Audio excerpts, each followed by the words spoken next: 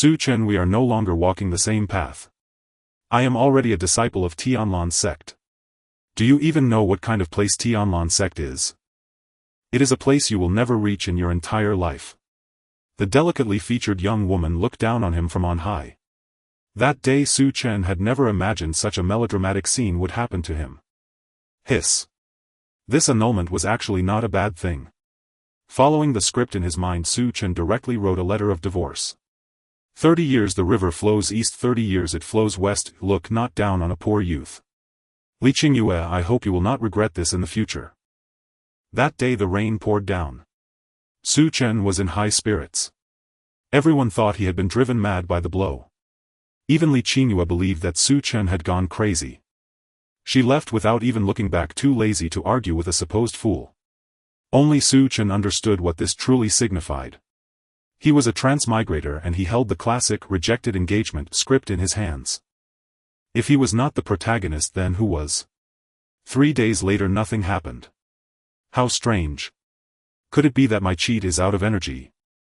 Su Chen waited for 3 days. No cheat ability arrived. It was fine, he had patience.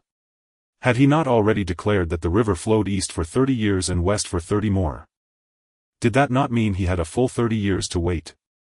3 months later. Could it be that my cheat was stolen? Su Chen suddenly jolted in realization. Could it be that some prematurely awakened great villain had secretly taken away his cheat? Before he transmigrated, such villains who specialized in stealing others' cheat abilities were quite popular in stories. Su Chen hurriedly began to investigate the whereabouts of his missing cheat. 3 years later. Su Chen found nothing at all, and even his cultivation remained stagnant, causing his father to be utterly disappointed, believing that Su Chen had gone mad after the broken engagement. Giving up on grooming Su Chen, his father then began to nurture Su Chen's younger half-brother instead. Though the younger brother's aptitude was slightly inferior, he was far more clever and quick-witted. Struggles for the position of heir had always been like this.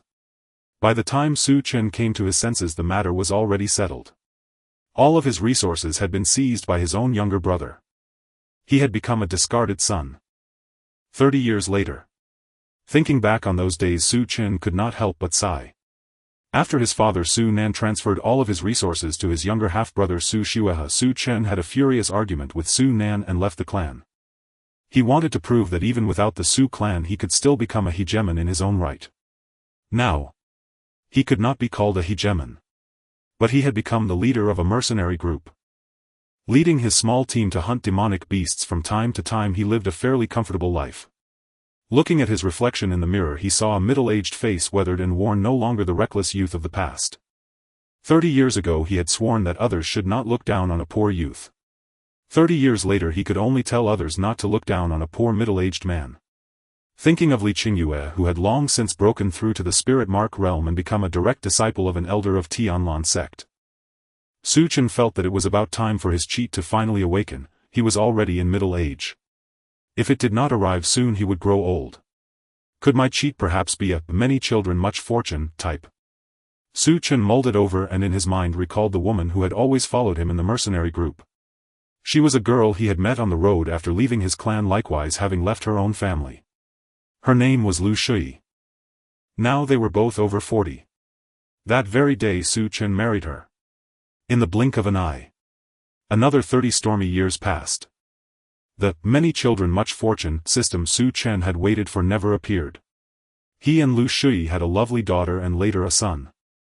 Their talents were quite good, both had now reached the spirit-gathering realm. His daughter and son were studying at a martial academy and would not need in the future to live on the knife's edge in a mercenary troop as he had. Su Chen suddenly recalled hearing yesterday that Li Qingyue had already broken through to the spirit sea realm and become an elder of Tianlan sect. Perhaps by now Li Qingyue no longer even remembered who he was. Su Chen had a headache. He and his brothers had joined a large mercenary group, but the old leader had died yesterday. His own cultivation was only at the peak of the spirit-gathering realm, he could not shoulder the banner. He did not possess invincible strength among his peers. Not wishing to be dragged into the storm, Su Chen led his small group away from the mercenary regiment and settled down in a place called Chongchuan City. There Su Chen established a new Su clan. On the night he invited the major powers to his inauguration banquet, an uninvited guest arrived at the Su residence. Looking at his younger brother whose temples were now flecked with white just like his own, Chen felt unexpectedly calm. He still bore resentment, but the sharp edge of that hatred had long since been worn down by time. Brother, ever since you left, stepmother fell ill with a heart complaint and passed away 20 years ago. Brother, just a year ago father also died. Before his death he kept murmuring your name, wishing to see you one last time. Brother, I know you still resent the wrongs I did back then. I will atone to you, please return to the clan with me. Chen coldly refused. Su Xuehe had no choice but to leave. Why is the wind and sand so fierce today? Watching Su Xuehe's departing back, Chen rubbed at the corner of his eye, damp and rough. The other Su clan was a place he could never return to. This now was his home. That night Chen drank himself into a stupor. Do not look down on the poor old man. Chen had grown old. Even Lu Shui had been buried by his own hands. He had not buried her here but at the place where they had first met. It was not out of romance but because Chen did not want anyone to disturb her. This time not 30 years but 20 had passed. On his 100th birthday he still had no system. He knew that today was both his centennial celebration and his appointed end. Fortunately his son, his daughter, his grandchildren and the core younger generation of the Su clan had all been sent away. Outside the gates blades and swords flashed. Chen picked up the longsword that had gathered a layer of dust. The old fellow of the neighboring Su clan had broken through to the spirit mark realm. Chongchuan City did not allow a second voice. Chen had chosen the wrong side. He had believed the city lord would be the first to break through. In the end he had been crushed instead. The natural outcome was a settling of accounts. The main doors were kicked open and an old man in a stone-blue brocade robe slowly walked in. This was the Su clan's ancestor Su Ba, spirit mark realm expert. Chen faced death unflinchingly. Though he was old, his years in the mercenary corps had not been spent in vain. Behind Su Ba a young man stepped out holding several severed heads in his hand. The heads rolled with a thud to stop at Chen's feet. When he saw the faces, Chen's expression turned ashen. Then he died. After a century of wind and rain, it still ended in clan annihilation and his own death. In a hazy blur he seemed to hear the young man who had entered speaking to himself. What a pity. Chen's 2 children and several elders fought to the death to protect others. Even though we learned of the Su clan's evacuation route in advance and sent many men to intercept, some of the Su youngsters still escaped. If they escaped, then send people to chase them, to hunt them, to put bounties on their heads. That old fox Chen had many bolt holes and acted with great caution. The Su disciples he sent away must be exceptionally gifted. If they grow up they will be a great threat to my Su clan. If I had not obtained the legacy of a spirit sea realm expert, perhaps it would be my Su clan that was destroyed. Chen's consciousness faded away. Yet, he did not truly die. Cultivation realm, spirit initiation, spirit gathering, spirit mark, spirit sea, spirit soul, profound connection, cave void, nirvana, saint, saint, king, great saint, quasi-emperor, great emperor. To be continued. After realizing he had died, Chen found himself in a strange expanse of space. Darkness stretched in all directions, boundless and lightless. Damn it. That old dog of the Su family actually had such outrageous luck. Thinking back to Su Ba's final words, Chen's heart seethed with indignation. The city lord's breakthrough to the spirit pattern realm should have been almost guaranteed, yet it was the Su family who broke through first. So this was fate, the mockery of providence. Just as the Su family's ancestor had said, if the city lord had broken through first, it would have been the Su family marching upon the Su family in slaughter. Someone in the Su family betrayed me. If his face could be seen now, it would surely be as dark as charcoal.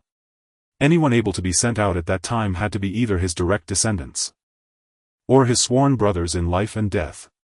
Yet at this moment Chen no longer had the leisure to dwell on it.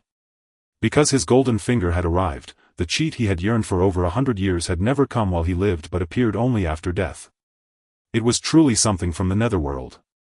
Chen looked toward his golden finger. It was a book. With just a single glance 3 words surfaced in his mind. Book of Defying Fate.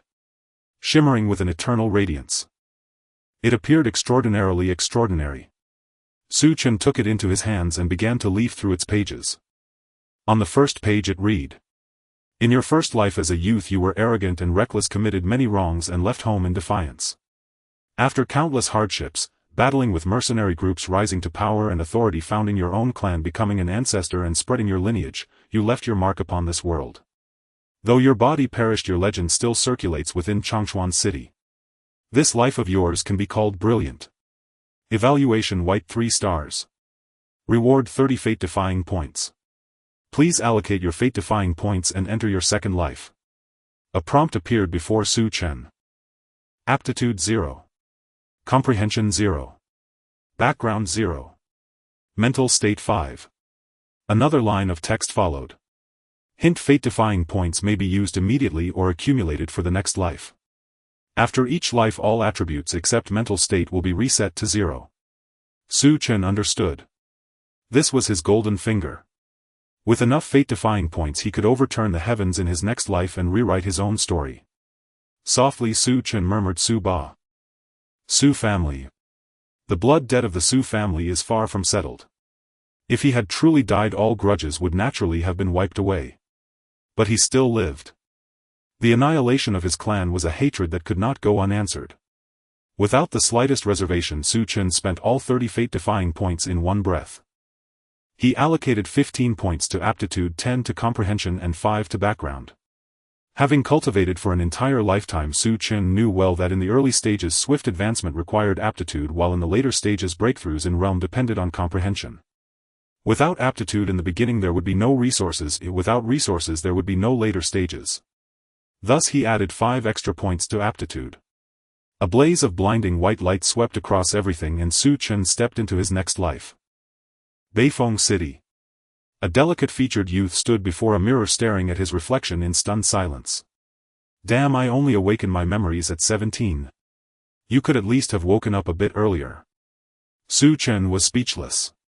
If he had awakened a year earlier he could have accomplished far more. For instance, taking the entrance examination for one of the top martial academies. For instance, attempting the assessment for a top-tier sect. In this life his identity was not bad at all. He was the son of the city lord of Beifeng City. Su Chen had already prepared himself to live like a beast of burden, yet unexpectedly he was born into an official's household. The city lord of Beifeng City bore the surname Jiang, given namely. In this life Su Chen had become Jiang Chen. There was at least one piece of good news: he was still within the Tianfeng kingdom. Thinking of how the Su family had been wiped out barely 20 years ago and how the Su family's old ancestor still lived, Su Chen felt that the vengeance he had failed to exact in his previous life could just as well be claimed in this one. Young Master Jiang Chen, the master wishes to discuss something with you. A cute young girl in a goose-yellow dress, her round bun-like face full of innocence, came running over in tiny quick steps. She was Jiang Chen's personal maid in this life. Jiang Chen nodded, then followed the maid to meet his father of this lifetime. In a spacious room, Jiang Li had already ordered the servants to lay out the dishes. A tall, stern-looking middle-aged man and a woman in a moon-white silk dress, her jet-black hair pinned up with a jade hairpin, were seated waiting for Su Chen to arrive. Seeing the two of them, Su Chen's face broke into a smile as he bowed respectfully. "Greetings, father, mother." Wang Hanyu immediately pulled him down beside her. "You child, quickly sit. At home there's no need for so many formalities." Su Chen followed her lead and sat down. Jiang Li said, "Eat first. We'll talk after the meal." Su Chen obediently finished eating, and only then did Jiang Li begin to explain the reason he had called him over. "Chen, you have already reached the peak of the 9th layer of spirit initiation. You are but a single step from the spirit-gathering realm. This spirit-gathering pill may be able to lend you a helping hand." After the meal, Jiang Li produced an exquisite box. Inside was a carefully wrapped pill, none other than a spirit-gathering pill. A single spirit-gathering pill could help one break through from the peak of spirit initiation to the spirit-gathering realm. The method to refine such a pill was held only by top-tier powers. Not only was it extremely expensive, more importantly, even with money one might not be able to obtain it. Although Jiang Li was the lord of a city and a spirit pattern realm expert, obtaining a single spirit-gathering pill was no easy feat. Su Chen felt a faint warmth stir in his heart. 3 days later, Su Chen had already stepped into the spirit-gathering realm, and he was still only 17. In his previous life, after leaving his clan, he had not reached this stage until the age of 25. Now he was 8 years ahead. The future was full of promise. After his breakthrough, Su Chen, brimming with spirit, returned to Lingyun Martial Academy. Though Lingyun Martial Academy was far inferior to the two top-tier academies, it was still one of the 10 great martial academies of the Tianfeng Kingdom. Upon his return to Lingyun Martial Academy, Su Chen's breakthrough to the spirit-gathering realm caused quite a stir. After all, reaching the spirit-gathering realm at 17 already qualified one as a genius. Even within Lingyun Martial Academy, where talents were as numerous as clouds, only a small handful possessed such aptitude. Su Chen was also admitted early into the inner courtyard, where he chose an elder to take as his teacher. The elder he selected was named Jiang Xiangyang, a spirit pattern 7th layer expert 4 whole realms higher than Jiang Chen's father Jiang Li. Jiang Xiangyang was a slovenly old man, and only because they shared the surname Jiang did he accept Su Chen as his disciple and agree to teach him. Thus Su Chen gained yet another powerful backing. That very evening, under the urging of his friend, Su Chen held a banquet to celebrate his entry into the inner courtyard and his successful apprenticeship under elder Jiang Xiangyang. The road to this point had been anything but easy. Su Chen almost ended up being beaten by his mischievous friends. In their eyes his life was practically that of someone playing with cheats. With a city lord for a father, a successful breakthrough to spirit gathering at 17, entry into the inner courtyard, and apprenticeship under elder Jiang Xiangyang, if this was not the life of a winner, what was? You don't understand, none of you understand. Su Chen merely shook his head. How could they possibly grasp how difficult his journey had truly been? Even if that hardship belonged to a previous life. After leaving the tavern beneath the hazy moonlight, a shudder ran through Su Chen's whole body. He had seen a familiar face. Someone with the features of an old acquaintance. That old acquaintance was an enemy, from the Su family. Li Ming, do me a favor. Su Chen looked seriously at the drunken man beside him. Sensing the solemnity in Su Chen's expression, the man sobered up at once. I knew you were only pretending to be drunk. Seeing Li Ming instantly sober up, Su Chen felt his temper flare. Li Ming gave an embarrassed laugh. It was not that he had been unwilling to help Su Chen, but that if he had not feigned drunkenness back in the tavern, he might well have ended up dead there. Weren't you pretending to be drunk as well? Li Ming muttered under his breath. Su Chen did not bother arguing. Back in the mercenary corps, this level of alcohol had been nothing more than water, but now he could not reveal too many anomalies. Help me investigate someone. Su Chen pointed toward the young man who so resembled someone from his past. The youth turned back and even smiled in Su Chen's direction. Li Ming is Su Chen's closest friend, and his family, the Li family, holds some influence in Lingyun City. Investigating a person is quite easy. Within a day, the information about the young man suspected to be an acquaintance from the past was laid out before Su Chen. The unreliable Li Ming proved to be quite reliable at a crucial moment. Just as I thought. Su Chen's face revealed a cold smile, his expression fierce. His instinct that day, like that of a lone wolf, had not been wrong. The young man suspected to be an acquaintance from the past truly was the son of an old friend. The young man who stood behind Su Ba back then was the most outstanding figure of the Su family's younger generation 20 years ago, the son of Su Changji. His name is Su Sheng. He is also the son of the Lingyun Academy, 3 years older than Su Chen, and at 20 he is still at the 9th level of Qi awakening. Perhaps he is on the verge of a breakthrough. However, he will never have the opportunity to break through again. Su Ba, if I cannot kill you, an old turtle, can I not first eliminate your kin step by step? Su Chen was filled with hatred. Originally death was a matter of accepting the gamble, and it was inconsequential. The problem is that he is alive now. The scene of the heads of his children and old friends rolling at his feet, their eyes wide open, often appeared in Su Chen's dreams. Unless he eradicates the Su family to the last, and he cannot alleviate the hatred in his heart. Not to mention the Su family also possesses the legacy of a spiritual Sea realm expert, which is a tremendous opportunity.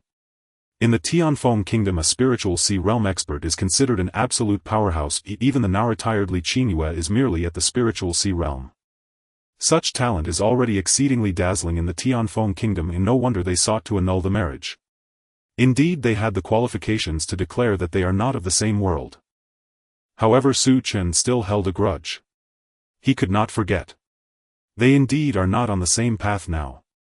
Li Qingyue has grown old while he is still just 17. Even if it kills him, he does not wish to marry an older woman. This is no longer a matter of holding a golden brick.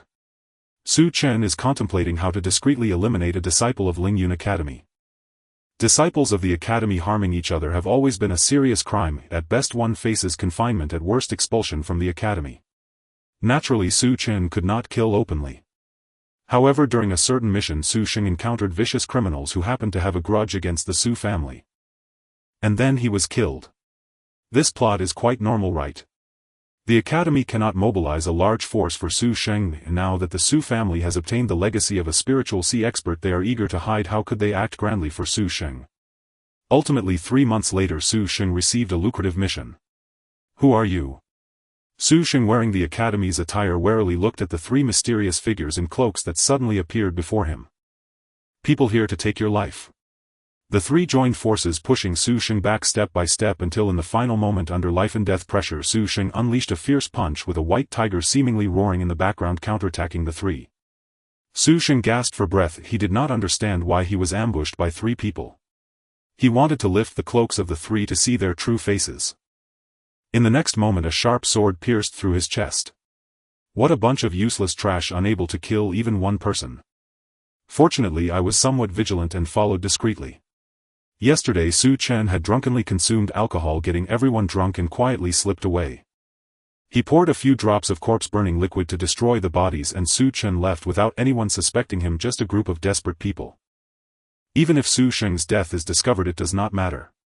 In this life he is known as Jiang Chen. What does it have to do with Su Chen? Su Chen quietly returned to Lingyun City, and when others found him, he was still lying asleep. A month later, the news of Su Sheng's death finally surfaced. As Su Chen had anticipated, the Academy hastily concluded that Su Sheng had provoked enemies and was killed by them. This is the martial arts world. The death of an ordinary student is just that. In fact, most people do not even know that someone has died. The Su family knew, but they dared not make it public. Only the head of the Su family, Su Changji, felt hatred. However, no clues could be found. In the end, this matter was left unresolved. Only Su Chen knew that this was just the beginning. One life was far from enough for the grudge of exterminating a family. With the enemy in the light and himself in the dark, Su Chen was not in a hurry for revenge, continuing his cultivation at Lingyun Academy. A year later, just after turning 18, Su Chen was called back home by Jiangli. Upon returning home, Su Chen saw an old man sitting next to his father who looked somewhat familiar. He was not from the Su family. Your reality was not that melodramatic. The old man was the former head of the Wang family from Beifeng City, a highly respected figure whom Su Chen had met a few times. Beifeng City is much larger than Chongchuan City, and Jiangli is a spiritual pattern realm expert, so the old head of the Wang family is naturally also a spiritual pattern realm expert. Old Wang looked at Su Chen, who was handsome and had decent cultivation, nodding in satisfaction. Nephew Jiang, I have a granddaughter as beautiful as a celestial being who has been cultivating at the Lingjian sect and just returned to Beifeng City today. I hope you can take her out to enjoy a few days in Beifeng City. Su Chen understood if this was a marriage arrangement. Su Chen glanced at his father, who nodded. He understood that the girl must indeed be stunning and talented, which pleased Jiang's father immensely, thus calling him back home. Marriage alliances are quite common among prominent families. In Su Chen's previous life, the Su family had an alliance with the Li family, and Su Chen's betrothed was Li Qingyue. Unexpectedly, Li Qingyue was chosen by an elder passing through Tianlan sect and taken there for cultivation. In the end, Su Chen still met her once. He must live well in every life, leaving a mark in this world to earn points for reversing fate. Su Chen easily met the granddaughter mentioned by old Wang. Dressed in white like snow, standing against the backdrop of lanting as light rain fell, she was untainted by rouge yet refreshingly elegant. This was Su Chen's first meeting with Wang Bailu. Wang Bailu raised her head like a proud plum blossom in the snow, staring directly at Su Chen. Su Chen was also appraising Wang Bailu. She is indeed beautiful, but one can see her toes when she lowers her head, Su Chen mused. Indeed, his father's taste was not bad, but there was still a minor flaw. Wang Bailu did not know what Su Chen was thinking, but since he was handsome, the first impression for her was undoubtedly positive. This time there was no plot of breaking off the engagement. Both sides were quite satisfied. Su Chen took Wang Bailu around Beifeng City, and for 3 consecutive days the two were inseparable. After 3 days the two parted ways, agreeing to meet again at the Onsenatacade Youth Competition of Tianfeng Kingdom. Su Chen returned to Lingyun Academy, and his mischievous friend Li Ming looked at him with curiosity, feeling that his best buddy had changed after coming back. Naturally, Su Chen would not tell him that they are no longer the same. He is now someone of lineage while you are still single. Su Chen practiced diligently at Lingyun Academy, and it had been nearly 2.5 years since he awakened his memories from his past life. He had advanced from the 9th layer of Qi awakening to the 6th layer of spirit gathering. At the age of 19, Su Chen's pace of cultivation was astonishingly rapid, even shocking the academy. The elders of the academy discussed and decided to cultivate Su Chen as a seed-level candidate in the spiritual sea. Everyone regarded Su Chen as a genius. Only Su Chen himself knew the reason behind his swift progress. On one hand, it was because he had already traversed this path in his past life. On the other hand, his talent, comprehension and resources in this life were far superior to those of his previous life. That was why he cultivated so quickly. Yet he remained a false seed-level candidate in the spiritual sea. However, Su Chen had no intention of clarifying this. He believed it was only right to take advantage of the benefits provided by the academy, seeing it as an investment in him. The Su family remained calm, and there were no updates about the Su family he had established in his past life. Su Chen had lost interest in these matters. What he focused on now was the young generation's competition held once every 10 years in the Tianfeng Kingdom. The academy had high hopes for Su Chen, hoping he could achieve a good ranking. Su Chen, accompanied by the academy elders and a group of cultivated geniuses, set off for the capital of the Tianfeng Kingdom. His troublesome friend Li Ming also accompanied Su Chen on the journey. "Jiang Chen, do you have confidence in this competition?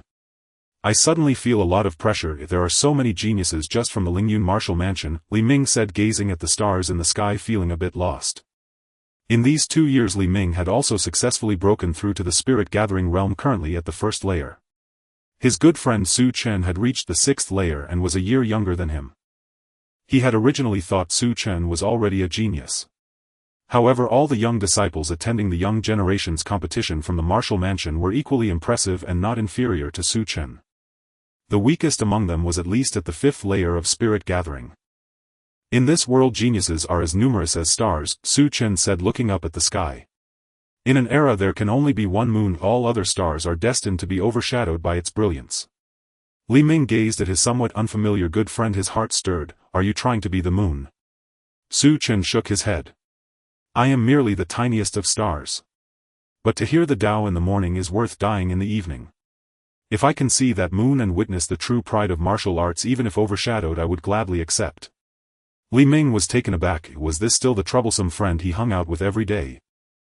Suddenly becoming so profound made him feel quite uncomfortable. Su Chen said earnestly, "I'm just telling you not to fear failure. There are many who are more outstanding than us in this world." Li Ming nodded, easing his mind. If his good friend was not afraid of failure, then why should he be? Su Chen had one more thing to say. "Sooner or later, I, Su Chen, will also become that most radiant moon, unique and unparalleled. If not in this life, then in the next or the one after that. There will surely be a life where I, Su Chen, will become the figure everyone looks up to." After Su Chen and Li Ming returned to rest, no one noticed a middle-aged man stepping out from the shadows. "To hear the Tao in the morning is worth dying in the evening." How many old folks still lack the open-mindedness of a junior? After much traveling, everyone finally arrived at the capital of the Tianfeng Kingdom. The elders of the martial mansion had long arranged accommodations for everyone. Su Chen hurried to meet his fiancée, and when he introduced her to the others from the martial mansion, Li Ming's face turned as dark as coal. They had agreed to stay single together, yet he already had a fiancée. Su Chen forced a couple of laughs, believing Li Ming would understand him. The Lingyun martial mansion treated Wang Bailu very well, but the Spirit Sword sect did not look favorably upon Su Chen. Wang Bailu was also a famous beauty within the Spirit Sword sect. Although she was not as renowned as one of the top 10 beauties of the Tianfeng Kingdom, she possessed a unique charm and had many admirers within the sect. Su Chen's arrival was akin to poking a hornet's nest, and he was surrounded by numerous people. "You are Wang Shimi's fiancé. I challenge you. If you lose, you must stay away from Wang Shimi." A senior brother from the Spirit Sword sect angrily challenged Su Chen. Su Chen did not accept the challenge. Where did this absurdly delusional fool come from?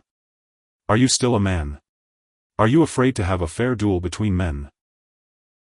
If I lose, I will disappear from Wang Shimi's sight. If you lose, then you will have to annul your engagement with her. The senior brother from the Spirit Sword sect pursued relentlessly, pushing aggressively. It seemed he believed this would suppress Su Chen, making his image in Wang Bailu's eyes larger. "I just feel that Miss Wang is so innocent, being treated as a wager by someone like you. If you want a duel I will accept, but I will not wager my fiancée. She is not a commodity, she is my future wife. With one sentence Su Chen earned the spirit sword sect's respect. Wang Bailu's beautiful eyes looked at that elegant youth with admiration. The senior brother from the spirit sword sect who had been embarrassed angrily attacked Su Chen but was subdued in one move, shocking the spirit sword sect. In the end a middle-aged man took away the stunned senior brother from the spirit sword sect who was questioning his life choices. Throughout Su Chen did not even know his name and couldn't be bothered to find out. The two were not on the same level at all. An elder from the spirit sword sect personally apologized to Su Chen and assured him that no one from the sect would trouble him again. Everyone in the spirit sword sect admired Su Chen and their attitude took a complete turn. Initially they believed Su Chen was not worthy of Wang Bailu. Now they worried that Wang Bailu was not worthy of Su Chen. They were convinced that Su Chen would undoubtedly be a dark horse in the martial arts competition, achieving outstanding results leading to countless noble young ladies seeking him out. Wang Bailu also recognized this issue. Her fiancé was overly exceptional and she wondered if he became famous would he send her a letter of divorce. Therefore on the eve of the martial arts competition Wang Bailu stayed by Su Chen's side at all times. Until the martial arts competition began, geniuses from various sects gathered. Only then did Wang Bailu grant Su Chen his freedom. Su Chen felt that this dark horse of his was about to fall. He had become a thin horse. However, it was fortunate that despite the fatigue Su Chen had fought for a lifetime in his past life dancing on the edge of life and death, his battle experience was not something these young novices could compare to. Along the way Su Chen became a dark horse in the martial arts competition, catching the attention of many powerful factions. Zhang Yuan, your Lingyun martial mansion has indeed found a good seedling. Many elders from various factions gathered together enviously discussing Lingyun martial mansion. At 19 he was already at the 6th layer of spirit gathering, and even more surprisingly he had defeated a popular top 10 contestant. Nangong Meng from Tianlan sect aged 21 was at the peak of the 9th layer of spirit gathering. She was the pride of elderly Qingyue. Su Chen, merely at the 6th layer of spirit gathering, relied on his fearless martial spirit charging forward, forcing Nangong Meng to admit defeat. He became famous throughout the world. He was dubbed the martial arts madman. At this moment the dark horse Su Chen of the Tianfeng kingdom was lying in bed. Pain. His entire body ached. Su Chen felt as if his body was about to fall apart. Every inch of his skin seemed to be sliced open by a knife. Countless cuts. Wang Bailu, Li Ming and the familiar faces from the Lingyun martial house were all anxiously watching Su Chen. Wang Bailu leaned by the window tightly holding Su Chen's hand, tears streaming down her cheeks like tiny pearls. The bed was soaked. Women are indeed made of water. Su Chen forced a smile to comfort everyone, saying, "It's all right now, I'm awake." Everyone looked at Su Chen's pale face filled with disbelief. Su Chen had to change the subject. "Who won the final battle between me and Nangong Meng of the Tianlan sect?" Mentioning this made everyone chatter excitedly. "Of course it was you, junior brother Jiang." A beautiful senior sister looked at Su Chen with sparkling eyes. Su Chen felt a soft, cool yet warm touch on his hand. It turned out to be Wang Bailu resting her face against Su Chen's hand. It was a declaration of possession. Su Chen couldn't help but chuckle, and even the pain from his injury seemed to lessen. "Now rumors are spreading throughout the capital about you, junior brother Jiang. Nangong Meng was one of the top 3 contenders, yet she was defeated by you, junior brother Jiang, and missed out on the top 10. A senior brother interjected, his tone filled with admiration for Su Chen. "The martial spirit of junior brother Jiang is commendable. That is what martial arts should be like, fearlessly moving forward undeterred by death-igniting passion." Another senior brother praised, already captivated by Su Chen. In reality Su Chen's heart was aching intensely. What nonsense martial spirit, as long as the martial spirit doesn't die that's enough. The reason he fought so hard was entirely because Nangong Meng was the pride of Li Qingyue. In his past life Su Chen vividly remembered the moment when Li Qingyue broke off their engagement. He couldn't defeat Li Qingyue, so how could he possibly lose to her disciple? This was a battle to prove himself. Su Chen told himself that he could not afford to lose. Until the end there was only one voice in Su Chen's mind: defeat Nangong Meng. Thus Su Chen emerged victorious. In a simple competition he could not have been Nangong Meng's match. However, in terms of combat experience Nangong Meng was certainly no match for Su Chen. "Jiang Chen, you are truly amazing." Nan Gongmeng is renowned as one of the top beauties of the younger generation. She was actually brought to tears and admitted defeat by you. Li Ming exclaimed in awe, calling Su Chen incredible. Watching his best friend rise to fame, Li Ming was filled with excitement. Wealth and honor should not be forgotten. True friends share glory and disgrace. Su Chen fell into deep reflection, questioning in his mind, did that really happen? It seemed utterly absurd for a prodigy to break down in tears like that. How could he, the person involved, not know that Nan Gongmeng had cried? Su Chen slowly asked, when did that happen? Nan Gongmeng is also a martial arts prodigy, it shouldn't be possible for her to cry, right? Li Ming swore everyone in the streets is talking about this. Storytellers are dramatically recounting how you made the Dream Fairy cry, and many young talents from various factions are planning to team up to find trouble with you. If your injuries haven't healed, I suggest you lay low. Su Chen's mind was filled with 1,000 thoughts. If he found out who spread these rumors, he would definitely make them pay dearly. It wasn't that Su Chen wished for Nan Gongmeng to cry. It was just that he hadn't made her cry yet. He had unwittingly brought upon himself a huge trouble. What a disaster. At that moment a middle-aged man entered, looking at the awakened Su Chen, stepping forward and patting Su Chen's shoulder while laughing heartily. Jiang Chen, well done. Our Lingyun martial house finally has someone in the top 10 this time. The middle-aged man looked delighted, but when he lowered his head he saw that Su Chen was already lying on the bed, unable to move.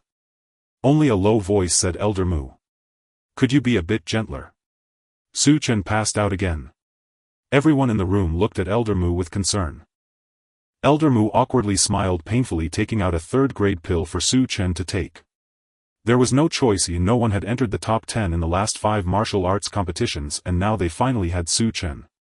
If he were to be rendered useless just like that, the old folks in the academy would surely want to skin him alive. Elder Mu thought to himself how much better it would have been if he hadn't come today. A third-grade pill costs over 100,000 gold coins. Eventually Su Chen woke up again, experiencing the taste of a third-grade pill for the first time. It was exactly like a divine pill. The rewards from the Tianfeng Kingdom were quite generous as well. After 3 days of cultivation in the spirit pool, he received a blue spirit rune and a low-grade mysterious weapon, choosing a long spear. An inch longer means an inch stronger. 3 days later Su Chen's cultivation had advanced further, breaking through to the 8th level of gathering spirit. Upon leaving the spirit pool, Su Chen saw a familiar figure. The graceful silhouette was perfectly covered by a purple garment, her face as cold as snow with a few strands of hair falling forward, appearing dreamlike. She was a beauty that countless people longed for. If only it weren't for those murderous eyes. Su Chen silently thought it was bad if the approaching figure was none other than Nan Gongmeng, whom he had defeated. Jiang Chen, I challenge you. Nan Gongmeng was very dissatisfied that the streets were buzzing with tales of her being brought to tears and admitting defeat by the madman of the Lingyun martial house. She accepted her defeat as she wouldn't argue with a madman. But Nan Gongmeng did not cry. She wanted to prove this point by defeating Su Chen and avenging her humiliation. Su Chen sidestepped. Now that his cultivation had broken through to the 8th level of gathering spirit, defeating Nan Gongmeng was not difficult. But he didn't want to make a move. Nan Gongmeng, seeing that Su Chen was ignoring her, became furious. Jiang Chen, are you still a man? Su Chen turned to look at the fuming Nan Gongmeng, puzzled. What does my masculinity have to do with whether I accept your challenge? He didn't understand the logic of these young girls. Nan Gongmeng was enraged and decided to forcefully attack. She drew her sword and charged at Su Chen. Looking so cold and aloof, turns out to be a hot-tempered tigress. Su Chen mumbled quietly, every word reaching Nan Gongmeng's ears. He raised the long spear, its tip glowing with a cold light. The cold light pressed against Nan Gongmeng's forehead, piercing the delicate skin. Crimson blood dripped down. It was a unique beauty in its own right. Su Chen sheathed the spear and waved his hand, saying, little girl, wait until you step into the spirit rune realm before challenging me. Then he left in a carefree manner. Nan Gongmeng stood frozen for a long time. Apart from the bloodstain on her forehead, her eyes were filled with tears dripping down. Bastard! Jiang Chen, you bastard! That day the capital was once again shaken. Rumors spread that the Dream Fairy was abandoned by Jiang Chen, heartbroken, and cried for an entire day.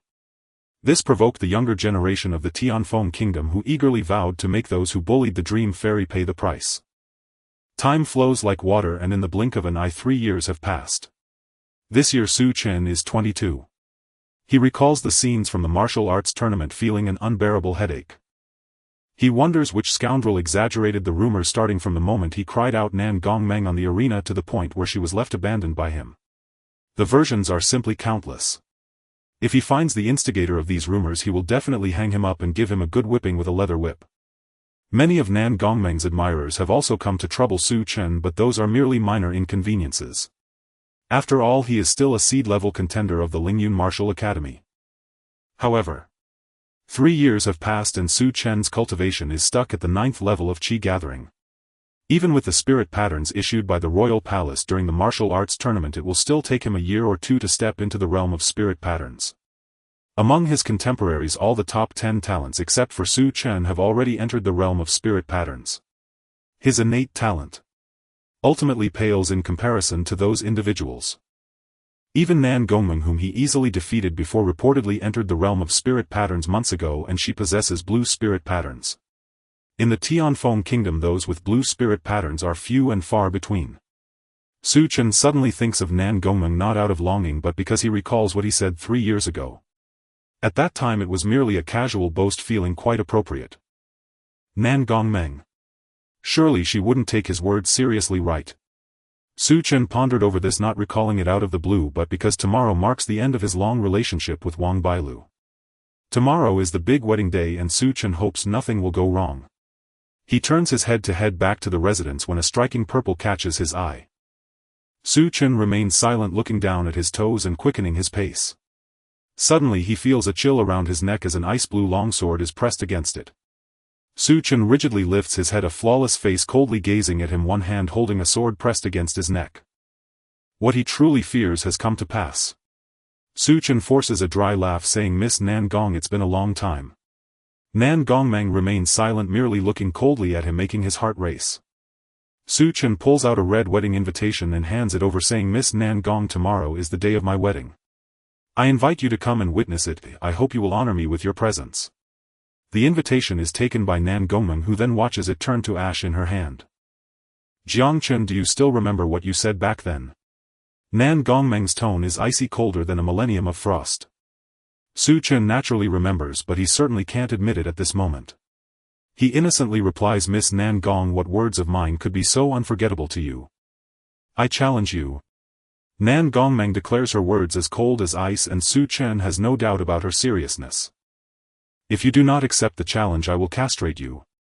The threat is delivered chillingly, and Su Chen does not doubt her intent. He believes she would truly do such a thing. The words that almost escaped his lips are swallowed back down. When it concerns the lives of his brothers, Su Chen must take it seriously. It is well known that he is a man of deep feelings, particularly towards brotherhood. Damn it, he isn't really afraid, is he? Su Chen strikes back. Su Chen gets beaten up. His face is bruised and swollen. Despite her small tender hand, she strikes without mercy, leaving no room for Su Chen's 18 schemes to take effect. He really can't understand the mentality of those in the Tianfeng Kingdom who willingly suffer a beating from Nan Gongmeng, claiming they would be willing to live 10 years less. Su Chen, in a sorry state, gets up, but Nan Gongmeng has long since vanished. Left behind is a jade bottle with the words Liangqing scrawled on it beneath a sword mark. Su Chen thinks that if he let his dog run around, it would surely leave a neater trail than this handwriting. Such a beautiful girl, yet she is petty, a violent maniac, and illiterate. Her handwriting is terribly ugly. After some complaints, Su Chen curiously opens the jade bottle, and to his surprise there is a third-grade healing pill inside. A beating in exchange for a third-grade pill seems quite worth it, Su Chen mutters, feeling a bit better in his heart. She is a generous yet petty, meticulous, violent maniac. It's a pity she's illiterate. Su Chen returns home just in time to encounter his father Jiang Li, who looks at him with curiosity, saying, "Chainer, how did you get so many injuries?" "I accidentally fell," Su Chen replies, dully looking up. Jiang Li doesn't believe it. How could falling lead to such punch marks? Seeing that Jiang Li is skeptical and wanting to investigate further, Su Chen has no choice but to say, "I ran into a senior on the road who needed a sparring partner to test out a new technique, and he gave me a third-grade pill." Jiang Li, looking doubtful, accepts it for now when Su Chen presents the pill. Getting beaten up and sustaining some external wounds just to receive a third-grade pill, how come I've never encountered such a senior before? Jiang Li ponders for a moment, feeling that Su Chen's beating was quite worth it and wishing he could encounter such experiences more often. Su Chen. The next day Su Chen's injuries have completely healed. On the wedding day guests fill the venue with many people arriving at Beifeng City. There are seniors from Lingyun Martial Academy that Su Chen knows, some have even dropped their tasks to attend. His teacher Jiang Xiangyang and even the vice dean of the academy have come. There are also the younger generation from Tianjian Mountain and Wang Baila's mentors. Additionally, there are friends like Li Ming, who once ranked among the top 10 talents at the Dao conference. Jiang Li is startled by this scene, which includes many prominent figures that even he must look up to. These individuals treat his son with great courtesy. It's quite unfamiliar. The old man of the Wang family is smiling widely, believing this to be the wisest decision he has ever made. Su Chen's potential is far from limited, if the Wang family will surely prosper alongside him. On this day filled with joy, Su Chen experiences intoxication for the first time. Thinking of his good friend Li Ming, who has already passed out, Su Chen adds, "You loser." The moonlight is hazy, just the perfect moment for the bridal chamber. Su Chen speculates that Wang Bailu must have been waiting for him for quite some time. Today he is the husband and she is the wife. This world will bear the traces of his existence. Arriving at Wang Baila's door, Su Chen looks up and finds that the dark clouds shrouding the moonlight have dispersed, revealing an exceptionally bright, large and round moon. In the distance on the tall building next to the moon, a purple figure seems to stand. Su Chen blinks and that purple figure vanishes. It must be an illusion, right? Su Chen thinks he has drunk too much and is seeing things. Husband. A light call comes from within the house. Su Chen no longer hesitates, he opens the door and walks in. Another year has passed. Su Chen successfully fused the spiritual patterns and entered the realm of spiritual patterns. This spiritual pattern, assembled from the third-tier Gale Demon Wolf, is a beast pattern of green quality, yet Su Chen did not have the qualifications to be picky. In this world, spiritual patterns are classified into white, green, blue, purple, orange and red. A high-quality spiritual pattern represents combat power, granting the owner an enhancement. The enhancement of the Gale Demon Wolf is speed. Blue particles swirl around Su Chen's feet, spiraling upwards. Is this the power of the realm of spiritual patterns? In his past life, Su Chen never broke through to the realm of spiritual patterns, lacking both techniques and spiritual patterns. In this life, at merely 23 years old, Su Chen broke through to the realm of spiritual patterns. The Su family. Su Chen's expression was cold. He still harbored resentment against the Su family for the destruction of his clan in his past life. If even one person from the Su family escaped, Su Chen would not feel satisfied. If I act rashly in the first layer of the realm of spiritual patterns and the old fellows of the Su family hold me back, it might allow many of them to escape. What Su Chen wanted was for the entire Su family to be wiped out. He did not act immediately. He had endured for so many years, why rush for a year or two? After breaking through to the realm of spiritual patterns, Su Chen returned to the Lingyun Martial Mansion, causing quite a stir. He also obtained a wealth of cultivation resources. This was Su Chen's goal. With these resources, reaching the second layer of the realm of spiritual patterns within a year is not a dream. Thus Su Chen continued to enter seclusion. 2 years later, the old patriarch of the Su family celebrated his 140th birthday. All branches of the Su family returned to celebrate the patriarch's birthday. For a moment the Su family was adorned with lights and festoons. However, no one noticed a shadow in a corner under the night sky, wearing a ghost mask and shrouded in dark robes, ominously gazing in the direction of the Su family. This was Su Chen, who had just finished his seclusion in the Lingyun Martial Mansion. He could finally settle old scores with the Su family. Taking advantage of this once-in-a-lifetime opportunity, he planned to wipe out the entire Su family. Su Chen's figure moved swiftly, each step accompanied by a surge of green energy, appearing as if he was teleporting to the next location. Behind Su Chen, the sound of tremors could be heard as a group of prepared warriors followed him into the Su family estate.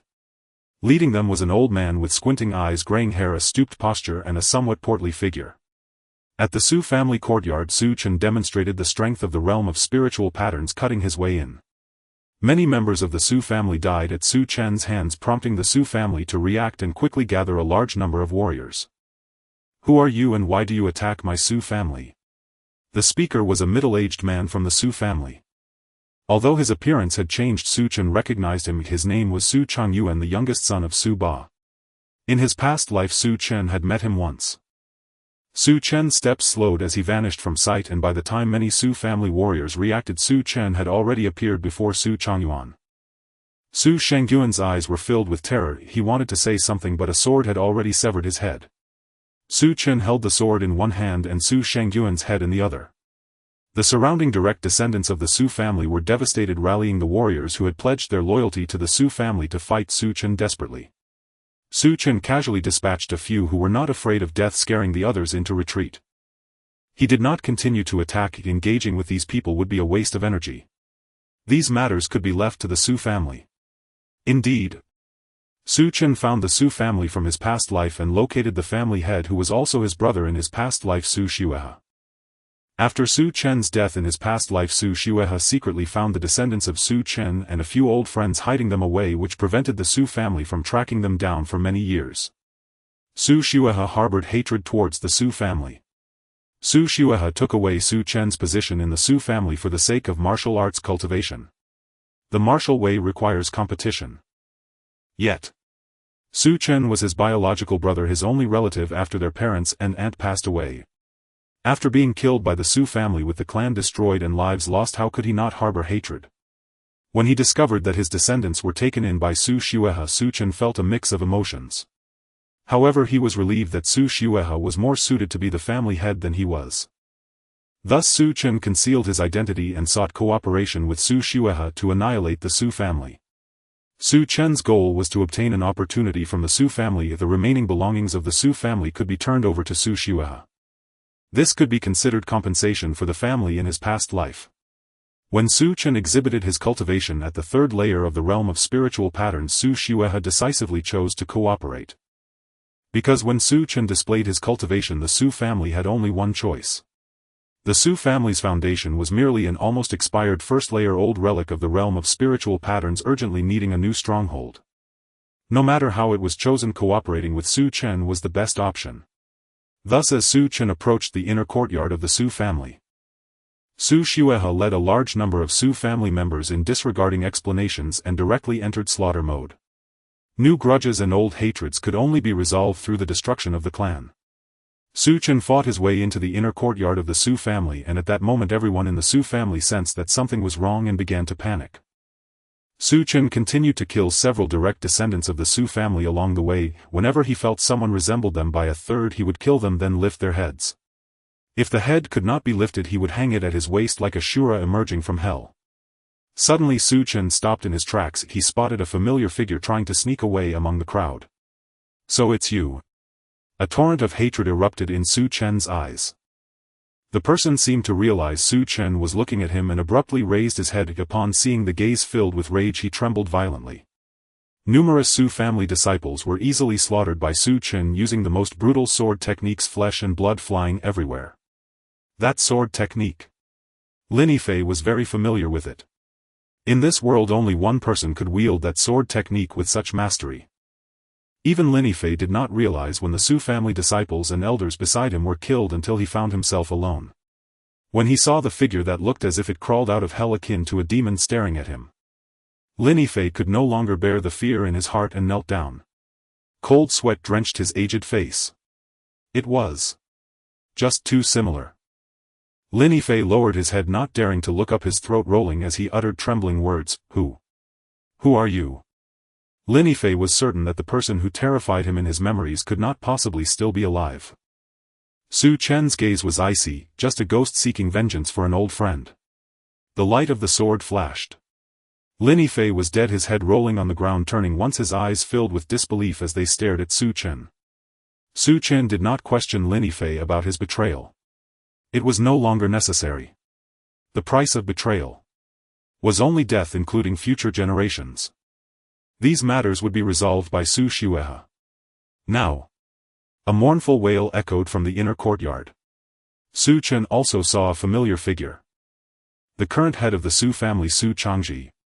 Unlike the youth he remembered last, Su Changji had reached middle age and become the current patriarch of the Su family. Su Changji staggered as he saw the familiar heads. His mind reeled, feeling as if the entire world was spinning. His lips quivered slightly, his teeth clenched tightly, and his eyes were filled with bloodshot veins. Su Chen savored the scene before him and said calmly, "It seems I did not kill the wrong person." Su Changji suddenly raised his head like a man-eating demon and shouted hoarsely, "Kill! I will kill you!" Su Changji charged forward. He was seized by the throat. Su Chen showed no mercy and directly struck, crippling Su Changzi's cultivation. Fighting someone in the spiritual pattern realm was as easy as dealing with a chick. Of course, this excluded the exceptional geniuses, and Su Changji was not that kind of genius. He did not kill Su Changji immediately but instead took him to find the old man of the Su family. Su Ba. Upon hearing the commotion from the Su family, he sensed something was wrong and hurriedly emerged from seclusion, only to see a strange figure cloaked in black dragging his most cherished son with the heads of his descendants hanging from his hands and waist. Among them were his most beloved great-grandson and great-granddaughter. Now they were all dead. What enmity do you have with my Su family? You even spare such young children. Su Ba cried out in grief, the elderly sending the young to the grave. There is no greater pain in the world. Where is the spiritual sea inheritance? If you tell me, I might spare this man's life and leave some fire for your Su family. Su Chen spoke coldly, keeping a wary eye on Su Ba. He did not underestimate any opponent. Su Ba wanted to charge at Su Chen for a desperate fight, but Su Chen sensed the old man's intentions and unleashed the full power of his third layer of the spiritual pattern realm. Su Ba fell into despair. He was already advanced in age and his vitality was waning. The monster before him had a cultivation level higher than his own. Even if he fought to the death, he might not be able to severely injure him. Struggling within himself, he looked at the unconscious Su Changji, who still had a faint breath, and tears streamed down his face. He had made a decision. Would you be willing to make an oath? If I hand over the spiritual sea inheritance, your words will hold true. Su Ba did not ask how this monster knew about the Su family's spiritual sea inheritance. It no longer mattered. Even if it didn't exist, it had to at this moment. To leave behind the last spark of the family. Su Chen nodded. I came solely for the spiritual sea inheritance. If I obtain it, leaving some fire for your Su family would not be an issue. Should you go back on your word, may your martial path come to an end.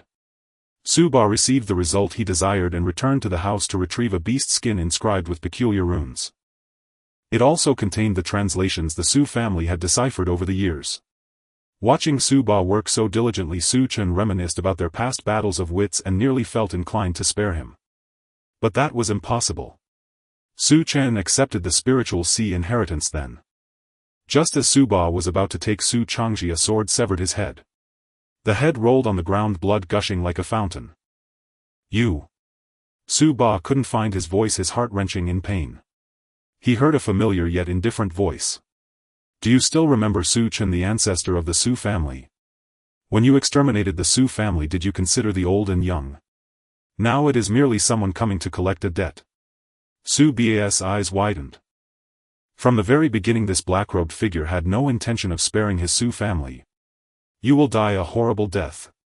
You broke the martial oath and you will ultimately be devoured by countless demons. Our entire Su family will watch you on the road to the underworld. Su Ba let out a tragic scream as he was slain by Su Chen. All the heads were neatly arranged together, and with vengeance served, Su Chen fell into a long silence. Finally he spoke softly, I will not descend to the underworld. Even if you wait for me on the road to the underworld until the waters dry up, you will not find me. He was destined to repeat this cycle over and over. But he would not descend to the underworld. Having obtained the Su family's spiritual sea inheritance and killed Su Ba, Su Chen departed. He paid no attention to the other members of the Su family, for there were others in this world who hated the Su family more than he did. Before leaving, Su Chen glanced back at the plump old man walking into the inner courtyard. He whispered, Su Xuehe. The Su family is in your hands now. You must not follow in my and the Su family's footsteps. Su Chen left, having already forgiven Su Xuehe for seizing his martial resources back then. In fact, it turned out that Su Xuehe was more suited to be the heir of the Su family than he had been back then, and he would handle the resources of the Su family well. The grievances were severed and the past was over. Su Chen intended to live well in this life. He still had to see the higher realms of martial arts. Su Xuehe seemed to sense something and turned back, seeing the black-robed figure who had helped them destroy the Su family disappearing into the distance, vanishing from sight in a few moments. That elder should have obtained what he desired, Su Xuehe thought to himself. That item must be of great value, but it was not something they could covet. But he found it strange why that figure overlapped with the memory of someone leaving the Su family. It must be an illusion. Su Xuehe entered the inner courtyard alone, leaving the Su family guards outside. Upon seeing the neatly arranged heads of the Su family, he suddenly smiled and viciously kicked the old head that refused to close its eyes. The head burst open instantly, but as Su Xuehe laughed, tears streamed down his face. "Brother Chen. Did you see this? Xuehe has finally avenged you."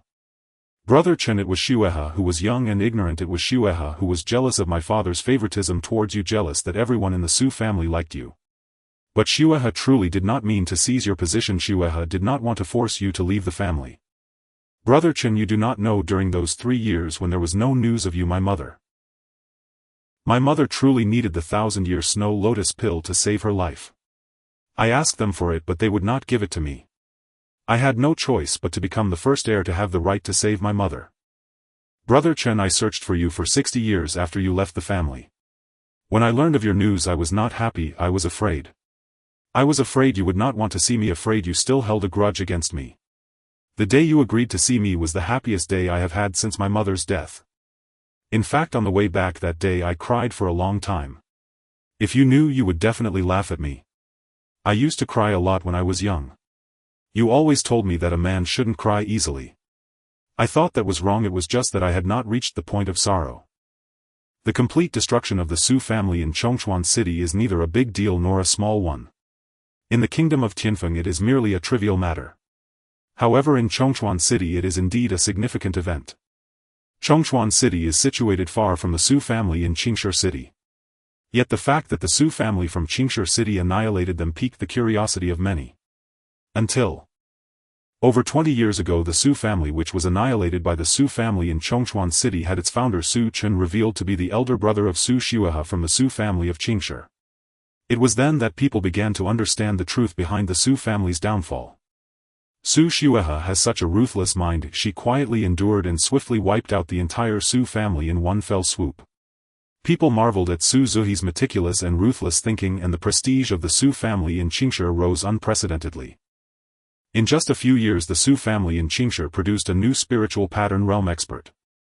Everything seemed to be progressing in a positive direction. The mastermind behind it all, Su Chen, was in Beifeng City watching his daughter, who was incessantly clinging to him, and a smile appeared on his lips. In this life his daughter is named Jiang Mingyue. Su Chen also planned to have a son with Wang Bailu, and he would be named Jiang Hao. Since the Jiang surname is not from one of the 4 prominent families, he could only rely on his surname to make up for it.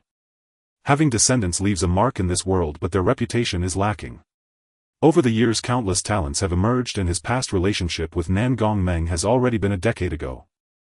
Su Chen could not help but start considering how to live this life more dramatically. Moreover, since the destruction of the Su family, the resources invested by the Lingyun Martial Academy have been completely exhausted. Without resources, his cultivation has been progressing increasingly slowly. 4 years have passed and he has barely broken through to the 4th level of the spiritual pattern.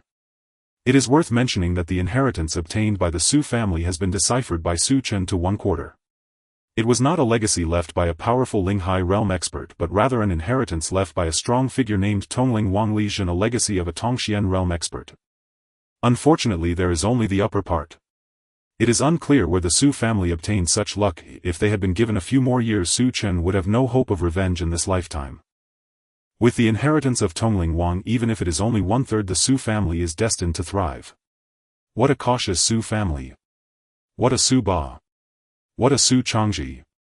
Su Chen finally understood why Su Changji, proud of his son Su Sheng, did not conduct an extensive investigation or publicize it after Su Sheng's death, but rather suppressed it directly. This enormous secret, if it were not for him being a reincarnator, would truly allow the Su family to rise.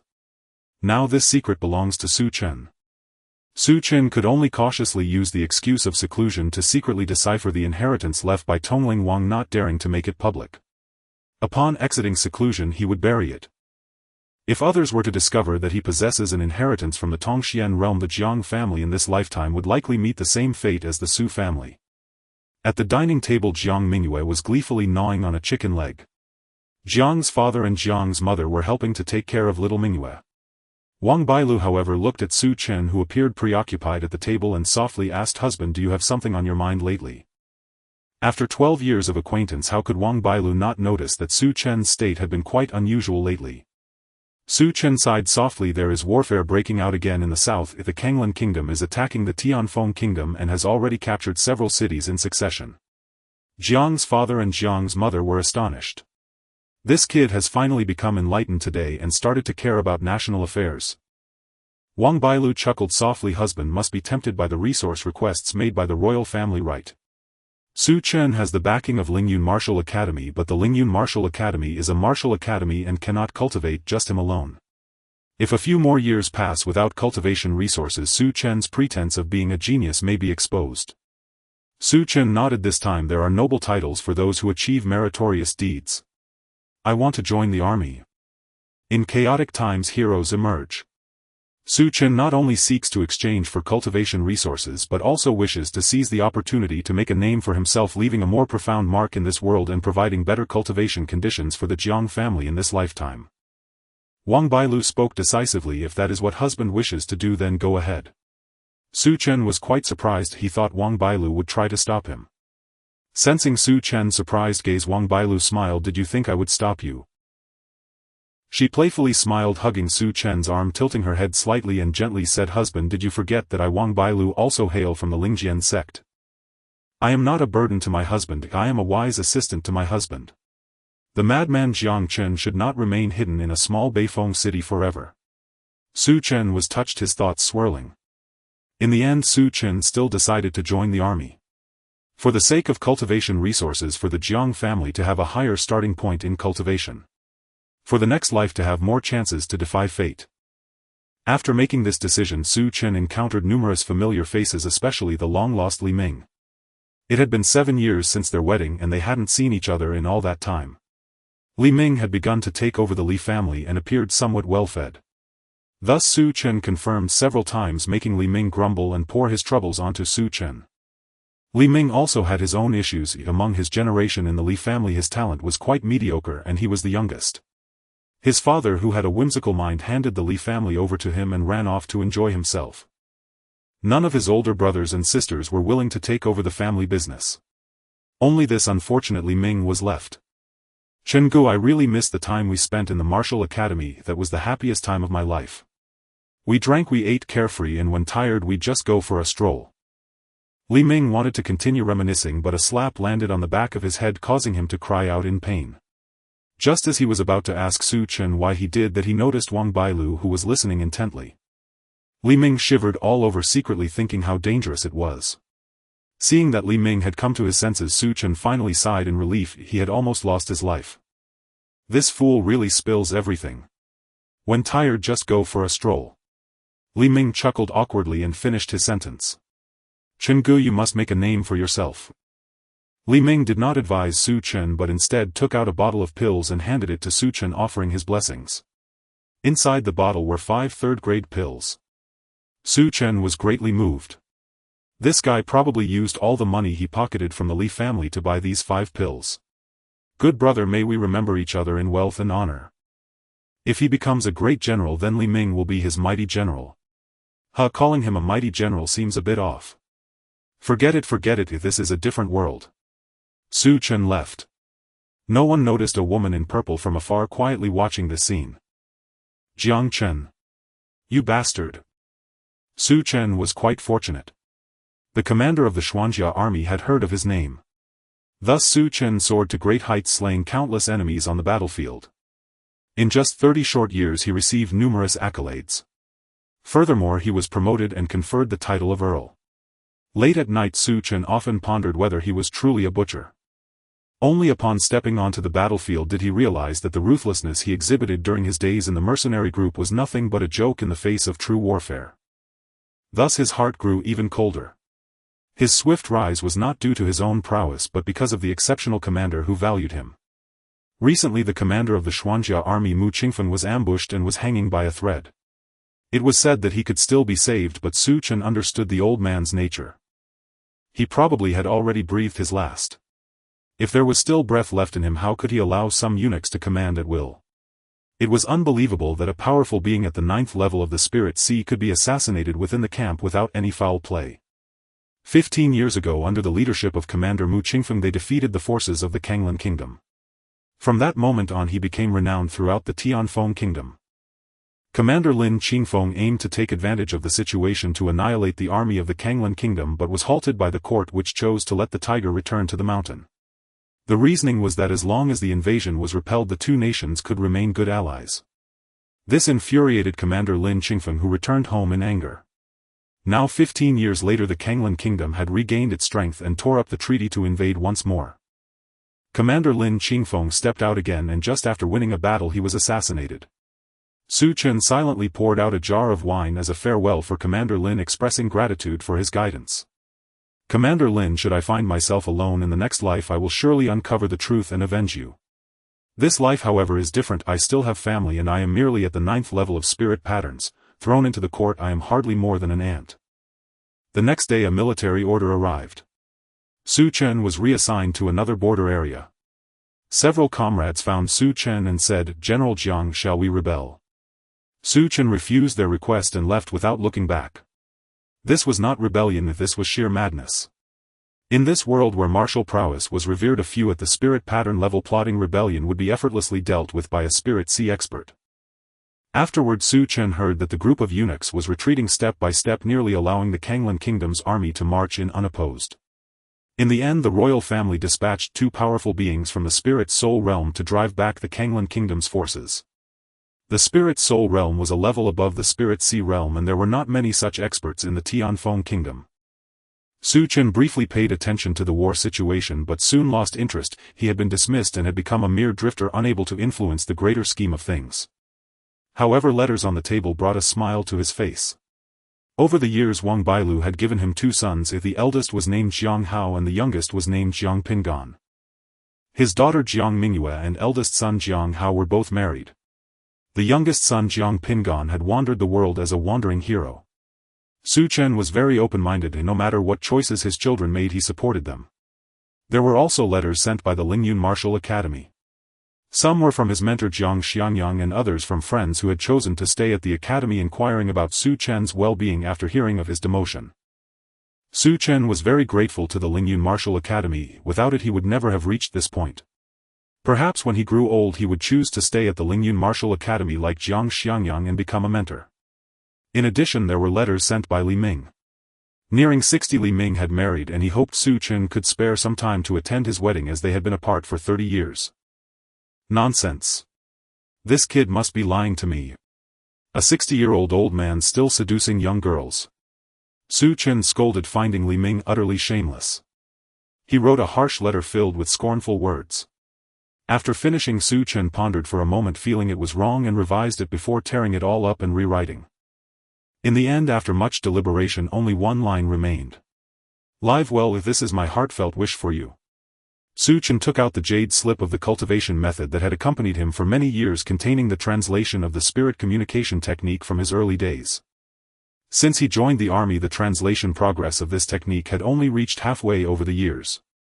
This half was sufficient. Theoretically, it would pose no issue to cultivate to the spirit C realm. This spirit communication technique is a boon for you. Whether you can cultivate to the spirit C realm in this lifetime depends on your fortune, kid. Li Ming's talent was not lacking. Chen sighed softly, packaging the congratulatory gifts and sending them through his confidant. This city was a cage he had become unable to leave. Recently, Commander Lin's trusted aides conspired to rebel, and without exception they were all executed. He did not know how many eyes were watching him. Chen was unaware of whether he was conspiring to rebel or not.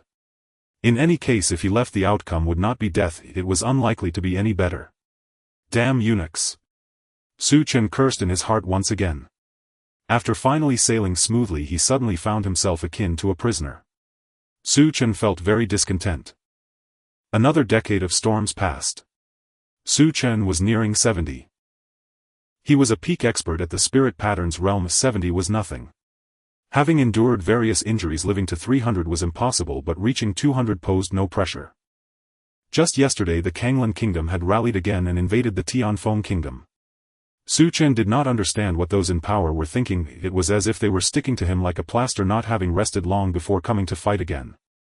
Every day it was negotiations, negotiations, negotiations. Were they peace doves? What angered Chen the most were the battle reports laid before him. The army of the Tianfeng Kingdom was retreating in defeat. A vast amount of territory fell into the hands of the Kanglan kingdom. Chen felt indifferent towards the Tianfeng kingdom but did not want his friends and family to become slaves of a fallen nation. "General. There's something I hesitate to say." Chen's confidant stammered. "If you hesitate then don't say it." "General, I can't continue like this." "General, let's pledge allegiance to the Kanglan kingdom. With your talents you will surely be valued there. Lord Jiang, Lord Gu, Lord Han. They are all dead. I fear you will follow the path of the other lords." Chen looked at his confidant who had gathered his courage and said irritably, "Aren't you afraid that walls have ears and others might hear?" Yi scratched his head and laughed foolishly. "I know the general is cautious and won't let others get close easily. General, as a man in this world, if we don't achieve great feats, how can we justify our existence?" Yi's eyes shone brightly. He understood that his general had no concept of nations in his heart. Chen calmed down, reflecting that this lad truly was his confidant, fully aware of his thoughts of rebellion that had long since germinated. "All right, you should go back and rest now," Chen spoke with a calm tone. This caused Yi to be overjoyed, as the general had not expressed anger, which implied his approval. Just as Yi turned around, he heard the sound of clashing metal behind him. In the next moment he lost consciousness. Chen observed the severed body of his confidant with an expressionless face, secretly lamenting that he had grown old, worrying whether he could swiftly handle even someone at the 6th level of spiritual patterns. Chen did not wish to create a commotion and chose to launch a sneak attack. What Yi had said was correct. He had long contemplated rebellion. Yet he could not. He had a wife and children, parents and friends in the Tianfeng kingdom. If he rebelled, everyone close to him would have to die. With so many people, even if he sought refuge in the Kanglan kingdom, he could not manage to escape. Let this life pass like this, he would settle accounts in the next life. Chen buried Yi as Yi understood him far too well. "I've told you, don't say what shouldn't be said." Yi disappeared, and when someone inquired, Chen simply replied that he had sent Yi home. After all, staying in this ordinary border town held no prospects. Upon hearing Chen's answer, no one pressed further. 3 months later, bad news arrived. The Xian Yuan army had been completely annihilated. This was a legion that stood on equal footing with the Xian Jia army. Now the Kanglan kingdom's forces were advancing rapidly, approaching the border where Chen resided. What the hell, what's going on here? 1 million troops gone in 3 months. Chen felt a blockage in his head. This was truly an outrageous situation. A useless ally. The key issue was still the higher-ups' intentions, hoping Chen could hold out for a month. Hold out for what? There was just an elderly and frail Ling Hai realm, and besides him the strongest was only at the 9th level of spiritual patterns. That very night Chen entered seclusion, preparing to break through to the Ling Hai realm. The Tong Ling skill has secret methods to temporarily break through to the Ling Hai realm, but it comes at the cost of a shorter life. Given another 20 years, breaking through to the Ling Hai realm would have been stable, completely unnecessary to resort to such extremes. Now it no longer mattered, death was inevitable, so it would be better to break through to the Ling Hai realm and take down a few more people. Not long after Chen entered seclusion, a troop from the Kanglan kingdom came to attack the border where Chen was stationed. After holding out for 10 days, the old Ling Hai realm city lord was directly beaten to death. The people felt sorrowful. Although that old miser had filled his own pockets, often withholding their cultivation resources, he was an old scoundrel. Everyone wished he would die. But not now. How much longer until General Jiang Chen can break through to the Ling Hai realm? The city's general felt a chill in his heart. If the defensive formation had lost its backbone and could not hold much longer. However, just as the city was about to fall, the formation, originally dim and lifeless, suddenly began to operate, killing thousands of soldiers from the Kanglan kingdom. A powerful figure descended from the sky, one hand supporting the core of the formation that was about to extinguish. Chen had broken through to the Ling Hai realm just in time. "I never expected to have a day of being a savior," he thought, feeling a sense of exhilaration he had never felt before. It was as if he had opened the door to another world. With a mere gesture he could split mountains and sever rivers. At last the first wave of attacks from the Kanglan kingdom had been withstood. Everyone revealed smiles of relief, chattering excitedly to Chen about the thrilling battle. When they spoke of how Zhou Pai Pai had fought to the last breath against an enemy general of the Ling Hai realm, severely wounding another Ling Hai realm general, Chen couldn't help but feel a sense of respect. Though this old scoundrel had died a hero's death, it was unfortunate that not even a shred of his remains was left. Su Chen and the others had to gather old belongings to create a simple tomb for Zhou Pai Pai. Su Chen had a poor impression of Zhou Pai Pai. They were not on good terms. However, when Zhou Pai Pai learned that Su Chen was confident in breaking through to the Ling Hai realm at the cost of his life, he gave all his cultivation resources to Su Chen, instructing the soldiers that after his death Su Chen would be the sole leader of the city.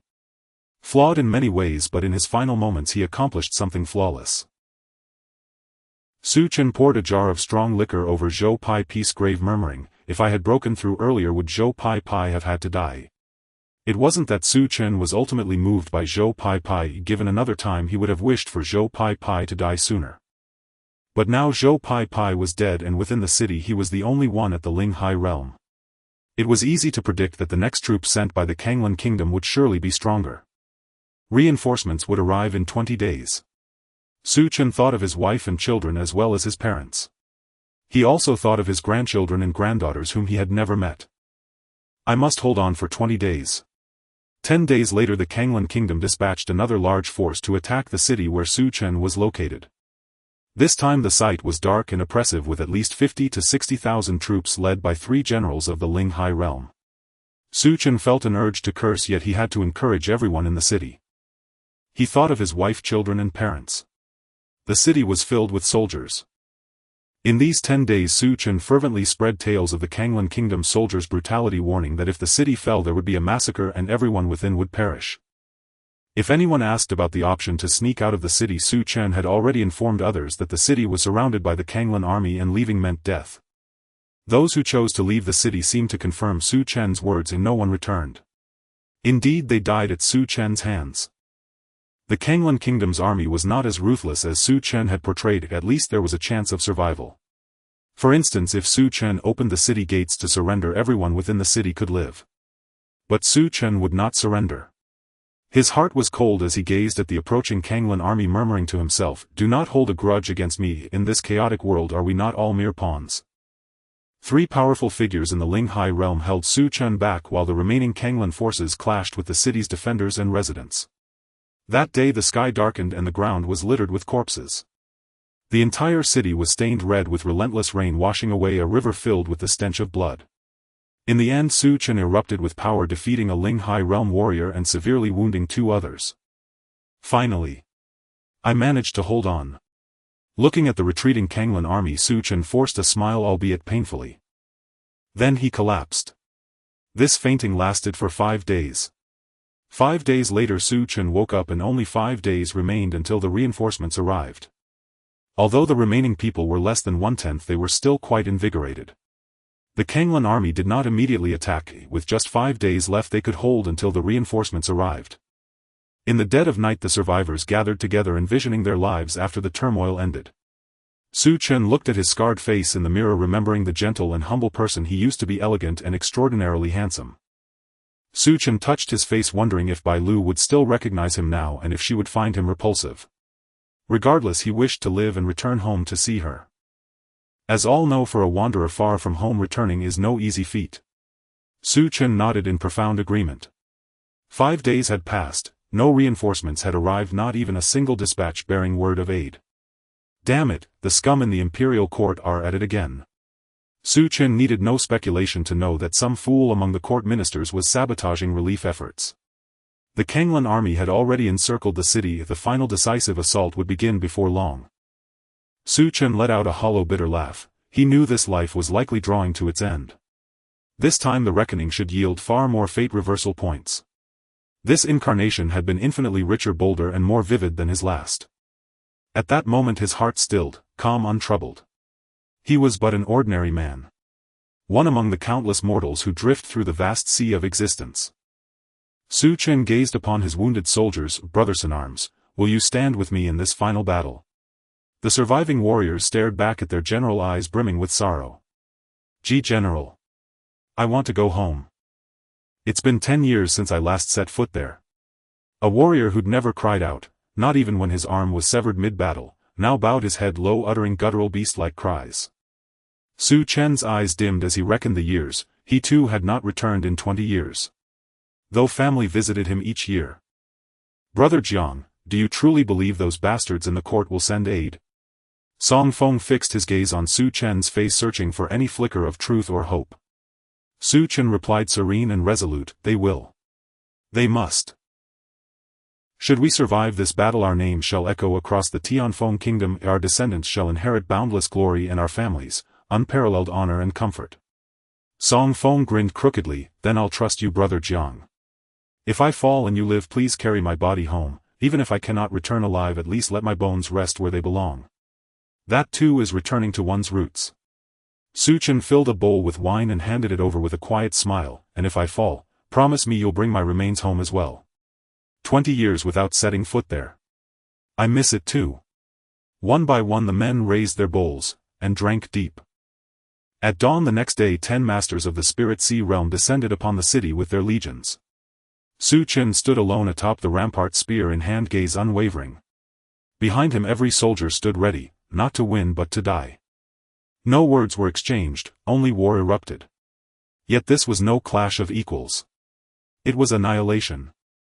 Su Chen was no chosen one of heaven, not in this life.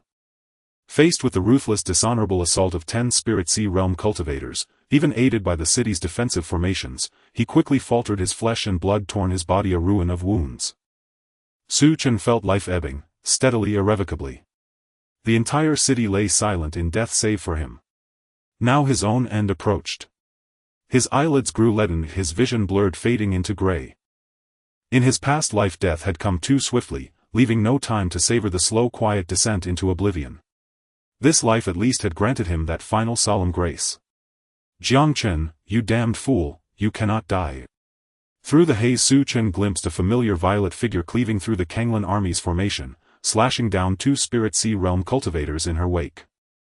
He felt himself lifted, then warm droplets fell upon his battered skin. His sight failed, he could no longer discern her face. "Has aid finally arrived?" Her voice faded, receding like distant thunder. Was someone weeping, wailing, unrestrained? Then, silence. Su Chen slipped into unconsciousness.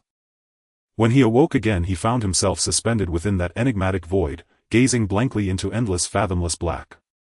What he had lived through felt like a dream, but memory's sharp, unblinking clarity insisted otherwise. "Fool," he muttered softly, bitterly. He had never imagined Nan Gongmeng, whom he hadn't seen in half a lifetime, would storm the enemy ranks alone. What is the Tianlan sect doing? Where is Li Qingyue?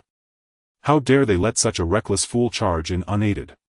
Su Chen cursed again. War between nations was no child's game. He did not know whether Nan Gongmeng broke free in the end, nor could he dwell on it now. He himself was already dead. He opened the book of fate reversal and turned to its first page, the record of his first life. Now he could turn to the second. "In your second life you rose as a prodigy, renowned while still young, avenged the betrayal of your past life, you resolved your deepest heartache, received extraordinary blessings, shattered the limits of your innate talent, lived in harmony with your spouse, sired heirs who carried your name, enlisted in the royal army, earned legendary distinction in battle, were later exiled to the frontier after slander by petty rivals, and died gloriously in service, leaving behind enduring tales across the Tianfeng kingdom. Your sole regret having rushed through youth so swiftly, never pausing to truly see the people around you. Rating white 9 stars. Fate reversal points 90. Rubbish. Su Chen spat contemptuously at the book. What regrets could Su Chen possibly hold from his youth? Still, 90 fate reversal points was no trivial boon. With only 30 points he'd achieved so much in his last life, 90 promised nothing less than a world-shaking explosive beginning. Innate talent 0. Insight 0. Lineage 0. Dao heart 10. Su Chen pondered deeply. Innate talent mattered, so he allocated 40 points. Insight mattered too, 30 points followed. Midway through deciphering the Lingtong art from his past life he suddenly realized something vital. He had translated the text, but beyond the Spirit Sea realm its meaning remained utterly opaque, even the Spirit Sea realm itself eluded full comprehension. He invested the remaining 20 points into lineage. Lineage mattered profoundly. It dictated access to cultivation resources, mentors and sacred arts. It defined the apex of his potential. Having made his choices, Su Chen chose, without hesitation, to begin his next life. Inside a room various luxurious items were displayed. Su Chen looked at his delicate fair hands, unsure whether to feel joy or sorrow. In this life he awakened his memories at the age of 9, which was a full 8 years earlier than in his previous life. He thought for a moment and realized that he seemed to have the surname Feng. Feng Chen. That name doesn't carry a good connotation. Suddenly Su Chen seemed to recall something and his pupils constricted sharply. The royal family of the Tianfeng kingdom has the surname Feng, doesn't it? Damn it, he was reborn into the royal bloodline of the Tianfeng kingdom. What bad luck. In this life Su Chen intended to settle accounts with the Tianfeng kingdom, but it was a bunch of nonsensical defiant operations. No way. The Tianfeng kingdom hasn't fallen yet. Su Chen was shocked. If the Kanglan army should have been unstoppable. He needed to find out what had happened back then. Immediately Su Chen stepped out of the house only to be greeted by a smiling young man. Ninth brother, where are you going? Su Chen recalled the information about the youth. His name was Feng Zian, the offspring of that unreliable marquis father, and he was Su Chen's half-brother ranked 3rd. I'm just going to the library to look for a martial technique to practice, Su Chen casually replied. Ninth brother needs to practice martial arts, why not have the servants fetch it for you instead of going yourself? Feng Zian looked a bit puzzled and then brought over a pile of miscellaneous sketchbooks, grinning. Ninth brother, these are treasures I've cherished for many years. What's so good about practicing martial techniques? Isn't it more wonderful to explore the profundities of life? Su Chen glanced at them and thought, I'm just a 9-year-old child, do you expect me to look at these vulgar objects? However, Su Chen obediently said, thank you third brother, you'll accept these gifts. After saying that, he quickly took the vulgar items. Feng Zian's eyes showed a hint of joy and he smiled, if ninth brother likes them then he'll search for more sketchbooks about the profundities of life for you. Su Chen nodded with a smile and the two of them harmoniously interacted. Once Feng Zian left, the smile on Su Chen's face instantly turned cold. Damn it, no wonder this body only has the cultivation of the 3rd layer of Qi enlightenment. He began cultivating at the age of 5 and by this time he should have at least reached the 6th or 7th layer of Qi enlightenment. The struggle for the air was terrifying. Su Chen still went to the library. Inside the library there were not only records of martial arts from the Marquis estate but also accounts of events from various places. An old man with white hair was surprised to see Su Chen arriving alone. Has the 9th young master finally opened his mind? He remembered that the 9th young master seldom liked to come to places like the library. It's a pity about the 9th young master's talent. Su Chen was slightly surprised that the old man's strength had actually reached the Spirit Sea realm. In his past life he had struggled to reach this level, yet now an elder of the library had attained it. However, thinking of the library's importance, Su Chen felt relieved. After searching for 3 consecutive days he was puzzled. Could it be that his past life was so lacking that the library of the Marquis estate had no records whatsoever? Does the 9th young master need my help? The elder, seeing Su Chen's gloomy demeanor after several fruitless days, approached to offer assistance. Su Chen hesitated. He didn't want others to know he was looking for Jiang Chen's story, as it would add unnecessary trouble. But now, without news from his past life, he felt suffocated. In the end, Su Chen revealed his purpose. He claimed he had heard of Jiang Chen's deeds by chance and was curious, especially since both their names contained the character Chen. Upon hearing Su Chen's words, the elder laughed heartily, thinking little of it. 9th young master Jiang Chen at most shares a character with you, how can he be compared to you? Flattering words didn't impress Su Chen, he only wanted to know what had happened after his past self's death. The elder continued, Jiang Chen disregarded military orders, leading to the loss of the border. It caused the Kanglan army to advance unimpeded. If not for Commander Ye's decisive action to wipe out the Kanglan army's main force, our Tianfeng kingdom would have been in grave danger. It's a pity about that heavenly beauty of Tianlan sect Nangong Meng, who rushed into the army and nearly ruined Commander Ye's good plans, ultimately dying alongside Jiang Chen in the Kanglan army's siege. The elder continued to chatter on. Su Chen suddenly felt a chilling sensation throughout his body and he could barely hear the elder's words, only a buzzing sound echoing in his mind. He disregarded military orders. Yushengda became a hero by annihilating the enemy. Nangong Meng died. How could she die? Wasn't reinforcements supposed to arrive? Su Chen suddenly felt as though his heart was tightly gripped by an invisible hand brutally squeezing it, giving him a sense of unbearable pain, and his head throbbed intensely. 9th young master. Are you alright? The elder noticed the beads of sweat on Su Chen's face and hurriedly called out, pulling Su Chen back to his senses. So there was this matter as well. Su Chen's face revealed a shadowy smile, appearing quite eerie. The elder found it strange but thought of the estate's evaluation of the ninth young master, realizing that he was indeed a peculiar person who instead of honing his good cultivation talent spent his days researching odd matters. What about Jiang Chen's family? What was their final fate? Su Chen asked in a calm tone. Speaking of this, the elder said with hatred that Jiang Chen nearly caused the downfall of our Feng family's rule. How could the king let them off? Rest assured, ninth young master, if they have all received their due punishment. Anyone who shakes our Feng family's rule will not meet a good end. Then thank you, elder, for clarifying. Su Chen replied calmly before quickly leaving the library. Returning to his room, Su Chen remained silent as he looked at his current self in the mirror, revealing deep disgust in his eyes, yet a twisted smile appeared on his face. A lifetime of constant vigilance is not as good as a few words in the court. Yu Zhengde. You have a heart as ruthless as ever. If the initial reinforcements were all a lie, a trap you set. Yu Zhengde. In his past life, Su Chen had met him once with Lin Qingfeng. Lin Qingfeng's evaluation. Ruthless and scrupulous, driven by greed. He had considered many possibilities. He also thought that all of this might just be a trap, that there was never any reinforcement. But Su Chen did not care about any of these. However, Yu Zhengde not only used Su Chen and the people of a city as bait but also swallowed all of Su Chen's military achievements, portraying him as a villain who disregarded military orders, nearly leading to the downfall of the Tianfeng kingdom. And Yu Zhengde, by turning the tide, became a hero, likely unaware of how many benefits he gained. Ultimately, a lifetime of actions would be reduced to a few lines in history. Feng family. Yu Zhengde.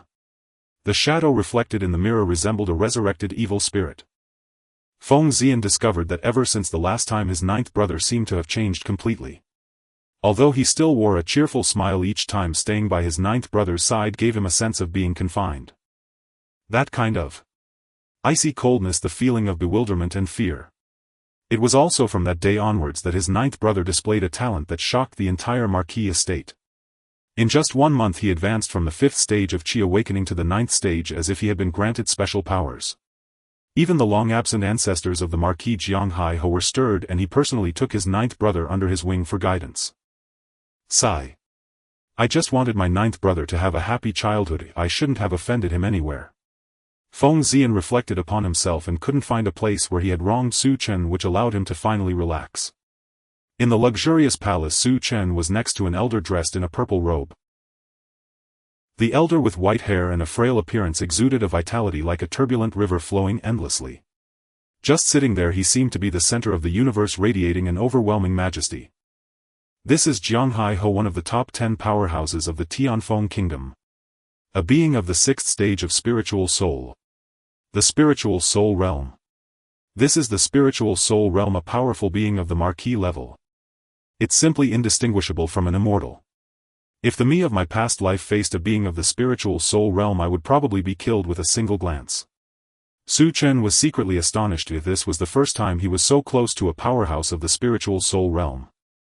He had heard that upon reaching the spiritual soul realm one cultivates the power of the divine soul, which is fundamentally different from the stages below it.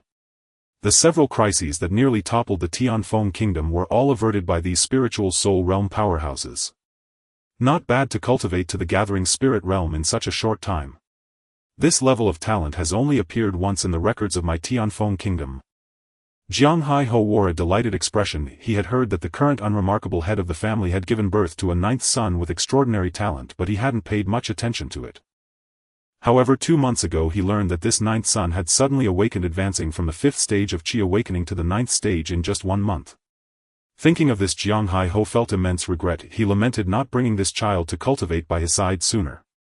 This was clearly a sign of fortune for his lineage. He had wasted the child's talent for 4 years. If that talent hadn't been squandered, it would probably have shattered all cultivation records in the Tianfeng kingdom. Thank you for your praise, grandfather Jianghai.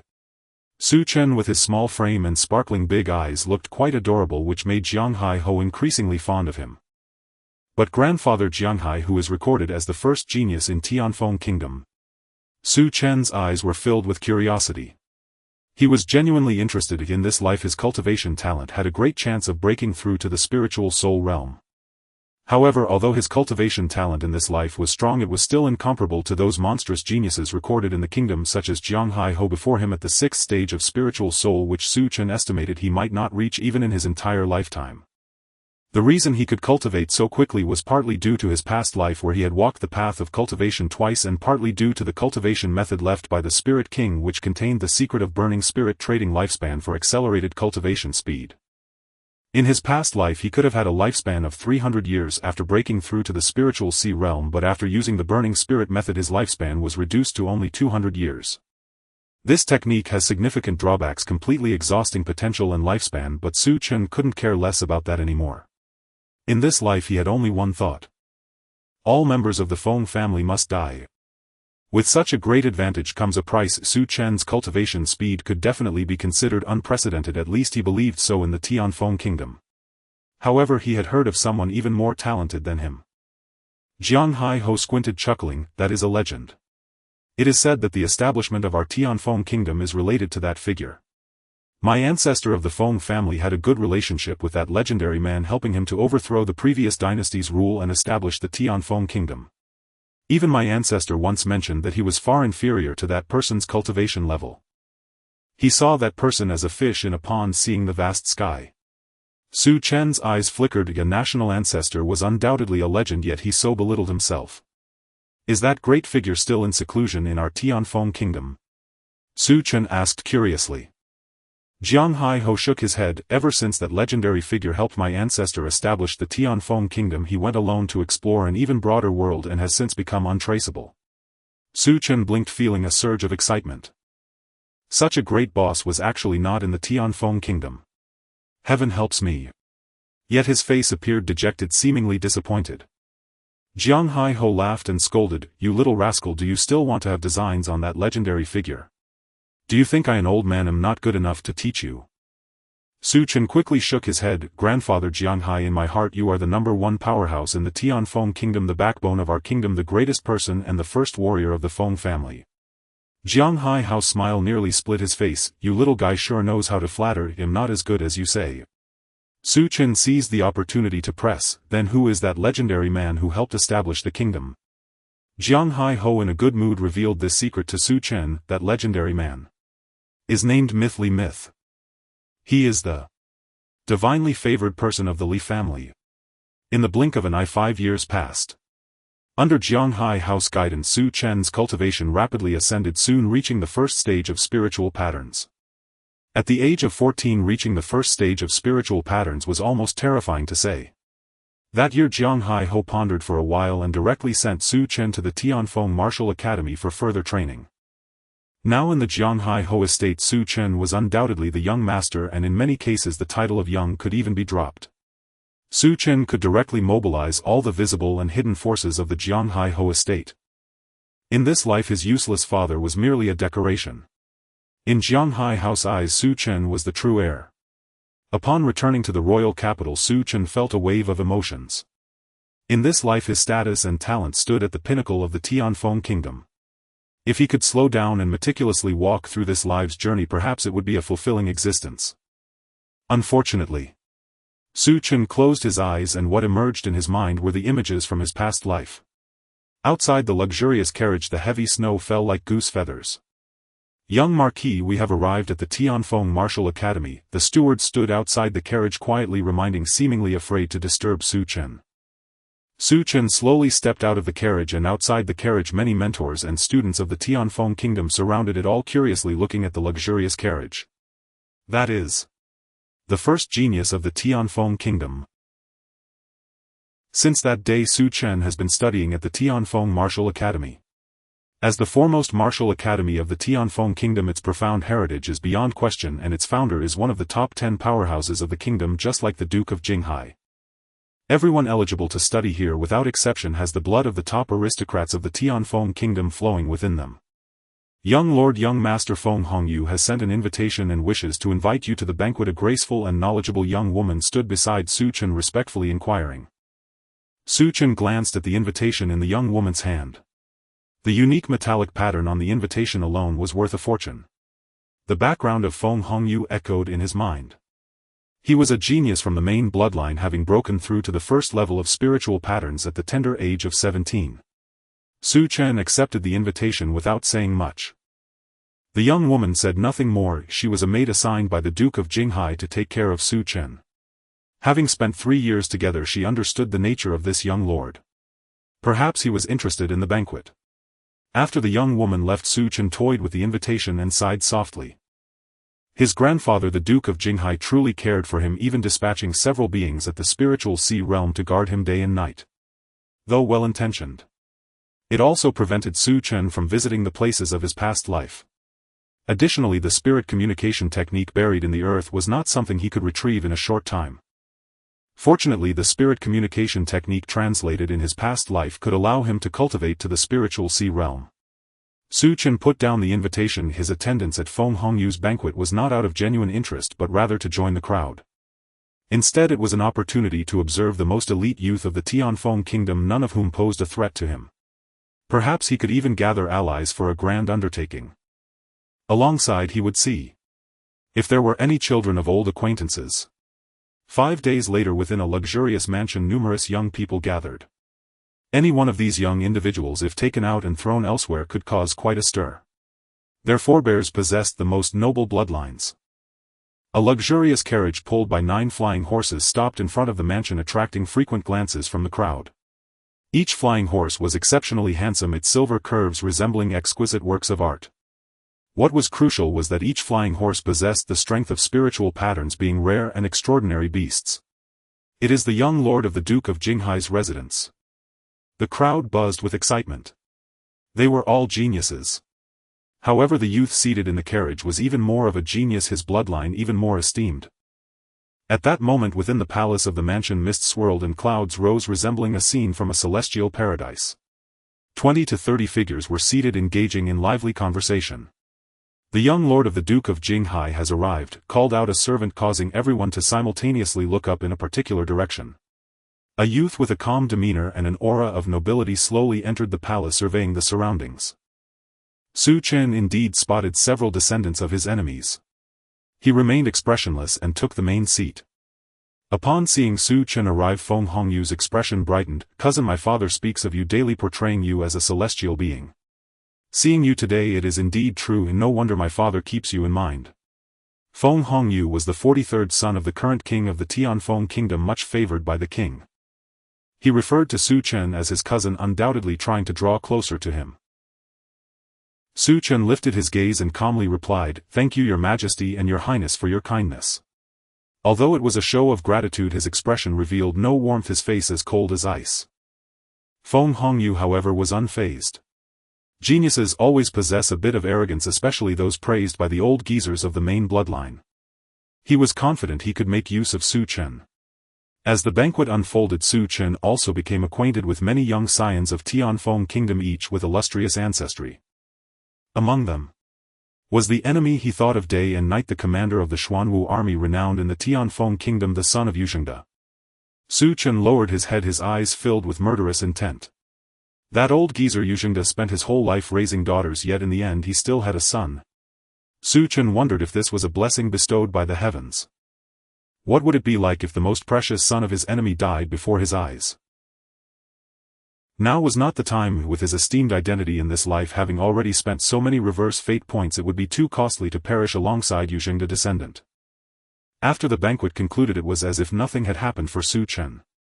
3 years later, in the blink of an eye, Chen's cultivation had reached the 7th level of spiritual patterns. This year Chen was 16. He had also made many acquaintances among the geniuses and nobles of the Tianfeng kingdom. Anyone with discerning eyes could see that Chen's future was boundless. This made Chen's brothers and his useless father extremely envious. As long as Chen remained at the Duke of Jinghai's residence, they would have no chance of rising.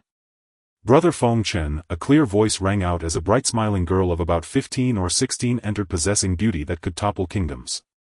Princess Huaiyan, renowned as the most beautiful woman of this generation in the Tianfeng kingdom, was the most cherished daughter of the king of Tianfeng kingdom. She was also Chen's fiancée in this life.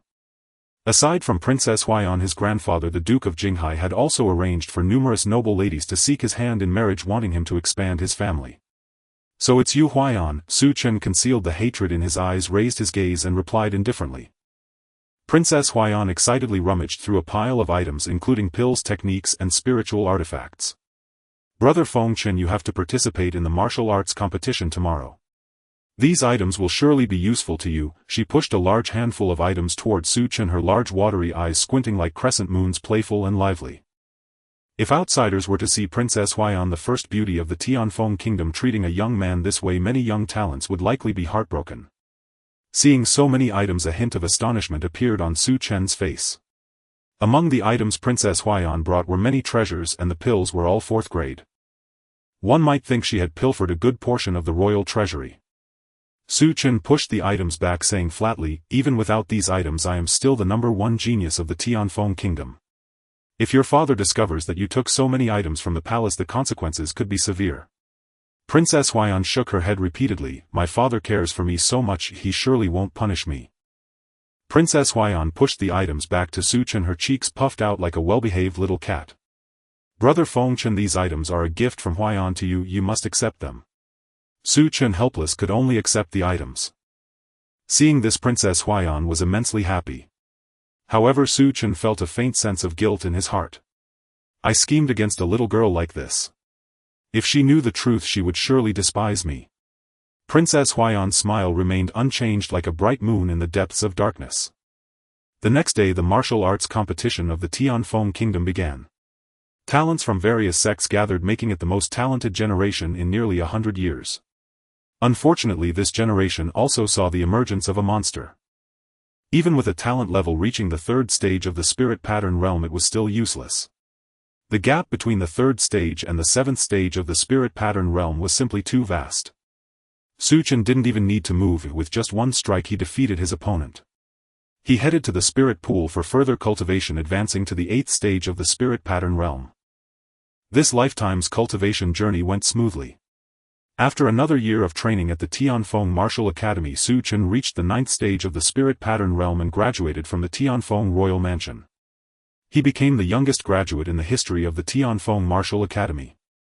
After leaving the academy, Su Chen did not return directly to the Jinghai Marquis Mansion but instead went to the Tianlan sect first. The reason was to validate martial arts. Thus Su Chen, accompanied by a maid guard and a steward, proceeded grandly to the Tianlan sect. Half a month later, at the Tianlan sect, the sect leader cautiously observed the young noble before him and asked, "May I inquire what brings the young marquis to our Tianlan sect?" The young noble's identity was far more distinguished than that of the Tianlan sect. Su Chen calmly replied, "I wish to cultivate at the Tianlan sect for half a year. Here is my token of sincerity. I hope sect leader Yang will grant me approval." He handed a jade box to the sect leader. The sect leader opened the jade box slightly, his expression changing drastically. He quickly closed it, wearing a broad smile as he said, "Since it is the young Marquis' request, it shall certainly be granted." However, the expression on the Tianlan sect leader's face revealed some difficulty as he fell into a state of indecision. Su Chen gently smiled and said, "Sect leader Yang, rest assured, I have no intention of coveting your sect's core techniques, nor will I venture into any forbidden areas." Upon hearing this, the sect leader's face brightened again, agreeing to Su Chen's request. At the Tianlan sect, Su Chen's so-called validation of martial arts was nothing but nonsense. What he truly wanted was to see an old acquaintance. A month later, the guards finally relaxed their vigilance, allowing Su Chen to explore the Tianlan sect as he wished. And Su Chen found the place where his old acquaintance resided. Inside the bamboo peak, when he saw Li Qingyue again, she had aged significantly. Su Chen still remembered how in his first life Li Qingyue appeared before him to break off their engagement, exuding an air of superiority. Now what he saw was a lonely elder spending her days among the bamboo groves. It turned out nearly 200 years had passed. In his past life all sorts of events had transpired, and even Su Chen was beginning to struggle to recall them. It seems the young marquis knows this old woman. Li Qingyue was puzzled, sensing a faint familiarity in the gaze of the young man before her, as if meeting an old friend after a long separation. Su Chen nodded, saying, "Although I have never met Elder Li, I have often heard tales of your deeds." Li Qingyue smiled self-deprecatingly, saying, "What deeds do I have? Perhaps they are merely old stories concocted by others for their amusement." Su Chen fell silent for a moment. Indeed, as Li Qingyue said, the tale of her broken engagement had long been fabricated into a story and was quite popular. Unfortunately, the protagonist had ultimately not achieved fame as in the tale, leaving Li Qingyue to regret it deeply. He was not Xiao Huohua, and Li Qingyue was not Nalin Yanran. Su Chen seemed a bit curious as he asked elderly what prompted you to break off the engagement back then. Li Qingyu's eyes flashed with surprise. She hadn't expected this noble young marquis to be so interested in gossip. She sighed softly. If she were younger she would have been reluctant to discuss such matters. But now she was old, with her lifespan dwindling after the last battle. The once hazy memories in her mind were becoming clearer during this time, entwining in her heart. Perhaps having more listeners wasn't such a bad thing.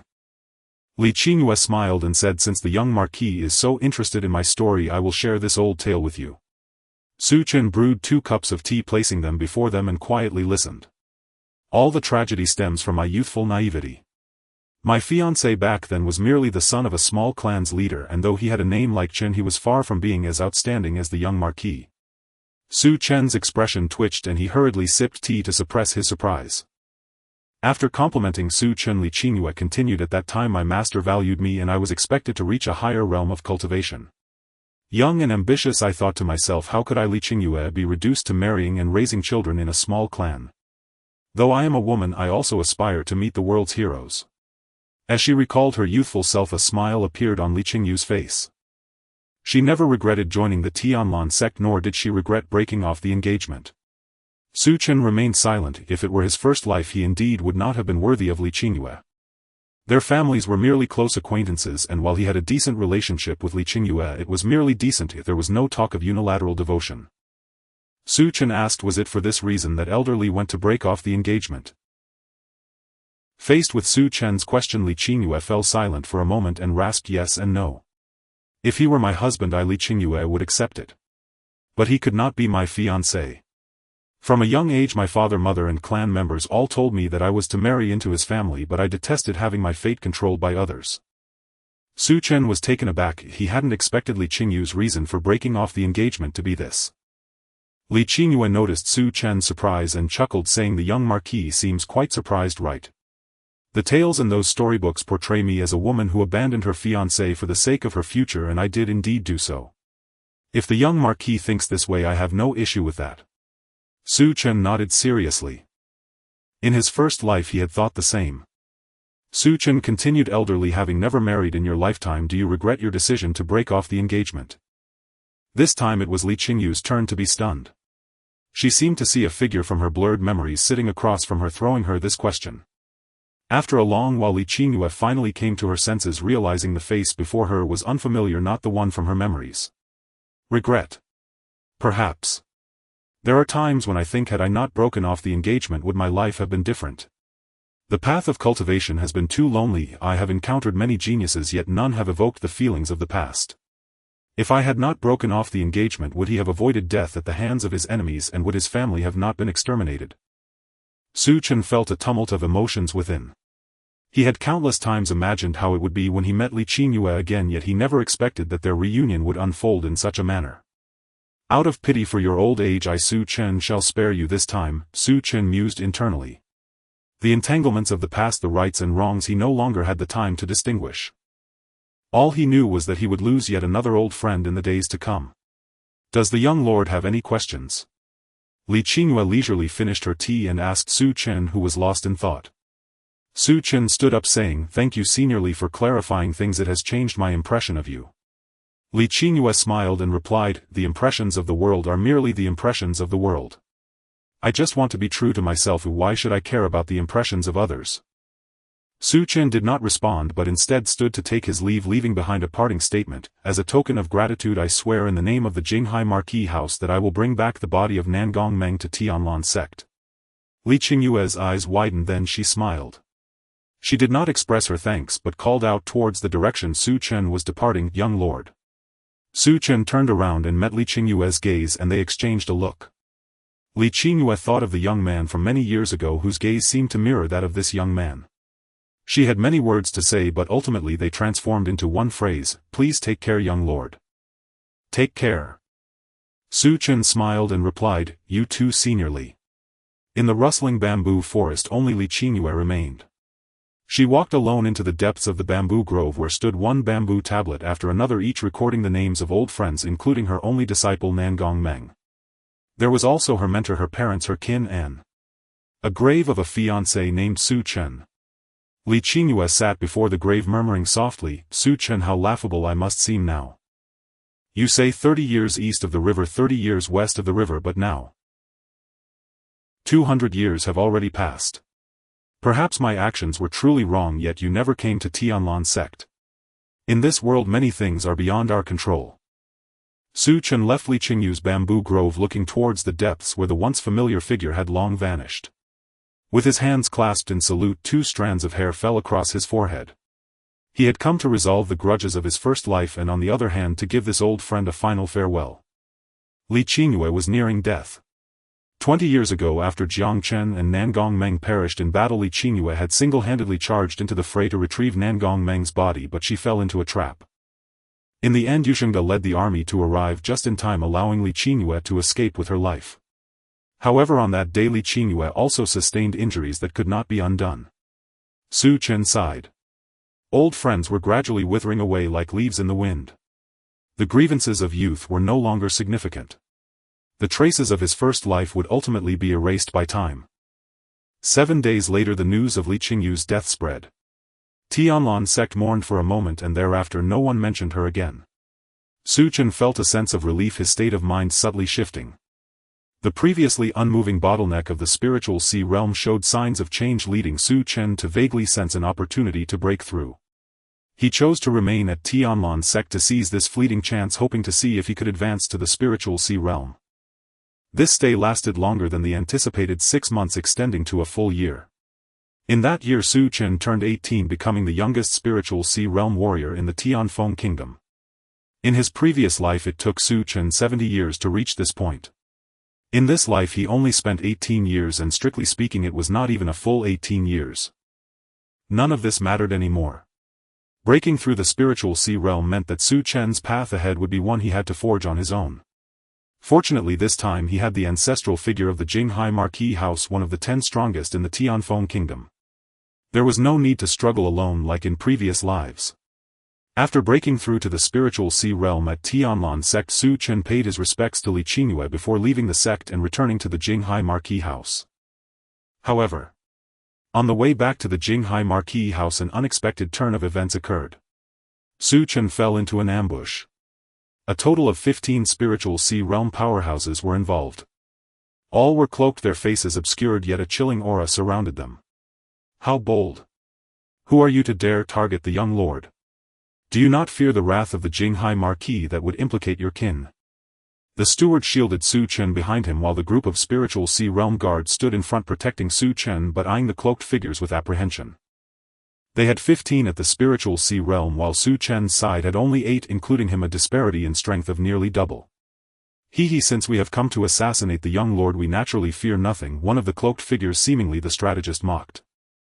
Before he could finish his words he was interrupted by the leader of the cloaked figures. Enough chatter. Move immediately to capture the young lord lest we delay and complications arise. In an instant all the cloaked figures sprang into action. The steward blocked 4 spiritual sea realm experts and shouted to Su Chen, "Young lord, you must flee. I will hold them off."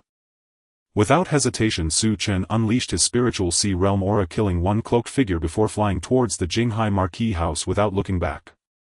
Damn it! How could he break through to the spiritual sea realm so quickly? One of the cloaked figures was stunned, and in the blink of an eye Su Chen's guards and steward sacrificed themselves to hold off the cloaked figures who outnumbered them. Young lord, forgive Feng Ding for being unable to serve you any longer.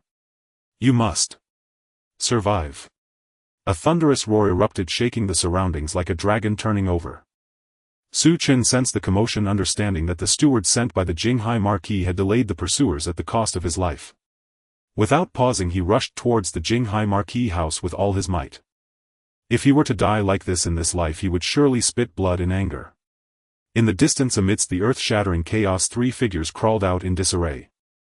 Of the 15 spiritual sea realm attackers only 3 remained. They paid no mind to their injuries, quickly donning black robes to conceal their true faces. Chase. We absolutely cannot let him escape back to the Jinghai Marquis house.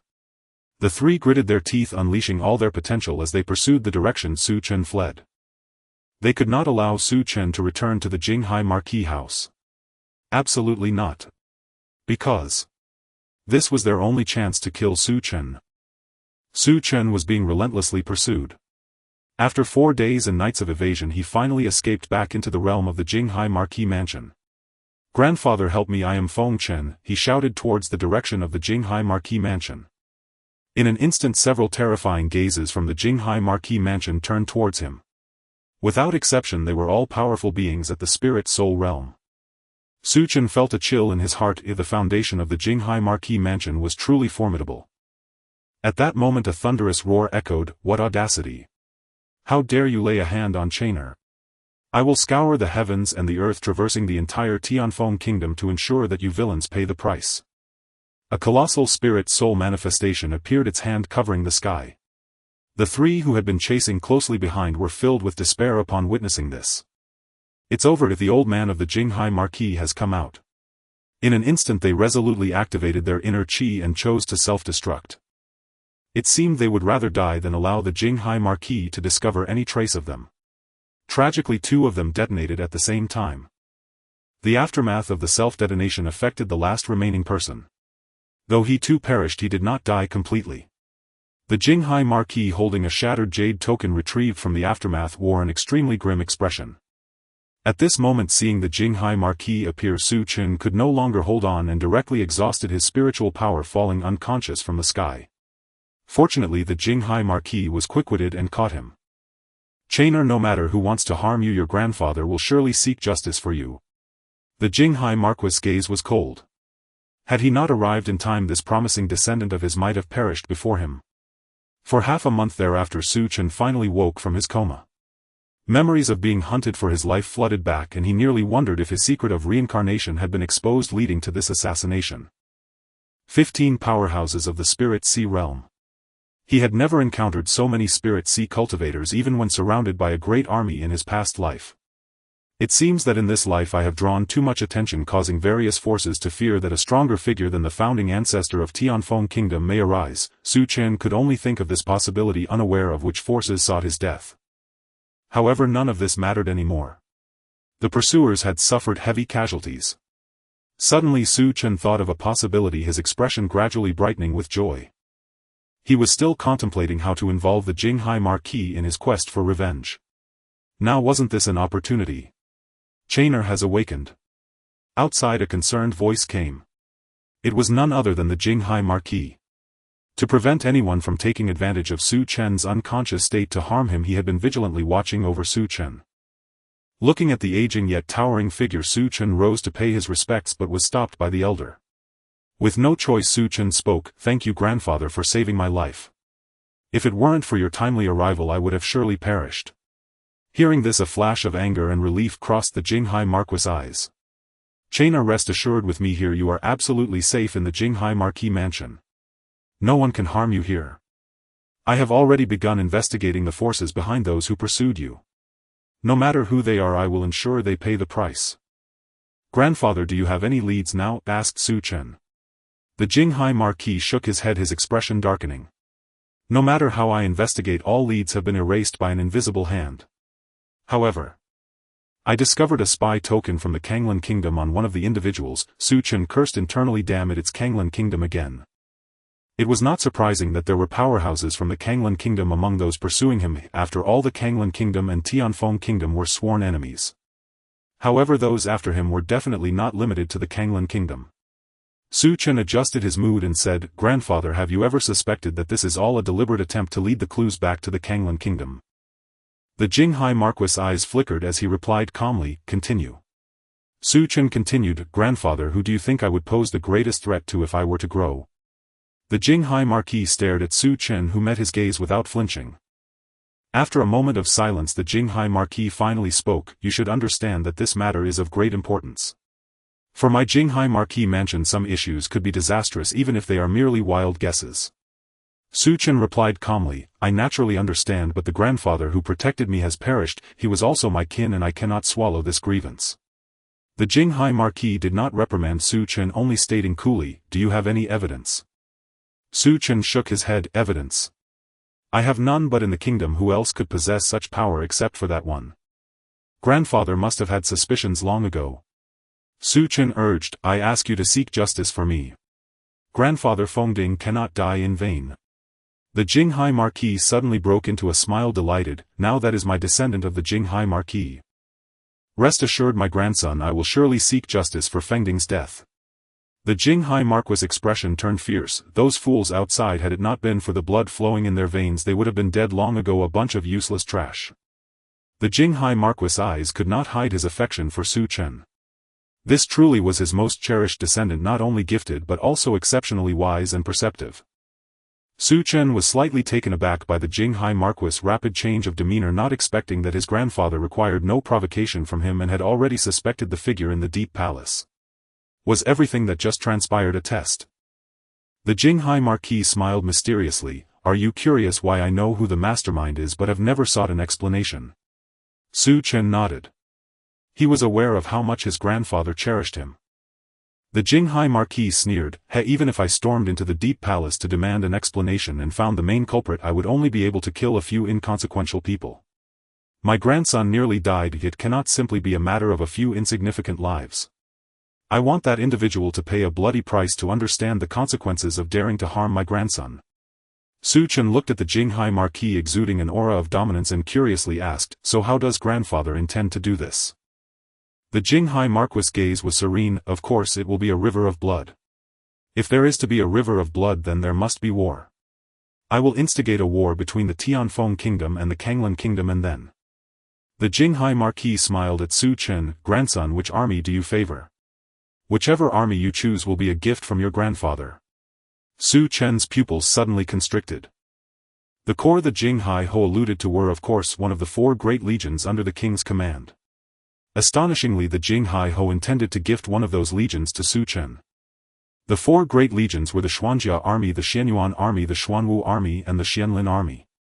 Although 2 legions had been lost in a previous era, the king had reconstituted them within a short span. Among them, the commander of the Xuanwu army was Yuzhengde. Su Chen did not hesitate. Great-grandfather, I want the Xuanwu army. He had assumed that forcing Yuzhengde to pay a price would take decades at the very least. He had never imagined it would happen so swiftly. The Jinghai Ho nodded. I will engineer a mistake on Yuzhengde's part. You need only step in and assume his military command, then place my Jinghai Ho household's men within the Xuanwu army. Days later, the Jinghai Ho summoned a Lingpa realm confidant to guard Su Chen and set off alone for the capital. The news stunned the realm. Word that the young marquis of the Jinghai Ho household had been assassinated spread throughout the kingdom. The Jinghai Ho flew into a rage. The entire realm trembled, fearful of any tenuous link to the attempted murder. For half a month the Jinghai Ho household made no overt moves. Could it be they had already found a clue? Not long after the Jinghai Ho entered the capital, events began to unfold. A dispatch from the capital declared that the Kanglan Kingdom had attempted the assassination of the Jinghai Ho household's young marquis, an act that had nearly cost Tianfeng Kingdom an unparalleled genius. The king ordered the supreme commander to lead the Xuanwu army to punish the Kanglan Kingdom.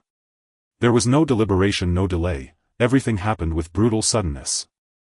Within the halls of the Xuanwu marquis's residence, Yuzhengde basked in the glory earned by defending Tianfeng Kingdom the last time. In the court he stood second only to the highest rank, wielding immense power and reveling in triumph. He had fathered a son, and that son had given him a grandson. Yuzhengde cradled the pale tender infant in his arms, utterly enamored. His head bent forward, the stubble on his cheek pricked the child, who burst into wails. A stooped old woman snatched the baby away. Look at you, you old fool, see what you've done, you've made the baby cry.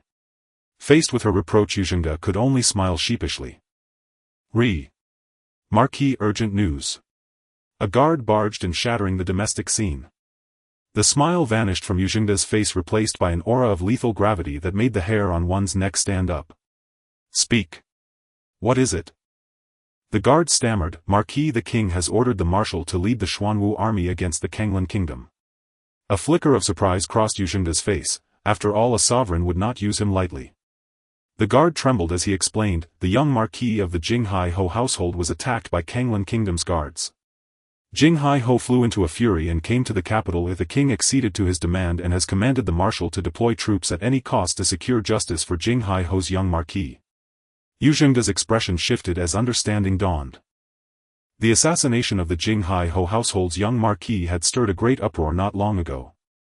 You had been curious, Who would dare such brazen insolence? It turned out to be the handiwork of the Kanglan kingdom.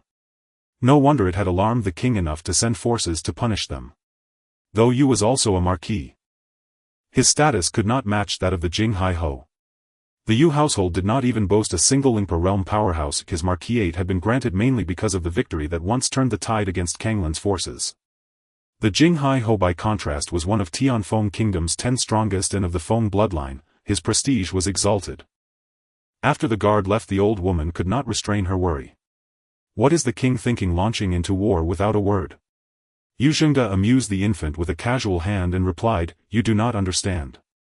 The Jing Hai Ho's young marquis is hailed by the Feng clan as a genius on par with the founding ancestor. He may yet break through to the Tongxian realm and become a new monarch.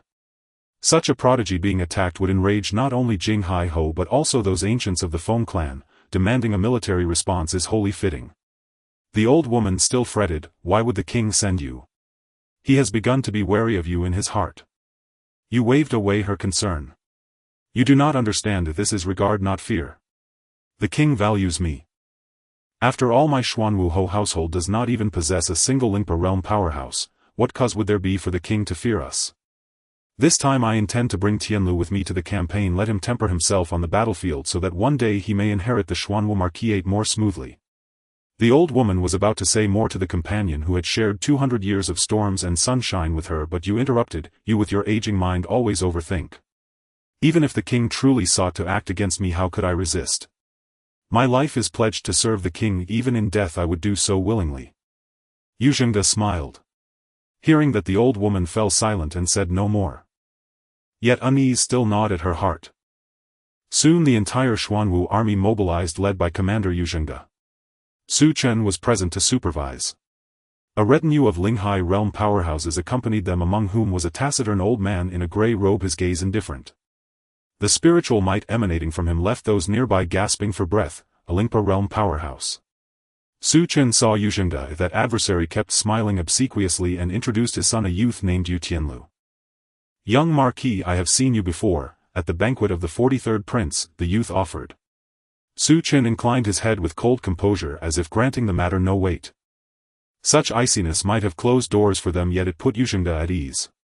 It seems this young marquis is singularly bent on revenge.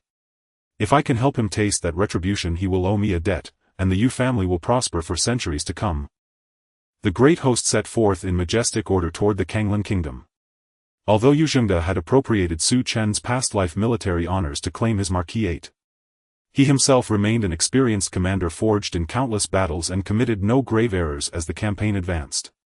The unprepared Kanglan kingdom was struck unawares. Chen watched all of it in silence, calculating how far the army would penetrate.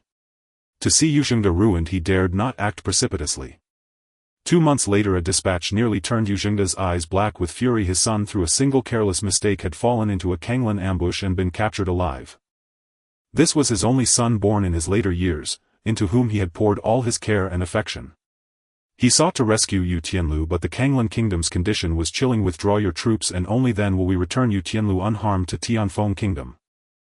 If not," they warned, "the boy would be returned as a cold corpse." Raindrops pattered down, the weather appearing gloomy. Yet Chen felt that today's weather was exceptionally pleasant. Yu Zhengde gritted his teeth and directly knelt before Chen. "Young lord, I beg you to save Tianlu. He is the only child of this old man. I cannot bear to watch him die." Yu Zhengde understood that the decision to retreat or not was entirely out of his hands. It lay in the hands of the youth before him. Chen's fingers tapped rhythmically on the chair, the sound mingling with the raindrops drumming outside the tent. Yu Zhengde's heart raced in time with the sounds. A faint smile graced Chen's lips as he said gently, "I understand the feelings of Duke Xuanwu." Yu Zhengde's expression brightened. Could it be that the young lord agreed to withdraw the troops? But the next word sent Yu Zhengde's heart plummeting. "But I know, how can this war be a trivial matter? My Tianfeng kingdom has already suffered countless casualties. If we retreat so easily, how can we face those fallen soldiers?" Chen spoke calmly. "Can a war be determined by the life and death of a single person? Please leave Duke Yu." Chen waved his hand, allowing the kneeling elder to face his fate. Without Chen's permission, if Yu Zhengde retreated, it would be a blatant disregard for the royal decree. Everything he had would vanish overnight. With just a few words from Su Chen he could declare Yuzhengda a traitor siding with the Kanglan kingdom. Yuzhengda raised his head to meet the cold gaze of the youth, giving a bitter smile. "Young lord. I understand now." There was something he wanted to say but dared not speak. He wished to ask Su Chen who initiated this battle. But the last thread of rationality held back his thoughts. Yuzhengda was unsure how he exited the tent. His mind was in chaos. The icy rain struck against his body. He could only roar helplessly like a wild beast in the rain. He felt like a chess piece on a board manipulated at will. Inside the tent Su Chen leisurely sipped tea while the elder in a grey robe disdainfully remarked, "A force without a spirit realm guardian is destined to be an inconsequential pawn. If the Feng family allows him to live he is a duke above all others. If the Feng family allows him to die he becomes a fish on the chopping block." Su Chen chuckled. This damned world truly reflects the fantasy realm's characteristic of valuing martial power above all. Seeing that the Tianfeng kingdom had no intention of retreating, the Kanglan kingdom directly brought Yu Tianlu to the front lines. "Father, save me, I don't want to die." Yu Tianlu knelt on the high platform, an executioner standing beside him, a large knife pressed against his neck causing him to tremble uncontrollably. "Yuzhengda, as long as you withdraw your troops we will return your precious son." Yuzhengda lips turned pale, tears streaming down his face. "Tianlu. My child, it's not that your father doesn't want to save you. It's that I cannot save you and I dare not save you." A piercing pain coursed through his heart as he struggled to speak, finally managing to utter a hoarse word. "Kill." The advancing army made the Kanglan kingdom's generals look grim. From the high platform the executioner received the order and directly beheaded Yu Tianlu. Seeing this scene Yuzhengda's gaze went blank. Only when the army repelled the Kanglan kingdom's forces did he numbly walk to Yu Tianlu's corpse, placing his son's head upon the headless body again and again. "Please accept my condolences, Duke Yu." Su Chen approached Yuzhengda, his tone flat. Awakened from his stupor, Yuzhengda raised his head to meet Su Chen's indifferent gaze. He saw a pair of deep eyes looking down at him from above. In those eyes there seemed to be mockery. Su Chen however remained unfazed by the resentful glare directed at him. As long as Yuzhengda could not control his anger and lash out at him, Su Chen could easily crush this Duke Yu. Yuzhengda held back. This made Su Chen somewhat disinterested. However, the game could still continue for a while longer, it need not end so quickly. Once back in the tent Yuzhengda could no longer contain himself and spat out a mouthful of fresh blood. Witnessing his child's death before his eyes. A white-haired man sending off a black-haired one. There was no greater tragedy. He only hoped for this war to end soon so he could return to the Yu family. Unfortunately Su Chen was not yet satisfied and would never allow Yuzhengda to withdraw. He could only become a pawn acting according to Su Chen's instructions. On a certain day a month later Yuzhengda received a mysterious letter. It was from the Kanglan kingdom but bore a handwriting he recognized. "Your Majesty. The king wants to take this opportunity to eliminate that young Lord Feng Chen." Yuzhengda's eyes widened, he would not mistake it. This letter was written by the king. He suddenly understood. A genius like Su Chen was a significant threat to any ruler. No ruler could tolerate an uncontrollable powerhouse emerging right under their nose. He had to cooperate with the Kanglan kingdom to set a trap to eliminate Su Chen. Without a second thought Yuzhengda agreed decisively. He hated the Kanglan kingdom but he hated Su Chen's indifference even more. Moreover, he had no choice. Although he did not understand why the young lord insisted on attacking the Kanglan kingdom, if this continued any mistake on his part could lead him to an irretrievable abyss. He still had a family and grandchildren, he could not die on this battlefield. As expected, the old lord's prediction was correct, this king is indeed persistent. The elder in the grey robe following Su Chen snorted coldly. Under his careful watch Yuzhengda every move could not escape his notice. Su Chen however fell into deep thought. Is he still not giving up? He had seen that fat man, he had always smiled at him, but it turned out he was a smiling tiger hiding a dagger behind his grin. In this life he would not allow that fat man to have it easy. Is the king too foolish or is this intentional? Su Chen felt the situation was somewhat unclear. If he was just foolish that would be fine. If it was deliberate then Su Chen would have to reassess that king.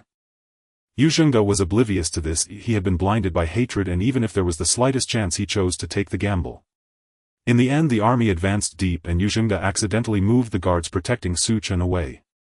The night was dark and windy. A figure appeared fleetingly in the tent. It was a middle-aged man in a dark robe with white hair standing on end radiating overwhelming primordial energy. Just standing there seemed to make the surrounding spiritual energy tremble. Duke Zidian, I didn't expect the Kanglan Kingdom would send you here. Inside the tent, Chen clasped his hands together, showing no surprise at the arrival of a strong practitioner at the spirit soul realm. The old man in grey behind Chen recognized the white-haired man and spoke his identity. This scene sent a tremor through the heart of the Purple Thunder Marquis. Not good, I've fallen into a trap. Realizing the danger, the Purple Thunder Marquis attempted to retreat immediately. However, the old man's withered hand grasped a long spear, unleashing a surge of divine power. The originally dark night was illuminated as if it were daytime, and the generals who witnessed this scene hurriedly shouted, "Protect the young Marquis." If the young Marquis were to die here, those near him would undoubtedly share the blame. It's you, the master of the surprise gun, you are still alive. One spear, a surprise that dazzled several eras traversing the surrounding nations. 500 years have passed and many believed the master of the surprise gun had long since perished. Now he surprisingly appeared before the Purple Thunder Marquis. This was a formidable practitioner at the 5th level of the spirit soul realm.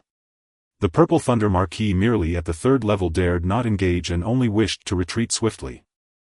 But how could the master of the surprise gun allow the Purple Thunder Marquis to escape from under his nose? Damn you, Yuzhengda, you have ruined me too. Is this the ordinary spirit soul practitioner you speak of? An unremarkable old man. The Purple Thunder Marquis cursed, knowing the master of the surprise gun was certainly among the top 10 strongest in the Kanglan Kingdom. The Purple Thunder Marquis' voice was distinctly heard by everyone on the ground. Their eyes widened in shock. It seemed their general was colluding with the Kanglan Kingdom to harm the young Marquis. Thinking of this possibility sent chills down their spines. Perhaps a great upheaval was about to occur. Yuzhengda was in the tent blissfully thinking that if the young Marquis Chen were to die, he could then retreat his troops. However, the words of the Purple Thunder Marquis shattered his illusions. Yuzhengda walked out of the tent in disbelief, witnessing the familiar grey-robed old man pursuing the Purple Thunder Marquis. His mind went blank. It was over. Soon countless soldiers, generals and guards surrounded Yuzhengda. Yuzhengda, you have great audacity, daring to collude with the Kanglan Kingdom to harm the young Marquis. Accompanied by a stern reprimand, the people in front parted to create a path. Chen approached leisurely, flanked by 2 guards who glared at Yuzhengda. Upon seeing Chen, Yuzhengda's mind was struck by a thunderous shock. His legs weakened and he slumped to the ground. Chen looked down at Yuzhengda. Young Marquis. This wasn't my doing, I swear. I did not collude with the Kanglan Kingdom to harm you. This must be a scheme of the Kanglan Kingdom. Yuzhengda continued to argue, trying to clear his name. Chen merely coldly replied, "Take him down." The guards rushed forward, and although Yuzhengda tried to struggle, he was quickly subdued. The Xuanwu army was promptly placed under the command of Chen. The master of the surprise gun also returned with the head of the Purple Thunder Marquis. This made Chen sigh. This man was truly formidable. Aside from his grandfather, one of the 10 strongest in the Tianfeng Kingdom, this grey-robed elder before him was the strongest. After taking control of the Xuanwu army, Chen completely reshuffled the leadership, stripping all those associated with Yuzhengda of their powers and imprisoning them. Chen led the Xuanwu army to engage in a few symbolic battles before returning to the capital. The Tianfeng Kingdom, with Chen's return, saw a message spread throughout. The commander of the Xuanwu army colluded with the Kanglan Kingdom to harm the young Marquis of the Jinghai Marquis household, the first genius of the Tianfeng Kingdom, nearly leading to the young Marquis' death and the destruction of 100,000 Xuanwu army. In the end, he was exposed by the young Marquis, turning the tide and forced the Kanglan Kingdom to sign a series of treaties, achieving a great victory. The body of Nangong Meng, after decades, was also returned to the Tianlan sect by Chen, back to its original sect. The king was overjoyed and conferred the title of Champion Marquis upon Chen. The young Marquis was married, quickly becoming a celebrated tale in the Tianfeng Kingdom.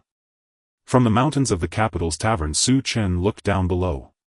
Since that day, Yuzhengda had completely fallen into disgrace as a traitor colluding with the Kanglan Kingdom.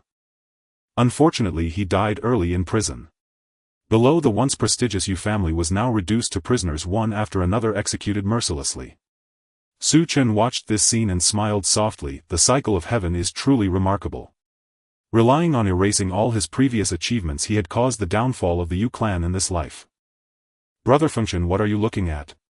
Feng Huaiyan dressed in a pink immortal dress propped her chin gazing at Su Chen, who was looking out the window, and began to pout. It was rare to see her beloved, yet she chose to look out the window instead of at the first beauty of the Tianfeng kingdom. Su Chen turned his head, smiled and said, "It's nothing, just some scenes that reminded me of past events." He looked at Feng Huaiyan and softly said, "Huaiyan, I will marry you next year, all right?" Upon hearing this, Feng Huaiyan's fair face visibly flushed. She leaned on the white jade table and for a long time could only mutter, "Brother Fengchen, you must not go back on your word." Su Chen nodded, smiling, "I will definitely keep my word." That night after Feng Huaiyan returned to the palace, Su Chen sighed softly, "What a silly girl." However, with royal status he would be able to do much more. 1 year passed. Su Chen's cultivation barely reached the second level of the Spirit Sea. In this year the current Su Chen turned 20 and as promised married Feng Huaiyan. The Jinghai marquis household was lively and bustling. The first beauty of the Tianfeng kingdom was getting married, and the wine in the taverns was emptied that day. No one knew how many young talents were filled with sorrow. However, he was the first genius of the Tianfeng kingdom. He was simply too dazzling. After marrying Feng Huaiyan, Su Chen officially took over the Jinghai marquis household. Yet those brothers and his useless father seemed very displeased, and all power was directly seized by Su Chen. While passing through the Beifeng city, Su Chen disappeared, silently reappearing in the place of his past. The place was covered in dust. Su Chen saw several tombstones erected on the mountainside of the backyard. Is this Li Ming? He thought of his childhood friend from his past life. After all these years, only he could still remember the one named Jiang Chen. Su Chen did not touch those items. He bowed to Jiang's father, Jiang's mother Wang Bailu, and his own children in turn. "Rest assured, soon I will make the Feng clan pay the price," Su Chen murmured to himself.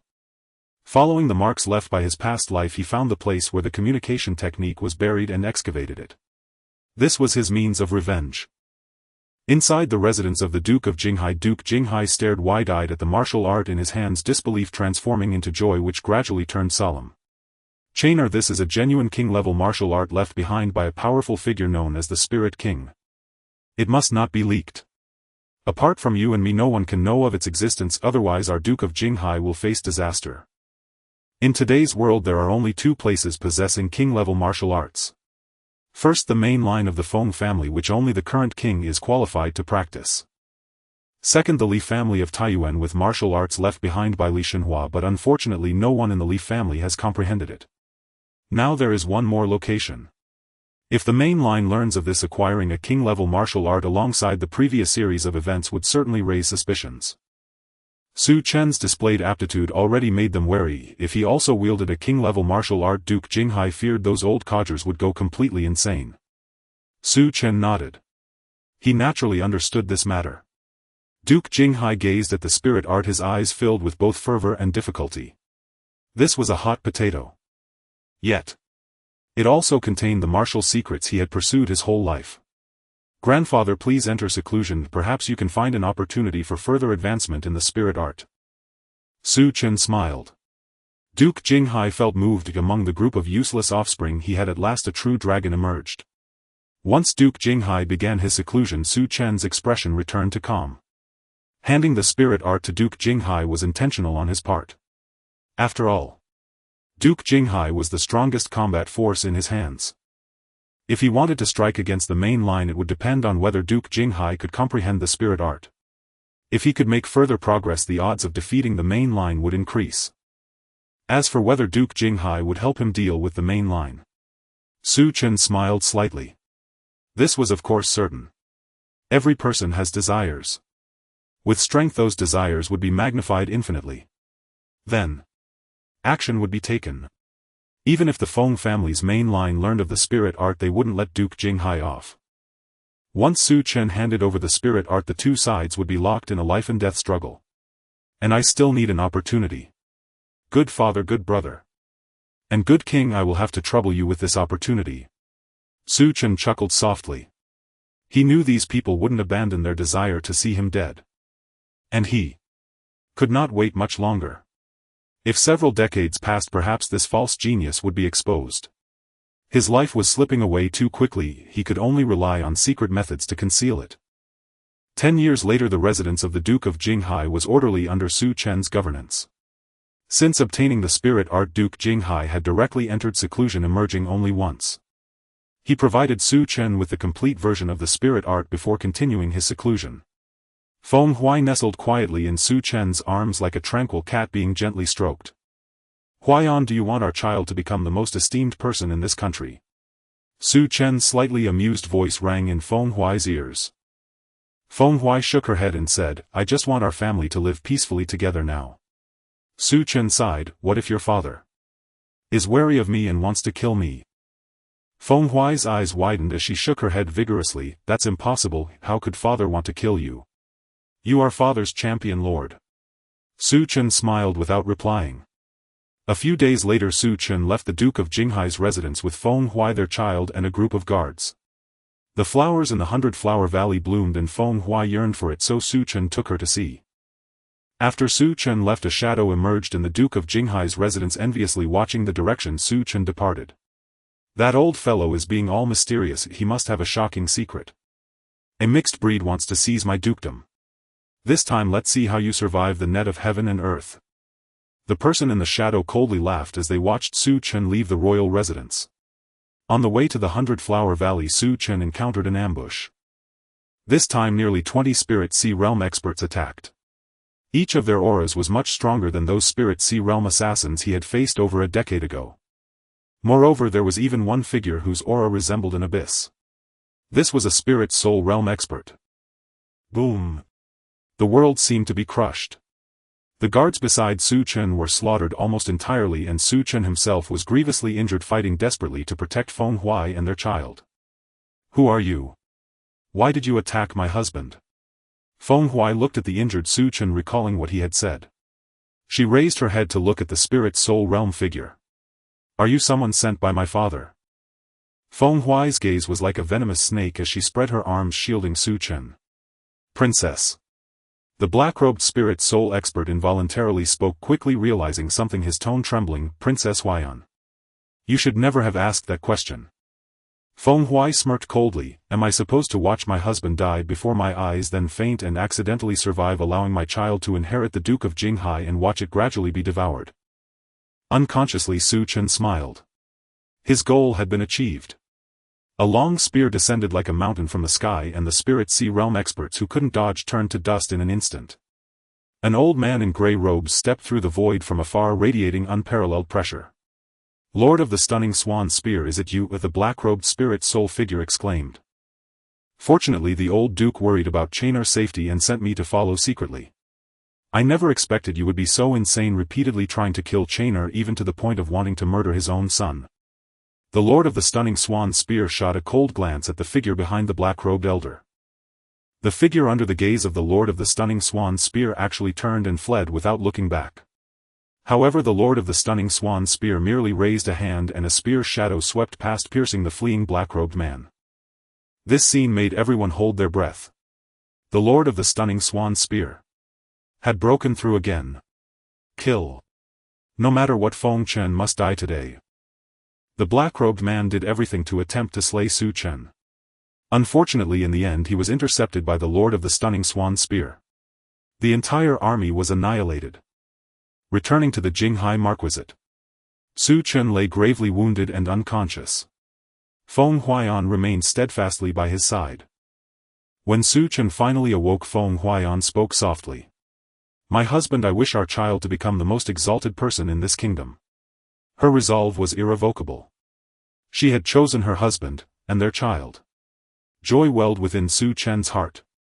He knew the moment had ripened.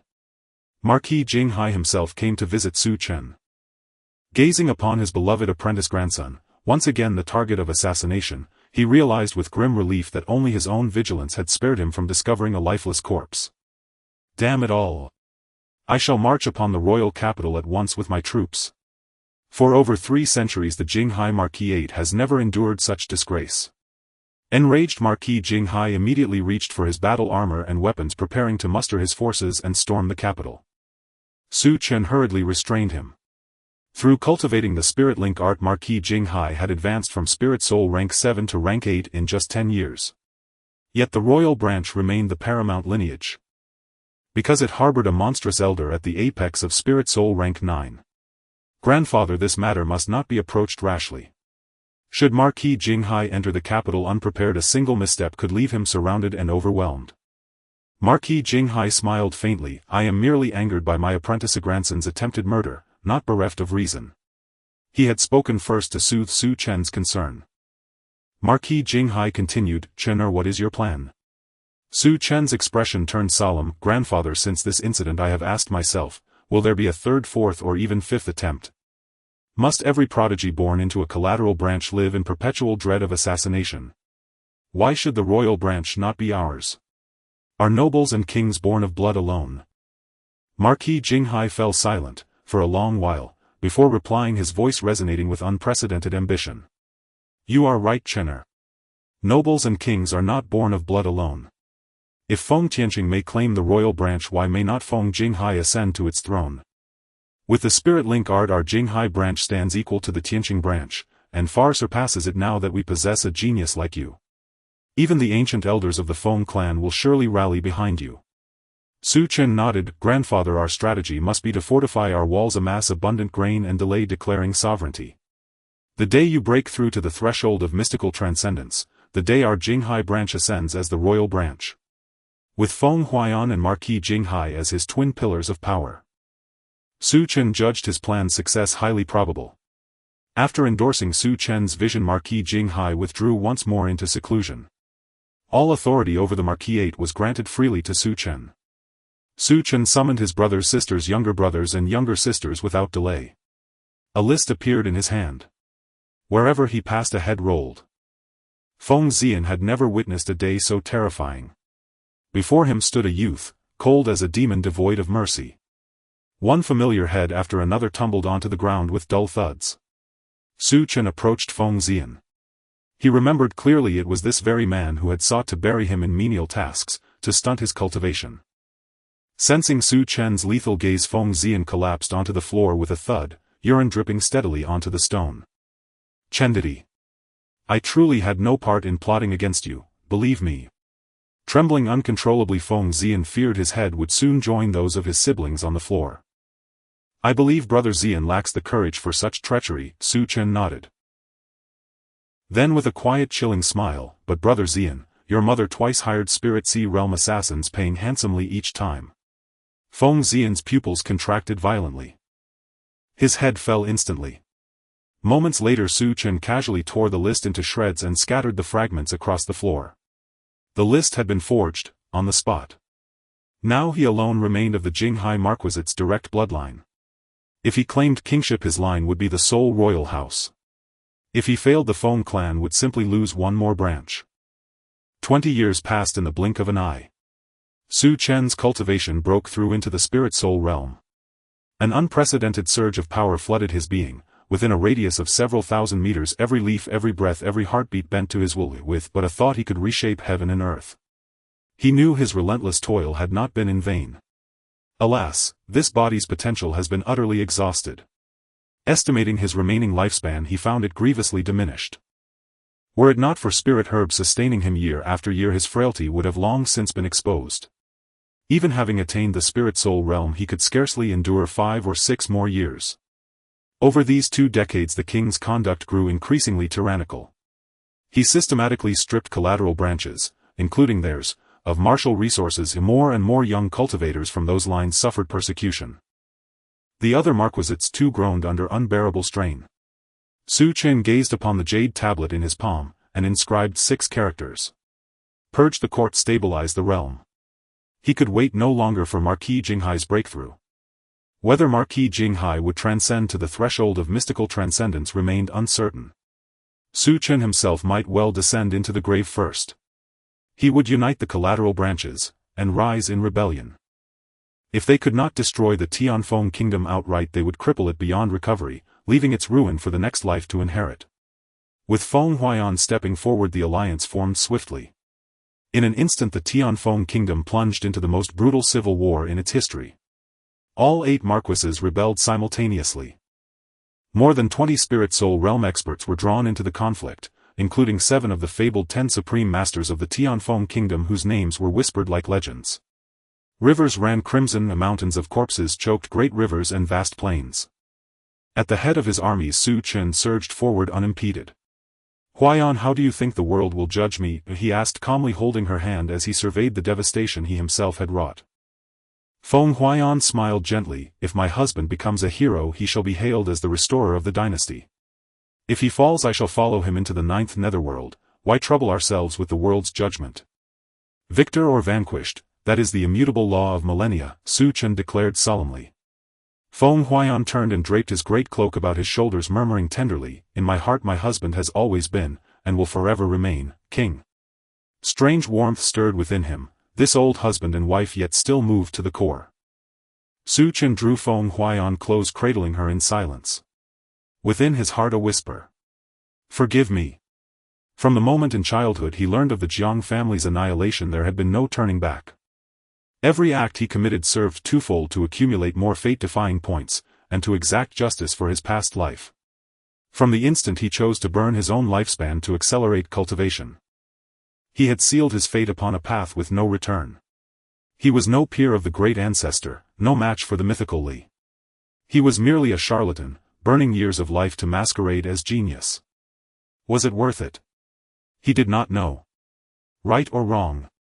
He had no desire to discern. He could only step into the game, and wager half a move against heaven itself. The horn sounded like thunder, echoing throughout the royal city and spreading in all directions. 1,000,000 martial warriors were poised at the city gates. The generals of the Tianfeng kingdom felt a wave of despair rise within them. There were far too many powerful individuals among the 8 lords. The hidden trump cards of their legions were not at all inferior to the 4 grand legions of the king.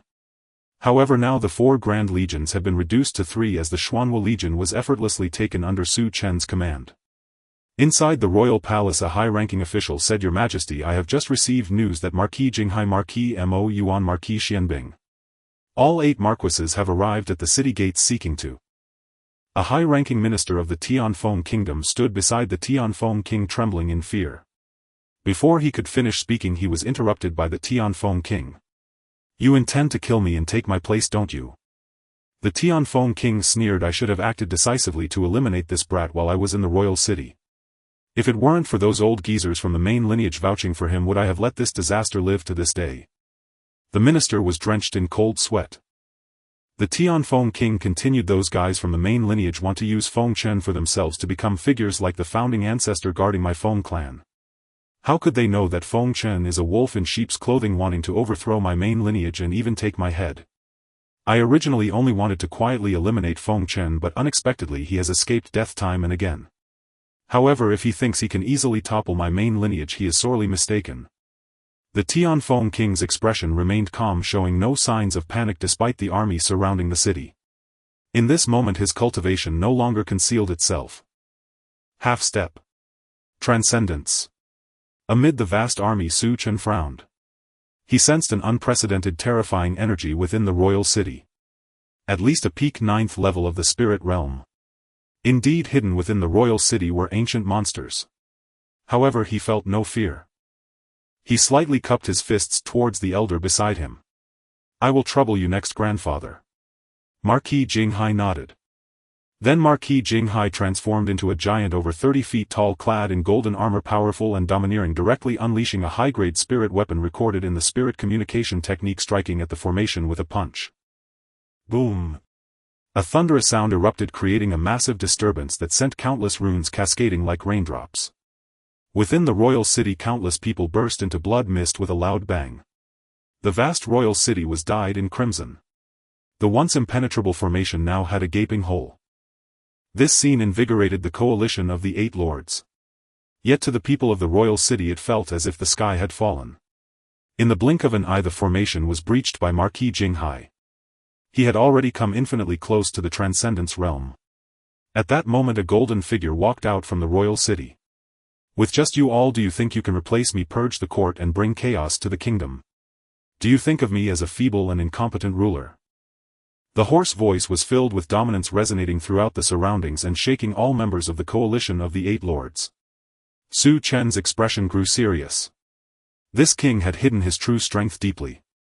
In silence he had actually cultivated to half-step transcendence. Fortunately Marquis Jinghai was also at half-step transcendence. Killing intent surged and a terrifying wave swept forth like an ocean vast for miles. Feng Yu, even if you conceal your cultivation, what of it? Today this Marquis will demand an explanation for Chainer. Marquis Jinghai roared, charging directly at the Tianfeng King. The clash between two half-step transcendence beings was enough to obliterate heaven and earth in an instant. This was a power that ordinary spirit realm cultivators could only look up to. Transcendence was enough to seal kings. The two were like the rulers of heaven and earth. Even if it was merely half-step. Kill. Taking advantage of the battle between the Tianfeng King and Marquis Jinghai, Su Chen led the army to invade the royal city, and the Feng clan also sent out their experts. Feng Chen, as long as you retreat, I can assure you that such incidents will never happen again. No one will take action against you secretly from now on. The elder of the Feng clan tried to persuade Su Chen. Su Chen merely chuckled coldly, thinking you are rebelling and yet seeking to surrender. Isn't that asking for death? Countless masters joined the battle. Those at the spirit pattern realm fell like ants, dying in droves. Even those at the spirit sea realm were merely larger ants. Only the spirit realm was the main battlefield. Su Chen directly engaged in combat with an elder of the Feng clan at the spirit realm.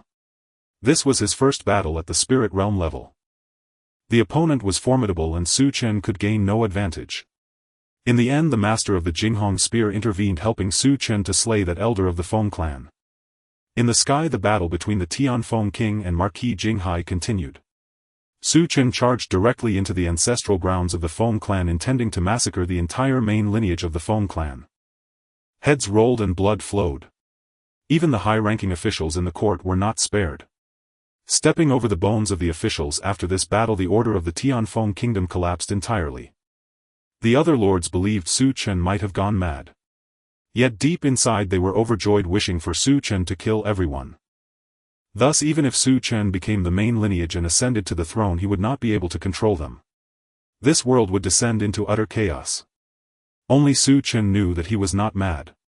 His eyes were bloodshot from killing. He could not rest easy until these high-ranking officials in the court were dead. What this world would eventually become was no longer within Su Chen's consideration. Just as Su Chen was about to wipe out the main lineage of the Feng clan, the sky changed. Dark clouds gathered, casting a shadow over everything. A coffin flew from deep within the Feng clan's main lineage into the sky. Suddenly the coffin opened without warning and an old man stepped out. The old man's face was as pale as paper, his eye sockets deep set and his eyes dull and lifeless, as if the fire of life would extinguish at any moment. In the world, all sounds of battle suddenly fell silent. Only the old man's weak breathing could be heard. His emaciated hand reached forward. Su Chen felt an unprecedented sense of danger. Boom! An ancient relic from the Marquis Manor exploded into nothingness. As he pointed again, another spirit realm cultivator exploded like fireworks. Su Chen's hair stood on end. Soon he found himself completely alone. Everyone had died, including the master of the Jinghong spear. Transcendence. This is the ancestor of the Feng clan, Feng Tianxing. He is not dead. Su Chen was drenched in cold sweat, feeling an overwhelming sense of unwillingness. He was so close to success. Transcendence should only live for a maximum of 800 years. Since the establishment of the Tianfeng kingdom, nearly 1,000 years have passed. How could this old guy have lived for over 1,000 years? Now Su Chen had no time to think further. Seeing the situation was dire, Marquis Jinghai abandoned the battle with the Tianfeng king and attempted to escape with Su Chen. Chainer, you must escape. Before Marquis Jinghai could reach Su Chen, the frail old man reached out and lightly pinched. Marquis Jinghai's body instantly twisted and then he was crushed to death. The Tianfeng king arrived too late, and upon seeing the corpses scattered across the main lineage, he glared at Su Chen with reddened eyes and said, "You are truly ruthless. I will make you wish you were dead." As soon as he finished speaking, Su Chen painfully raised his arm and raised his middle finger. A rumble echoed through the heavens and the earth. In the end, all was silent. Damn it! Su Chen, having returned to the space of the reverse fate book, panted heavily and couldn't help but curse. The ancestor of the Feng clan was still hanging on to life.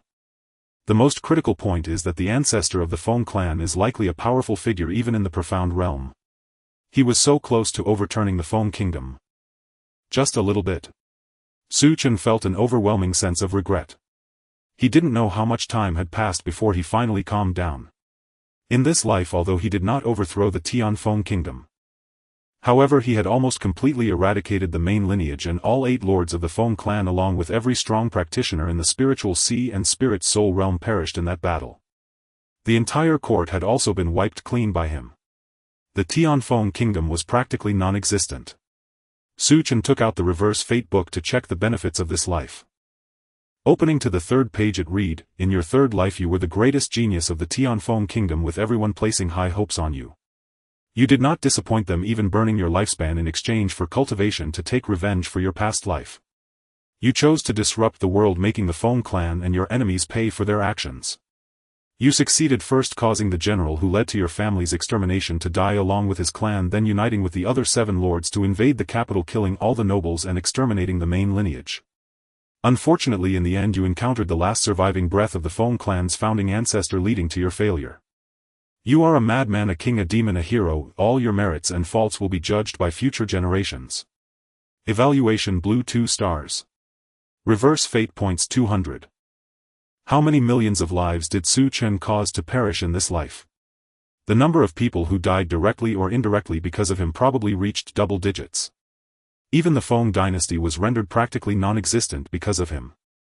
If I had successfully replaced the main lineage of the Feng clan, perhaps the evaluation could have reached another level. Chen was envious. A blue rank, a single star difference equaled 100 reverse fate points. Unfortunately, he had to deal with an ancestor who was not yet dead. The fantasy world is fraught with danger. Qualifications 0, wisdom 0, family background 0, mindset 15. With 200 reverse fate points in this life, if allocated properly, he might truly hope to break through to the profound realm and become a real king rather than a false genius relying on burning his lifespan in the previous life. He allocated the most points to qualifications, increasing it by 90. He added 70 points to wisdom. Finally, with the remaining 40 reverse fate points, he allocated them all to family background. 4th life commencing. The morning light was faint. Chen opened his eyes to see a canopy of golden threads and silver lines intricately designed. It seems that my identity in this life is not inferior to that of my previous life. Chen secretly rejoiced. He looked at his hands, not babylike, which was a relief. In his memories he was known as Li Chen in this life, the 2nd son of the Li family head in Taiyuan, also called Li heir. Chen's gaze became dazed. The Taiyuan Li family isn't that the family left behind by the legend of the Tianfeng kingdom Li Shenhua? Holy crap! Chen thought of the fact that within the Li family Li Shenhua had left behind a cultivation method. The Feng clan's founding ancestor had personally admitted that Li Shenhua was far more powerful than him. What realm could the unparalleled genius Li Shenhua, who even surpassed the profound realm, be in? Chen did not know. But he was envious of the cultivation method left by Li Shenhua. In this life he awakened his memories at the age of 13. At 13 he gathered qi at the 9th level. In his previous life, cultivating by burning his lifespan was no better than this. He transformed from a false genius into a true genius. Chen suppressed the excitement in his heart and began to search for the changes in the Tianfeng kingdom after his previous death. Indeed, the changes were quite significant. In his previous life, Chen had nearly wiped out the Feng clan, forcing the founding ancestor to revive with the last shred of lifespan. Though he did not know if that old guy was dead or alive, the Li family speculated that he had likely perished. 30 years had passed since then. The Tianfeng kingdom had not yet fallen, but it was also practically non-existent. The Tianfeng king had been heavily injured in the battle with the Jinghai Marquis in the previous life and could only solidify the Feng clan's position through marriage. The current Tianfeng kingdom was actually controlled by 4 major factions: the Li clan group led by the Taiyuan Li family, the Kong clan group led by the Qingping Kong family, the sect group led by the Lingwu Hull, and the merchant group led by the Wanbao Chamber of Commerce. These 4 major factions divided the territory and controlled the lifeblood of the Tianfeng kingdom. In his previous life, although Chen did not annihilate the entire Feng clan, he dealt them a severe blow, leaving them without the power to look down on the world nor anyone to help the Feng clan control the Tianfeng kingdom. A chaotic era is about to arise. Young Master Li Chen, the clan elder, requests you to select spiritual patterns in the spiritual pattern hall. A maid's voice came from outside, prompting Chen to slowly withdraw his thoughts. The Taiyuan Li family's foundation is far deeper than that of the Jinghai Marquis residents, and the Li family has accumulated countless high-quality spiritual patterns. It is said that there are golden-quality spiritual patterns left by Li Shenhua among them. Unfortunately, no one from the Li family has ever obtained them. Even the purple-quality spiritual patterns have not been obtained for hundreds of years. In his previous life, the best he used was merely a blue-quality spiritual pattern. Su Chen arrived at the spiritual pattern hall where many young members of the Li clan were present. Upon seeing Su Chen's arrival, they all parted to make way. Su Chen was the greatest genius of the Li family in the past few hundred years. Only one person looked at Su Chen with disdain, even showing arrogance. A young man in splendid clothing blocked Su Chen's path. Li Chen, no matter how outstanding you are, your father will never look at you twice. Li Wenxuan lifted his head proudly. It seemed that he thought this could defeat Su Chen. Su Chen couldn't be bothered to respond. Although in this life he was the second son of the Li clan group, his mother was merely the daughter of a minor sex master without a strong backing. Before revealing his talents, he was not well regarded and often bullied. It wasn't until Su Chen's talents became apparent that his life began to improve, earning the favor of the clan elders.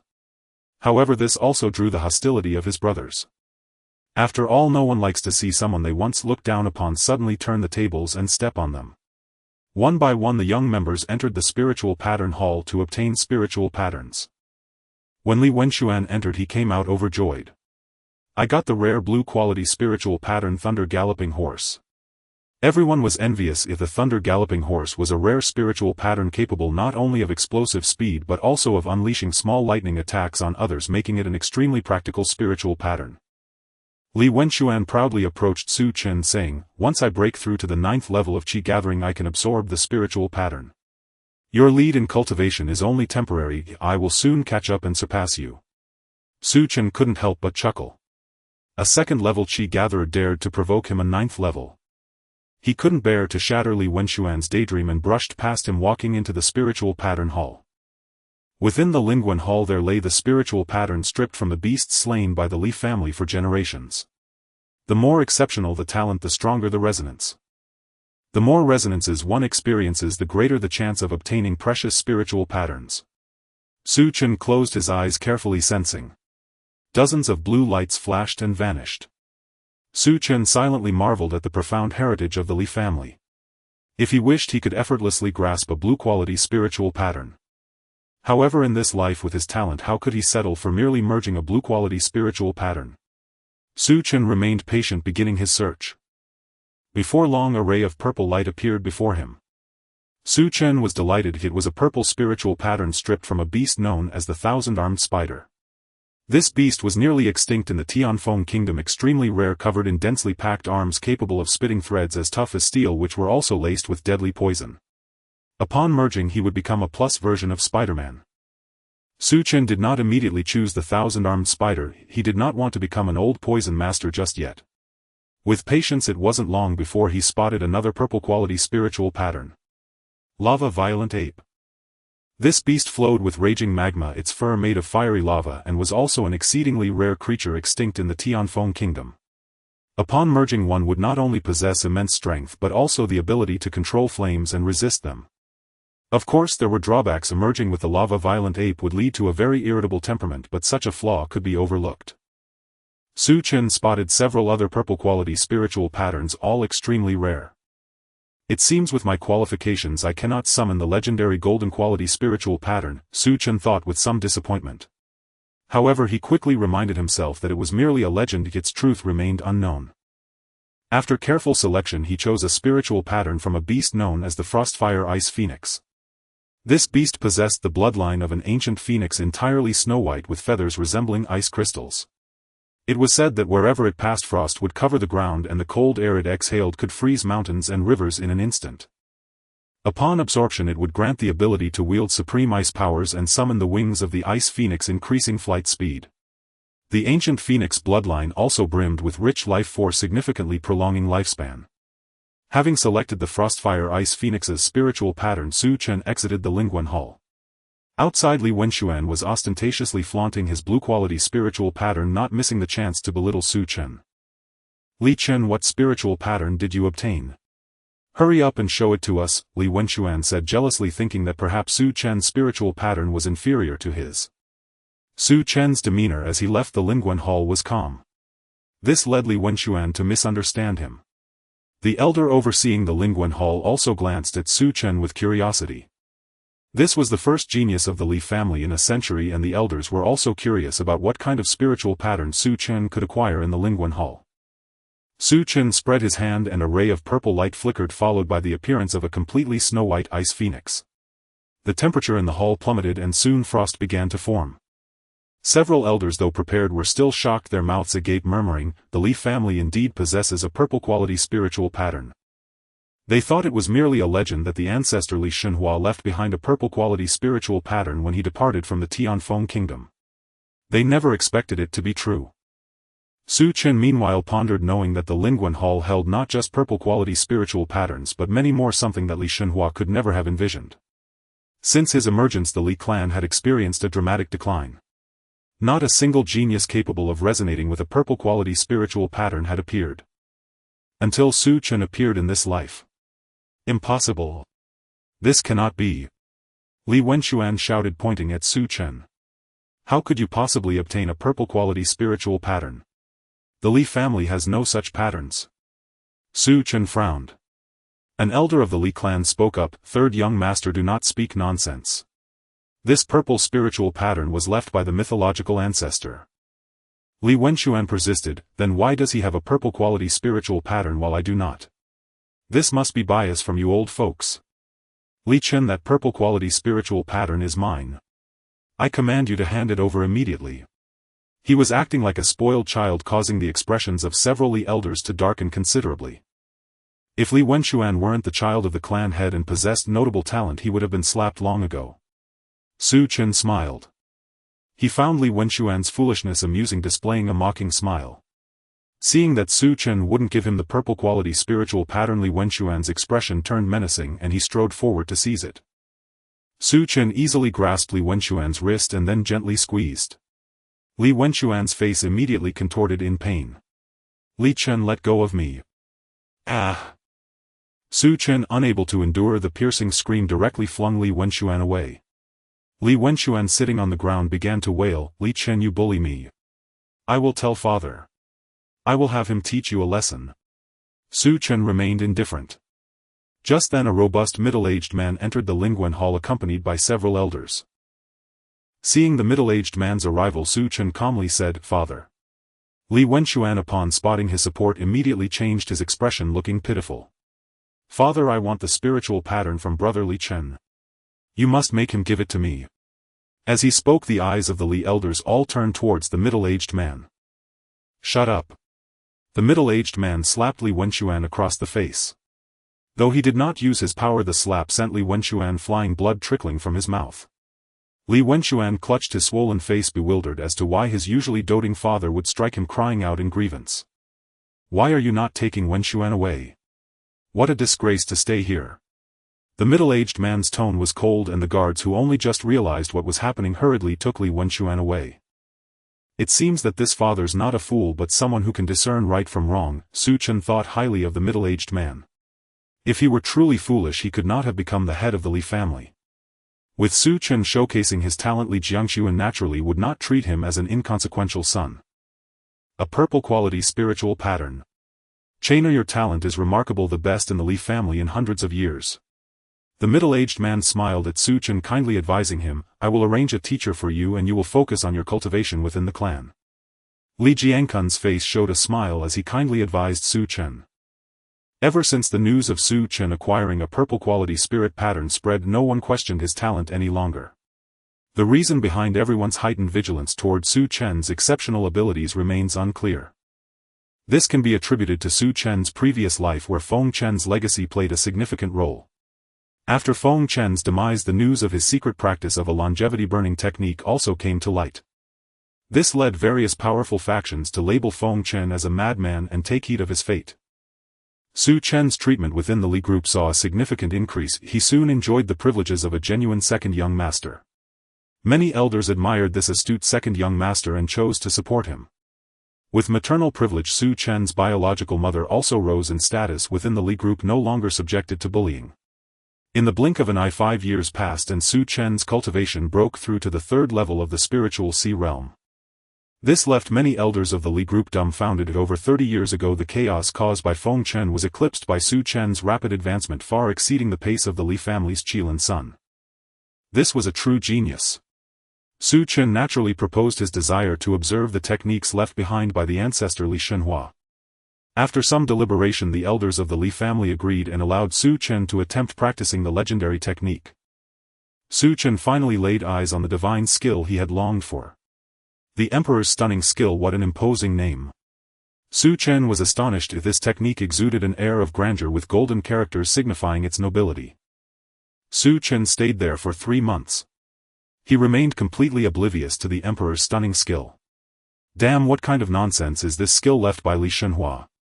Such a level of technique shows no consideration for whether future generations possess the aptitude to comprehend it. Su Chen grumbled. Compared to this technique, the royal level spiritual connection skill seemed like a mere trinket. Unable to comprehend it, Su Chen did not give up and directly informed the elders that this technique was called the Emperor's stunning skill. Upon hearing Su Chen utter the name of the technique, several elders exchanged glances, then broke down in tears of joy. Centuries had passed. Finally, a second person had emerged who could name this technique. The ancestor Shenhua once said that anyone who can see the name of the technique possesses the aptitude to practice it. Second young master is truly the embodiment of luck for our Li family. Over the past few centuries, our clan is destined to produce another ruler. The elders surrounded Su Chen as if they were gazing upon a treasure. Su Chen thought to himself that understanding this technique would likely take an indeterminate amount of time. He did not have the luxury of time to waste. Su Chen decided to practice the spiritual connection skill under the guise of the Emperor's stunning skill. After all, no one in the Li family had ever seen the Emperor's stunning skill. The spiritual connection skill was still a royal level technique, and in this life Su Chen chose not to burn his lifespan for cultivation as it was entirely unnecessary. 3 months later, news of Su Chen successfully grasping the Emperor's stunning skill spread, causing a sensation throughout the Li family. Su Chen's supporters rapidly grew in number. The position of heir in the Li family increasingly tilted in favor of Su Chen. Upon hearing this news, the eldest son Li Yuanfa flew into a rage in the courtyard. This is impossible. How could the child of a lowly maid comprehend a technique that has eluded our Li family for centuries? This must be false. Li Chen is definitely deceiving the elders of the family. Li Yuanfa could not believe that his brother possessed such an extraordinary talent. If this continued, his position would be precarious. In the Li family, the future leader could only be him. Li Yuanfa sought out his father Li Jiangquan. Yuanfa, rest assured, your brother will not contest the position of heir with you if that position is solely yours. Li Jiangquan reassured Li Yuanfa. Father, do you have a plan? Li Yuanfa suppressed his ecstatic feelings and asked in a low voice. Li Jiangquan chuckled and continued. The Xian Yuan sacred sect is hosting a competition among the 100 nations. Those who excel will qualify to cultivate in the Xian Yuan sacred sect. Your brother's talent is unparalleled in the Tianfeng kingdom. Even among dynasties he would be considered a genius, so entering the Xian Yuan sacred sect won't be difficult. The Xian Yuan sacred sect is a colossal force that controls hundreds of kingdoms and several dynasties. It is said to have been established by a sage. The sage is a legendary figure capable of altering the heavens with a thought, a terrifying existence that can pluck stars and moons at will, a true powerhouse with boundless power. Su Chen's talent holds the potential to reach the profound. In the Xian Yuan sacred sect, being a ruler is not akin to being a commoner. After returning home, Li Yuanfa could no longer contain his smile and burst into laughter. Once his brother entered the Xian Yuan sacred sect, he would no longer be a rival for the position of heir. How could a true dragon be confined to shallow waters? Wait a moment. Li Yuanfa suddenly realized that his brother's entry into higher realms would leave the position of heir unworthy of him. Like discarded trash, he was overjoyed to receive it. No matter how wonderful the outside world is, it is filled with countless talents. No matter how highly Chen's talent is in a broader world, he is merely an ordinary member. Better to be a head of a chicken than a tail of a phoenix, Li Yuanfa comforted himself. Meanwhile, Su Chen continued his cultivation. However, by chance he encountered a familiar face. With white hair but still retaining some stubbornness of an old acquaintance. Li Ming. His comrade from his second life was still alive in this world. This delighted Su Chen immensely. However, he could not acknowledge Li Ming. Su Chen secretly summoned his guards and began to investigate what Li Ming had experienced over the past 200 years. To his surprise, he discovered that Li Ming had indeed enjoyed great fortune. After Su Chen's second life ended, Li Ming seemed to have opened a cheat, breaking through to the spiritual sea realm in less than 10 years, overpowering numerous exceptionally talented siblings. The Li family, which governed Lingyun City, rapidly grew from an inconspicuous branch to a formidable force. What truly propelled Li Ming's rise was his role in the chaos he caused in the Tianfeng Kingdom, where he nearly wiped out the Feng family's main and collateral lines. Seizing this opportunity, Li Ming established the Li Merchants Association, profiting from it and rapidly expanding from a weak, overlooked branch to one of the wealthiest merchants in the Li group. Unfortunately, prosperity drew the attention of thieves. Li Ming's most cherished descendant was captured by the notorious 12 celestial evils, demanding that Li Ming pay 10 million gold coins for her release. 10 million gold coins. Li Ming could not produce this sum and had to seek assistance from the main line. Li Yuanfa coldly ignored Li Ming, wanting him to marry his most cherished great-granddaughter to him. Li Ming refused, and with Li Yuanfa remaining silent, no one in the Li family was willing to help. The 12 evils were not to be trifled with. Su Chen stroked his chin. "Very well, let this father help you, my dog son," Su Chen chuckled. In this life he never expected to inadvertently assist an old friend. He instructed an elder to bring Li Ming over. Li Ming felt puzzled. The second son of the Li family wanted to see him. He didn't even know this second son. He had frequent interactions with the eldest son of the Li family, Li Yuanfa. Upon learning that his most beloved great-grandson was kidnapped by the notorious 12 great evildoers, he thought of seeking help from this eldest son at the first opportunity. However, what made Li Ming cold-hearted was that Li Yuanfa directly raised the stakes, demanding that his great-granddaughter marry him. Naturally, Li Ming refused. How could he not know what tricks Li Yuanfa was playing? If he agreed to Li Yuanfa, the hard-earned savings he had accumulated would soon fall into Li Yuanfa's hands. Not to mention, he had a shocking secret. It must not be leaked. Li Ming rejected Li Yuanfa, causing him to fly into a rage and directly order the Li group to stop assisting Li Ming. This was to force Li Ming to submit. Li Ming felt despair. His former acquaintances showed no mercy. Among the 12 great evildoers there were strong figures at the spiritual realm. This was not something Li Ming could contend with. Moreover, no one was willing to confront the 12 great evildoers. Just when he thought he would lose his white-haired loved ones to black-haired ones, an elder from the Li family found him, saying that the second son of the Li family wanted to meet him. With a heart full of apprehension, Li Ming followed this elder to the place where Su Chen was cultivating. Li Ming had heard of the second son of the Li family. It was said that he was a prodigy who had not appeared in the Li group for hundreds of years. Upon seeing him today, the young man before him was indeed extraordinary, with a high nose and slightly upturned lips. His every move exuded an undeniable aura of nobility and Taoist charm. Most importantly, this young man, who was roughly the same age as his great-grandson, had a cultivation level that he could not gauge. The Li family's rumors were indeed not unfounded. Li Ming's expression was apprehensive. He feared that this second son would propose the same conditions as Li Yuanfa. Watching Li Ming's tense demeanor, Su Chen smiled. "I can help you deal with the 12 great evildoers." Li Ming's face showed mixed feelings. He gathered his courage to ask, "I wonder what you need me to do."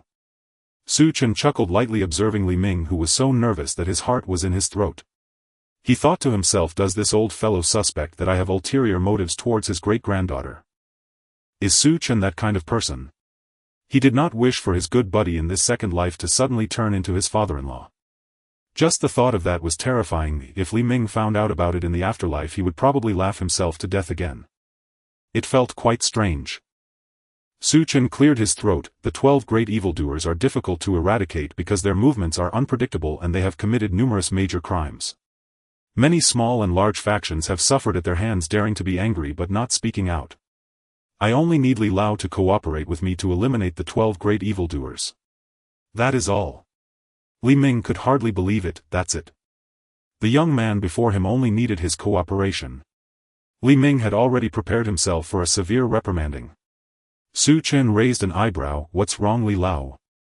Do you suspect I have ulterior motives?" Seeing this, Li Ming suddenly realized that the person before him was a more esteemed figure in the Li group than Li Yuanfa. It was no exaggeration to say that it would be easier for the second son to crush him than to kill an ant. Any accusation could silence him and no one would speak up for him. How could someone like him have ulterior motives? Surely the second son wants the heads of the 12 great evildoers to set up a grand scheme. Li Ming began to speculate about Su Chen's true intentions. Su Chen, unaware of Li Ming's thoughts, found it amusing to see him so flustered. This old fellow seemed to have lived in fear over the years, developing a timid personality. After instructing the elder to take Li Ming away, Su Chen revealed a sincere smile. Helping Li Ming actually had little reason behind it. Reuniting with a foster son, he had to do something.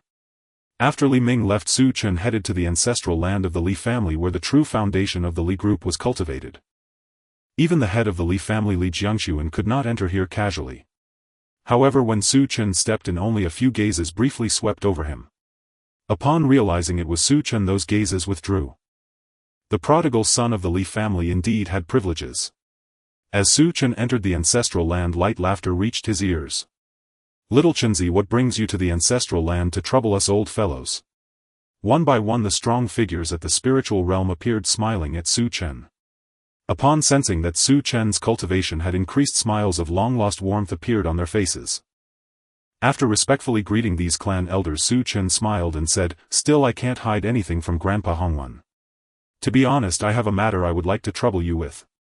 One elder with a large sword on his back jokingly scolded, "Just because I spoke first, you've set your sights on me." The other elders laughed and withdrew, leaving the task to Li Hongwan.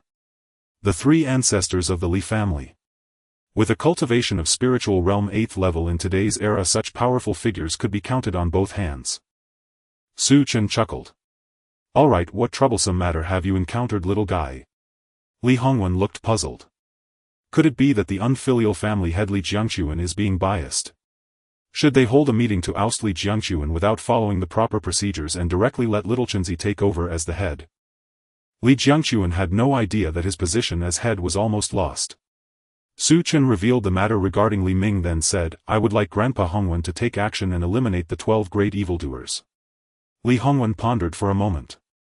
If it were anyone else who spoke these words, they would have been scolded to death long ago.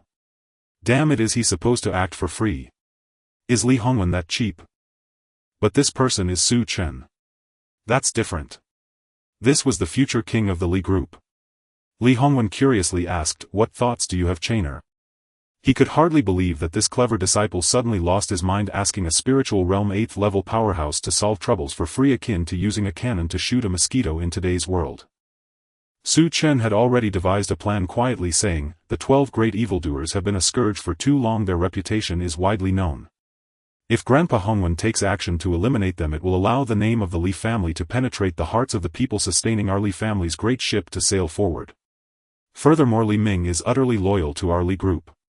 If we ignore this matter, it would inevitably cause other branches to feel cold. I wish to set an example for the other branches of the Li family. As long as you are loyal, our Li family's main branch will always be the most solid backing." Hearing Su Chen's powerful statement, Li Hongwan was momentarily stunned, then burst into hearty laughter. Good, good, good. Truly worthy of being the prodigal son of our Li family." Li Hongwan's joy only grew as he looked at Su Chen. The Li family had produced another true dragon. Persuaded by Su Chen, Li Hongwan agreed to intervene. Meanwhile, Li Ming negotiated with the 12 great evils, arranging a meeting place, where the 12 arrived brazenly unafraid. In their eyes, so long as no expert above spirit soul realm 7th order intervened, retreat, even in defeat, was effortless. Yet what they never anticipated was this. The venerable second branch of the Li clan, the foremost powerhouse among the top 5 cultivators in the realm, had personally descended over what seemed to others a trivial matter. Li Ming's great-grandson was rescued. To their dying breath, the 12 great evils refused to believe it, roaring in furious disbelief, "Li Hongwan, you shouldn't be here. You cannot be here." Li Hongwan severed all 12 heads and hung them in precise alignment across the desolate wilderness, inscribing beneath them, "Whosoever dares offend the Li clan shall be pursued and punished, no matter how distant." When news spread across the land, the entire realm erupted in astonishment. Though the 12 great evils had reigned over the Tianfeng kingdom for only a few decades, their crimes were beyond enumeration, so vast that recounting them would take 3 full days and nights. Now these 12 tyrants had been utterly eradicated by the Li family. The Taiyuan Li clan reaped immense prestige. As Su Chen had foreseen, the principle of spending a fortune to buy the bones of a fine horse held true everywhere. Seeing such a precedent, the collateral branches pledged deeper loyalty to the main line. Su Chen, the second young master of the Li clan, suddenly found himself thrust into the eye of the storm. Numerous experts began pledging allegiance to him, an unexpected yet welcome boon. Shortly after rescuing Li Ming's great-grandson, Li Ming sought out Su Chen again, expressing gratitude and hosting a banquet in his honor. Su Chen mused inwardly, this old man is rather courteous, and accepted the invitation without hesitation. At the feast, a girl of only 15 or 16 followed Li Ming closely, stealing glances at Su Chen. After 2 cups of wine, Li Ming dropped all pretense. "Damn you, Li Ming, how dare you face me in the netherworld? I treated you as a brother, and yet you seek to become my grandfather." Su Chen raged inwardly. He flatly refused. The girl behind Li Ming's back flushed crimson, but Su Chen remained unmoved. "Little sister, blame only your great-grandfather." Li Ming looked disappointed. He believed the second young master of the Li clan was no ordinary man, truly a dragon destined to ascend. Alas, the young master showed no interest in his great-granddaughter. That disappointment lingered, and Li Ming never raised the matter again. Some time later, word swept across the Tianfeng kingdom the Xian Yuan sacred sect had initiated its 100-nation selection. Talented youths who excelled might earn entry into its hallowed halls. Upon hearing the news, Su Chen was deeply astonished. During his third life amid vengeance, he had glimpsed, through the ancient texts left by the Feng clan, a mere sliver of this vast world's immensity.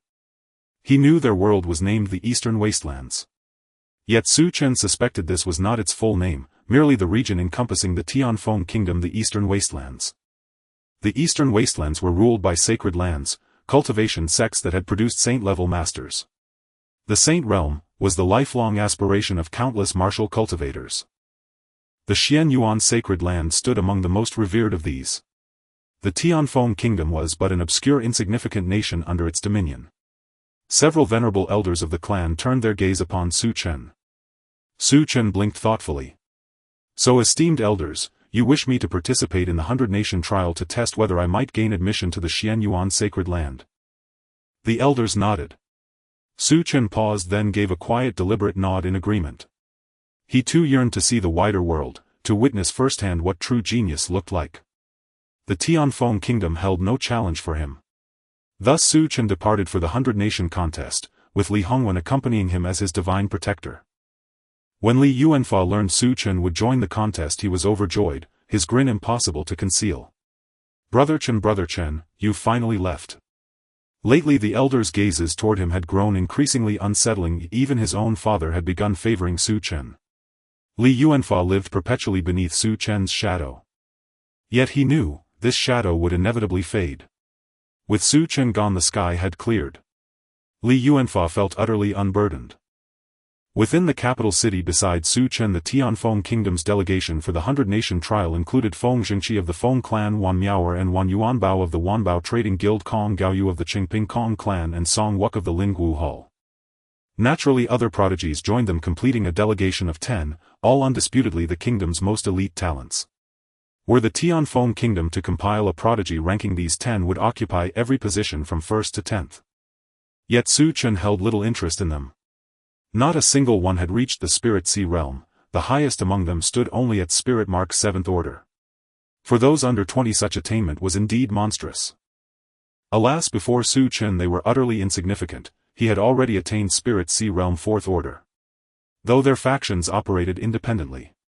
On this journey they all represented the Tianfeng kingdom, the last vestige of its dignity. All participants in the 100-nation trial were to gather in the city of Xianling. Xianling city lay far beyond the kingdom's borders. Even a Spirit Soul realm master escorting them would require 6 months to arrive. The kingdom possessed no teleportation arrays. Thus this journey would span half a year.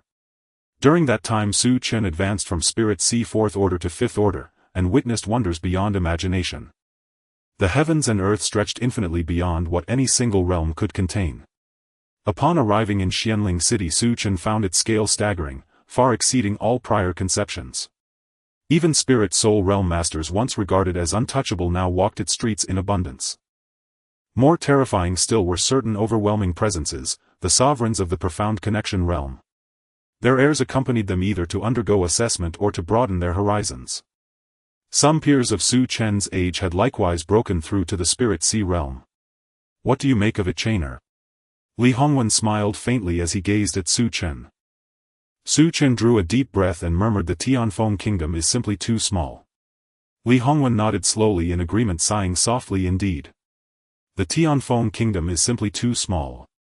The 100-nation realm itself was but a fragment of the eastern wastelands. All waited patiently for the trial to begin. Before the trial commenced, Wan Yuanbao sought out Su Chen. Please, elder brother Li, save my elder sister. Wan Yuanbao fell to his knees before Su Chen, striking his forehead hard against the ground. Su Chen frowned slightly, then swiftly helped him rise. Over the past 6 months the siblings of the Wanbao Trading Guild had exchanged words with Su Chen, forming a tentative friendship. Su Chen knew Wan Yuanbao's character well. If he knelt thus, something catastrophic must have occurred. Wan Yuanbao's face burned with fury and anguish. Today on our way here we encountered people from the Kanglan and Momen kingdoms. They insulted my sister, so I fought them. To protect me, my sister and Elder Gung were seized by their forces. They now demand a prodigy duel between our kingdoms. The Genius Battle is a designated arena within Xianling City. A contract binds participants with life and death at stake. Clearly the Kanglan Kingdom and the Momen Kingdom have come prepared if they intend to eliminate the younger generation of the Tianfeng Kingdom before the 100 Kingdoms trial begins. Both the Kanglan Kingdom and the Momen Kingdom harbor enmity towards the Tianfeng Kingdom. Perhaps their true target is me. Su Chen's gaze turned cold. He was unsure of the confidence that the Kanglan and Momen Kingdoms possessed.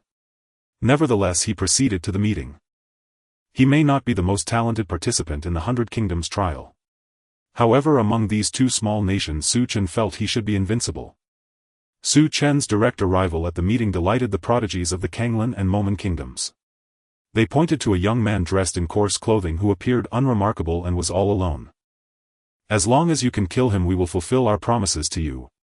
Was this a plea for outside assistance? Su Chen thought these two nations had the audacity to scheme against him. The young man in coarse clothing looked seriously at Su Chen. I will kill you. His tone was flat, as if stating a fact. The sharp sword aura drew blood on Su Chen's skin. Interesting. A long-lost fighting spirit rose within Su Chen as he ascended the prodigy platform, with the young man in coarse clothing signing the death contract and commencing the prodigy battle. This attracted prodigies from many nations to come and observe. After all, with the 100 Kingdoms trial about to begin, everyone with some strength wished to keep their trump cards hidden. How could they possibly reveal them? Each one of them was a rival. Those who exposed their strength naturally captured others' interest. On the prodigy platform, Su Chen calmly watched the young man in coarse clothing. I am curious, why would a genius like you be swayed by some waste? Su Chen posed his question. The young man before him was at the 3rd level of the spirit sea realm. The sharp sword light seemed to indicate an understanding of sword intent. He was a genius not inferior to Su Chen. The prodigies of the Kanglan Kingdom and the Momen Kingdom turned pale upon hearing Su Chen's blunt words calling them waste. They were all celebrated geniuses in their respective countries. The young man fell silent, his expression serious and resolute. I need a lot of gold coins. If they are willing to give me gold coins, I will work for them. Su Chen was taken aback. He saw determination in the young man's eyes. Tentatively Su Chen asked, how many gold coins did they give you? Perhaps in the young man's eyes Su Chen was already a dead man. Therefore he did not rush to attack. As if to fulfill Su Chen's last wish, he replied, 1 million gold coins. How much is 1 million gold coins? A lot. If killing a 5th level spirit sea realm warrior is worth 1 million gold coins, many people would rush to take action. However, Su Chen laughed. 1 million gold coins. I will offer 10 times that price. If you take their heads, I can give you 10 million gold coins. The they Su Chen referred to was of course the prodigies of the Kanglan Kingdom and the Momen Kingdom. As the words fell, the faces of the two kingdoms' prodigies turned ashen. They were well aware of how terrifying the young man in coarse clothing was. Fortunately, he ultimately declined the offer. My father told me that one must have principles in life. The young man's gaze was firm, seemingly unwilling to waste more words with Su Chen. Perhaps he feared that Su Chen's request would waver his resolution. He attacked Su Chen. Understanding sword intent makes one a genius. But Su Chen was also a genius, wasn't he? Facing the stunning sword strike, Su Chen placed one hand behind his back, his other hand lightly forming a sword with his fingers. Li Clan's ultimate skill. The Lingxi sword finger. The clash of the two sword lights erupted into countless shadows, and a more terrifying aura burst forth on the prodigy platform. Unfortunately, those outside could not clearly see the specific scene within. Only the young man in coarse clothing knew how terrifying the events unfolding at the center of the prodigy platform were. Su Chen clasped his hands in front of his abdomen, his black hair flying wildly and his eyes devoid of any emotion. The temperature between heaven and earth suddenly dropped, snowflakes swirling around. The young man in coarse clothing felt a chill. It was not a physical cold but a bone-chilling cold in his heart. The pure white snowflakes falling before him appeared as crimson blood in his eyes. In the icy world, a mountain of corpses and a sea of blood lay buried. He had witnessed scenes of famine stretching for miles with millions of bodies. Yet the scene before him was even more horrifying. The young man in coarse clothing gritted his teeth. He could not give up. He still had reasons to live. He unleashed all his strength and stabbed out a sword. In Su Chen's hand appeared an ice spear which then danced through the air. It was actually spear intent. As he thrust the spear forward accompanied by a terrifying commotion, the prodigy platform was once again engulfed. Amidst the dust and smoke, the young man in coarse clothing knelt on the ground, an ice spear pointing directly at his throat. If Su Chen wished, he could easily kill the young man. Looking at the opponent who was retracting the ice spear, the young man in coarse clothing was puzzled. Why did you let me go? In his understanding, he had failed. A loser should die. Su Chen calmly replied, because I believe you should not die here. The young man in coarse clothing was stunned and then smiled. My name is Lin Wu. Su Chen nodded. Li Chen. Lin Wu called out to Su Chen as he was leaving, I owe you a life. Should you need it, this life can be taken at any time. Su Chen smiled. He had achieved his goal. This was a person with principles. Perhaps there would be unexpected rewards. The prodigies of the Kanglan Kingdom and the Moman Kingdom were alarmed. Su Chen actually survived and defeated such a terrifying opponent. They were well aware of how powerful the young man in coarse clothing was. With dark expressions, they handed over Wan Mier. Feeling uneasy, Wan Mier and her brother Wan expressed their immense gratitude to Su Chen. The storm soon passed. The 100 Nations trial has begun. In the central region of Xianling City there stands a grand and vast square built entirely of white jade. The square is filled with young men and women. Thousands of them stand in complete silence, all gazing forward with anticipation in their eyes. The location of the 100 Nations trial is a secret realm. Within this realm there are opportunities as well as fierce magical beasts. Points can be earned by seizing opportunities or slaying these beasts, and only those with the highest scores can enter the Xian Yuan Holy Land. It is simple yet brutal. A beam of light erupted from the white jade square, piercing through the heavens and the earth. Once the light disappeared, all the participants vanished without a trace. Once again Su Chen opens his eyes and discovers himself in an unfamiliar environment, standing atop a black mountain gazing into the distance. This secret realm is vast, resembling a small world. Su Chen murmurs, is this the technique of a powerhouse beyond the realm of comprehension? Truly terrifying beyond human understanding. Su Chen begins to search for opportunities. The Xianling Secret Realm is a method for the Xian Yuan Holy Land to recruit disciples, naturally offering numerous rare treasures that are hard to find in the outside world. Obtaining them counts as an opportunity regardless of whether one joins the Xian Yuan Holy Land. This is also why, besides the 100 Nations, many other forces participate in the trial. It wasn't long before Su Chen encountered a magical beast. It is a large black-scaled snake blending in with the mountain as it climbs. It opens its dark red eyes, fixating on Su Chen. It's a beast not weaker than the 6th or 7th level of the spiritual sea. Su Chen is astonished, battle intent flashing in his eyes. It is said that where there are exotic beasts there is a high chance of finding rare treasures. Rare treasures, I am quite interested. Just as Su Chen finishes his thought, the terrifying snake swings its dozens of meters long body, its hard scales scraping against the rocks of the mountain, leaving deep grooves. The giant snake lunges forward, attempting to swallow the tiny human before it in one bite. The wind howls like blades. Su Chen grows a pair of ice wings from his back, dodging the snake's strike. The snake's head crashes into the opposite hillside, instantly shattering upon impact. Such terrifying strength, truly a beast. Chen is greatly surprised and directly takes out the high-grade spirit spear given to him by Li Hongwen. This is the weapon Li Hongwen has always used, directly gifted to Chen. Ordinary weapons cannot break through the defenses of this black-scaled snake. But a high-grade spirit weapon can. Chen thrusts the spear into the snake's abdomen, piercing through its hard scales. Blood gushes forth, and in its agony the black-scaled snake goes into a frenzy, its massive tail thrashing about, turning many hills into rubble. Seizing the opportunity, Chen transforms his spear into over 100 spear shadows, continuously stabbing the black-scaled snake. When the snake retaliates, Chen evades, and when the opportunity arises he counterattacks. After an hour of back and forth, the black-scaled snake runs out of blood and can no longer move. Chen strips it of its spiritual patterns and inner core. This is an exotic beast that could sell for at least 1,000,000 gold coins. After defeating the black-scaled snake, Chen returns to his original spot to search for the so-called treasures. And indeed he finds something. On the mountain where the black-scaled snake resided there is a fist-sized black crystal that is worth 1,000,000 gold coins. Chen feels delighted and his points rise to 300. This place is simply a treasure trove. In my next life I must come here again.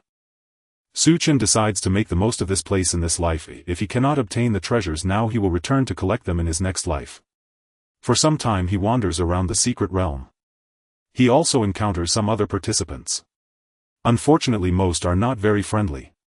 Chen is forced to retaliate and steals their treasures. He also comes across some immature treasures that he does not take. Instead he hides their locations and marks them for retrieval in the next life. As he walks, Chen senses a disturbance. A treasure is about to appear. Chen's eyes sparkle with excitement. In the distance there is indeed a golden light floating in the sky. It is a stone tablet, covered with densely packed runes. Chen sees streams of light rushing towards the stone tablet. Among them he encounters a young prodigy of similar age to Chen, yet with a cultivation of the 6th level of the spiritual sea, surpassing Chen by 1 level. The young prodigy seems to hold no hostility towards Chen. Introduced as Awakens, he begins to explain the secrets of the stone tablet to Chen. It turns out that the stone tablet is called the Xian Yuan Ancient Tablet, said to hold many martial arts and divine abilities obtained from battles by the Xian Yuan Holy Land. As long as one can seize a Dao platform, they can connect with the Xian Yuan Ancient Tablet and grasp its mysteries. It is said that someone once comprehended a royal-level inheritance within the Xian Yuan Ancient Tablet. Chen is greatly shocked upon hearing this. As they chat, the two arrive near the Xian Yuan Ancient Tablet. The area is already crowded with people. Beneath the Xian Yuan Ancient Tablet there are 108 Dao platforms, all occupied seemingly with no vacant spots. Awakens rushes towards one of the Dao platforms, tossing Chen. Aligned Dao platforms are seized. As long as you have the strength to hold them. Watching Awakens engage with an opponent to seize a Dao platform, Chen hesitates, not finding a relatively weaker genius at the 3rd level of the spiritual sea, and directly moves to seize it. I am a descendant of the Thunderstorm King. Do you dare to seize my Dao platform? The youth recognizes Chen as the genius who defeated an opponent at the genius battle, and knowing he is no match directly resorts to threats. Chen sneers and swiftly defeats him, sending him tumbling from the Dao platform. Who here does not have a prominent background? If one's strength is weak they should obediently roll away. Chen does not take the youth's harsh words to heart as he occupies the Dao platform, waiting for the Xian Yuan Ancient Tablet to open. Soon Chen sees a familiar face, Lin Wu, who has also come here and challenged a genius guarding a Dao platform, defeating him. There are also geniuses from the Kanglan Kingdom and the Man Kingdom. Upon seeing Chen they immediately turn to flee, fearing they will be slaughtered by him. To this Chen coldly smiles. Can they outrun the first day and hide from the 15th? He thought these talents from the 2 kingdoms were too scared to come participate. Unexpectedly they still possess some courage. Hell, just take the opportunity to slaughter them again. Soon the allocation of the 108 Dao platforms is completed in order. Among the 108 geniuses, the one Chen pays the most attention to is a gentle young man in white who surprisingly has a cultivation of the 9th level of the spiritual sea. Truly incredible. It is worth noting that Chen, after recultivating, has only reached the 5th level of the spiritual sea. As Su Chen's consciousness rose with the Tao platform, it entered the ancient Xian Yuan stele. In the pitch-black expanse of heaven and earth countless runes floated. Each rune contained obscure and profound mysteries. Su Chen and the others needed to comprehend these runes. The more qualified they were to grasp, the stronger the inheritance they would receive. Su Chen immersed himself in the process of understanding the runes. When he opened his eyes, he muttered to himself, 73 runes, is that my limit? His expression gradually calmed. In this life his talent had no tremendous opportunities, at most he could reach the Xianjing realm. With 73 runes he obtained a fragment of the inheritance from a Xianjing powerhouse known as the Winter King. I knew the Xian Yuan Holy Land wouldn't be so benevolent. Su Chen's face darkened. The inheritance he received was only a portion. Fortunately he acquired the inheritance of a martial skill called the Sealing Heaven Absolute Earth technique from the Winter King. This was a half-step king-level martial skill quite rare and well-suited to Su Chen's own spiritual patterns. Su Chen glanced at his points, which had increased by 500. Around the ancient steely three-quarters of the Tao platform remained. A quarter of the people were like him. Lin Wu was one of those three-quarters. It seems this favor was not in vain. Su Chen smiled, feeling no jealousy within. In life after life he would eventually trample these geniuses underfoot. Lin Wu was a principled person. In the next life impersonating the heir of this life would be quite useful. Su Chen left as he still needed to seek other opportunities.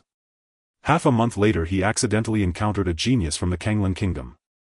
Upon seeing Su Chen their faces turned pale and they immediately tried to escape. But how could Su Chen let them flee? The geniuses of the Kanglan Kingdom all perished at his hands. However, he learned a piece of information from the mouth of the Kanglan genius. A message regarding the inheritance of a powerhouse above the Xianjing realm. Su Chen decided to take a look. The deep cave entrance concealed an underground palace, magnificent yet protected by formations making it inaccessible. This left Su Chen feeling quite regretful. Unable to obtain the opportunity within, for now he would take it in the next life. Su Chen carefully concealed the palace. Soon the 100 Kingdoms trial came to an end. Many people had died. Among them king-level treasures emerged, sparking fierce battles among numerous geniuses. Su Chen did not participate. This way it should be impossible to enter the Xian Yuan Holy Land. Naturally Su Chen yearned for the Xian Yuan Holy Land. Yet Su Chen understood that with his qualifications, even if he went to the Xian Yuan Holy Land, he would only be an ordinary disciple practicing for hundreds of years, eventually becoming an outer elder and dying in some corner or being used as a pawn by other Holy Land geniuses. There were many like him in the Xian Yuan Holy Land and no one would remember him. He couldn't gain too many reverse fate points. But in the Tianfeng Kingdom it would be different. If he became a king in the Xianjing realm, he would be an esteemed elder. He also needed to plan for the numerous opportunities of the Li family. The final results were announced. The top 50 could enter the Xian Yuan Holy Land. Su Chen's score ranked 57th. He did not enter the Xian Yuan Holy Land. Could it be that I misread? A deep disappointment flickered in Ao Jin's eyes. He believed Su Chen's strength would allow him to enter the Xian Yuan Holy Land without difficulty and thus wished to befriend him. Now it seemed he was wrong. This person would ultimately fade away in the mundane world. Unable to enter the Holy Land even if it was just a difference of 7 places. They were not from the same world. Su Chen was unaware of Ao Jin's thoughts. He saw Lin Wu's name on the list. Lin Wu successfully entered the Xian Yuan Holy Land. He also learned the name of the prodigy at the 9th level of the spirit Si Lang Chao Tian. A bit showy. Su Chen no longer paid attention. Li Hongwen felt somewhat disappointed that Su Chen did not enter the Xian Yuan Holy Land. Just 7 places short. What Li Hongwen did not know was that this was all intentional on Su Chen's part. Lin Wu also found Su Chen believing that Su Chen was more qualified than him to enter the Xian Yuan Holy Land and wanting to give his spot to Su Chen. Su Chen repeatedly waved his hands. This is your opportunity, brother Lin, you should go and cultivate well in the Holy Land. He had finally given up on entering the Holy Land. Lin Wu immediately pulled Su Chen. Li Dage, from now on you are my elder brother. As long as it's something I Lin Wu can do, I will definitely help you. Lin Wu's eyes flickered with guilt. He thought it was because he had fought with Su Chen that Su Chen's strength was exposed, causing him to be targeted by other geniuses, leading to his failure to obtain the spot in the Xianyuan Holy Land. Su Chen grasped Lin Wu's hand and the two blood-bonded as sworn brothers. Lin Wu left following the elder to the Xianyuan Holy Land. Su Chen and the others also began their return to the Tianfeng Kingdom. 10 had come but only 5 returned. The other 5 had perished in the Xianling secret realm. Such losses were neither too great nor too small. Compared to the Kanglan Kingdom and the Momen Kingdom, it was much better. The geniuses of the Kanglan Kingdom had been completely wiped out by Su Chen. None of the geniuses from the Momen Kingdom had emerged either. After half a year, Su Chen and his group returned to the Tianfeng Kingdom. Tianfeng Kingdom Li family. Since Su Chen left the Li family, Li Yuanfa began to rejuvenate, doing numerous things for the Li family, earning the respect of many elders. However, all of this was soon shattered. What? My brother has returned. Li Yuanfa's face changed as he listened to the report from his trusted elder, struggling to force a smile after a long while. Is this some kind of joke? Li Yuanfa had been counting on Su Chen entering the Xianyuan Holy Land, believing he would become the future head of the Li family. But everything changed when the news of Su Chen's return to the Tianfeng Kingdom spread. The elders who had once held high hopes for him fell silent. This drove Li Yuanfa into a frenzy of jealousy. At the same time, he harbored a sliver of hope. When Su Chen stood before him, all his hopes vanished. He glared at Su Chen with resentment. Su Chen merely smiled faintly, paying no heed to Li Yuanfa's animosity. The position of the Li family's master could only belong to him.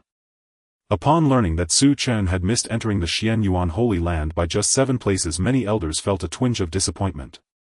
If Su Chen could enter the Xianyuan Holy Land, then the Li family could also establish a foothold there. During the 100 Kingdoms trial, with so many geniuses present, a ranking of 57 was already quite dazzling. Realizing this, the Li family elders, although regretting Su Chen's failure to enter the Xianyuan Holy Land, began to value Su Chen even more. Li Yuanfa was again relegated to obscurity. After some time, the president of the Wanbao Chamber of Commerce personally visited, wishing to marry Wan Miaoxiao to Su Chen, leading to a union of the two families. Marriage alliances are always more familiar with repeated interactions. Su Chen did not resist, as the Wanbao Chamber of Commerce was incredibly wealthy. Gaining their support would completely grasp the lifeblood of the Tianfeng Kingdom. Time flows swiftly. Su Chen is 23 years old. This year, Su Chen's cultivation broke through to the 9th level of the spiritual sea, embarking on the path to transcend the spirit realm. This year, the fortune of the Tianfeng Kingdom vanished. It is also this year that chaos erupted across the land. The ambitions of the Taiyuan Li clan, which had been plotted for hundreds of years, revealed their fangs at this moment. In this world, if the Feng clan can do it, why can't the Li clan? The clan elder of the Li clan felt a surge of excitement. The Tianfeng Kingdom fractured into countless factions, warring against each other, with various heroes rising from the turmoil. Under Su Chen's pressure, Li Yuanfa became more diligent, leading a legion to conquer several cities. His achievements were commendable. However, compared to Su Chen, the gap was too vast. In his past life, Su Chen nearly annihilated the Tianfeng Kingdom. With his subordinates and powerful allies, Su Chen took control of a prefecture in less than 2 months. Li Jiangxuan sighed, "I have a Qilan son, he is the future of the Li family." Li Yuanfa's hatred for Su Chen deepened. Even his own father began to lean toward Su Chen. Perhaps it wouldn't be long before this ostensible eldest son of the Li clan was replaced. Li Yuanfa was filled with unwillingness. If only I had Li Chen's soldiers and his powerful allies, I would certainly do better than him. Li Yuanfa was unwilling to back down, he wanted to compete with Su Chen. Unfortunately, he was not an unparalleled general. In his eagerness for success, he rushed into danger and fell into an ambush, suffering heavy casualties. This left the Li clan deeply disappointed. In the end, Su Chen cleaned up the mess, earning the admiration of the Li clan even more. In the mansion, Li Yuanfa knelt before Li Jiangkun's door. "Father, I am the heir of the Li family. Please give me another chance." Inside the room, Li Jiangxuan felt a pang of compassion. This was his most beloved child, the one he had invested the most effort into. If possible, Li Jiangxuan would certainly choose to pass the position of family head to Li Yuanfa, not Su Chen. Unfortunately, this was a fantastical world. Even as the family head, he was not in control of his own fate. The clan elders of the Li clan were unwilling to let Li Yuanfa waste resources any longer and refused to give him even one chance. Li Yuanfa left in disappointment. He understood his father's decision. The position of heir to the Li family belongs to me, Li Yuanfa. It can only be mine. Li Yuanfa was already descending into madness. At Su Chen's victory banquet, numerous powerful figures gathered, chatting and laughing. Wan Miao sat beside Su Chen, observing the scene. Perhaps in a few years this world would be renamed Li. As everyone envisioned the future. A message was delivered to Su Chen, causing his expression to change drastically. The banquet fell silent instantly. The Tianfeng king directly ordered the army of the Kanglan kingdom to march into the Tianfeng kingdom. Clearly this was an intention for mutual destruction. The Kanglan army was very close to the Li clan's base. Su Chen had no choice but to return and intercept the Kanglan kingdom's advance. Su Chen was detained and Li Yuanfa was released. The attacks on the Tianfeng kingdom continued. Only with the joint forces of the Li clan and the Wanbao Chamber of Commerce, the largest and wealthiest force in the Tianfeng kingdom, could such a feat be accomplished. Su Chen had faced the Kanglan kingdom more than once or twice. He understood that these fellows were only fierce in words. When hurt they fled faster than anyone. This war lasted 2 years. Su Chen was 25 and in this year he broke through to the spirit realm. A 25-year-old in the spirit realm shocked the world. He even led the 500,000 Chenyu army to defeat the Kanglan kingdom's millions. Even with Li Yuanfa's numerous achievements, he could only be overshadowed by Su Chen, unable to catch his breath. As long as Su Chen was around, Li Yuanfa would never have a chance to shine. Shortly after Su Chen defeated the Kanglan kingdom, Li Yuanfa suffered a defeat. What a loser! Su Chen complained inwardly. Li Yuanfa indeed had abilities, yet his entire army was annihilated and all his subordinates were gravely injured or killed. All this was thanks to his third brother Li Wenxuan. Su Chen had always felt that Li Wenxuan was not very clever and would inevitably become a burden in the future. Now it was indeed as expected. Indulging in wine and pleasure, seeking achievements recklessly and listening to slander, he heavily burdened Li Yuanfa. Reluctantly, Su Chen could only clean up the aftermath. A year later, Su Chen returned to the royal capital. He was filled with emotions. The prosperous Tianfeng kingdom, after 2 lifetimes of effort, was finally brought to ruin by his own hands. The Tianfeng king was a powerful figure at the half-step transcendence realm. The ancestral head of the Li clan was also a powerful figure at the half-step transcendence realm. Seeing the Li clan flourish like this, I can die without regrets. The ancestral head of the Li clan emerged from his coffin on the battlefield, revealing a kind smile towards Su Chen. The ancestral head of the Li clan was a figure from 500 years ago with little lifespan left. Su Chen respectfully clasped his hands in greeting. 1,000 years ago my ancestor Li Shenhua joined forces with the genius Feng Tianqing of the Feng clan to establish the Tianfeng kingdom. The voice of the ancestral head resonated amidst the thousands of troops and reached the royal capital.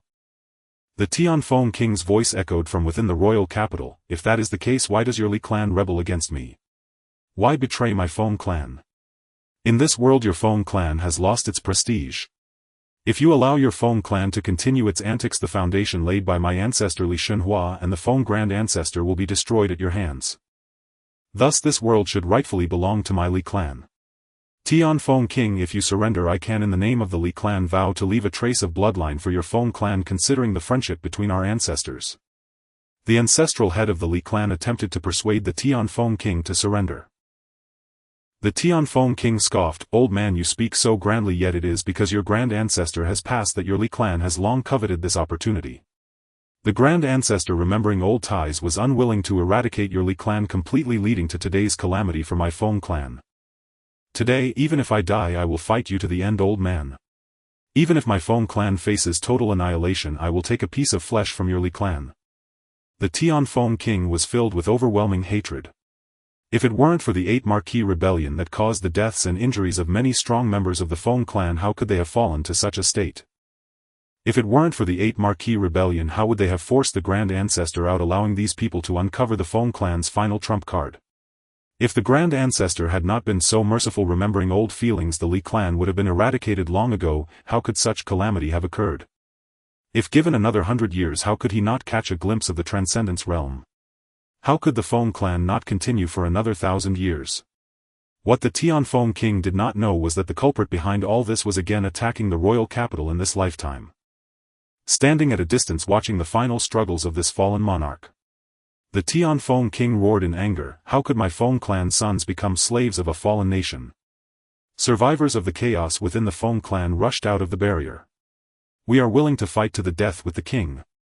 The Tianfeng king laughed heartily and ascended into the air with the ancestral head of the Li clan. Chen waved his arm, his tone icy. "Kill. Leave no one alive." The two armies clashed, corpses strewn across the field. The Tianfeng kingdom faced a devastating defeat, unable to withstand the relentless tide of history no matter how fierce its warriors fought. Since the death of the founding emperor of the Tianfeng kingdom, its fate had been sealed. Shortly after Chen led his forces into the royal capital, a chilling scream echoed above the city, "Heaven's mandate does not wait for me. This is heaven's will," he cried. "Feng Chen. I hate you. My Tianfeng kingdom was destroyed by your hand, the legacy of the Feng family was ruined by you." Chen raised his head, thinking to himself, "Hate, yes, that is right, the more you hate the more pleased I become." A millennium-old dynasty had fallen to his hands. A brand new dynasty would be established by him. From all directions gazes were drawn towards him. In the end, did that old man from the Li family really win? What a pity the Li family seized the opportunity first. Even if that old ghost from the Li family wins, he will surely pay a hefty price. The half-king level existence is not so easily slain. The true chaotic era is about to arrive. Inside the royal capital, Chen looked at the returning ancestor of the Li family, feeling somewhat anxious. After the battle, although the ancestor had successfully killed the king of Tianfeng, the situation was not optimistic. With one hand severed, his life was like a parched river. Li Hongwen hurriedly brought over a black-red coffin. The ancestor of the Li family lay inside. Li Hongwen gazed at the blood-stained steps, a wave of sentiment washing over him. Who could have imagined that when my ancestor of the Li family and the founding emperor of the Feng family joined forces to establish the Tianfeng kingdom, it flourished for 1,000 years. In the end, the Tianfeng kingdom was destroyed by my Li family. Chen smiled faintly and said, "Perhaps this is a fitting conclusion." Li Hongwen laughed heartily, "A fitting conclusion indeed." Chen seemed to remember something and asked in confusion, "Grandpa Hongwen, do you know the whereabouts of my ancestor Li Shenhua? Is my ancestor Shenhua still alive?" Li Hongwen pondered for a moment and slowly said, "This is a secret of the Li family, but given your status it is fine to share these secrets with you." Chen's expression became serious as he listened intently. "When my ancestor Shenhua left the Tianfeng kingdom, his cultivation had already reached the void realm, a level above the Xian level, revered as the emperor. He left behind words that he would venture out of the eastern wilderness, out of the Tianxian domain, to see the world beyond, to seek enlightenment of the emperor." Chen was greatly shaken. "No way. Is he perhaps a reincarnated mighty figure? An emperor, regardless of which fantasy world, is a pinnacle existence. Li Shenhua, born of a small kingdom, actually aspired to step beyond the Tianxuan, treading upon the heads of countless prodigies." Chen continued to ask, "Has Grandpa Hongwen discovered any traces of my ancestor Shenhua in the eastern wilderness?" Chen was very curious. Li Hongwen shook his head. "My ancestor Shenhua said he would travel the world under a false name to avoid attracting trouble for future generations. The Li family is also unaware of his whereabouts, but I am certain he is still alive." A hint of disappointment flashed in Li Hongwen's eyes. What if my ancestor were here? How powerful would the Li family become? Chen listened patiently, delighted to learn that Li Shenhua was still alive. This is a super strong ally. If utilized well, he would be a colossal support. Perhaps in a future life he would encounter Li Shenhua. Soon the Li family began their grand migration. With the fall of the Tianfeng kingdom, the Li family, having taken control of the dragon vein of the Tianfeng kingdom, became the new rulers of this region, and after discussions among the many clan elders, they named their kingdom Yuan, the Tianyuan dynasty. The ruler was Li Jiangxuan, Chen's adoptive father in this life. Not long after the establishment of the Tianyuan dynasty, the remaining major factions began to establish their own kingdoms. They still refused to give up wanting to contest the world with the Li family. Such as the Dewang, supported by the Linggu Hall in the east, and the Tiancheng dynasty founded by the Kong family in the north. These were all extremely powerful factions. As soon as the dynasty was established, Li Jiangxuan sent Li Yuanfa to lead troops against the Linggu Hall. "It seems my good father is still unwilling to give up." Su Chen narrowed his eyes. How could he not see that Li Jiangxuan still wanted to cultivate Li Yuanfa to contend with him? But this time he would determine the fate of the kingdom.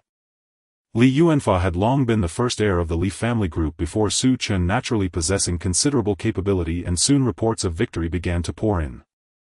Upon hearing this news, Su Chen merely smiled calmly, not getting involved. He began to immerse himself in cultivation, as a few years of battle had caused his cultivation to stagnate somewhat. In the 30th year, Su Chen's cultivation reached the 3rd level of the Lingpa realm, making him a strong figure within the Li family group, surpassing even some clan elders who had lived for hundreds of years. That year, Li Yuanfa encountered a once-in-a-lifetime genius from the Lingwu Hall and faced repeated setbacks. Under pressure, Li Jiangxuan had no choice but to send Su Chen to lead the army once again to attack the Dawang. Su Chen led the army eastward, capturing cities and conquering territories undefeated in battle. "Brother Song, it's been a while since we last met." Su Chen looked at the familiar face with a faint smile.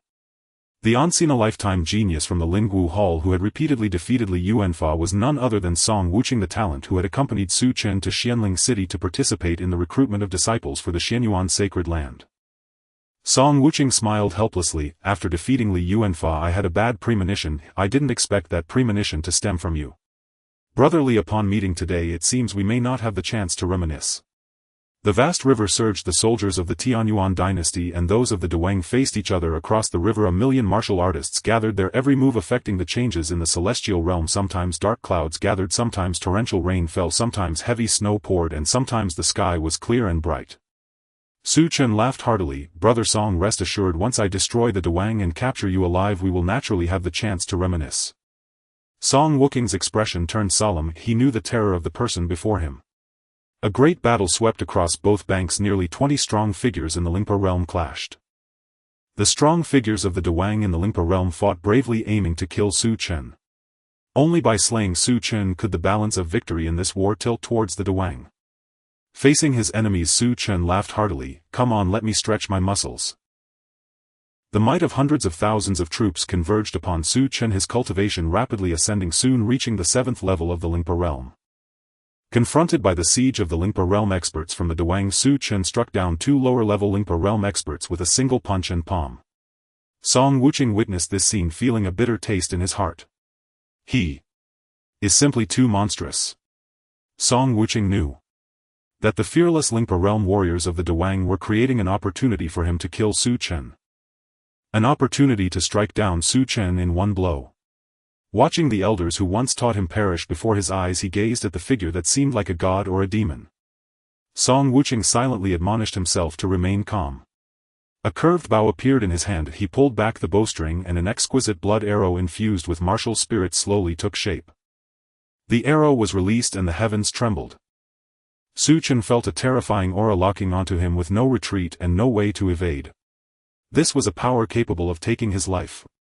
This must be the trump card of the Lingwu Hall, the King Slayer arrow, a legendary weapon said to be able to slay a true master of the profound realm. Su Chen recalled the records about Lingwu Hall, initially thinking it was merely a legend, but it seemed otherwise. Lingwu Hall indeed had its trump cards to dare to divide the world. However, while Lingwu Hall had its trump cards, did the Li family not have their own? The royal armor. Golden streams of energy spread across the sky, revealing a sacred golden armor that enveloped Su Chen. This was the foundation of the Li family group, crafted by the hands of their mythical ancestor, meant to protect the descendants. It was precisely because of this armor that the ancestor of the Li family was able to defeat the king of Tianfeng. Wearing the royal armor, Su Chen had never felt so wonderful, as if he could punch through the heavens and earth, and he even harbored the illusion that he could slay gods. The collision between the King Slayer arrow and the royal armor caused tremors that echoed for thousands of miles. A dazzling white light erupted. Even those at the spirit realm could not perceive the scene within. Yet this clash of trump cards concluded with Su Chen's victory. The armor on his chest shattered into pieces drenched in blood, yet he revealed a radiant smile under the sunlight. "In this battle I, the commander, have ultimately triumphed." The trump card of the great martial dynasty failed to slay Su Chen. Recognizing the situation was lost, Song Wuqiao dropped his bow and chose to submit. Even if Lingwu Hall still wished to resist, it would be futile. The great martial dynasty was destroyed. Following the Tianfeng dynasty, yet another dynasty fell at the hands of Su Chen. The Tianfeng dynasty had the support of the ancestor of the Li family, but The great martial dynasty was annihilated by Su Chen through sheer strength. Upon returning to the court, Su Chen was granted the title of Champion Marquis, becoming the national marshal of the Tianyuan dynasty. With no more titles to bestow, it may not be long before the elders of the Li family choose to depose Li Jiangxuan and support a younger ruler. However, Li Jiangxuan had presided over the Li family group for many years, and now being the ruler of a nation, would he easily tolerate being deposed? Not even if that person was his own son. Within the court, hidden currents surged. Su Chen was a guest at Li Ming's home. Li Ming was aging yet still clung to the hope of marrying his great-granddaughter to Su Chen. But he was rejected by Su Chen. Perhaps this old man is truly old. Peach blossoms fell scattering onto their garments. Li Ming felt a deep sense of nostalgia. Over 200 years ago he was also spirited with companions by his side. Now all those old friends had passed away. And he himself had little time left. Listening to Li Ming reminisce, Su Chen murmured, "Old life, rest assured, just for the few bottles of third-grade elixirs you gifted me back then. As long as I don't die, your lineage will remain prosperous. However, I truly cannot agree to marrying your great-granddaughter." He certainly did not wish for a good brother to become an old ancestor. In the corner, a beautiful woman playing the guzheng was filled with sorrow. Time flew by. In the blink of an eye, 10 years had passed. The Tianyuan dynasty swept across the seas, once again achieving unity. Su Chen's cultivation had reached the 5th level of the spirit realm, but his speed of cultivation was slowing down. Over the past decade he had not given up on researching the royal earth-shattering classic left by Li Shenhua. Yet ultimately he had gained nothing. This technique had too high a requirement for comprehension. For Su Chen, in this life, merely catching a glimpse of the technique's name was already the limit. "Father, oh father, please do not rebel against me." Su Chen sighed softly. His father had been making more and more subtle moves lately. In this world, the ruler of a nation is not only above 10,000 men but also possesses the national fortune which can accelerate cultivation. Li Jiangxuan did not wish to abdicate early. Inside the palace, Li Jiangxuan summoned Li Yuanfa. "Yuanfa, do you wish to become the crown prince?" Li Yuanfa's eyes widened as he looked at Li Jiangxuan, an indescribable excitement surging within him. Could it be that father has not given up on me? Since his defeat against Song Wuqiao, everyone had lost faith in Li Yuanfa, believing he was unworthy of the position. Li Yuanfa had been gloomy in the estate every day. Now Li Jiangkun's attitude had reignited his hope. Li Jiangxuan smiled kindly. "Among all my children, you Yuanfa are the one I favor and have hopes for the most. This position of crown prince should rightly be passed on to you." Li Yuanfa exclaimed, "Father, is that true? Does this mean I truly still have hope to become the crown prince? Will the old fellows in the Li family allow you to do this? They all support brother Chen." Li Jiangkun's gaze turned cold. "As a ruler, how can those old fellows dare to interfere with my thoughts? The foundation of a nation cannot be casually dismissed by a few words from others." Li Yuanfa nodded in agreement, seething with anger. "Father, as a ruler, your words should be as the will of heaven. Those old fellows in the Li family want to control the succession, which is simply too much." "But how can you make me crown prince, father?" Li Yuanfa was puzzled. Although he also hated the elder council, he could not deny that their power was too formidable. Not only was he unable to resist, but even his father Li Jiangxuan was merely a puppet on strings. A smile appeared on Li Jiangkun's face, a smile that sent chills down Li Yuanfa's spine. "If I were to have only you as my remaining heir, would they still have a choice?" Li Yuanfa was stunned. He had never felt his father so unfamiliar. In those eyes madness and desire flickered. Yet this moment of coldness was soon replaced by the burning heat of power. If brother Chen were to be removed, then wouldn't the position of crown prince be his? Li Yuanfa's gaze gradually turned fervent. With Li Jiangkun's support, there was a high possibility of eliminating Su Chen. After Li Yuanfa left, Li Jiangxuan looked at his departing figure with an indifferent gaze. Tigers do not eat their young. But Li Jiangxuan was no tiger. He was a king who had carved his way out from countless heirs of the Li family. Was he not also proud, wanting to use Li Jiangxuan as a stepping stone? Even if that person was his own child, Li Jiangxuan would not hesitate to remove this obstacle. With Li Jiangkun's support, Li Yuanfa made a comeback, quickly gaining strength in the court. Some forces that did not wish for the Tianyuan dynasty to have a peerless ruler also began to intervene in the grand scheme. The capital's sky dimmed a few shades. Su Chen scoffed, just a dying struggle. From the heights of the tall buildings the entire capital city lay before Su Chen's eyes. A full 60 years had passed since the establishment of the Tianyuan dynasty. Su Chen's cultivation had reached the 7th level of the spiritual soul realm. Except for Li Hongwen and the severely injured ancestor of the Li family lying in a coffin, Su Chen's strength was among the most formidable in the Tianyuan kingdom. "Father, your ambitions are too great," Su Chen murmured to himself. 3 months prior his birth mother had passed away. The day before yesterday the Elder Council's attempt to impeach Li Jiangxuan failed. Li Jiangxuan did not wish to be a puppet emperor. Many unfamiliar presences of spiritual soul realm experts emerged within the capital. Su Chen began to regard Li Jiangxuan with a different perspective. This was a ruthless individual. He appreciated such ruthlessness.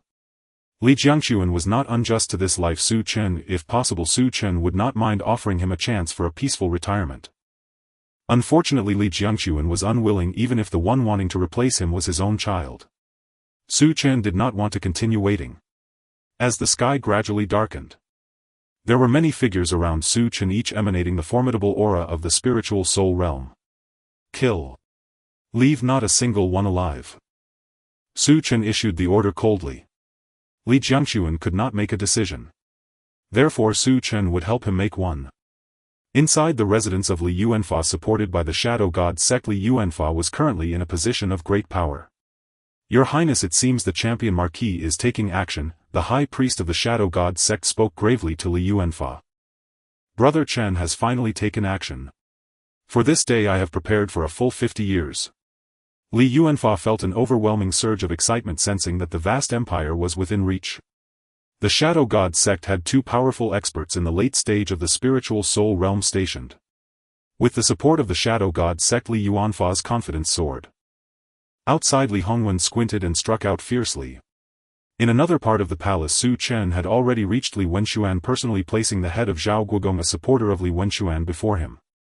This scene terrified Li Wenxuan, causing him to collapse to the ground, retreating repeatedly. "Li Chen, you cannot kill me." Su Chen remained unmoved. "Second brother, I am your own brother, you cannot kill me." Li Wenxuan cried in fear, tears streaming down his face as he desperately tried to cling to Su Chen, hoping to awaken their brotherly bond. However, Su Chen pondered for a long time in his mind and could not find a reason to spare his brother before him. Su Chen patted Li Wenxuan's head, revealing a gentle smile. "Third brother, rest assured I will make your departure less painful." What could he say? He had such a kind heart. Su Chen led Li Wenxuan's head to the next location. Soon within the entire palace, Su Chen was the sole survivor of Li Jiangkun's descendants. Inside the great hall, a middle-aged man in black robes sat calmly while terrifying auras around him regarded him with trepidation. When Su Chen appeared, the middle-aged man in black robes finally opened his eyes and smiled, saying, "Is it over?" Su Chen nodded. "It is over." The middle-aged man in black robes was none other than Lin Wu, whom he had not seen for a long time. On the throne, Li Jiangxuan watched Su Chen place the heads of his siblings before him. Even Li Jiangxuan at that moment could not help but feel a bone-chilling chill in his heart. He laughed heartily, saying, "Good, good, good. Truly worthy of being my child, Li Jiangxuan. Having a child like you in this life, I have no regrets, no regrets. I hope the Tianyuan dynasty can reach unprecedented heights in your hands. The victor becomes king." Li Jiangxuan knew that his time had come to an end. Su Chen successfully took the throne of the Tianyuan dynasty from Li Jiangxuan. With the blessing of national fortune, Su Chen felt his cultivation speed increase several times. After finishing the national ceremonies, he and Lin Wu engaged in deep discussions, learning about the events in the eastern wilderness. The realm we inhabit is known as the Tianxian domain, which is divided into 5 major factions: Eastern Wilderness, Northern Desert, Southern Barbarians, Western Region, and Central Continent. Central Continent is the holy land for all martial cultivators, with numerous sacred sites rooted there and even a super Dao lineage that once produced an emperor. The Eastern Wilderness is slightly lacking in vitality, but it also has some sacred lineages as well as some declining imperial-level lineages rooted here. The Xianyuan sacred land is just one among them. Moreover, there are at least 10 such lineages like Xianyuan sacred land in the Eastern Wilderness, and the talented individuals are as numerous as the fish in the river. Su Chen marveled at the vastness of this world. In this vast world, the Tianyuan dynasty was hardly significant. Su Chen and Lin Wu celebrated with wine. Besides learning from Lin Wu about this realm, they also shared their experiences since leaving Xianling City. From Lin Wu he learned that after joining the Xianyuan sacred land, Lin Wu was favored by an elder of the Dongxiu realm and taken as a disciple. The Dongxiu realm could stand on par with the rulers of empires. 70 years passed in a flash and Lin Wu's cultivation reached the 8th level of the spiritual soul realm, surpassing Su Chen by 1 level. Now he was sent by the sect to experience life serving as one of the inspectors for the 100 Kingdoms. This was a position rich in resources. The Tianyuan dynasty was also one of the 100 Kingdoms. Such a casual decision brought about such rewards, even Su Chen was quite surprised. The 1st century. Under Su Chen's governance the Tianyuan dynasty flourished. In the 143rd year Su Chen appeared at the residence of the Duke of Li, where Li Ming lay on his bed dismissing everyone around. Your Majesty, I may no longer be able to serve you to accompany you for tea and philosophical discussions or to drink and hunt. Li Ming was nearing death, having lived for over 300 years. Life had reached its end. Your Majesty, I have one wish left. I implore your Majesty to grant it. Su Chen was curious. Could it be that this old fellow had seen some clues? Li Ming, clinging to his last breath, said, Your Majesty. My great-granddaughter has deep feelings for you and has remained unmarried for many years. Why not marry her, Your Majesty? Su Chen's expression darkened. My dear minister, this matter I absolutely cannot agree to. Li Ming propped himself up and laughed a few times, his breath gradually weakening. A once familiar figure faded away once more. Su Chen recalled many scenes. The youthful days filled with vigor flashed through his mind like a revolving lantern. In that life he was called Jiang Chen, merely the son of an ordinary city lord. And Li Ming was just an ordinary son of the Li family. Old fellow, you still think of taking advantage of me even on your deathbed. Su Chen chuckled and scolded lightly. This time he directly voiced his thoughts. However, Li Ming no longer responded. The traces of Jiang Chen had also vanished from this world. Su Chen gained some insights. His cultivation had already reached the peak of the spiritual soul realm, just one step away from the Tongxian realm. Su Chen entered seclusion, wishing to seize the opportunity to break through to the Tongxian realm. Su Chen entered seclusion to break through to the Tongxian realm. Neighboring dynasties grew restless. A Tongxian realm expert commands an 800-year lifespan. Su Chen himself was merely 150 years old. Should Su Chen ascend to kingship, their sleep would be haunted by dread. Could a young monarch ever remain content within the confines of a single domain? Though all were dynasties, not all possessed Tongxian realm experts among their ranks. Only the most formidable dynasties could boast such sovereign power. After deliberation they resolved to bribe Wang Ziyuan, an inspector from the Xianyuan Holy Land, to enlist another inspector's aid in intercepting Lin Wu. Initially the Xianyuan Holy Land's inspector refused. Later over a dozen dynasties joined the conspiracy. The offered price proved exorbitant. Wang Ziyuan, the second inspector of the Xianyuan Holy Land, accepted, pledging to impede Lin Wu on behalf of the allied states. Before the inspectorate hall, Wang Ziyuan smiled faintly as he caressed the spatial ring upon his finger. With these riches his cultivation resources would be secured for decades to come. The next day chaos erupted across 13 dynasties. Upon receiving the news, Lin Wu erupted in fury. He knew full well that Su Chen was at the critical juncture of his Tongxian breakthrough. Any disturbance could spell irreversible catastrophe. Just as Lin Wu prepared to rush to Tianyuan dynasty's aid, Wang Ziyuan blocked his path.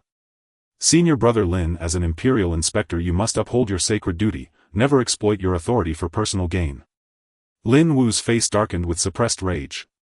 Wang Ziyuan cultivated at Tongxian Third Order, while Lin Wu had only just attained Tongxian First Order. Wang Ziyuan, if anything befalls senior brother Li, I swear I shall slay you. In his heart Lin Wu swore that vow. Both held the rank of imperial inspector. With Wang Ziyuan standing firm, Lin Wu found himself utterly unable to reach Tianyuan dynasty. Within Tianyuan dynasty, the coalition forces of 13 dynasties pressed forward. Despite its recent surge of prodigies, Tianyuan dynasty stood no chance against such overwhelming unity. Fight to the death. Corpses stretched for 1,000 li, rivers ran crimson with blood. Countless Tianyuan soldiers charged headlong into annihilation, buying precious time by slowing the coalition's advance. This war claimed countless lives. Many sects exhausted their entire lineages. their inheritances vanished into the river of history. Entire clans rose as one, inscribing their final chapter onto ancestral scrolls. Others surrendered in despair, abandoning resistance altogether. The great Xia dynasty crumbled. Many of Su Chen's closest companions perished in this cataclysmic battle. It seems this old frame must finally give itself to the nation. Li Hongwen smiled faintly. The Li clan's reserves were nearly spent. Only 2 Lingpa realm cultivators remained, himself and the great ancestor resting silently within his coffin. The lid lifted. Without uttering a word, the great ancestor donned the Huangji battle armor, his aura steadily ascending. This would be his final battle. 2 decrepit skeletons dare bar our army's path. The coalition generals roared with laughter as Lingpa realm experts rose like stars across the heavens. 2 skeletons. Then count me in as the third. A golden radiance descended. Li Jiangxuan appeared. Having abdicated the throne, he had wandered across realms, attaining Lingpa's 7th order. Upon learning of Su Chen's Tongxian breakthrough, and the invasion of Tianyuan dynasty, he hesitated not a moment before racing back to his homeland. No matter how things stand, I am still a Li. Li Jiangxuan glanced once toward the capital, a quiet, tender smile softening his features. Fools courting death. With the coalition's might bearing down, they faced the great ancestor, a Nirtongshuan master, and Li Hongwen, a Lingpa 8th order powerhouse. And Li Jiangxuan, Lingpa 7th order. Reinforcements surged in from all directions. Song Wuk led the Lingjue sect's elite in a desperate all-or-nothing gambit. Within the royal palace. 5 years had passed since Su Chen began his seclusion to break through to the Tongxian realm. Fragments of memory surfaced in his mind. They flickered past like fleeting images in a revolving lantern. This tongling art cannot possibly be the legacy of a mere Tongxian realm master. Su Chen's expression turned grim. He sensed those memories taking root deep within his consciousness, like a sapling siphoning his life force. One day, when it matured, those alien recollections might eclipse his own. Then, who would he truly be? Su Chen, or the so-called Tongling King? Such a method was profoundly horrifying. If successive cultivators mastered the Tongling art and reached the Tongxian realm, could the Tongling King perpetuate himself across lifetimes? Would this be a form of immortality, albeit twisted and unorthodox? Su Chen estimated that the encroachment of those memories would require at least 3 centuries before fully supplanting his identity. 3 centuries will be more than enough. His resolve burned unshakable. His inner chi could no longer be contained. A colossal ice phoenix hundreds of zhang tall materialized above the capital, unleashing a hailstorm across the entire city. Mountains trembled, rivers surged. A Tongxian realm sovereign had emerged. Within half an hour Su Chen arrived at the battlefield, its devastation beyond measure. The Li clan's great ancestor lay fallen. Li Hongwen, clad in the Huangji battle armor, stood alone against 7 Lingpa latest masters. Li Jiangxuan hovered on the edge of death. At Su Chen's arrival, his presence blazed like a sun eclipsing all others, like a god aflame with divine radiance. A serene smile graced his lips as he closed his eyes forever. His entire life had unfolded in the shadow of Su Chen's brilliance. As patriarch of the Li clan, he had always fallen short, jealous of Su Chen, jealous of his own flesh and blood. Li Jiangxuan had risen to leadership through blood and fire, slaying rival geniuses generation after generation. He was no puppet. Yet the blood flowing in his veins remained Li blood. Song Wuk watched Su Chen arrive, and breathed a sigh of profound relief. He knew the Lingwu sect had won this gamble. I have arrived. Su Chen gazed impassively upon the coalition's masters, 68 Lingpa realm cultivators in total. Attacked together, he has just broken through to Tongxian. His foundation remains unstable. Otherwise, you know well the consequences should imperial inspectors intervene. One by one the Lingpa masters unleashed their might upon Su Chen, the heavens themselves drowned beneath the luminous tide of divine techniques. Crimson and white light interwove. Behind Su Chen bloomed a colossal halo, divine radiant, as from its center he drew forth a long spear. It split into 1,000, obliterating all before it. The power of Tongxian transcends humanity. From that single strike fewer than 10 Lingpa masters survived. The remaining coalition forces recoiled in sheer terror. Indeed, a Tongxian sovereign was beyond their capacity to defeat. They tried to flee, but Su Chen would grant them no such mercy. Millions perished upon Tianyuan soil. Su Chen successfully broke through to the Tongxian realm. The dynasties trembled in shock. Half a month later Lin Wu finally broke free and journeyed to Tianyuan dynasty to meet Su Chen. From Lin Wu Su Chen learned he had not neglected his duty, but had been deliberately detained. Su Chen merely smiled saying nothing. Yet that silence weighed heavily upon Lin Wu, stirring deep remorse. Having attained Tongshuan, Su Chen did not immediately seek vengeance. The war-ravaged Tianyuan dynasty had suffered catastrophic losses. He founded the Tianyuan Martial Academy, to recruit talent and cultivate martial prowess across the realm. In the wake of battle, over 100 Lingpa masters perished, their spiritual essences lingering in Tianyuan soil, birthing a new generation of prodigies across the land. In the 200th year the Tianyuan dynasty witnessed a surge of talent. Over the span of 50 years the 13 nations that once attacked the Tianyuan dynasty sought to appease Su Chen's wrath with various resources. To this Su Chen scoffed. After 50 years of recuperation with a strong army at his back, Su Chen unhesitatingly launched an attack on the nearest Kanglan kingdom. He began to settle the past grievances with the Kanglan kingdom. Within the Kanglan kingdom the monarch Tsang Lin trembled in fear upon hearing the news of the Tianyuan dynasty's invasion. The Kanglan kingdom did not have a strong master of the profound realm to safeguard it. He regretted not having fully supported the Tianfeng kingdom, knowing how fearsome the Tianyuan dynasty was, and he would have done everything in his power to prevent its downfall. Unfortunately it was too late for regrets. Within half a year the army of the Tianyuan dynasty besieged the city, shattering the supposedly indestructible defensive formation as if it were a mere joke. The Kanglan kingdom was annihilated. The fall of the Kanglan kingdom filled the surrounding nations with a sense of crisis. The loss of lips means the chilling of teeth. After this battle Li Hongwen sensed that his time was nearing its end and bade farewell to Su Chen, setting out to seek opportunities beyond the 100 nations. However, after that there was no news of Li Hongwen. Su Chen did not continue to cause trouble for other nations. Li Hongwen's departure instilled a sense of crisis in him, prompting him to focus on consolidating his own faction. In the 300th year Su Chen's cultivation broke through to the third level of the profound realm. In the realm of the profound he could be considered a strong figure. However, Su Chen chose not to pursue further cultivation. He realized that the more he cultivated the faster the memories regarding the Spirit King spread. If he continued to cultivate to the fourth level of the profound realm, it might be the time when the Spirit King would completely replace him. I have the ambition to sweep through the 6 realms, yet I am schemed against by a deceased individual. It truly leaves me with a sense of unwillingness. Su Chen muttered to himself. After annihilating the Kanglan kingdom he had to promptly halt his advancements and began to cultivate his faction in preparation for the next life. That year a king's secret realm appeared near the Tianyuan dynasty. Su Chen directly claimed the king's secret realm for himself. He left behind a token granting anyone who possessed it 3 unconditional requests to be made to the Li family of the Tianyuan dynasty. Even if they were to demand the throne, the Li family must comply. Once this news broke it set the entire nation ablaze, raising the prominence of the king's secret realm to unprecedented heights, and countless young talents set out to explore it. Ultimately all their efforts were in vain. Su Chen had tampered with the token, and aside from himself, even if someone could access the token it would be impossible for them to obtain it. This was his preparation for the next life, leaving behind 3 conditions that would grant the Tianyuan dynasty numerous conveniences. Regarding the cultivation techniques left by the Li myth, he was unable to comprehend them in this life. Would it be impossible in the next? It was also that year that Su Chen made a significant decision. The Tianyuan Martial Academy began to recruit commoners.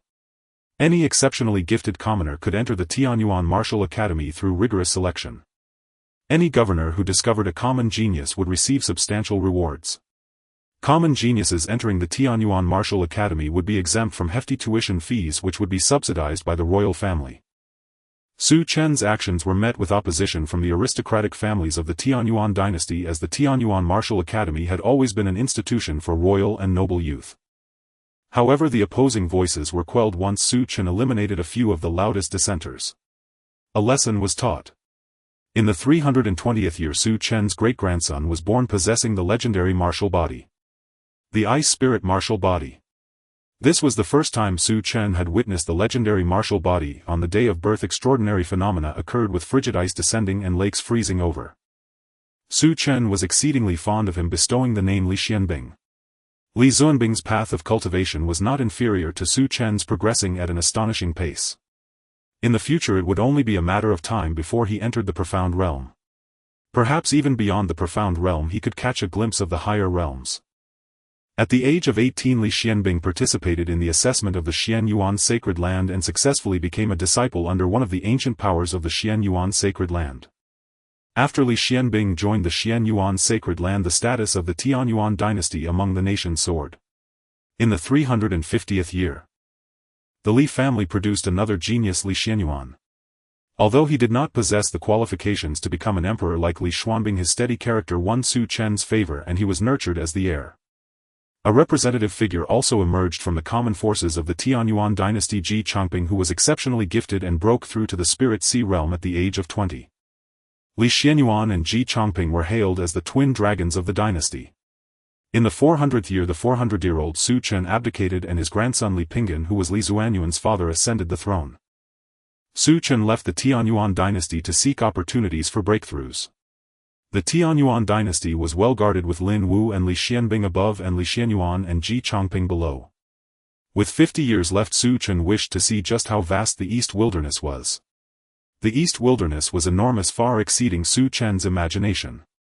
Lin Wu's descriptions only revealed a glimpse of the East Wilderness. There were far more geniuses than Su Chen had imagined. Some were born to grasp the laws of thunder, some were unparalleled talents with divine bodies crushing all in their path, and some were young beasts that could annihilate an entire kingdom.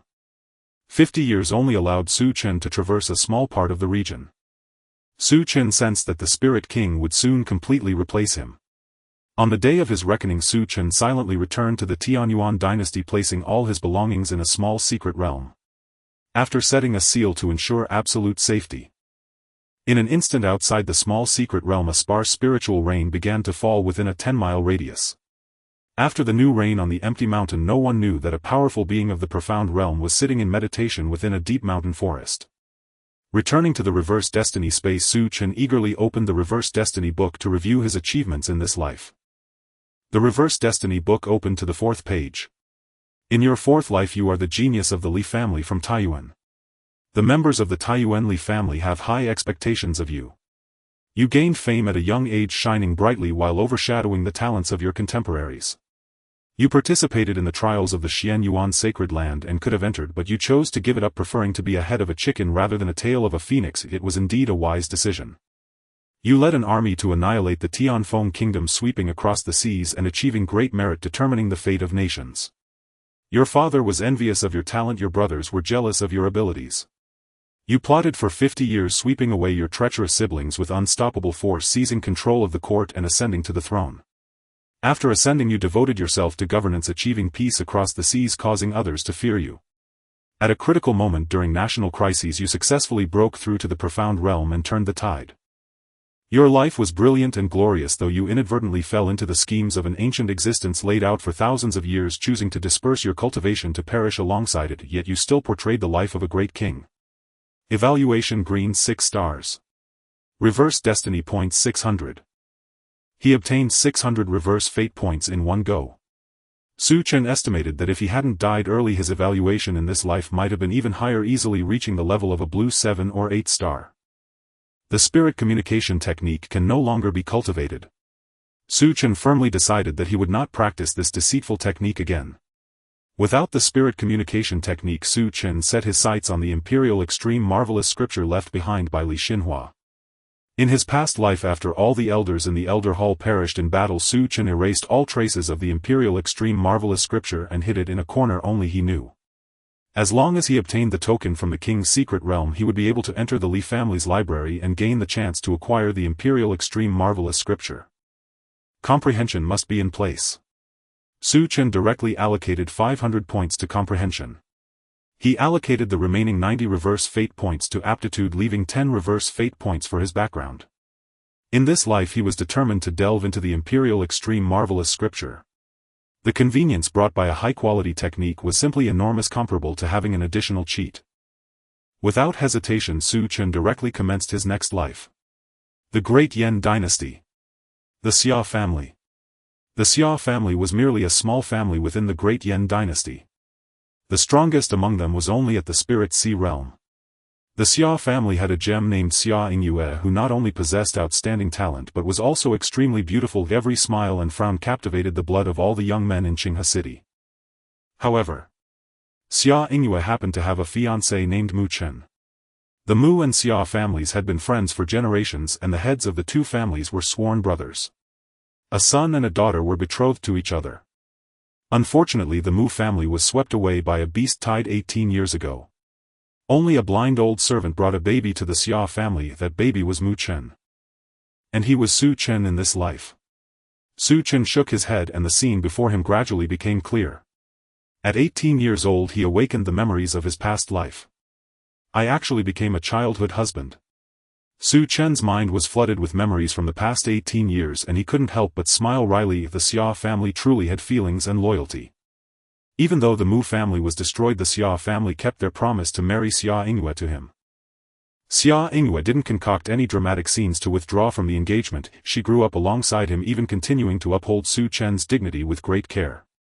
Unfortunately, Su Chen held his forehead, feeling quite helpless. The Xia family treated him well, but the actions of Mu Chen were exceedingly outrageous.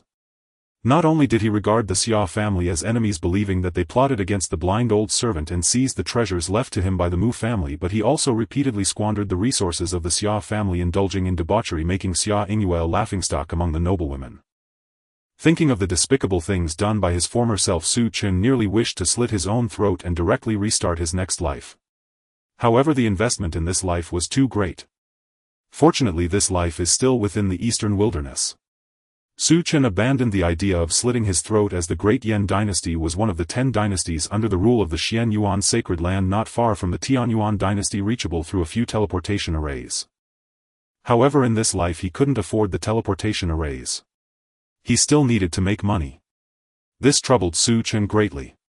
Outside, a noisy commotion could be heard. "Dad, why doesn't this ingrate kill him directly? He consumes my Xia family's resources yet tarnishes our family's reputation, bringing shame to my sister by making her marry this wretch. Dad, let me go in and take his life with one stroke. I promise to let him die a quick and painless death for the sake of our two families. I know you don't want the last bloodline of the Mu family to be severed, but is this fool really worthy of your protection?"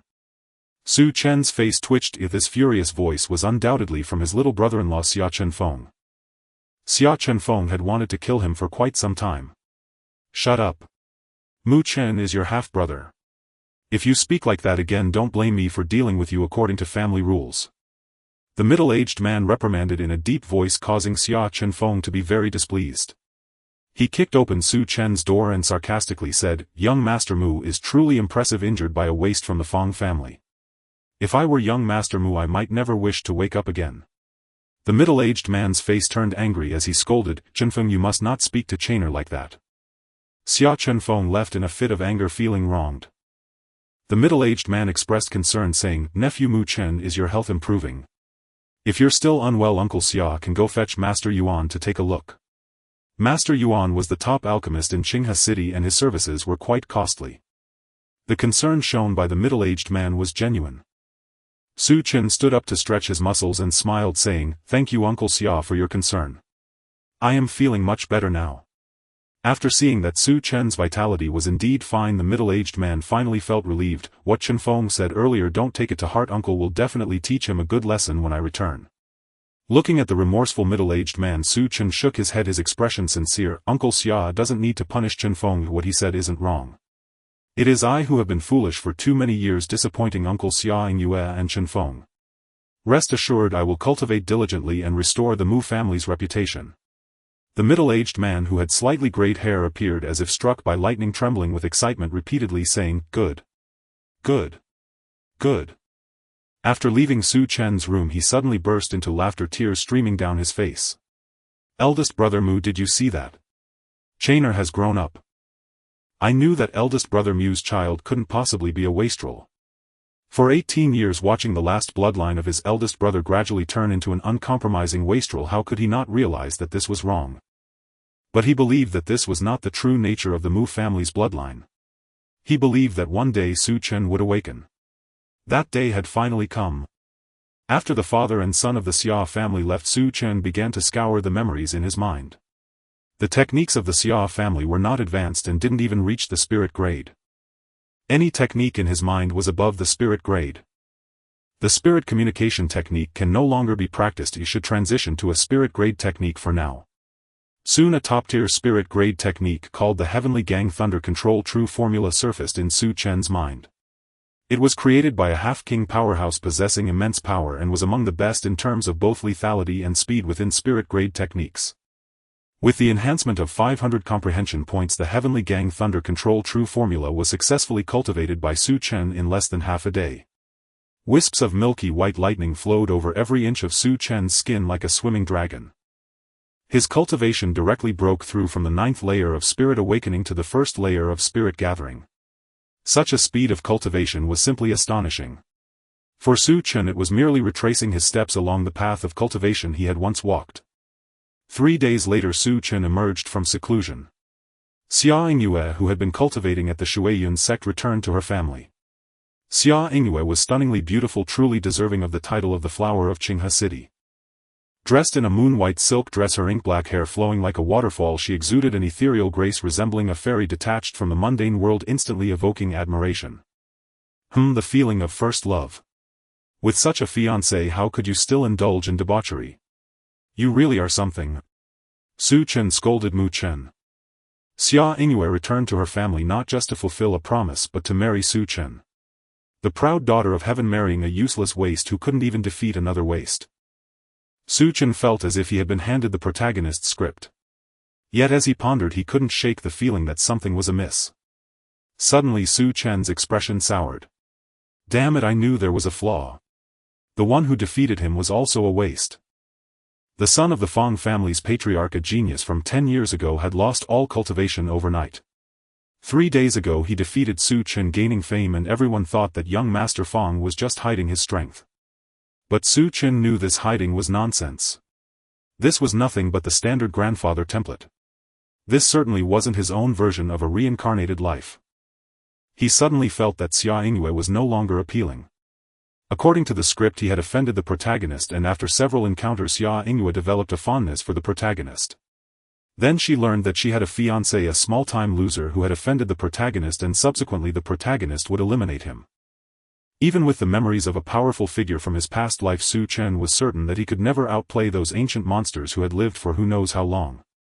He was very wary of those ancient beings. In his past life one of their techniques had led to his demise. No, he absolutely could not bear such humiliation. Xia Yingyue looked at the lost and thought, Su Chen puzzled. Could it be that brother Mu Chen is dissatisfied with my request to marry after finishing the sex matters? Xia Yingyue's return to her family was not only to fulfill her promise to marry Su Chen but also to undertake the mission of recruiting disciples for the sect. Su Chen felt an immense pressure. The next day Su Chen quietly left the Xia family and arrived at the local auction house. Yesterday he had stayed up late to write a top-tier cultivation technique. Auctioning it for tens of thousands of gold coins was not an issue. With a potential child of destiny putting pressure on him, Su Chen felt the weight, fearing that he might lose his wife if he wasn't careful. As Su Chen left the auction house he collided with 2 figures in black robes. They exchanged a glance and both saw confusion in each other's eyes. Fang Bufa questioned in his mind, Master, why does this black-robed person seem familiar? He felt as if he had seen this black-robed person before. Su Chen also sensed a faint familiarity from the figure opposite him. Could it be such a coincidence? Su Chen's expression turned strange. He was 100% certain this was the young master of the Fong family, suspected to be a child of destiny. Indeed, there were secrets. Su Chen left without drawing attention. Although Fang Bufa was curious about the identity of the black-robed man, he did not pursue. He had more important matters to attend to. As Su Chen left the auction house he was certain that the young master of the Fong family was likely a person of great fortune. Su Chen briefly entertained the thought of eliminating him but quickly dismissed it. The probability of him being eliminated seemed much higher. After all, he could not see through Fang Bufa's cultivation. Either Fang Bufa's cultivation was far superior to his own, or he possessed a technique or treasure that could conceal his aura. Or Fang Bufa had a powerful ally far beyond his past self helping to mask his aura. Su Chen dared not gamble. Then I can only befriend him. Su Chen's eyes flickered. He wasn't a young pup but a being who had lived for hundreds of years.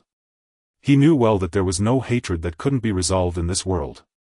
Moreover, he and Fong Bufa had only exchanged harsh words. In the end it was he who had suffered some loss, far from being a life-and-death feud. Su Chen returned to the Xia family and ran into Xia Chenfeng. Upon seeing Su Chen return, Xia Chenfeng sneered, "Oh, where has my young master Mu been enjoying himself again?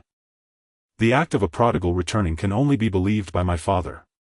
I know that a dog can never change its habit of eating shit." Su Chen cast a faint glance at him. He knew that Xia Chenfeng's rigid impression of him would not change in a day or two.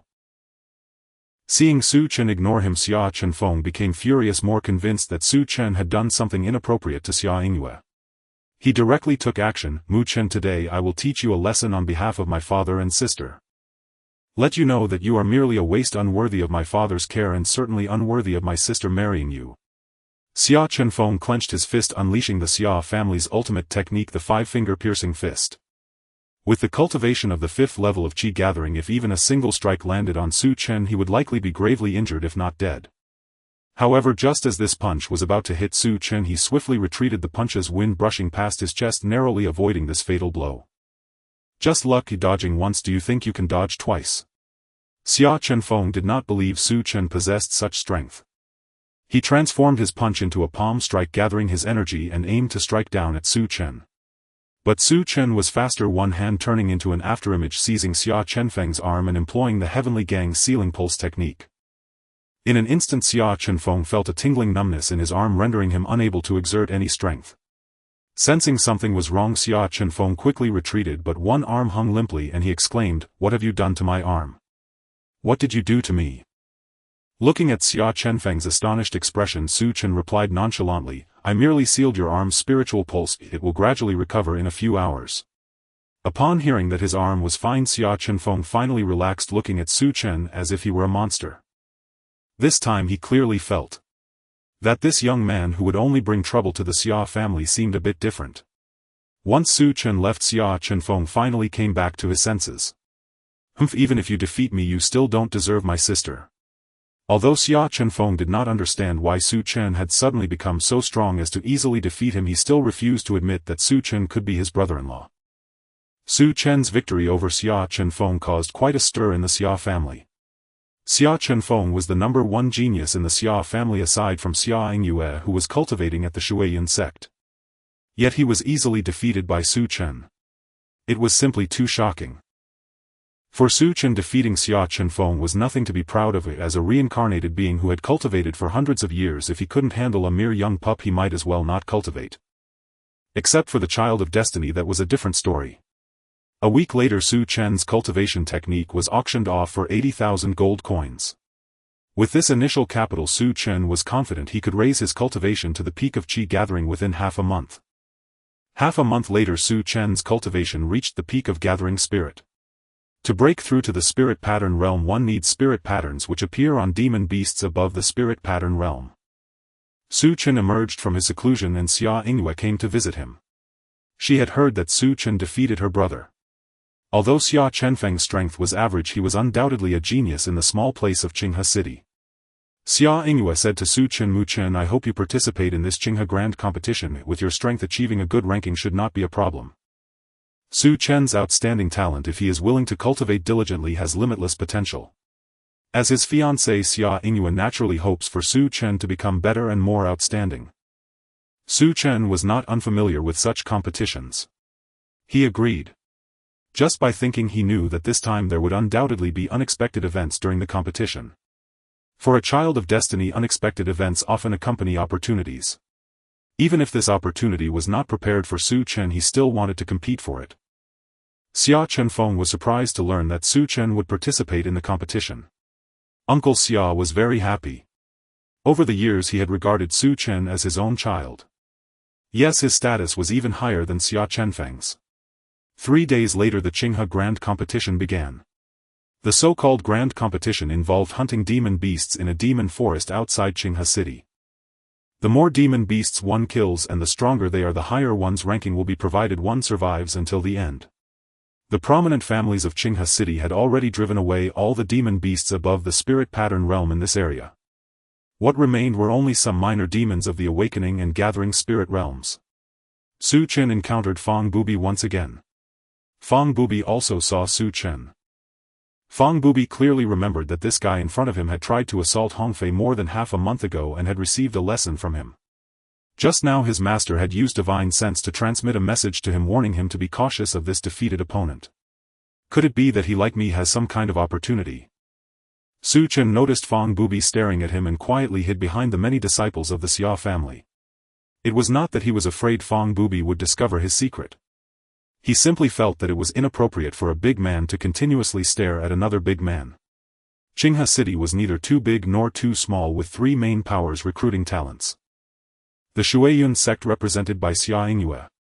The martial house of the Great Yan dynasty. And another faction called the Flame House. As the competition began, Su Chen followed the younger generation of the Xia family into the forest. Interesting, I've been targeted so soon. Su Chen smiled. Someone coveted the secrets he possessed, suspecting he had obtained a fortuitous opportunity. Su Chen had anticipated this. He just didn't expect these people to be so blatant. Pretending not to know, Su Chen found a more concealed spot. Stop hiding, come out together, Su Chen said lightly. The rustling sounds came from behind him. Among the lush grass and tall trees some figures jumped down from the trees. A total of 12 people blocked Su Chen's way. Mu Chen, you indeed have a fortuitous opportunity.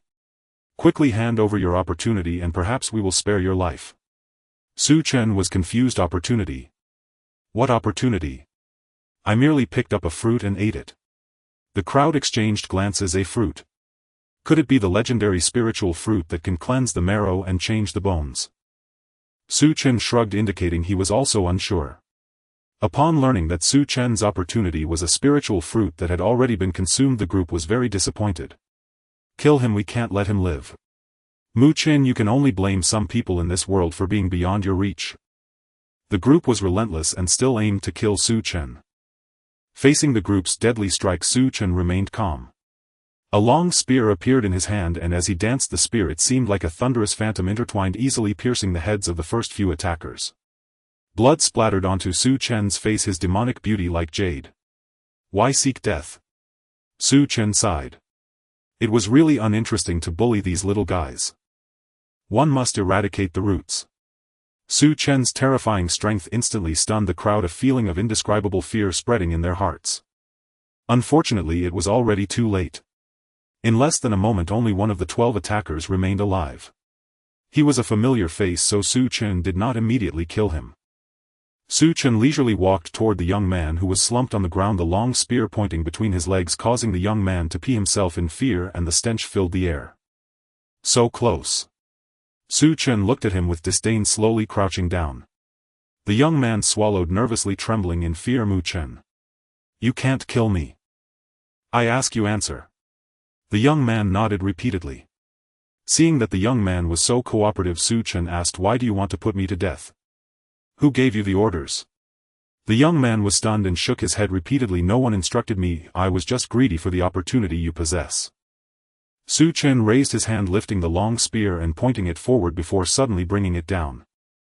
The sharp spear tip made the young man's body curl up, drenched in cold sweat. He could even clearly sense how cold the spear tip was, along with the thick blood, making him feel a chill below. The young man grimaced. Mu Chen. You are too harsh. Our past friendship doesn't warrant this, does it? Su Chen sneered inwardly. The young man before him was the son of the city lord, an absolute playboy who often mingled with him. He always urged Su Chen to sever ties with the Xia family and to cancel his engagement with Xia Yingyue. Su Chen raised the long spear, aimed and prepared to thrust it down. Mu Chen, I'll talk. I'll tell you everything. Seeing that Su Chen was about to be serious, the young man, thinking of his younger brother, blurted out, it's my older brother. He likes Xia Yingyue and doesn't want her to marry you, so he wants to make you disappear during this trial. Su Chen nodded. I see. He thrust down his spear. The young man's eyes still held disbelief as his head was pierced by Su Chen, collapsing helplessly to the ground. Su Chen wiped the long spear with a piece of white cloth. It seems I must get a spiritual weapon. It was too troublesome to have to clean a mundane weapon after killing. After collecting all the items on the young man, Su Chen's gaze flickered as he turned to leave. The smell of blood here would soon attract demon beasts which would devour the corpses of these people. In a hidden corner, an ethereal figure floated above Fong Bubi's head looking in the direction Su Chen had left, murmuring, "I see this kid has some luck. After being defeated by you, he actually found the legendary spiritual fruit." Fong Bubi walked out from the bushes. "Master, do you believe what he said?" "I don't quite believe it, but this world is never short of lucky people. Little Bubi, you'd better pray that you don't encounter him directly in this competition." The old man's eyes held a hint of amusement. Fong Bubi looked confident. "Master, even if I encounter him only, he will be defeated." 3 days later, as expected by Su Chen, where there are children of destiny there are no good things. The originally peaceful mountains suddenly erupted with a riot of demon beasts. Upon encountering the disciples of the Xia family who were being attacked by demon beasts, Su Chen naturally rushed to help. "Young Master Mu Chen. That is a spirit pattern realm demon beast." Xia Ro was uncertain. Although Mu Chen was different from before and had defeated the Xia family's top genius Xia Chenfeng, she thought, the prejudices in people's hearts are like mountains. Su Chen felt speechless. "Hurry, lead the way. If we are late we can only collect the corpses." Under Su Chen's urging, Xia Ro guided him to support Xia Chenfeng. The Xia family disciples suffered heavy casualties. Their opponent was a newly advanced spirit pattern realm demon beast, the swift wind demon wolf, along with a dozen minions. The Xia family disciples were no match at all. Even with many trump cards in Xia Chenfeng's possession, the cunning Wolf King leisurely wore them down. It wouldn't be long before, once the trump cards were exhausted, the Xia family's disciples would become the wolf pack's meal. Damn it, how can there be a spirit pattern realm Wolf King here? Xia Chenfeng felt extremely unwilling. He had not yet seen his sister get married. He had yet to gain his father's approval. If he died, would Su Chen bully his sister? Xia Chenfeng did not want to die. But reality seemed to have no room for him. In the concealed grass, the old man Fong Bubi was astonished. "This is actually a mutated Wolf King. It seems there are treasures nearby. Perhaps it's a rare heavenly treasure. Little Bubi, you are really lucky." Fong Bubi saw Xia Chenfeng being worn down by the Wolf King and contemplated whether to intervene to save him. Xia Chenfeng was the son of the current head of the Xia family. If he could rescue him from the Wolf King, it would undoubtedly foster an alliance between the Fong family and the Xia family. The head of the Xia family had an excellent reputation. Just as Fong Bubi was looking for an opportunity, a figure rushed onto the battlefield wielding a silver spear and taking down several demon wolves. "It's him." Fong Bubi recognized the person. It was Su Chen. Xia Chenfeng also saw Su Chen surrounded by wolves and shouted anxiously, "Mu Chen, I don't need your help. Get out of here." That was the spirit pattern realm Wolf King. Even if Su Chen was powerful, he would not be a match for the spirit pattern realm Wolf King. Su Chen smiled indifferently. "Don't get ahead of yourself. I'm here to hunt down this Wolf King and seize the spirit pattern on him. Get lost, don't interfere with my kill, you're in the way." Xia Chenfeng's face turned red upon hearing this. Even if he couldn't defeat Su Chen, he wasn't weak. He had worked hard and was now at the 6th level of gathering spirit. However, Xia Chenfeng quickly noticed something amiss. The wolf pack that had troubled them for a long time was easily eliminated by Su Chen, leaving only the Wolf King, who was watching them with great vigilance. But Su Chen's reactions were incredibly swift. He killed the wolf pack without leaving any openings. The Wolf King was wary but saw that Su Chen had eliminated all his minions, turning him into a bear commander. The Wolf King was furious. He was far stronger than this human. "Just do it." The swift wind demon wolf revealed a green mark and moved swiftly, leaving only a green light behind. Xia Chenfeng's heart was in his throat as he exclaimed, "Be careful, it's behind you." The Wolf King suddenly appeared behind Su Chen, its claws sharper than swords. In the blink of an eye, Su Chen suddenly turned the spear in his hand, a white light glowing at the tip as he thrust it towards the Wolf King behind him. He did not possess a powerful spirit body, but Su Chen's combat experience, whether against humans or beasts, was incredibly rich. The sharp spear pierced towards the abdomen of the leaping Wolf King. The Wolf King's expression was fierce, disregarding its injuries to kill Su Chen. "You want to perish together?" Su Chen curled his lips into a disdainful smile. The heavenly Gang Chi burst forth, forming a layer of defensive barrier. As the Wolf King struck down, the defensive barrier creaked ominously on the verge of shattering. Su Chen reacted quickly, sliding to evade the Wolf King's sharp claws and thrusting several times with his spear. The Wolf King let out a weak howl and collapsed to the ground. The spirit pattern realm Wolf King died just like that. The Xia family members gaped. The scene before them felt like an illusion. Su Chen peeled off the spirit pattern from the swift wind demon wolf. Although he found it unimpressive, selling it for several thousand gold coins wouldn't be difficult.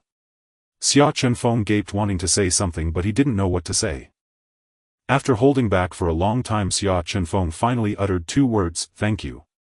Su Chen stored the spirit pattern and looked at the Xia family members, saying, "You should leave the mountains first. A beast tide is about to erupt here." Xia Chenfeng asked, "What about you?" Su Chen glanced at him. "I want to venture deeper into the mountains." Su Chen could tell there might be treasures nearby. With treasures he certainly wouldn't give up. The Xia family members exchanged glances, all looking at Xia Chenfeng. Although Xia Chenfeng did not know why Su Chen wanted to go deeper into the mountains, he understood he could not stop him. "Take care." Xia Chenfeng led the surviving members of the Xia family back while Su Chen advanced deeper into the mountains with Fang Bubi following behind. He was also determined to obtain the opportunity that appeared in the Qinghe Mountains. The demon beast riot meant that powerful demon beasts were fleeing in one direction. Thus Su Chen found the location of the opportunity quite easily. However, obtaining the opportunity posed a challenge for Su Chen. Several dozen spirit pattern realm demon beasts surrounded the outskirts. Inside there were also 3 or 4 spirit sea realm demon beasts. No matter how extraordinary his abilities, it was impossible for him to seize the opportunity under the noses of several spirit sea realm demon beasts. "Got it." Su Chen's mind sparked and he turned to speak lightly, "Sir, you have been following me all this way, it would be a bit impolite not to show yourself now." The air was silent. On the surface, Fang Bubi was startled by Su Chen's sudden remark. "Master, has he discovered us?"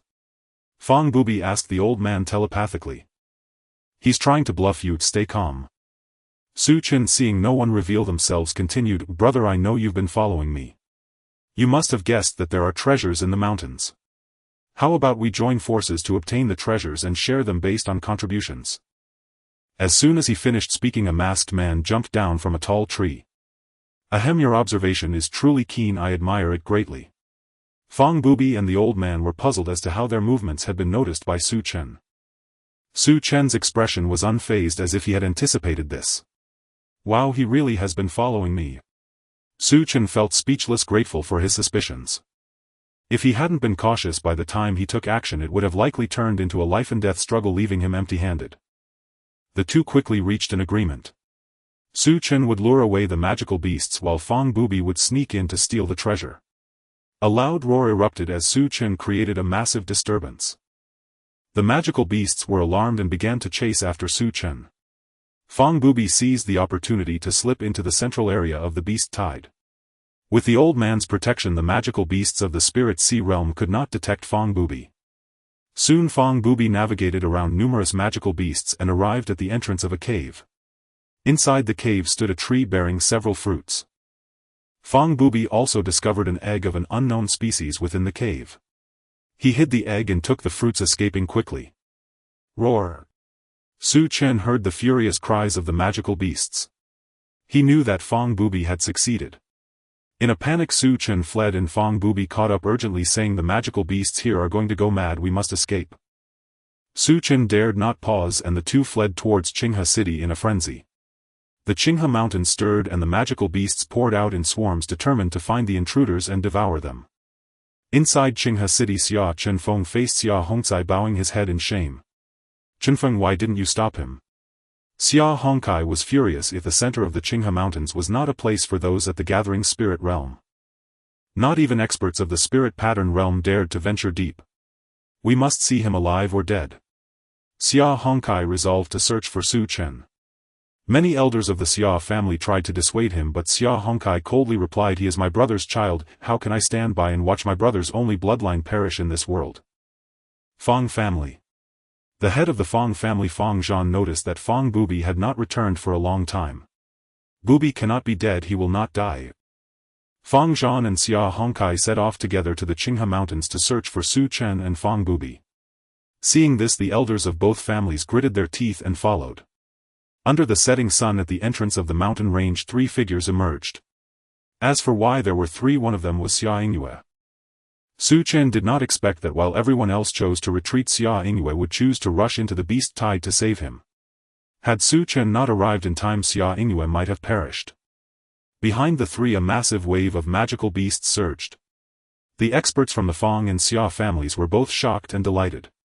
They were delighted that the 3 were still alive. They were shocked by what the 3 had done to provoke such a furious response from the magical beasts. First, let's save them. The experts from both families reached a consensus and rushed out to block the tide of beasts, buying time for the 3 to catch their breath. Su Chen did not hesitate, quickly carrying Xia Yingyue to safety behind the others. Fang Bubi soon arrived. His mask had long fallen off, revealing his youthful face, and he paid no mind as he gasped for breath. For the sake of some treasure, the 3 nearly lost their lives inside. Fortunately, each of them had their own means which allowed them to escape. Su Chen and Fang Bubi exchanged a knowing smile. They had developed a bond of life and death. If Fang Bubi had wanted to betray Su Chen, he could have easily left him to perish in the mountains. Conversely, if Su Chen intended to harm Fang Bubi, he would at least have forced the old man within him into slumber. Yet neither of them did so. Don't forget my share. Su Chen gasped, addressing Fang Bubi. He had nearly lost his life for a bit of treasure. Xia Yingyue looked at the 2 with suspicion.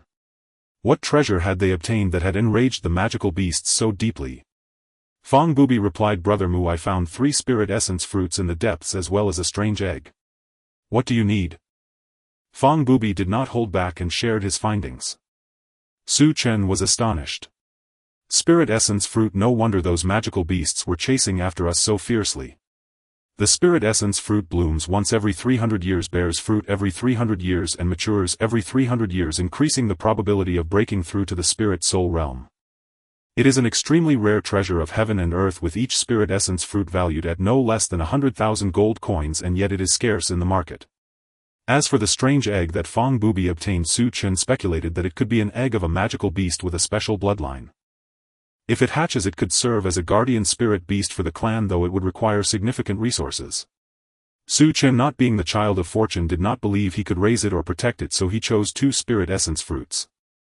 Apart from helping those at the spirit sea realm break through to the spirit soul realm, the spirit essence fruit is also beneficial for cultivation below the spirit sea realm. Su Chen handed 1 spirit essence fruit to Xia Yingyue. He kept 1 for himself. Fang Bubi retained 1 spirit essence fruit and the unknown magical beast's egg.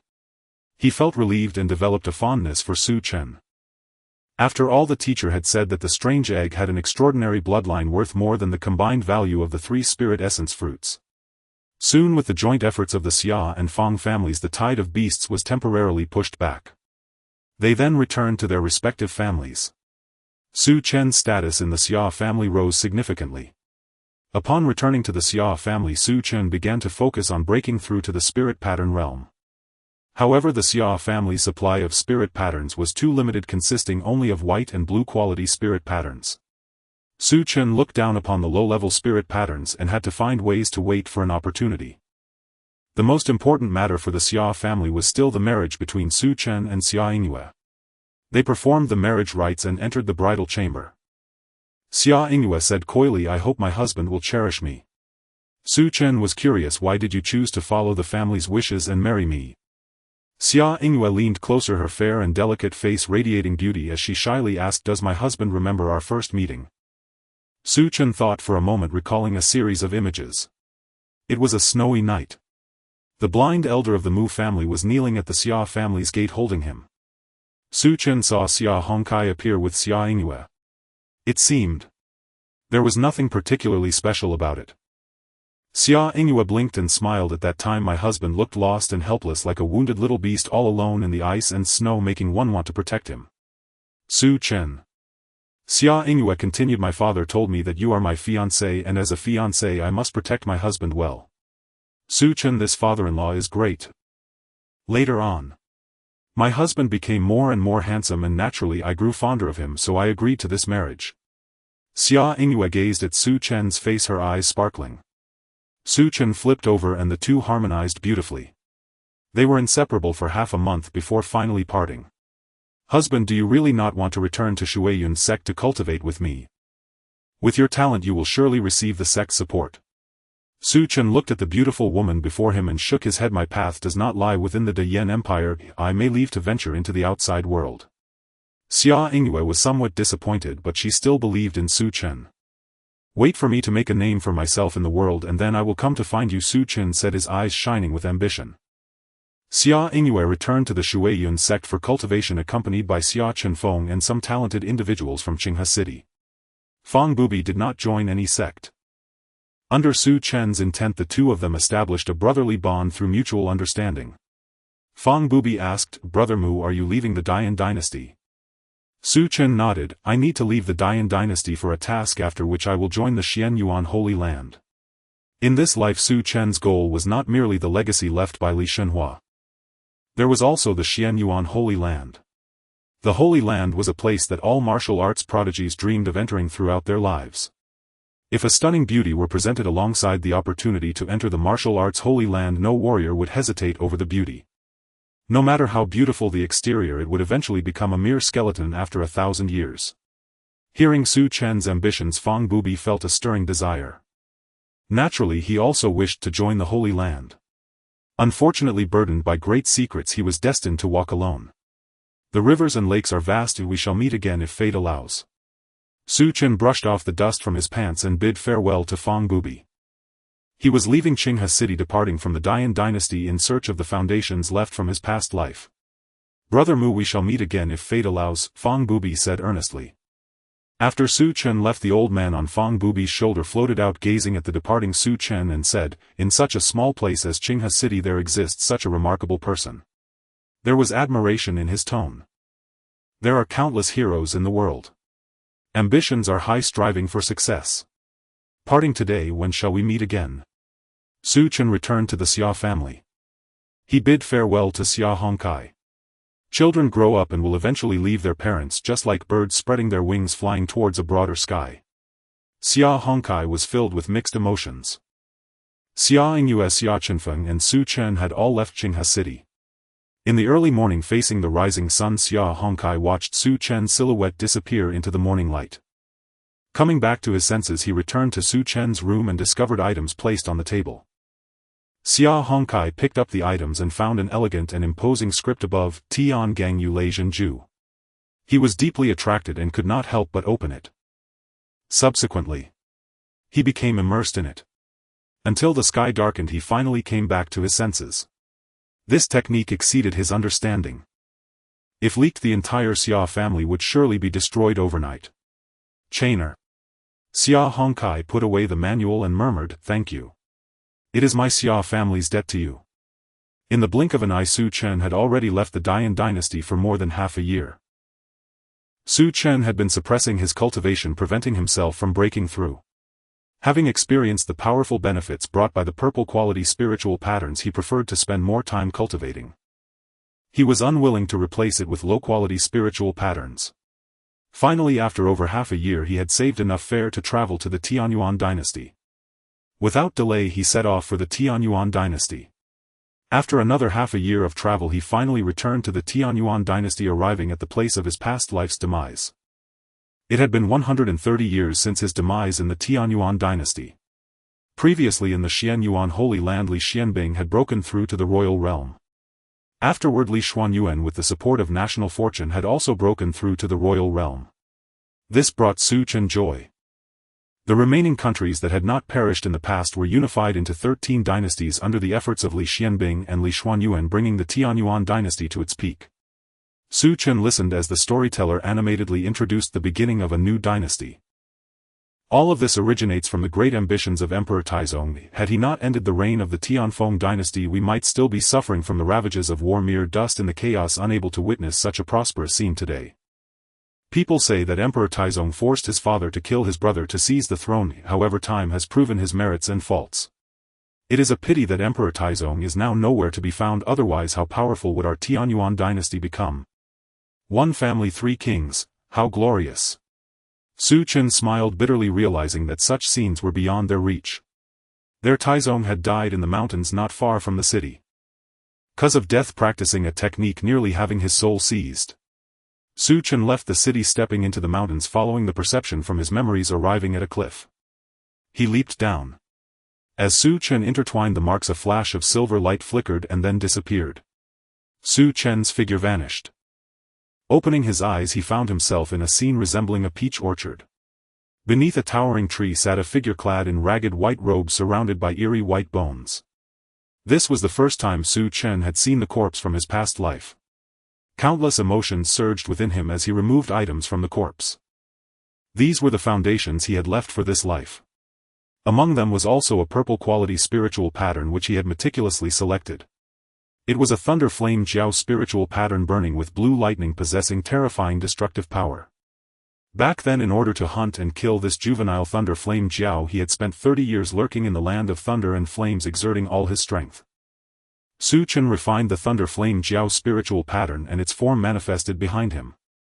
It was a creature resembling a jiao emanating blue flames with a pair of curved dragon horns on its head, lightning flickering on the horns, and a tail like a sword flashing with arcs of lightning coiling in the air, exuding a terrifying majesty. Indeed powerful. When combined with the Tian Gang Yu Lei Zhenju, its might is likely comparable to some royal techniques. Su Chen was delighted. The thunder flame jiao was truly a formidable beast capable of rivaling void realm cultivators at adulthood. 3 months later, Su Chen emerged from his seclusion. His cultivation broke through to the spiritual pattern realm, ascending to the 6th layer of the spiritual pattern realm. As the secret realm was about to collapse, Su Chen buried his past life's body and then departed. After another half a year, Su Chen raised his cultivation to the 1st layer of the Spirit Sea realm and then went to Dongwu City to participate in the Dongwu Secret Realm. The Dongwu Secret Realm was a kingly secret realm left by Su Chen from his past life, capable of summoning the entire Li clan's token. Centuries had passed and the token had become a legend, with countless talents returning in disappointment. However, the tales of the Dongwu Secret Realm continued to circulate widely. Every 3 years it attracted numerous talents, all arriving with great hope. Major factions also came to try their luck. In this regard, the Tianyuan dynasty welcomed it, as the matter of the token had become a legend. This opportunity would also allow them to make a significant profit, increasing the court's revenue. Why not take advantage of it?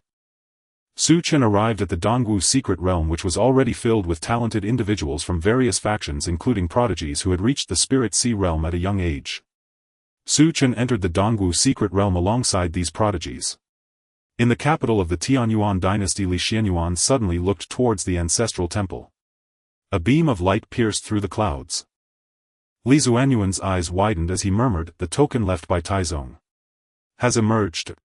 That legend had come true. Within the Eastern Martial Secret Realm, a gilded token appeared in Su Chen's hand. This token was the legendary Tongwang Ling. With this token, one could unconditionally summon the Li clan to fulfill 3 tasks. How powerful is the Tianyuan dynasty now? Outside the Eastern Martial Secret Realm, a path to the sky led to Eastern Martial City. The city trembled and all bowed their heads. For it was the ruler of the current Tianyuan dynasty, King Tianyuan Li Xuanyuan, who was coming. What could possibly alarm this king? The crowd was astonished. However, soon a clever person realized, horrified could it be, that the legendary Tongwang Ling has appeared. Whatever could stir the Yuan king is certainly not a trivial matter. When the Eastern Martial Secret Realm reopened, many prodigies emerged from it. The thoughts of the crowd were soon validated. Li Xianyuan approached Su Chen, a smile breaking through his dignified expression. "Little fellow, is it you who obtained the Tongwang Ling left by the Taizong?" Seeing Li Xianyuan again, now calling him little fellow, Su Chen felt somewhat out of place. He vaguely remembered how back in the day the young Xianyuan followed him closely, calling him great-grandpa. Growing up bit by bit. Now he had become a dignified king. Truly a worthy descendant. Su Chen quickly adjusted his mindset and respectfully said, "Greetings, Yuan king. Is this token the Tongwang Ling you mentioned?" A glimmer of golden starlight appeared in Su Chen's hand. Li Xianyuan felt a faint sense of familiarity, though he couldn't discern where it came from. Perhaps it was the aura of the token in Su Chen's hand that felt familiar. It was the aura of great-grandpa. No doubt about it. Inside Eastern Martial City, many gazes burned intensely at the golden token in Su Chen's hand. Jealousy, greed, envy. Everyone knew that this young man had struck it rich. Li Xianyuan glanced at the token, confirming its authenticity before nodding. "Indeed, it is the Tongwang Ling left by the Taizong." With this token you can have my Li clan unconditionally assist you in fulfilling 3 wishes. Even if you wish to become the king of the Tianyuan dynasty, my Li clan will agree. Li Zuanyuan's expression was serious. This statement made many forces in eastern martial city green with envy. The throne. That coveted throne which countless people yearned for was within reach. Su Chen however pondered deeply. If he chose to become the king of the Tianyuan dynasty, he would probably meet his end within 10 years. He was well aware of the character of the descendants he brought with him. It wasn't that such character was bad. Only with such character could the Li clan go further. Moreover, he didn't wish to become a king. In his previous life he had grown weary of it. In this life he only wished to pursue martial arts to live for himself. Su Chen said earnestly, I do not wish to become the king of the Tianyuan dynasty, nor do I covet the throne. My first wish is to enter the Li clan's library to view the techniques and martial arts within. Li Xianyuan was slightly surprised. It seems this person is resolute in his martial heart, just like my elder brother. The elder brother of course was Li Xianbing. Li Xianyuan replied, no problem as long as you swear not to disclose my Li clan's techniques to outsiders. Su Chen nodded, that is natural. After Su Chen completed the martial oath, Li Xianyuan continued, my Li clan can fulfill the first wish. What is your second wish? Su Chen shook his head, I haven't thought of it yet. When I come up with my second wish I will naturally present my request. Li Xuanyuan, alright, my Li clan still owes you 2 wishes. Li Xianyuan brought Su Chen back to the royal capital, leading him to the library. Within the Tianyuan dynasty an unknown youth obtained the legendary Tongwang Ling. He could unconditionally make 3 wishes to the Li clan. Even to become the king of the Tianyuan dynasty the Li clan would agree without a second word. The story of ordinary people seizing opportunities to change their fate has been an immortal topic throughout history. Thus the tale of Su Chen obtaining the Tongwang Ling spread far and wide in no time. When it was learned that Su Chen's first wish was merely to enter the Li clan's library, countless people sighed, believing it was a tremendous waste. If it were them, they would have become the king of the Tianyuan dynasty. Power, beauty, resources for cultivation, all within reach.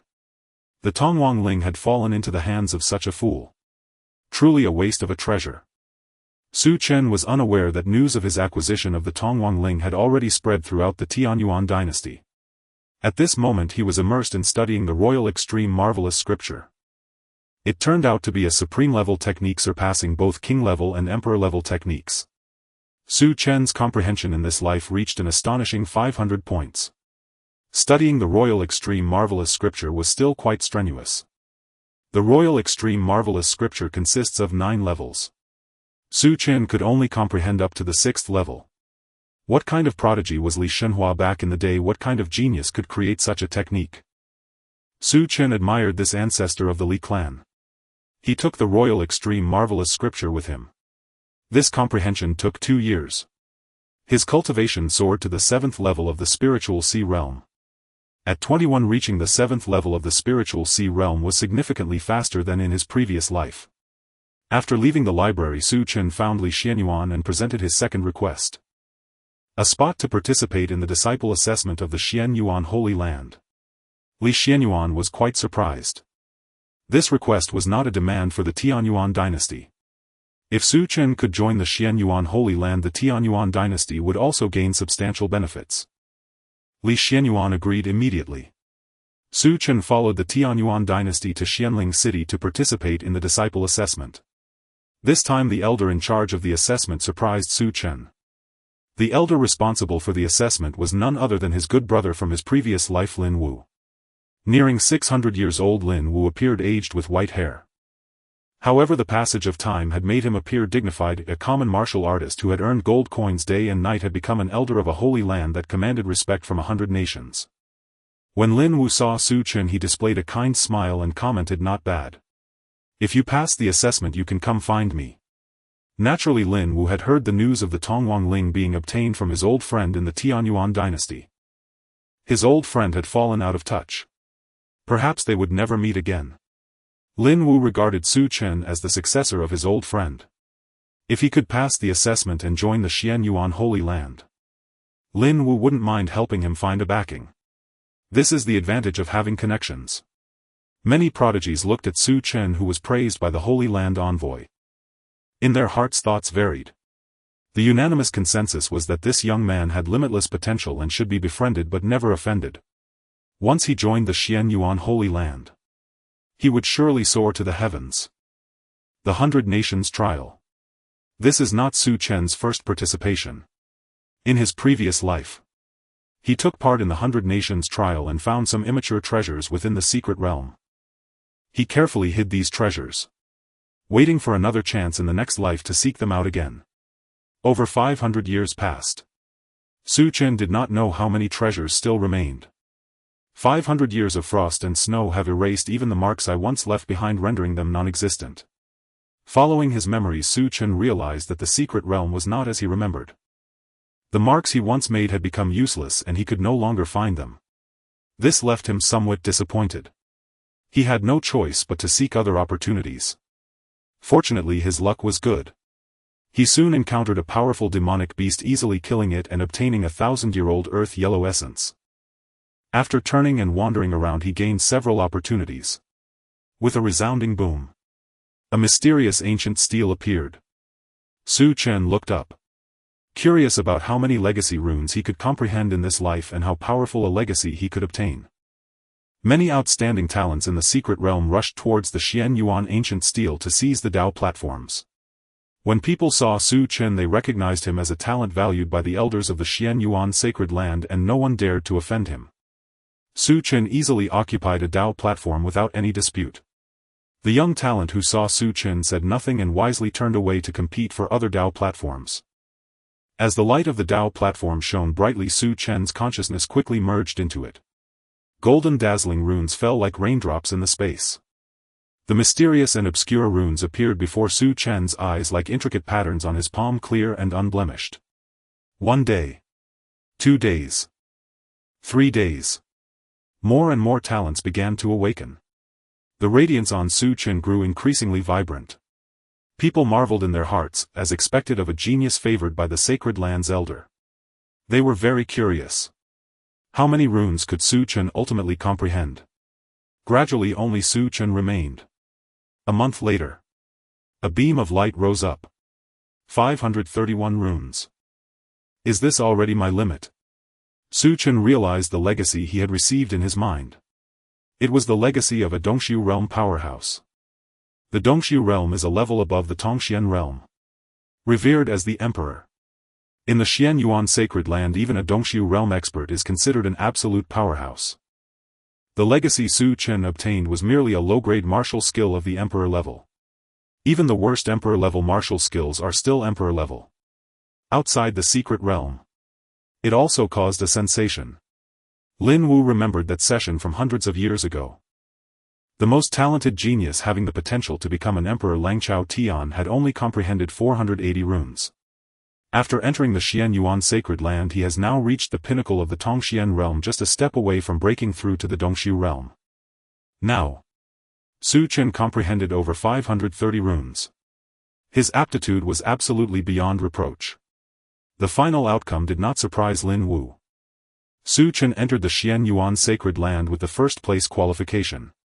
In the eastern wilderness there are a total of 12 major sacred land level lineages.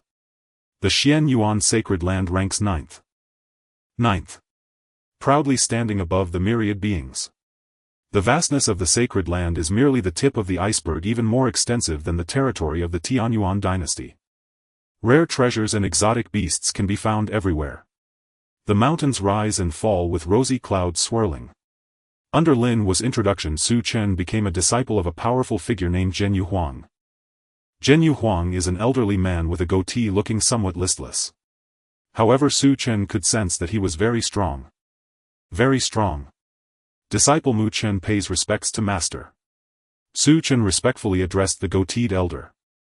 The elder's eyes burst forth with sharp light as he looked at Su Chen and said, "I originally did not want to accept disciples, but Lin Wu said that you are quite extraordinary and might bring me surprises.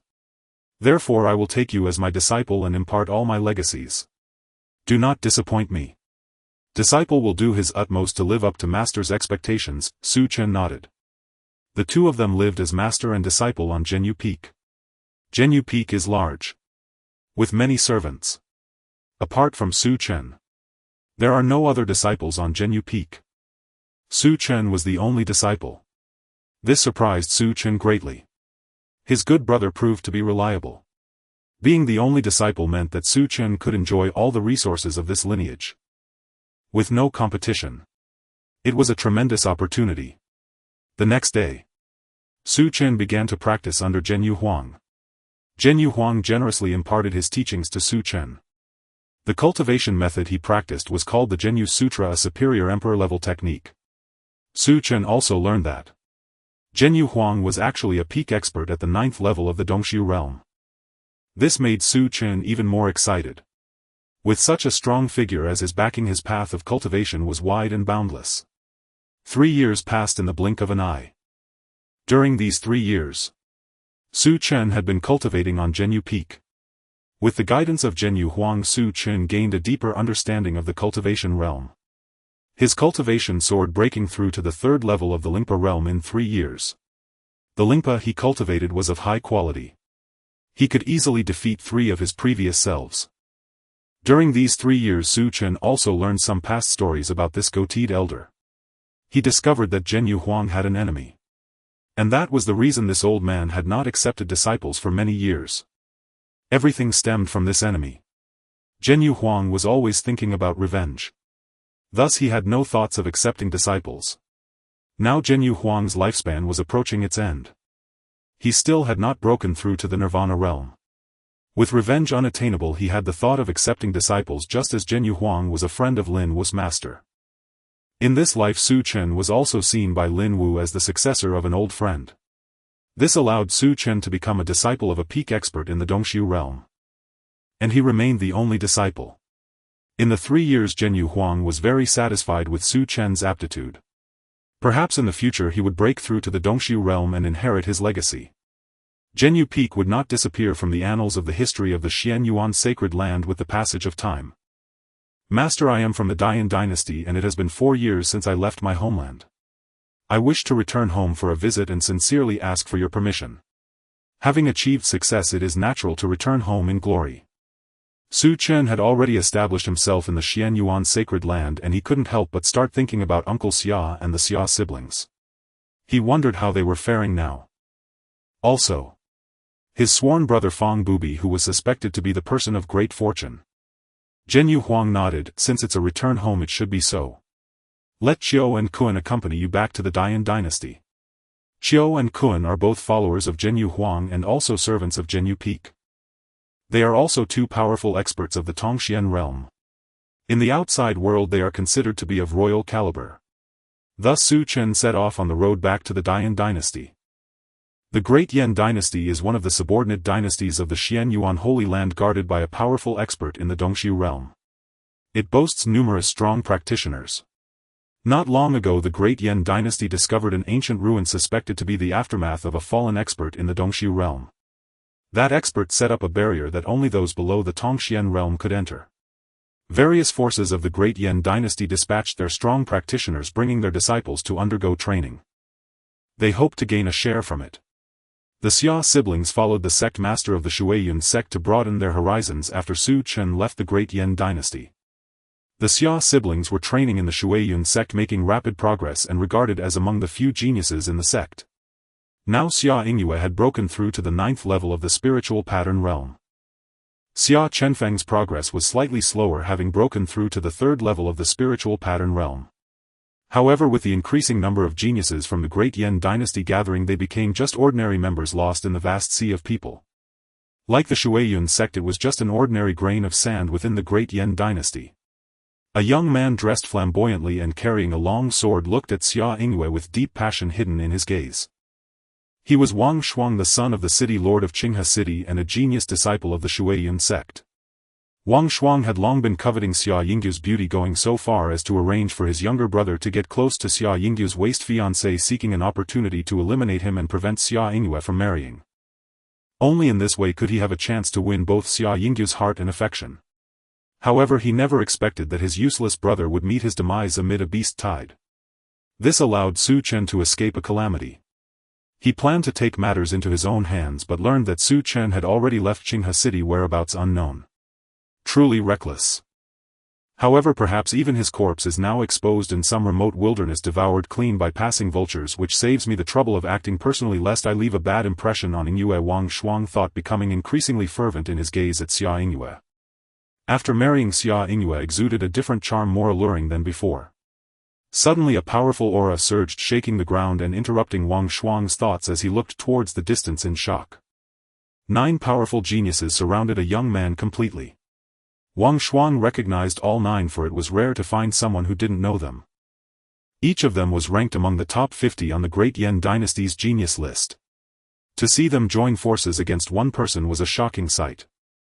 Xia Yingyue's beautiful eyes flickered as she recognized the targeted young man. It was none other than her husband's sworn brother Fang Bubi. Fang Bubi wielded a silver halberd, dominating the scene as he faced the 9 geniuses without flinching, effortlessly reversing the battle and overpowering them. In less than a moment 3 of the 9 geniuses were slain, and the remaining 6 had no choice but to retreat momentarily. However, Fang Bubi did not intend to let them escape so easily. Fang Bubi, you are courting death. A towering figure with colossal hands clasped together enveloped Fang Bubi, revealing a tall young man in purple robes whose eyes gleamed with a purple light. He was the second-ranked genius on the Great Yan Dynasty's genius list, the Purple Robe Marquis. If the Purple Robe Marquis personally intervenes, that young man is doomed. It is said that Fang Bubi killed the Purple Robe Marquis' younger brother, provoking the Marquis' wrath and issuing a kill order. Unexpectedly, Fang Bubi not only survived the order but also gained a tremendous reputation in just a year. Now defeating 9 geniuses under everyone's gaze, the Purple Robe Marquis will surely not allow such a terrifying genius to live, they said. A tree that stands out must be blown down. It's a pity that such a talent does not know how to hold back and confronts the Purple Robe Marquis. He will certainly die here. Fang Bubi faced the towering purple-robed youth, and their enmity was palpable. The cultivation revealed by the purple-robed youth was at the 1st level of the spiritual soul realm, while Fang Bubi's cultivation was merely at the 9th level of the spiritual sea realm. This battle should have been without suspense, but Fang Bubi unexpectedly forced his cultivation to rise to the 1st level of the spiritual soul realm through unknown means. The purple-robed youth, enraged and no longer hiding his strength, erupted with power comparable to the 3rd level of the spiritual soul realm. This is bad. If this guy is hiding his true strength. Fang Bubi did not expect someone like him to hide his cultivation as well. Gradually he found himself at a disadvantage and prepared to withdraw. The Purple Robe Marquis was furious if Fang Bubi had forced him to reveal his true strength, and he must kill Fang Bubi. At that moment the clouds in the sky parted and a luxurious carriage emerged, flanked by 2 tall, meticulously dressed figures exuding an aura akin to deities or demons, as if they were 2 stabilizing forces in the sea, causing the surrounding air to solidify, and everyone dared not breathe loudly. It's a king-level expert in the Tongxian realm. This is definitely a king-level expert in the Tongxian realm.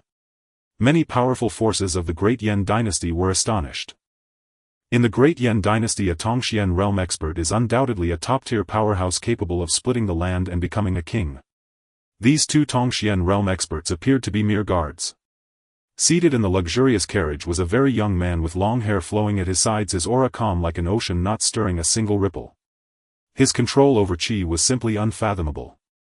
Wang Shuang looked up at the young man, feeling that he seemed somewhat familiar, as if he had seen him before. However, he could not recall who this person was. Wang Shuang did not notice that the Xia siblings, upon seeing that figure appear, were immensely excited. Xia Chenfeng's eyes widened as he murmured, "This guy. This guy. It really is him." More than 4 years had passed and there had been no news from Su Chen. Xia Yingyue's beautiful eyes sparkled. "I knew he would be fine. He has returned. 4 years. Not too long, yet not too short either. For a gifted martial artist, 4 years is merely a brief and insignificant journey. However, for loved ones who occupy one's heart, 4 years can cast a shadow that occupies half of a long time." Su Chen saw the Xia siblings and smiled slightly. He then looked at the targeted Fang Bubi and said softly, "Sworn brother, long time no see." Fang Bubi's expression lit up with joy. "Brother Mu." Su Chen nodded, looking at the purple-robed youth, and pointed at Fang Bubi. "This person, I will protect him. Do you have any objections?" The purple-robed youth's expression changed and he said in a low voice, "Do you think too little of me? You want me to retreat with just a word? Wouldn't that be a disgrace to the world?" Su Chen replied, "Are you dissatisfied? Seeing that Su Chen did not take him seriously at all, the purple-robed youth became furious and attacked directly. Su Chen praised him, saying, "Your courage is commendable," which only fueled the purple-robed youth's anger further. Su Chen extended a finger. Mountains and rivers lay beneath it. Heaven and earth became his prisoners, even as the young man in purple exhausted all means. Under this finger all effort seemed futile. Dim and lifeless. "Stop. My young master is the heir of the East Town King." An elder furiously intervened, attempting to rescue the young man in purple. "The East Town King? What is that?" "My young master is a direct disciple of the imprisoned royal family of the Xian Yuan sacred land." "Do not say a mere East Town King. Even if the ruler of the great Yan dynasty were here, he must show utmost respect to my young master." Hearing the words of the guards beside Su Chen, the elder was greatly alarmed and then was simultaneously suppressed. Su Chen waved his hand, sparing their lives. "Spare their lives. 3 years later let my sworn brother settle the grievances himself." The young man in purple struggled to rise, but upon hearing these words fury surged through him and he fainted directly. The purple-clad Marquis Su Chen intended to let Fang Bubi handle it personally. This was his whetstone. Fang Bubi showed gratitude. The surroundings were in uproar. That mysterious youth was actually a direct disciple of a sovereign from the Xian Yuan sacred land. Xia Yingyue recalled Su Chen's earlier words, "Once I've achieved success I will surely return." A disciple of the sacred land, a true descendant of a sovereign, such an identity shone as brightly as the sun, making her feel inadequate. Su Chen walked step by step to Xia Yingyue's side. Under the gaze of the crowd he softly said, "I have returned." Xia Yingyue was overwhelmed with joy, tears filling her eyes. Brother-in-law, I'm here too. I miss you as well." Xia Chenfeng exclaimed excitedly. His brother-in-law was a disciple of the sacred land, a true descendant of a sovereign. Su Chen ignored Xia Chenfeng. The members of Shuiyun sect were shocked to see Su Chen actually acquainted with Xia Yingyue, left speechless. The sect master of Shuiyun sect smiled as if trying to ingratiate himself. Wang Shuang looked at his goddess nestled against another, his eyes nearly spitting fire. His fists clenched tightly. His gums bit down, making a creaking sound. He successfully attracted Su Chen's attention. Su Chen thought for a moment. A familiar name appeared in his mind. The son of the lord of Qinghe City. Wang Shuang. Like Xia Yingyue, he had also joined Shuiyun sect. 4 years ago he attempted to kill Su Chen but failed. Facing Wang Shuang's hatred, Su Chen merely glanced at him. Just a glance.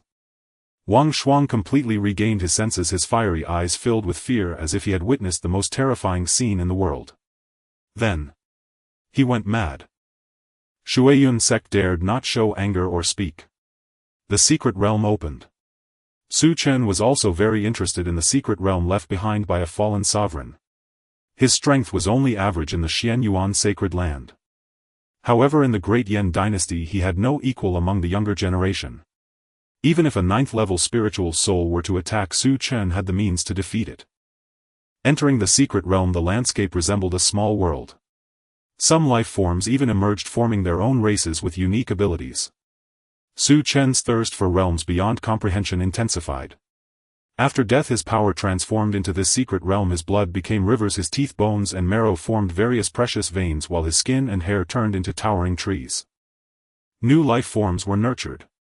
Such great power surpassed imagination. The beings born within the secret realm were powerless against the invasion. The cultivation methods they used were merely outdated bloodline inheritances. Their inheritance was extremely thin. How could it compare to the crystallization of countless people's wisdom in the outside world? Seeing a race being plundered and exterminated, Su Chen felt no ripple in his heart. He found the crystallization left behind by the deceased sovereign on the priest and obtained a legacy called the Xianyong Sword Classic, which was of low-grade royal quality.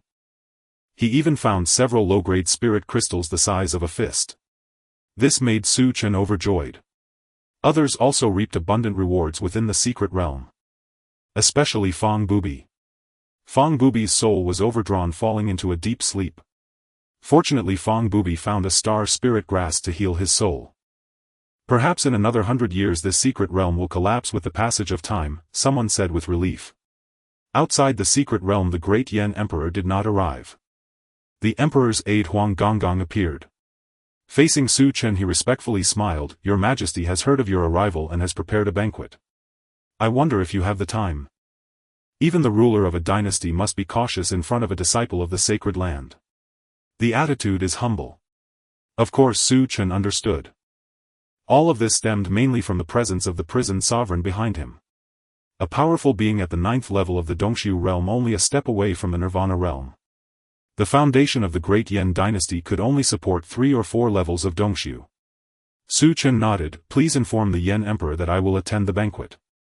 The ruler of the Great Yan dynasty wanted to befriend him. Su Chen naturally would not refuse. Huang Gonggong, who received Su Chen's message, smiled and left satisfied. Su Chen needed to arrange matters regarding the Xia family. Returning once more to the Xia family, there had been significant changes. Xia Hongkai had obtained the cultivation method left by Su Chen, practicing in secret and breaking through continuously. He had become the strongest in Qinghe City. Half-step spiritual soul. The Xia family leaped to become the foremost family in Qinghe City. Chainer has returned. Xia Hongkai was overjoyed. Seeing Su Chen again, tears sparkled in his eyes. Xia Chenfeng was puzzled. He was the biological son after all. However, old Xia clearly overlooked this biological son. Upon seeing Xia Hongkai again, Su Chen respectfully saluted. In this life, although his biological father died early in the beast tide, he was not without a father. Xia Hongkai was his father in this life. Reflecting on it, even he could not achieve such a feat. To treat an outsider as his own child. For over a decade unchanged. When Xia Hongkai learned that Su Chen had joined the Xian Yuan sacred land, he was immensely gratified. When the ruler of the Great Yan dynasty learned of Su Chen's background, when Su Chen arrived in the imperial capital, news came. 20 years ago the demon king who triggered the demon tide was besieged by the army of the Great Yan dynasty. Su Chen understood in his heart. That demon king was the culprit behind the death of his parents in this life. Now he was finally brought to justice. Countless individuals who had lost everything due to the outbreak of the demon tide upon receiving this news wept with joy. Within the Great Yan Palace, Su Chen was revered, the center of attention. All the powerful figures surrounded Su Chen. He remained calm and composed. He had grown accustomed to such scenes. But in the eyes of those nobles he was a talented disciple of the sacred land, unperturbed by praise or blame. His demeanor was indeed extraordinary. Getting to the main topic, the dignified Yan Emperor managed a smile. "This is my little daughter named Yan Qimeng. She has long admired heroes, especially talents from the sacred land like you." The beautiful girl spoke softly, "I have long admired you, wishing to follow you and stay by your side." Su Chen. Nonsense. Am I that kind of person? Naturally Su Chen firmly refused the allure of the beauty of the ruler of the Dayan Empire. Perhaps in his first and second lives beauty still held some temptation. As his experiences gradually increased, these superficial beauties no longer sparked Su Chen's interest. Withered beauties. He preferred interesting souls. After stabilizing the Xia family, Su Chen returned to the Xian Yuan Holy Land with the Xia siblings. He immersed himself in cultivation. Time passed quickly, and in the blink of an eye 5 years had gone by. Su Chen's cultivation broke through to the 7th level of the spiritual soul, making rapid progress. However, he did not become arrogant because of this. In the Xian Yuan Holy Land, even a random disciple could be considered a genius in the outside world. Among them, some ranked disciples were even dissatisfied with being crowned at the age of 20. The 1-Siatake Dao Inquiry Conference is about to begin, one of the grand events of the Eastern Wilderness, with countless geniuses participating. Disciple, you can accompany the senior brothers of the Holy Land to participate in the trials and witness a broader sky. The prison suppression emperor called for Su Chen. The Dao Inquiry Conference will indeed have many core disciples of the Holy Land participating. Su Chen felt a sense of yearning. He had never fought against those top geniuses of the Holy Land. With all the heroes of the world gathered, he also wished to meet them. On the ship of the Holy Land stood young men and women. Su Chen curiously surveyed his surroundings. Each person exuded at least the aura of the spiritual soul realm. Among them were some extraordinary geniuses whose aura Su Chen could not fathom, far surpassing his past self. This made Su Chen reflect on the goals of the prison suppression emperor. It turned out that the sky was so vast. After joining the Xianyuan Holy Land for 8 years, he had mainly followed the prison suppression emperor in his training. Although he knew there were many powerful geniuses within the Holy Land, he had never had the chance to meet them. On the ship, Chen also saw a familiar face. Li Xianbing. In his past life he was the most proud descendant of Chen. He had joined the Xianyuan Holy Land as a disciple of a Nirvana realm elder, and Chen could not gauge the depth of his current cultivation. However, he knew that with Li Xuanbing's cultivation he was not far from breaking through to the Void Realm. Li Xianbing also spotted Chen and smiled, nodding his head. Chen followed the crowd to Dao Inquiry City, where countless geniuses gathered. These geniuses came either from the 12 Holy Lands or from various ancient clans, as well as other top powers beneath the Holy Land. With so many geniuses gathered together, it felt akin to a gathering of bright stars shining brilliantly. The Xianyuan Holy Land ranked only 9th among the 12 Holy Lands.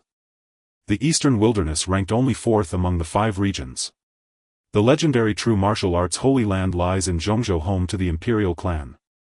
What sort of prosperous era would it be? The Dao Inquiry Conference is a contest among the younger generation of martial artists in the Eastern Wilderness.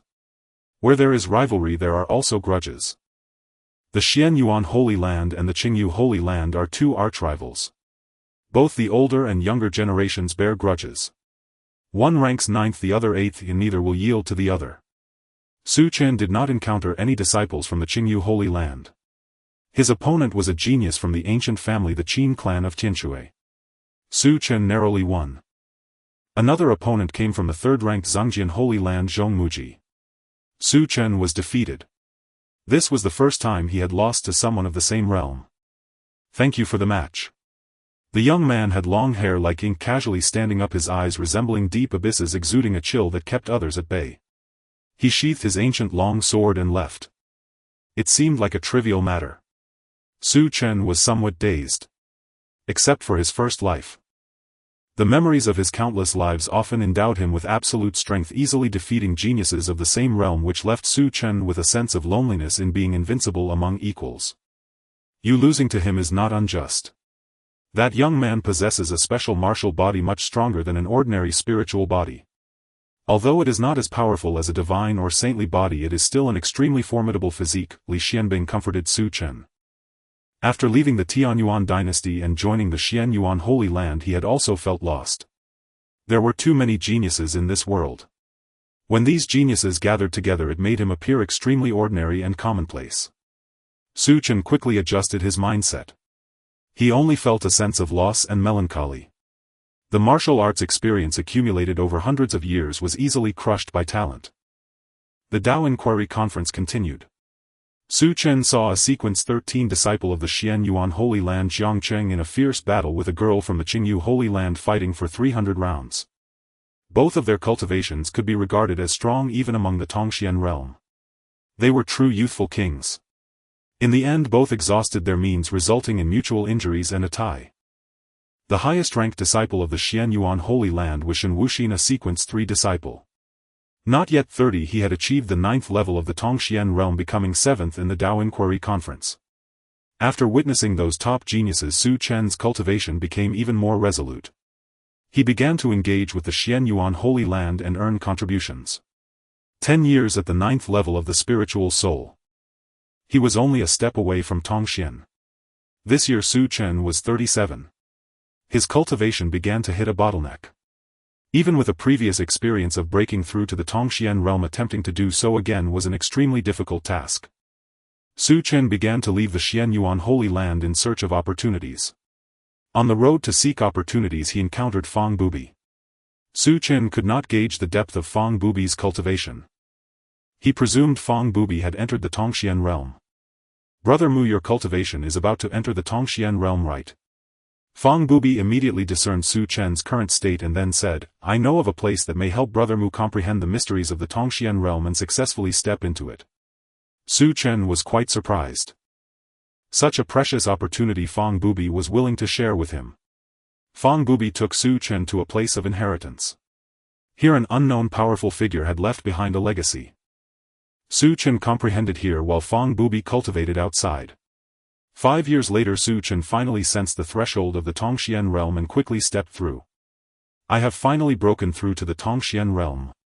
Su Chen was filled with joy. Being in his 40s, reaching the Tongxian realm would be considered a genius in the Holy Land. Seeing Su Chen's breakthrough, Fang Bubi smiled and said, "Congratulations to Brother Mu for successfully breaking through to the Tongxian realm." Su Chen felt a sense of melancholy as he could no longer see through Fang Bubi's cultivation. "Junior, what are your plans next?" Su Chen inquired. Fang Bubi chose not to join any faction, insisting on being a lone wolf. "Brother Mu, to be honest, I need to head to Zhongzhou," Fang Bubi said animatedly. "After parting today, I don't know when we'll meet again."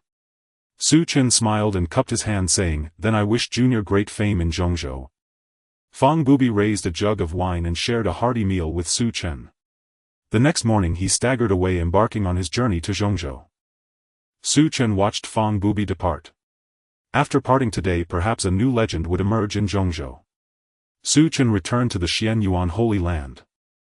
Upon returning to the Xianyuan Holy Land, Su Chen heard a piece of news. Lin Wu had failed in his attempt to break through to the Void Realm, heavily injured and near death. When Su Chen visited him, Lin Wu, who had failed in his breakthrough, was overjoyed to see Su Chen. "Lin Wu has passed away. The injuries sustained from the Dao were simply too severe. Just 3 months and he could no longer hold on. Fortunately, he left this world with a smile." Su Chen was aware of Lin Wu's background. His life could be considered glorious, not wasted in this world. After pouring a jar of wine on Lin Wu's grave, Su Chen departed. Life is always unpredictable. Su Chen had long since let go of life and death. 8 years passed just like that. Su Chen turned 50.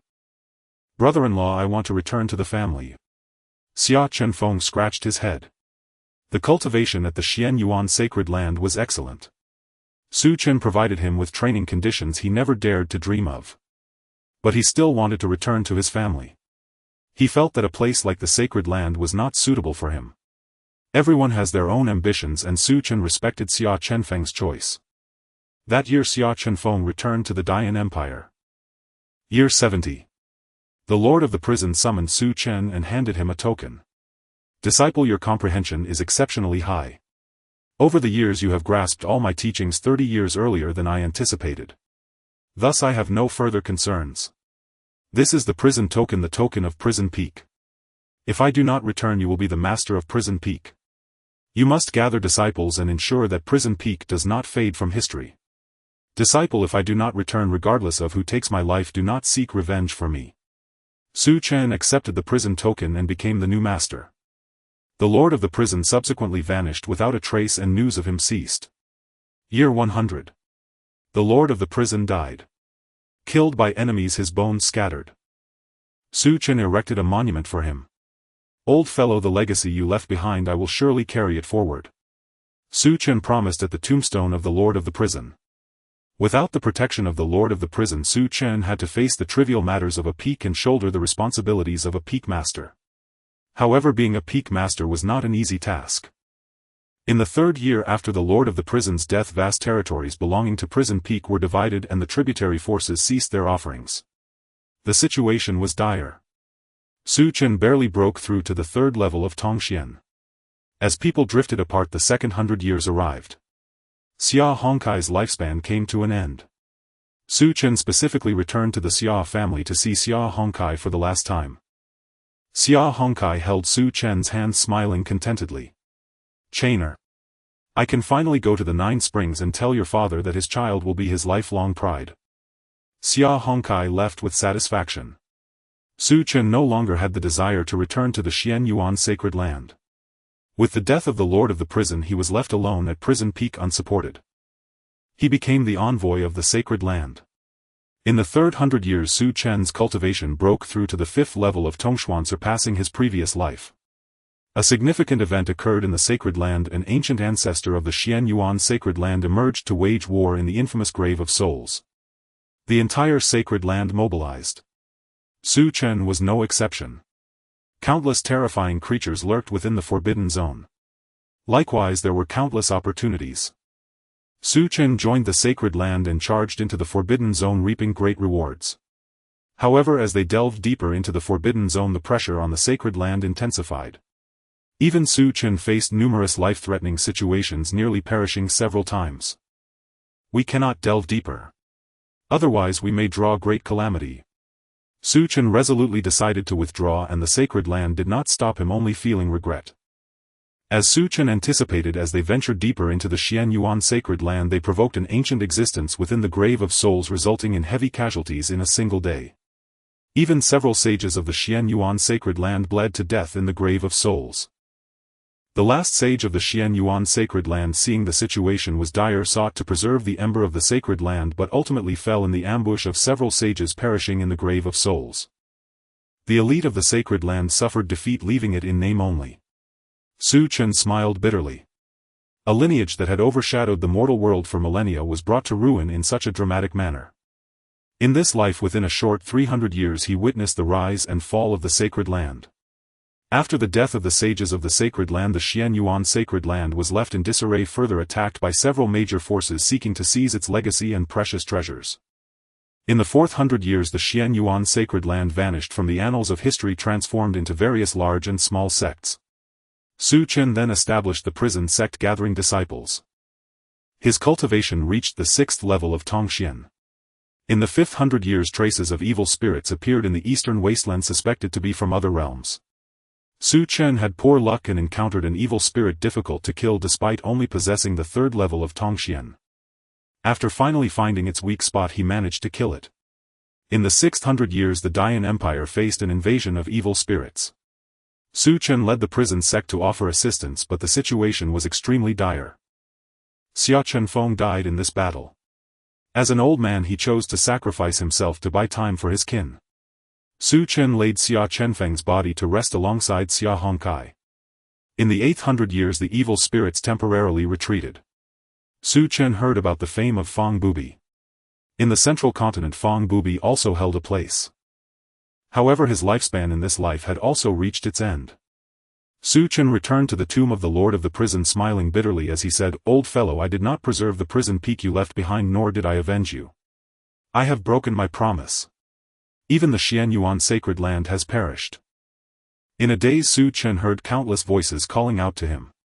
Yet he could no longer open his eyes. He departed from this world, reaching the end of his natural life. "I have returned." Su Chen opened his eyes back in the reverse fate space. In this life he had met his natural end. Just a little more and he would have disappeared from the annals of history along with the Xian Yuan sacred land. In the 5th life you were a son-in-law whose family was destroyed by a beast tide, relying on others. Fortunately you were taken in by your father's good brother, who treated you as a son. You were rebellious in your youth but matured after adulthood, rapidly resolving crises and advancing in cultivation. You shone brilliantly, becoming a disciple of an elder in the Xian Yuan sacred land. In the following 70 years you had smooth sailing. However, after your master's death you lost your strongest support in the sacred land. The elders and disciples began to ostracize you and you were expelled from the sacred land. You were cautious. After the fall of the sacred land you established the prison sect, becoming a renowned sect, nurturing some geniuses, gaining a bit of fame, and ultimately met your natural end. Evaluation Blue 8 stars. Reverse Fate Points 800. What a pity, Su Chen expressed with some regret. If not for the destruction of the Holy Land, perhaps he could have caught a glimpse of the threshold to the Void Realm. The saints and ancestors of the Holy Land insisted on attacking the Forbidden Zone, leading to the loss of all their elite forces. Even the saints and ancestors have perished. Although he narrowly escaped a calamity, he lost all his power and became a loose cultivator, establishing the Zhenyu sect to pass on the legacy of the Zhenyu Emperor. Without cultivation resources, Su Chen's progress in his cultivation was painstakingly slow. Ultimately he reached a standstill at the 8th layer of the Profound Realm and passed away. Fortunately, in the previous 100 years, with the support of the Zhenyu Emperor, Su Chen had a period of brilliance. Talent 0, Wisdom 0, Family Background 0, Mindset 50. Su Chen had 800 reverse fate points remaining. Talent 350, Wisdom 350, Family Background 100. Su Chen made proper arrangements and directly began his next life.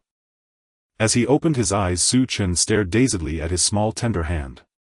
"In this life I actually awakened my memories so early." Su Chen was momentarily stunned, followed by overwhelming joy. Awakening memories was a natural occurrence, if the earlier the better. He glanced around and found himself surrounded by precious items. In this life his background would not be poor. There were many people around him. Among them there was a handsome young man and a beautiful young woman. The man never without his sword gently picked Su Chen up in his green robe, his gaze tender. He was a very gentle swordsman. The man set Su Chen down in front of the woman. The woman was very beautiful, appearing to be in her early 20s, and she gently touched Su Chen, her eyelashes quivering.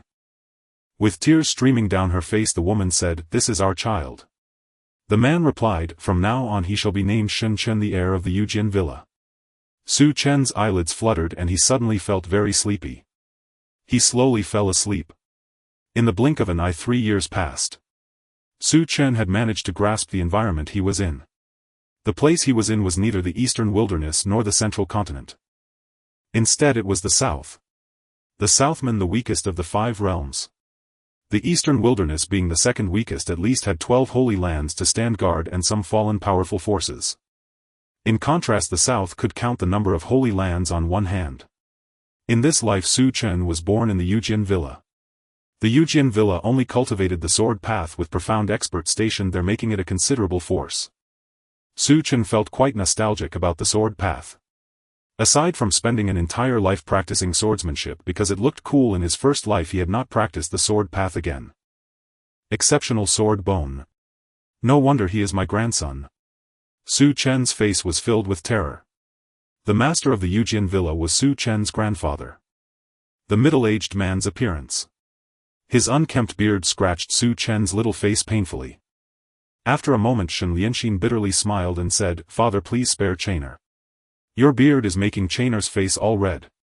Shen Tianyi realized this and saw that half of Su Chen's little face was scratched red, bursting into laughter.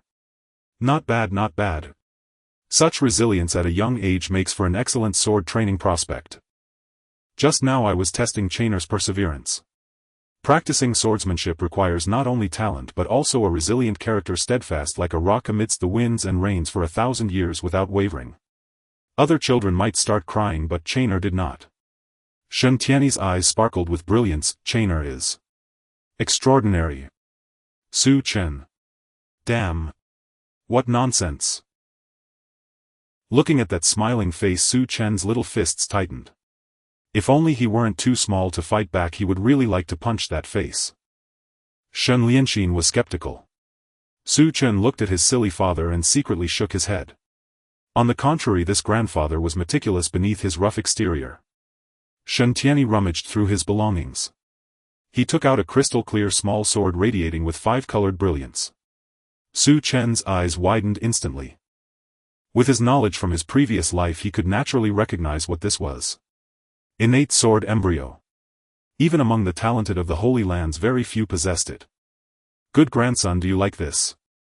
Shen Tianyi waved the innate sword embryo in front of Su Chen. Su Chen nodded repeatedly. "For the sake of this sword I will forgive you." Su Chen thought to himself. The innate sword embryo was something his master the Jinyu Emperor never managed to obtain in his past life.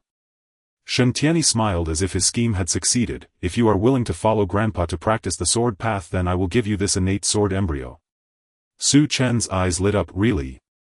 Grandson is willing to follow Grandpa to practice the sword path? Chainer." Shen Lianxin abruptly lifted Su Chen and placed him behind him, facing Shen Tianyi directly, and solemnly said, "Chainer is still young, he was just speaking thoughtlessly. I ask Father to spare him, he absolutely cannot follow you to cultivate." Shen Tianyi's smile faded, his eyes turning cold as he said, "Shen Lianxin, do you dare to defy me?" Su Chen looked at Shen Tianyi's changing expression, feeling depressed. It seemed that the father-son affection had turned into fatherly kindness and son filiality. Shen Lianxin was very afraid of Shen Tianyi. To prevent Shen Chen from following Shen Tianyi for cultivation, he mustered his courage, and the qingfeng at his waist was drawn for the first time, emitting a gentle light, but was easily caught by Shen Tianyi. The qingfeng sword let out a mournful cry and was subsequently tossed aside. Shen Lianxin was seized by Shen Tianyi. The disparity in their cultivation levels was too great. Seeing this, Su Chen hurriedly spoke up, "Grandpa, please spare my father. I am willing to follow Grandpa to practice the sword path." Hearing this, Shen Tianyi let go of Shen Lianxin and laughed, saying, "This is my grandson. Shen Lianxin, you are even worse than a child." Shen Lianxin's face turned ashen. He opened his mouth to say something but hesitated. Su Chen could see it clearly. His father in this life was a very gentle person. However, his grandfather in this life was a domineering figure who would not allow anyone to defy him, even his own children. Su Chen was willing to follow Shen Tianyi to learn swordsmanship. Shen Tianyi also gave Su Chen the innate sword embryo. The two left the Yujin villa. Su Chen finally understood why Shen Lianxin tried to stop Shen Tianyi from taking him for cultivation. After all, he was just a 3-year-old child. Su Chen was speechless. Inside the sword refining furnace, the scorching sword intent seemed to pierce him through countless holes. Su Chen gritted his teeth and cursed silently in his heart. 3 days later, seeing Su Chen still alive but on the brink of collapse, Shen Tianyi's eyes sparkled with excitement as he laughed. "Good grandson, I truly did not misjudge you. You are a born swordsman." Su Chen. He was on the verge of death. Couldn't he at least be given a dose of medicine? This was his biological grandfather. One would think he was an enemy. Thus Su Chen continued to follow his unreliable grandfather to practice swordsmanship. All sorts of torturous methods were applied to Su Chen, leaving him in great suffering. However, Su Chen found joy in it. He was astonished to discover that his cultivation aptitude actually improved under Shen Tianyi's rigorous training. 10 years later, Su Chen is 13 years old. During this decade, Su Chen also understood why Shen Tianyi was always devising ways to torment him. To create the sword-controlling body refinement technique is indeed a talent. Su Chen couldn't help but complain. If it weren't for his countless experiences in past lives that made his martial heart indomitable, he might have succumbed to the pressure and died. The sword-controlling body refinement technique. The mortality rate is 99.999999999. No wonder Shen Lianxin was unwilling for him to follow Shen Tianyi in his training. This is entirely a one-way trip. Surrounding Su Chen is a thin layer of sword aura, and with a casual strike countless sword chi erupt. This is the sword-controlling body. A postnatal martial body. Good. As expected of my grandson Shen Tianyi. After all these years, the sword-controlling sect finally has someone who has successfully cultivated it. Shen Tianyi's gaze seemed to want to swallow Su Chen whole as he grinned and laughed heartily. At 13, Su Chen's cultivation had reached the peak of the spiritual sea realm. He is hailed as the most talented individual in the history of the sword-controlling sect. Good grandson, to become a true sword cultivator you need more than just hard training, you must also defeat various powerful opponents. Everyone is your sharpening stone. Su Chen. Here we go again. Shen Tianyi took Su Chen to challenge the younger generation of various major forces. Soon the southern barbarian talents ranking added a figure never seen before. The sword-controlling young master Shen Chen ranked 100. At 14 he is a genius of the spiritual soul realm, rivaling the true disciples of the sacred lands. With the support of the sword-controlling body, Su Chen could effortlessly wield the world's famous swords, his combat strength far exceeding that of ordinary martial talents. For more years passed quickly. At 18, Su Chen's fame soared. Numerous forces in the southern barbarian region were aware of the extraordinary genius that had emerged from the sword-controlling sect. He ranked 63rd on the talents ranking.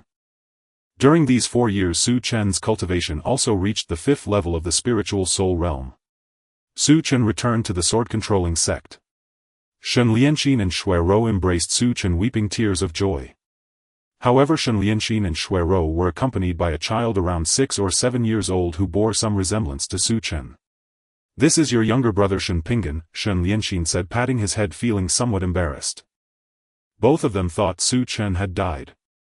Su Chen, however, didn't mind having a biological younger brother. He squatted down, looking at the frightened Shen Pingan, pinching his little face, and smiled. "Little Pingan, I am your older brother Shen Chen." Shen Pingan blinked his big eyes, and only then did he feel a bit closer, timidly saying, "Brother." Su Chen smiled and patted Shen Pingan's head.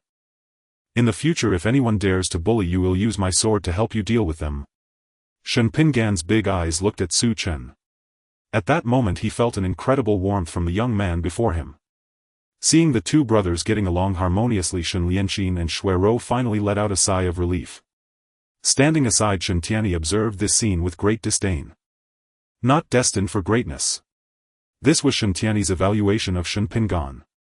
This child is very weak. He is not suited to practice swordsmanship. Far inferior to Su Chen, who possesses the sword-controlling body. Su Chen began to devote himself to training at the sword-controlling sect. Occasionally he would tease Shen Pingon. Shen Pingon showed no interest in swords.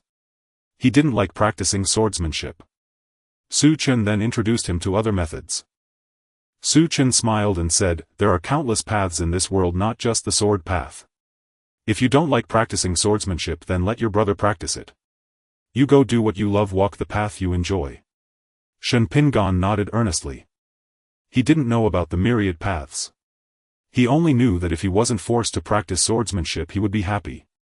Su Chen turned 20 and a major event occurred in the southern barbarian region. The Tomb of the Void appeared. Su Chen's eyes lit up. When he was in the eastern wilderness he had heard of the Tomb of the Void's great fame. It is a grave left by a super powerhouse requiring a key to enter. Most of the keys were held by those top forces. However, a small number of keys were scattered in various corners of the southern barbarian region. Naturally, the sword-controlling sect was not qualified to possess a key. Su Chen could only use the strength of the sword-controlling sect to search for one. The Tomb of the Void not only housed the legacy of that super powerhouse but also many treasures that even the sacred lands coveted. Dark tides surged. After 2 months of inquiries, Su Chen finally found the whereabouts of a key. This key was located in a kingdom of the demon race, gathering the talents of both the human and demon races. It's him. The sword-controlling young master of the human race, Chen.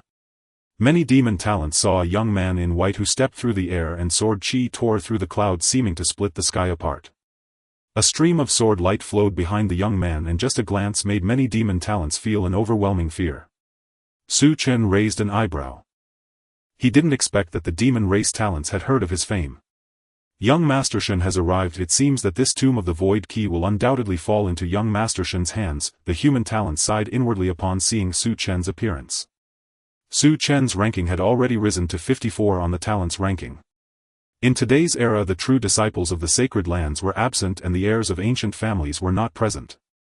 Su Chen is the #1 talent. Those true disciples of the sacred lands and the heirs of ancient families all had keys, so naturally they wouldn't bother to compete for these scattered keys. The sword-controlling young master ranked 53rd among the human talents. He must taste quite good. A youth from the demon race with azure eyes and slit pupils licked his lips. His tongue was forked dark all over like a snake flicking its tongue, coldly staring at Su Chen. He the three-headed snake, little demon king is right. The flesh of the human talents is the most tender and I've been thirsty for a long time. I can't wait to devour you, young master. A girl dressed in a pale blue long gown stood in midair, her body adorned with feather patterns, appearing elegant and mysterious with wisps of light trailing behind her. Both demons were famous talents of their race. They intended to work together to feast on Su Chen.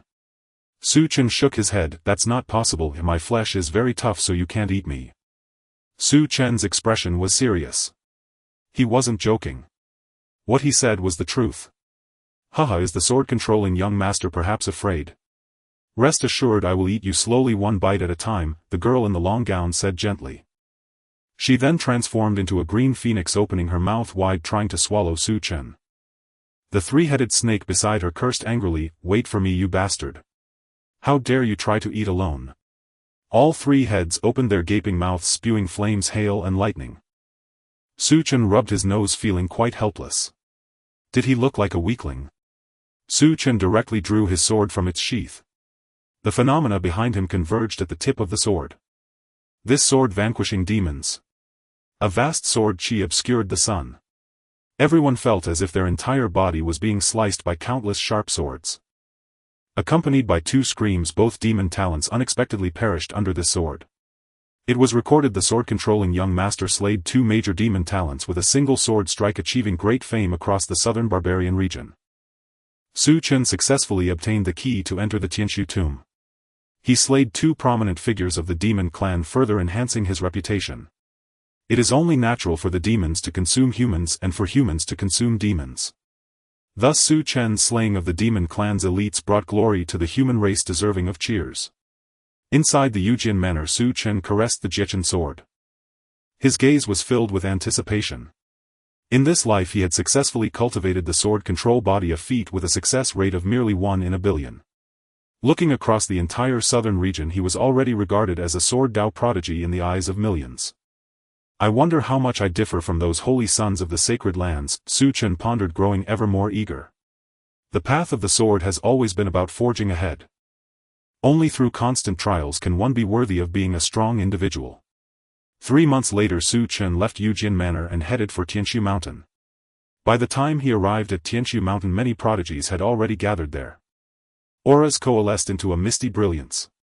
Some were majestic, others exceptionally graceful, while some radiated a fierce battle intent. Each prodigy qualified to enter the Tianshu tomb was undoubtedly powerful. Roar! Chen instinctively looked up. It was the sound of a dragon's roar, a powerful pressure-inducing primal fear. Chen gripped the Jichen sword tightly at his waist. 9 crimson sea dragons tore through the void, pulling a luxurious carriage. Many intricate and exquisite runes were engraved on the carriage. Flags stood tall sounding the ancient horns. The Yuhua Sacred Land. One of the ancient sacred lands of the southern region. Inside the carriage sat a young man dressed in feathered robes, handsome and extraordinary. With his eyes closed he exuded a terrifying majesty that compelled submission. Chen was horrified to find that he couldn't even muster a thought of resistance in his mind. His sword trembled, filled with fear. He could never defeat such a strong opponent. Like a mortal facing an emperor. It was unthinkable to oppose him. Second on the prodigy ranking, a disciple of the Yuhua Sacred Land with a divine soul and sacred body, Gu Yan. So powerful. Truly too powerful. Is this the strength of a top prodigy? Chen felt the immense power of the sacred body firsthand. In his previous life he had witnessed battles between the disciples of the sacred lands. However, he was too weak with inadequate talent. He only knew that those disciples were incredibly strong. Yet he could not fathom the extent of their power. Yuhua Sacred Land, such grandeur with 9 dragons pulling the carriage, haha. The sky darkened. It seemed as though a colossal being covered the heavens. A massive head hundreds of meters tall descended from the clouds, its golden pupils dazzling and its hard scales as black as ink, resembling ancient celestial gold shimmering with a dark luster. The sky-splitting dragon emperor, it is indeed him. It seems the azure dragon lineage has produced an extraordinary heir. Chen heard a nearby elder from an ancient clan exclaim in astonishment. The azure dragon clan is said to have once produced a true emperor. However, it has since fallen into decline. Even so, it should not be underestimated. The colossal figure transformed into a middle-aged man in a black robe, yet his dazzling golden pupils remained unchanged. The 9-headed crimson sea dragons trembled in fear at the sight of the sky-splitting dragon emperor. How can such a waste be worthy of the noble bloodline of my dragon clan? The sky-splitting dragon emperor raised his hand, intending to strike down the 9-headed sea dragon. You dare! An angry voice came from the direction of the Yuhua Sacred Land. An elder with frosty white hair, a frail body yet exuding the might of the heavens, engaged in battle with the sky-splitting dragon emperor. Under the aftermath, mountains and rivers crumbled for miles. The clash of experts at the Dongshu realm was truly terrifying. At that moment a hearty voice rang out, "What a commotion, a mudfish and an old man fighting to the death here. Do they intend to sink Tianshu Mountain?" A middle-aged man stepped out from the void accompanied by a handsome young man. Observing the scene, he wore a nonchalant smile. He seemed to regard neither the sky-splitting dragon emperor nor the powerful figures of the Yuhua Sacred Land with any respect. This is a sword Dao expert. Chen felt an immense pressure. Above his sword Dao it seemed as if a blazing sun floated above his head. The middle-aged man was formidable. The expressions of the sky-splitting dragon emperor and the Yuhua Sacred Land's experts were filled with apprehension as they looked at him. Both sides snorted coldly, then ceased their battle. The middle-aged man expressed his regret. A great show was thus interrupted. It is the sword demon of the Tianjian Sacred Land. He actually came. It seems that the youth beside him is the heir of the sword demon. That guy is a madman. If the heir of a madman is surely a madman. One must keep their distance from that lunatic. Chen overheard the unanimous evaluation of the middle-aged man from those around. All are madmen. Chen took note of the youth beside the middle-aged man. The last of the 3 major powers, the Yuanyang Sacred Land, arrived shortly after. Before the eyes of the crowd a tremendous tremor suddenly shook Tianshu Mountain, countless rays of light bursting forth, transforming into a towering bronze portal. The grand bronze portal was adorned with numerous totems which upon the emergence of a mysterious force actually evolved into a wild continent with many powerful figures soaring as well as various exotic beasts seemingly recording a moment of a bygone era. Chen felt a warm sensation emanating from his body. Upon inspection it was the key to the Tianshu tomb radiating with a glow. The bronze portal seemed to sense it, shooting forth a beam of light that enveloped Su Chen, drawing him into the bronze door. At the same time, not just Su Chen but all those holding the key to the Tianshu tomb were enveloped by a stream of light and brought into the bronze portal. The world inside the bronze portal was larger than any secret realm Su Chen had previously encountered. In the sky, miniature suns and moons appeared simultaneously. Su Chen squinted his eyes. The place he appeared in was a dense forest. Before him lay a lake rich in spiritual energy, shrouded in a layer of mist. It concealed a deadly threat. However, at the center of the lake was an island with vines of pure green growing upward. The tendrils bore peculiar patterns, as if alive, exhaling the mist from the lake. What surprised Su Chen the most was that a fruit resembling jade hung from the vine, brimming with vibrant life energy. Su Chen murmured, "It's a treasure, yet it hides a terrifying, deadly threat. There are many good things in the Tianshu tomb. But there are also many dangers, and even disciples of the Sacred Land series have perished within." Su Chen had to be cautious.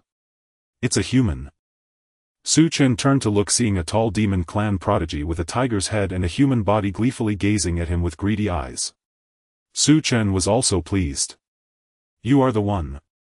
The tiger-headed demon prodigy did not comprehend what Su Chen was murmuring, but saw a sword hanging above his head, its sharp light piercing a hole in his skull.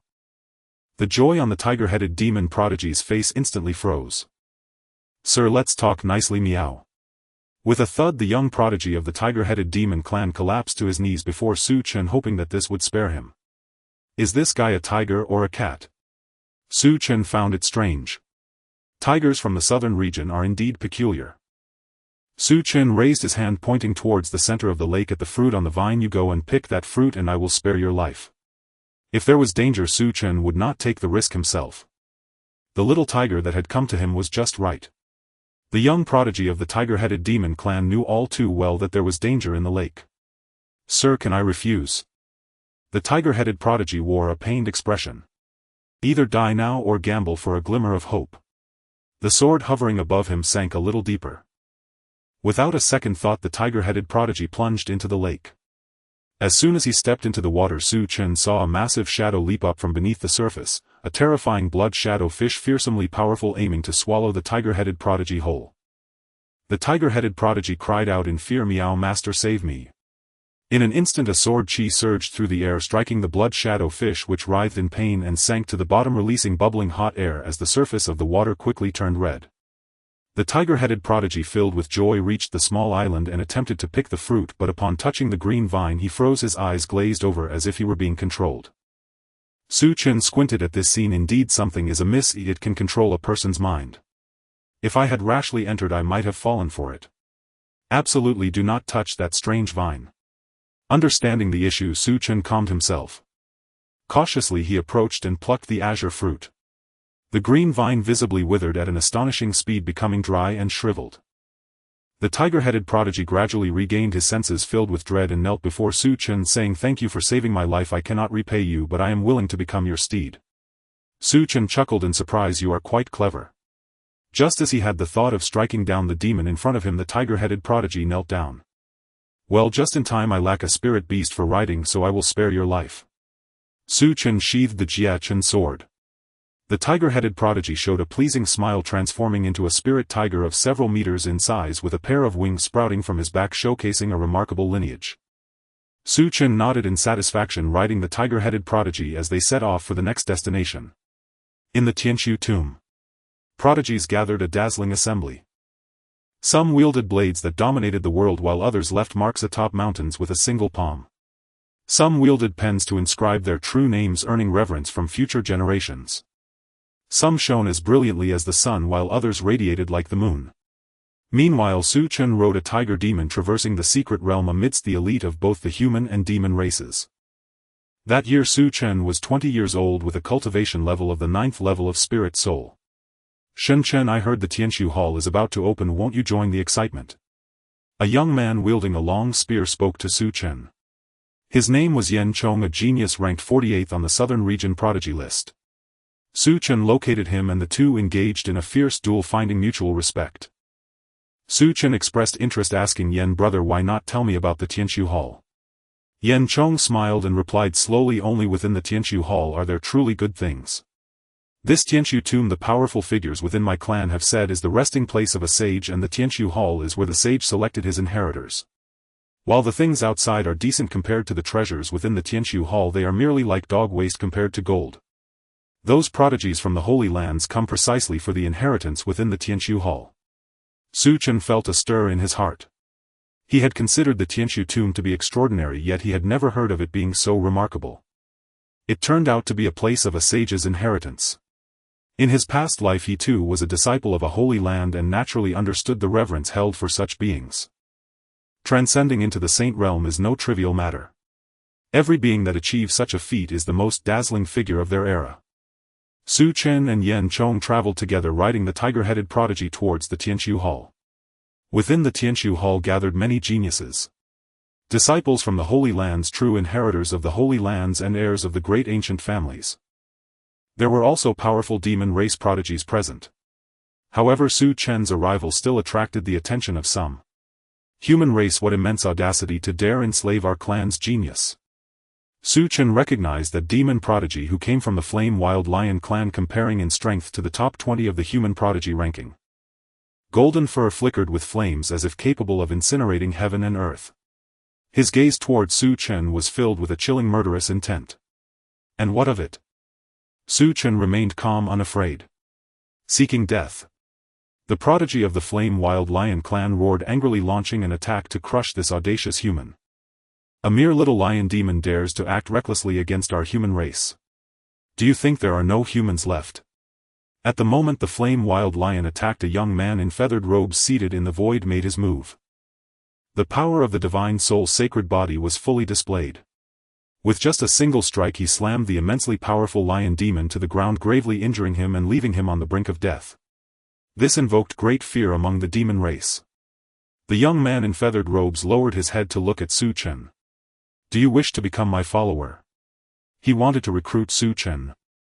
Su Chen shook his head, refusing. Thank you, my lord, but I am used to acting alone. Gu Yan appeared somewhat disappointed yet said nothing further. He had merely acted on a whim, finding Su Chen agreeable, wanting to give him a chance. After waiting for several days, the Tianshu Hall opened and Su Chen entered alongside the crowd. Su Chen was unfamiliar with the Tianshu Hall, but Yan Chong's family had some records about it, and the two traveled together, discovering many treasures, even coming across several royal herbs. Among them Su Chen also witnessed the emergence of a royal herb. Unfortunately, it was not a battlefield he could intervene in. On a whim Su Chen found a place of inheritance. As he and Yan Chong were about to enter, they heard a voice. I will take the inheritance here. Su Chen and Yan Chong turned to see a young man clad in black carrying a sword case. He looked somewhat familiar. Su Chen and Yan Chong quickly recalled. This person was the disciple of the sword demon from the heavenly sword Holy Land. Chao Tianming's gaze swept over the two and he said indifferently, leave or die. Yan Chong felt a chill run down his spine, pulling at Su Chen to leave, but found he could not budge. Su Chen whispering urgently, Brother Chen, this guy is the sword demon's disciple, a madman. Even if we teamed up we might die beneath his sword. Su Chen remained unmoved, placing a hand on the Jia Chen sword at his waist. Yan Chong sensed Su Chen's intent and exclaimed in exasperation, you are seeking death. Shen Chen of Yujian Manor, please enlighten me. Su Chen's gaze was as sharp as a peak, his entire being resembling a keen sword suspended between heaven and earth. Yan Chong upon hearing this cursed angrily and quickly retreated into the distance. With just a glance he was certain that he was no match for the sword demon disciple. This was a terrifying person. Did Su Chen not know this? His hand gripping the sword hilt trembled. A swordsman advances bravely, unyielding in the face of adversity. Indeed a swordsman, Chao Tianming expressed some surprise. Su Chen actually dared to strike at him. However, he still decided to show mercy and released a single sword strike. Just this one strike, with sword light flashing, Su Chen unleashed his sword body, condensing countless sword energies into a single sword. It produced a terrifying vibration. Su Chen's clothes were torn apart and the Jia Chen sword in his hand revealed numerous fine cracks. With a gasp, fragments of his internal organs were expelled alongside blood. Su Chen stared blankly at the sword in his hand until Chao Tianming walked past him and entered the inner room, snapping him back to reality. Behind him appeared a deep ravine. The defensive formation was also cut down by a single sword. This is a monster. Chen swallowed the blood in his mouth. His internal organs were torn apart by the sword energy, almost ending him in a single strike. He understood that he still had a long way to go to match such a monster. Brother Chen, you actually survived. Yan Chong turned back excited to see Chen still alive, stepping forward. Boom! A shiny spear shot through the air, striking toward Chen's head in a flash. Chen gathered sword chi with one hand, deflecting this unstoppable blow to strike his shoulder. He endured the pain and used the momentum to retreat swiftly. Seeing that his strike did not take down Chen, the concern on Yan Chong's face instantly morphed into a cold demeanor as he looked at Chen like a venomous snake. Brother Chen, I never imagined you would be so wary of me. He believed that he had not made a mistake with that previous strike. The only possibility was that Chen had never trusted him. Chen gritted his teeth, blood staining his mouth. Brother Yan, we have only known each other for a few days. I cannot risk my life on your word. Yan Chong smiled coldly. Even if you escape once, how many more times can you dodge while heavily injured? Stop struggling. Hand over the sword techniques of Yu Jian manner, and perhaps out of our acquaintance I will grant you a quick death free from torment. Chen's face broke into a radiant smile. He threw the Jia Chen sword directly, transforming it into a 9-colored sword light. Are you going to self-destruct your life sword? Have you gone mad? Yan Chong cursed. If his life sword shattered, Chen would be left severely injured. But Chen didn't care. Survival was the most important thing. The self-destruction of the life sword would hold Yan Chong back. Chen mounted on Hu Mao. Let's go, leave Tian Su Hall. Hu Mao hesitated for a moment but still obeyed Chen's command, leaving Tian Su Hall to find a hidden place waiting for Chen. Inside Tian Su Hall, Yan Chong's furious curses echoed. But soon the sound of battle resumed. The injured Yan Chong was also targeted by other young talents. Chen swallowed a king medicine whole, not caring about waste. His injuries were too severe. The sword demon disciple was undoubtedly a top talent in the sword way. He barely survived a strike and was further ambushed by Yan Chong. His injuries worsened. A fierce glint flashed in Chen's eyes. The self-destruction of the life sword meant Yan Chong would undoubtedly suffer. If Yan Chong did not die, Chen would certainly kill him. Half a month later. Although Chen still had internal injuries, he appeared to be fine on the surface. He glanced at Hu Mao, who was waiting outside the cave, and said lightly, "You saved my life. I will not mistreat you. From now on you will be the guardian spirit beast of Yu Jian Manor, receiving offerings from my Yu Jian Manor for generations." Hu Mao was confused. Isn't that just working for generations? Hu Mao did not voice his thoughts. He followed Chen, feeling dejected, as if resigned to his fate. Inside Tian Su Hall he did not make a move against Chen, and now he had no opportunity. Even if he killed Chen inside Tian Su Hall, he could not survive. It all seemed predestined. Recovering from his injuries, Chen began to search for Yan Chong's whereabouts. Yan Chong is dead. Chen was somewhat surprised that the genius of the Yan family had died so carelessly without any means to save himself. It seemed that the self-destructive strike had attracted many ruthless individuals who teamed up to kill Yan Chong. When a person dies, it is like a light extinguished. Chen no longer needed to seek revenge on Yan Chong. The Tian Su tomb reopened. Many young talents died within.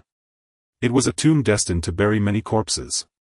Chen's luck was relatively good, yielding significant gains. He was not far from breaking through to the Tongxian realm. Upon returning to Yu Jian Manor, Chen began to enter seclusion. More than a year later, Chen emerged, and his cultivation had broken through to the Tongxian realm. At the age of 22 there was great joy throughout Yu Jian Manor. Their young lord had broken through to the Tongxian realm, adding another king to Yu Jian Manor, a king with immense potential. Just as Chen's reputation reached its peak, a piece of news quickly spread claiming that Chen had fought against the sword demon disciple of the heavenly sword Holy Land and was easily defeated in a single blow. Such a genius was not a match for the sword demon disciple. Chen held the report in his hand, numerous thoughts swirling in his mind. Someone deliberately spread this news to enhance the reputation of that little sword demon in contrast to mine. Or perhaps to sow discord between me and that little sword demon. This trick was quite clumsy. For a young impetuous genius it was the best kind of grand deception. But Chen was not a fledgling bird. Naturally he would not be easily provoked. However, there was one thing that Chen did not anticipate. Shen Tianyi actually came to him, his face darkened. "Chainer, did you truly lose to that little sword demon?" Chen nodded, acknowledging it. Losing to the little sword demon was not something to be ashamed of.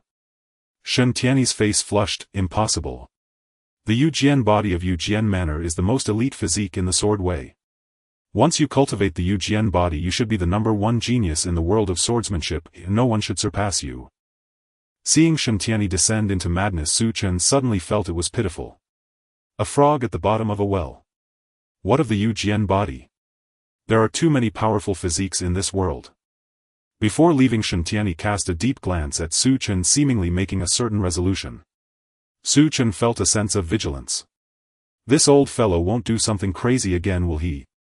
He had always thought this grandfather was suspicious. Thinking of this, a chill ran through Chen's heart, his gaze as cold as frost. If Shen Tianyi had ideas about him, he would definitely strike first. Since learning of Chen's defeat by the sword demon disciple of the Tianjian sacred land, Shen Tianyi has changed. It seems he cannot accept that his legendary physique from the Yujian manor was easily defeated by someone. "Chainer, you have disappointed me greatly." Shen Tianyi's gaze was cold. He staggered into the ancestral hall of Yujian manor. He unearthed a black iron box. It seemed like he had made a certain resolve. With the iron box in hand, he left the ancestral hall. Months later, the sky thundered and torrential rain poured down. Shen Lianqin felt an unsettling premonition, as if something significant was about to happen. He glanced at his wife beside him and then at Shen Pinggan, who was reading in the pavilion. Both of them were safe. Shen Lianqin recalled that he had not seen Shen Tianyi for a long time. After a moment of thought, he told his wife and child that he was going out and then left. He arrived at the residence of Shen Tianyi. The mansion was empty. There was a faint smell of blood in the air. Shen Lianqin hurriedly pushed open the door. He saw the black box in the center and quickly picked it up to inspect. The words before his eyes sent chills down his spine. "Bloodline sword casting method, not good. Chainer is in danger." The rain pattered and the wild wind howled. Within 3 feet of the white-clad youth a world was formed.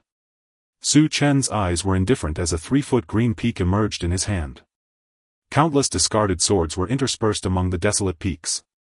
It was a scene of utter desolation. Ahead, a tall treasure cauldron stood within which flowed bubbling red-hot magma. He saw Shen Tianyi injecting a sword path expert with broken limbs into the treasure cauldron, using this sword path expert to forge a sharp sword. The sword body was like snow, imbued with a mystical aura. It was a fine sword. "Good grandson, what do you think of this sword?" Shen Tianyi tossed the forged sword to Chen. Chen caught the sword. It was as light as a cicada's wing, filled with terrifying energy. "It indeed is a good sword." Shen Tianyi smiled. "If you defeat me, grandfather will forge you the best sword of Yujian manor. If you lose, the loser has no right to continue possessing the Yujian physique." Chen lowered his gaze, his eyes deep. "Could it be that this old man has lost his composure because I was defeated by the sword demon disciple?" Chen was speechless. If this old guy was too fragile. If he had the capability, why not go fight the sword demon of the Tianjian sacred land? Shen Tianyi moved and the sword scattered all over the desolate mountain, emitted a humming sound. Thousands of abandoned swords shook off the dust and rust from their bodies at that moment, rising with a cold gleam like a river of steel. Shen Tianyi intended to strip Chen of his Yujian physique. Naturally, Chen would not sit idly by. "Grandfather, the position of the head of Yujian manor should be changed now." Chen also had his eyes set on the position of the head of Yujian manor. Foundation Establishment Stage 1 against Foundation Establishment Stage 4. He should have been doomed to defeat. But suddenly golden energy surged within Chen, sacred and solemn, transforming into an illusory true dragon that coiled from his feet to his waist and then to his head. The dazzling golden eyes were blinding, surrounded by swirling golden aura. The Imperial Extreme Shocking Scripture. In his previous life he had comprehended it but did not cultivate it extensively. With the inheritance of the Prison Suppression Emperor, cultivating the Imperial Extreme Shocking Scripture was not very useful and could even provoke disdain from the Prison Suppression Emperor. In this life he had been secretly cultivating this technique. Even when facing Yan Chong he had never revealed it.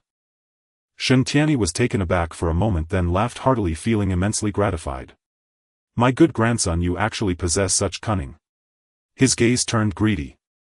Once Pandora's box is opened, only endless greed remains. Su Chen's gaze was calm as he swung his sword toward the sky. Tribulation Dust Style Cease War. The Tribulation Dust Sword Absolute was a sword technique Su Chen comprehended after battling the Little Sword Demon. Now, although it was just one sword, this sword embodied all of Su Chen's martial art journey thus far. Thousands of abandoned swords froze as if they were caught in time. Bit by bit, from the sword tip to the hilt, like wind and sand, it dissipated into nothingness. Shen Tianyi bent down to look. He was left with only half of his body suspended in the void. Blood dripped from the corner of his mouth. I lost. Centuries of cultivation were defeated by his own grandson. Shen Tianyi felt a pang of unwillingness. Shen Tianyi's body fell into the treasure cauldron, quickly being submerged by the scalding magma.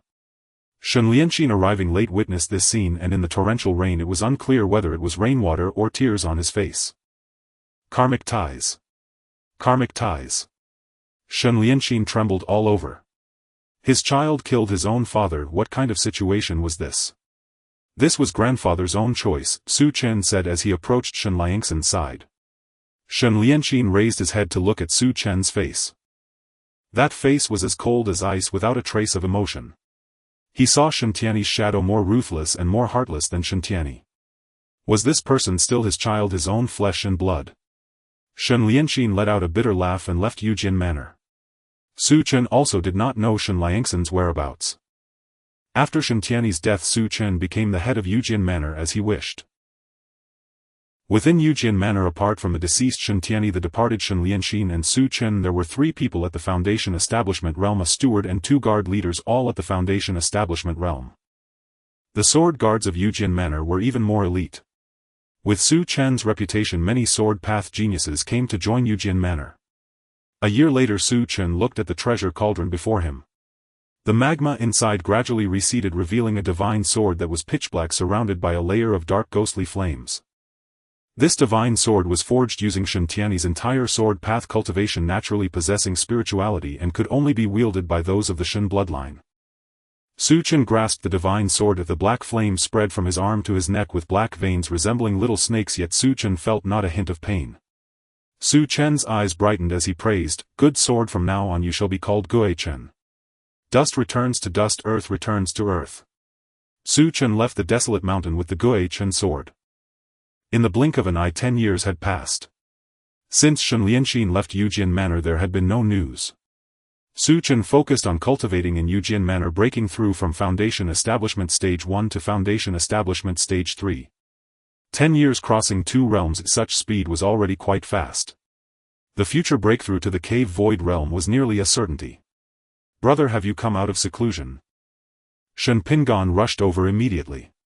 In these 10 years, Shen Pingan had also grown up, becoming a young man of remarkable stature.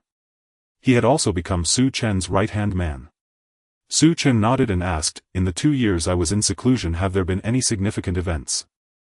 Shen Pingan sighed, "Brother, the task you assigned to me, both the Qingwu dynasty and the Chang'e dynasty are willing to submit to Yujin Manor, becoming subordinate forces of Yujin Manor. However, the Yunyuan dynasty has the Feishing sect meddling, constantly causing trouble. Even Elder Shen Kai has been injured. The master of the Feishing sect has openly stated that the Yunyuan dynasty is under his protection, and even if you personally go to their door, you will not return." Feishing sect. Su Chen found information about this sect in his mind. The Feishing sect emerged only in the past millennium, gaining immense influence, and its founding ancestor, the Feishing king, is a formidable master at the 6th level of the Transcendence realm, surpassing even Shen Tianyi. They also have their eyes on the territory of the Yunyan dynasty. Since they oppose my Yujin villa, I shall fulfill their wish and personally visit the Feishing sect to see whether that old fellow's Feishing is more formidable or if the sword in my hand is sharper. Su Chen's tone was chilling.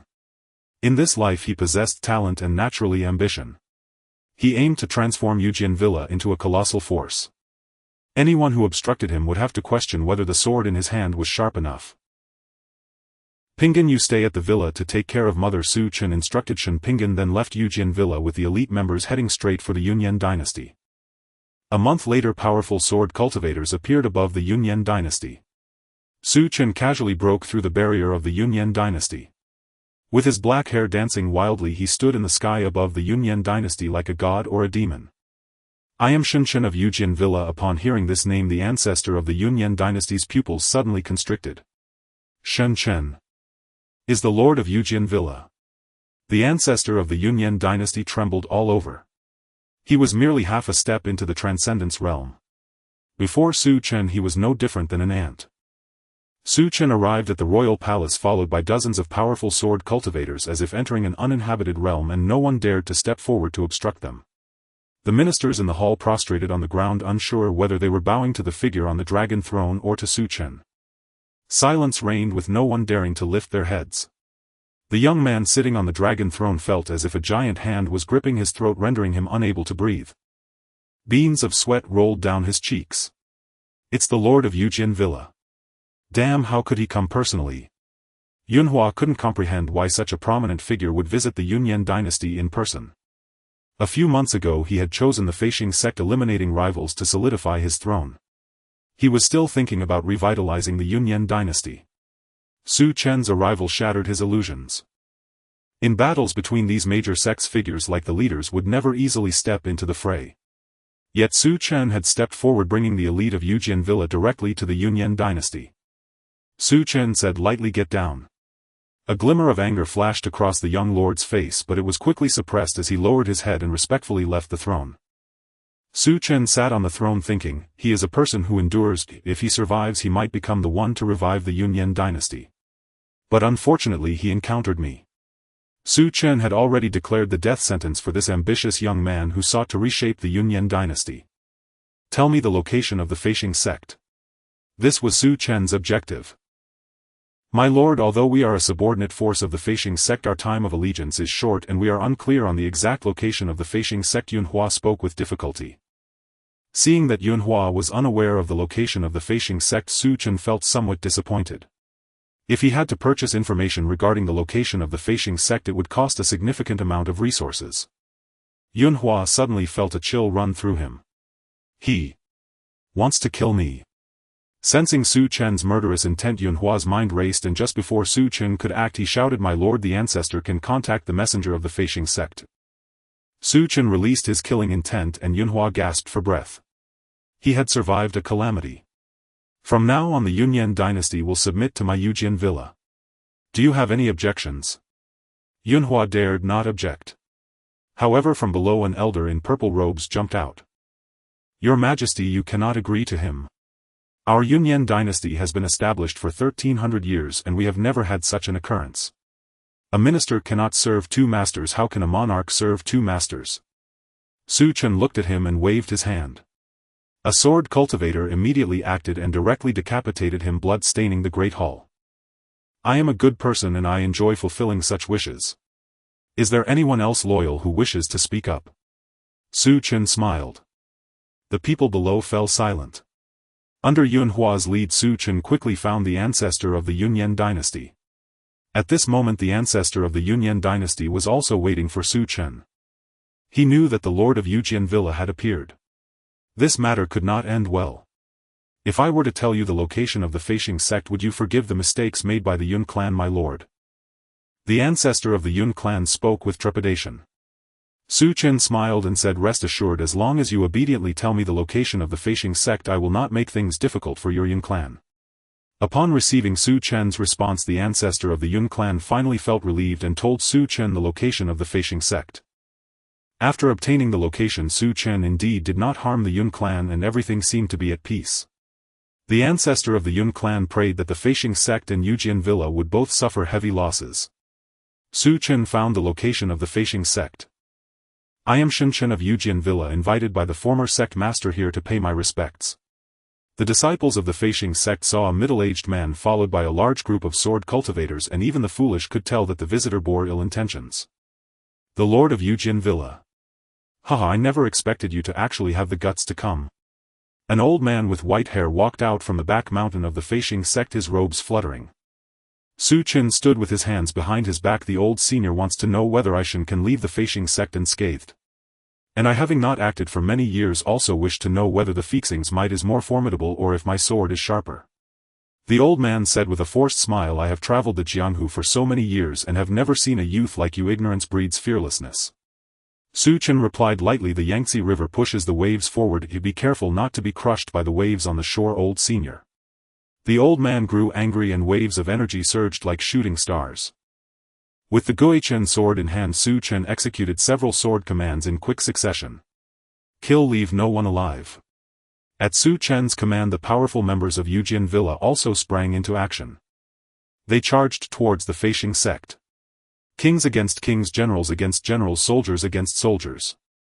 This battle shook the heavens and the earth. Su Chen had to admit that the Fate-Defying king was quite formidable. The Fate-Defying technique could both attack and defend.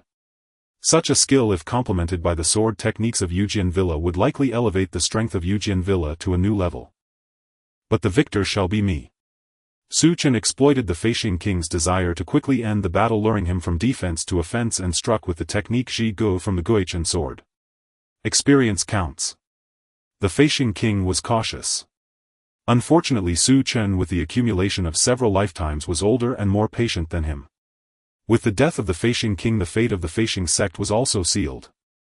The only regret was that an old man managed to escape with some descendants of the Fate-Defying sect. Pursue them, spare no effort to eradicate the Fate-Defying sect. Su Chen ordered coldly. To cut the grass without removing the roots is to allow it to grow again with the spring breeze. The news of the destruction of the Flying Star sect spread quickly. All sects were filled with fear. The master of the sword-controlling manner was known for his ruthless methods. Those who comply thrive while those who oppose perish. Having already exhibited the demeanor of a dominant ruler, Su Chen returned triumphantly after annihilating the Flying Star sect. "Brother, you're back." Shen Pingon felt relieved upon seeing Su Chen's return. When brothers unite, their strength is unbreakable. Su Chen valued this brother who shared his bloodline. The Yun Yuan dynasty has agreed to submit to our sword-controlling manner, and the Flying Star sect behind it has been eradicated, Su Chen declared, shocking Shen Pingon. Was his brother already powerful to this extent? Under the aura of Su Chen, Shen Pingon felt quite mediocre. At 20 years old he was already at the spirit's soul realm, and it was certain he would soon step into the transcendence realm. Faced with his brother, he could not raise his head. Su Chen instructed, there are still remnants of the Flying Star sect that escaped. Organize a team and spare no effort to search for any news of the remnants regardless of age or gender and eliminate them completely. We must not allow them to grow stronger and seek revenge against our sword-controlling manner. Shen Pingon nodded earnestly. Su Chen continued, additionally, regarding the Yun Yuan dynasty, find an obedient individual from the Yun family's collateral line to occupy that position. Shen Pingon memorized Su Chen's orders. Like a sword executing commands, once everything was arranged, Su Chen began to cultivate the sword-controlling guards using the resources of the Flying Star sect and the three major dynasties. His ambitions did not stop there. To swallow so many forces at once will undoubtedly provoke the apprehension of those forces with emperors at the Void Realm commanding them. It seems I must pay a visit to the Holy Land of the Heavenly Sword, he thought, as this world was merely a game of big fish eating little fish. Having a powerful backing was crucial. Without one he would eventually become prey himself. Su Chen was well aware of this. Within the Holy Land of the Heavenly Sword, a young man dressed in black was cultivating amidst the sword graveyard filled with sword intent. An elder hurriedly approached, quietly reporting news to the young man. A glimmer of surprise flashed in Chao Tianming's eyes. The master of the sword-controlling manner, Shen Chen. He wishes to see me. He had some recollection of this Shen Chen. More than a decade ago he had faced one of Shen Chen's swords hidden in the Tianqiu tomb and survived. Among the talents of the Holy Land, those who could face a sword and not die were not many. Very well, then I'll meet him, Chao Tianming said with growing interest, eager to see what this master of the sword-controlling manner wanted from him. Under the guidance of the elder of the Holy Land, Su Chen met Chao Tianming. The young man in the black robe sat in a pavilion atop the sword peak, surrounded by flowers and trees, all seeming like a sword. His sword is even more powerful and sharper. I can no longer see through his understanding of the sword path. Su Chen was shaken. Is this truly the legendary genius of the sword physique? It was quite enviable. Su Chen prided himself on having a 9 million success rate with his own sword physique, which was not lacking, and with several lifetimes of accumulation his potential was at least level 1k. Now he couldn't even catch a glimpse of Chao Tianming's shadow. Someday he too wished to experience such exhilarating circumstances. Master Shen seeks me for a matter. Chao Tianming looked at Su Chen with a smile, his deep sword-like gaze seemingly able to see through Su Chen's thoughts. The heirs of the Holy Land are truly not simple. An heir from a holy land, even one from the sword Holy Land which had the least cunning minds, would not be a simpleton. Su Chen nodded, saying, "To be honest, I wish to collaborate with the sword student." Chao Tianming smirked slightly. "You wish to gain my reputation? To deter forces eyeing you from acting recklessly?" Not hiding his intentions after being guessed, Su Chen nodded. Chao Tianming, the newly ranked sword student of the Holy Land of the Heavenly Sword, had a shallow foundation. This was Su Chen's goal. "I am willing to offer 30% of the annual income of the sword-controlling manor to the sword student as compensation." Chao Tianming pondered for a moment and slowly said, 30% is not enough." Su Chen's heart sank. Chao Tianming's smile was radiant. "That may be true for others, but for you, Shen Chen, I think highly of your sword path." Su Chen instantly felt joy. "Is the sword student agreeing then?" Chao Tianming nodded.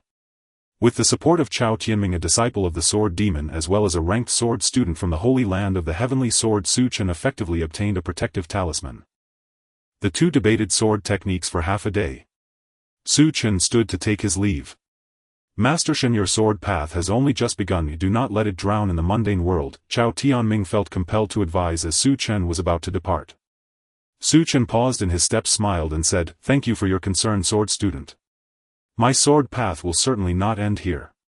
I will need your guidance when it is perfected." Chao Tianming sighed lightly. This person lacked purity in his sword path. If one is not sincere towards the sword, how could they reach the pinnacle of the sword path? He could only wish for Su Chen to awaken in time. Upon returning to the sword-controlling manor, news of its powerful backing soon spread, causing many forces to grow apprehensive. They coveted the legendary method of crafting sword bodies from the sword-controlling manor. Before long, 30 years had passed. Su Chen's cultivation had become increasingly unfathomable, reaching the 6th level of transcendence. The foundation of the sword-controlling manor had grown deeper, rivaling those long-established royal-level forces. In this life, if there are sufficient resources for cultivation, even becoming an emperor is not out of the question. Su Chen did not wish to waste the 9 million chance of success of his sword physique. He intended to create a legend. Su Chen looked over the reports from recent years. The young king of the Yun Yuan dynasty had long since died beyond revival. Shen Pingan found an obedient member of the Yun family's collateral line and supported him to become the king of the Yun Yuan dynasty. At least the Yun Yuan dynasty still bore the name Yun. Seeing Shen Pingan deep in thought, Su Chen casually inquired, "Pingan, do you have something on your mind?" Shen Pingan, caught off guard by Su Chen's probing, stammered and ran off, eliciting a hearty laugh from Su Chen.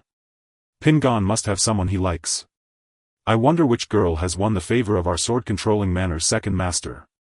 Su Chen quickly discerned this as a sign of a romantic tribulation.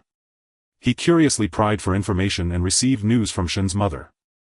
"Your brother has fallen for a princess from the Tsangming dynasty," Shen's mother revealed. Su Chen was puzzled. "It's just a princess. If he likes her, then he should marry her," he said. The sword-controlling manor had limitless potential, and any dynasty with sense would not refuse to court such a force. Shen's mother sighed. "That princess has made 2 demands that Pingan cannot agree to." Su Chen was intrigued. "What demands?" "As long as they are not excessive, our sword-controlling manor will fulfill them." As Shen Pingan was his own brother and a capable assistant, Su Chen naturally cared about his lifelong matters. Shen's mother whispered with resentment, "They want you to relinquish the position of master of the sword-controlling manor, and then?" Did he really think he could take away the Yujian villa just by opening his mouth? To use Yujian villa as a bargaining chip, how bold.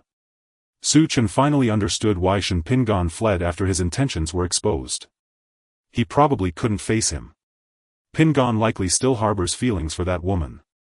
The beauty trap was ineffective against someone like him who had lived through several lifetimes as an old monster. However, Shen Pingan had always been a sword in his hand, having never experienced the poison of love. No matter how cold-hearted a person is, the first encounter with the poison of love cannot be avoided. There was no antidote to be found. The next day, Su Chen directly summoned Shen Pingan to his side. "Pingan, do you truly desire the princess from the Tsangming dynasty?" Shen Pingan lowered his head and replied, "Big brother, I like her." Su Chen nodded, indicating his understanding. "Since you like her, big brother will naturally help you." Shen Pingan's expression brightened but then turned worried. Big brother, I cannot take your position as the master of the villa, nor can I use Yujin Villa as a betrothal gift. You really dare to think big, Su Chen commented. Shen Pingan's expression was awkward as he listened attentively to any good plans Su Chen may have. Su Chen said lightly, if you want to obtain a princess high above, it's quite simple. Just destroy the Zhangming dynasty. Once the Zhangming dynasty falls without her identity and status, does she still have a choice? Shen Pingan felt that big brother was being ruthless. Su Chen did not care about such matters. He was well aware of the character of these royal daughters from dynasties. Treating them as mere playthings was one thing, but if he were to marry her properly, Shen Pingan would eventually be played to death. That day Su Chen went to the Dejing dynasty, which was at odds with the Zhangming dynasty. The two great dynasties belonged to different major powers, and their enmity had lasted for over 2,000 years, each day and night yearning to swallow the other. The Emperor of Jing was overjoyed to hear that the master of Yujin Villa had come to pay a visit. I wonder what business Master Shen has in my Dejing dynasty. The Emperor analyzed Su Chen's intentions. Su Chen candidly stated, I wish to discuss a grand plan with your majesty. Upon hearing this, the Emperor's expression turned serious and he immediately dismissed those around him. I know that Dejing dynasty and Zhangming dynasty have been at odds for a long time. My Yujin Villa can assist your majesty greatly. The Emperor was overjoyed but soon grew confused. How could such a stroke of good fortune fall upon his Dejing dynasty?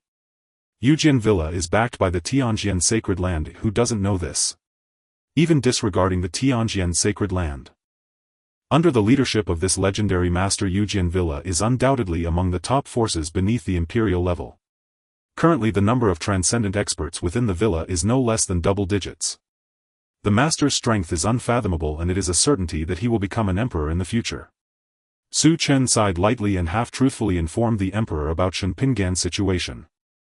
Upon hearing this, the emperor was enraged and slammed the table, exclaiming, how outrageous! The Zhangming dynasty has gone too far.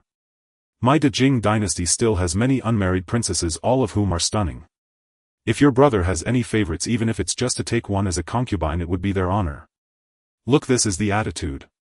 However, Su Chen helped Shen Pingan refuse. He was well aware of Shen Pingan's character. With the current status of Yujin Villa, if he were merely in pursuit of beauty and figure, what kind of woman could Shen Pingan not have? The emperor, feeling regretful, then said, since I hit it off with Master Shen, why don't we become sworn brothers of different surnames and support each other? Su Chen considered it and found no apparent downsides. The two pledged brotherhood, representing a formal alliance between Yujin Villa and Dejing dynasty. Within a month, Dejing dynasty launched an attack on Zhangming dynasty, catching them completely off guard. After Su Chen returned to Yujin Villa, Shen Pingan, feeling uneasy, sought out Su Chen. Pingan, you must understand, for the sake of Yujin Villa you cannot show mercy. Rest assured, big brother will ensure your beloved is delivered to you unharmed, Su Chen said with a half-smile expressing care. Shen Pingan always felt something was amiss. But this was his own biological brother who was considering his interests. Shen Pingan chose to trust him. Su Chen summoned the sword guards of Yujin Villa. For the past 30 to 40 years he had instructed the sword guards to practice the blood-burning secret method from the spirit communication technique. Each one selected as a sword guard was a genius. They were cultivating by burning their lifespan, and their cultivation levels skyrocketed. At the very least they were high-level spiritual souls, with no shortage of those who had entered the transcendent realm. It's time to let this sword taste blood, Su Chen said coldly. If it didn't see blood soon, this sword would grow old. He had thought he needed to find an opportunity. Unexpectedly, the Zhangming dynasty delivered themselves right to his door. By annihilating the Zhangming dynasty, a vast territory would yield more sword seeds. Su Chen ordered millions of troops from 3 nations, bringing the sword guards of Yujin Villa, attacking the Zhangming dynasty like a sharp sword. Within the Zhangming dynasty, the Zhang emperor's expression was grim. A war had raged for 20 years. In these 20 years the Zhangming dynasty suffered heavy casualties. Your Majesty. It's not good. Marshal Wang was defeated by Shen Chen in the decisive battle at Zhangming River and is now missing. Upon hearing this news, the Zhang emperor was furious, his breath in turmoil, and he directly spat out a mouthful of blood. Impossible. Wang Fang is the undefeated god of war of my Zhangming dynasty, how could he be so easily defeated? Everyone fell silent. If it weren't for the severity of the situation, They did not wish to let the emperor know about Marshal Wang's defeat. The Tsang emperor's expression turned fierce. Since they were forcing him like this, then he would not hesitate to ignite a war amongst the royals. Over the course of 20 years Chen had profited immensely. The name of the sword guards made the Tsangming dynasty tremble in fear. Even the god of war of the Tsangming dynasty, the undefeated legend, had fallen to his hands. His own cultivation had also broken through from the 6th to the 7th level of transcendence. Many talented individuals had been sent by Chen to reinforce the sword guards. Sitting on the throne, an insane ambition gleamed in his eyes. Golden streams of energy flowed around him, a brilliant golden dragon phantom entwined him, gradually solidifying. After defeating Wang Feng, he did not take further action, he was waiting for an opportunity. The royal war is about to commence. A royal is a title for those at the Dongxiu realm. Only one ancestor of the Tsangming dynasty had reached the Dongxiu realm. Initiating a royal war would undoubtedly require leaving the imperial capital.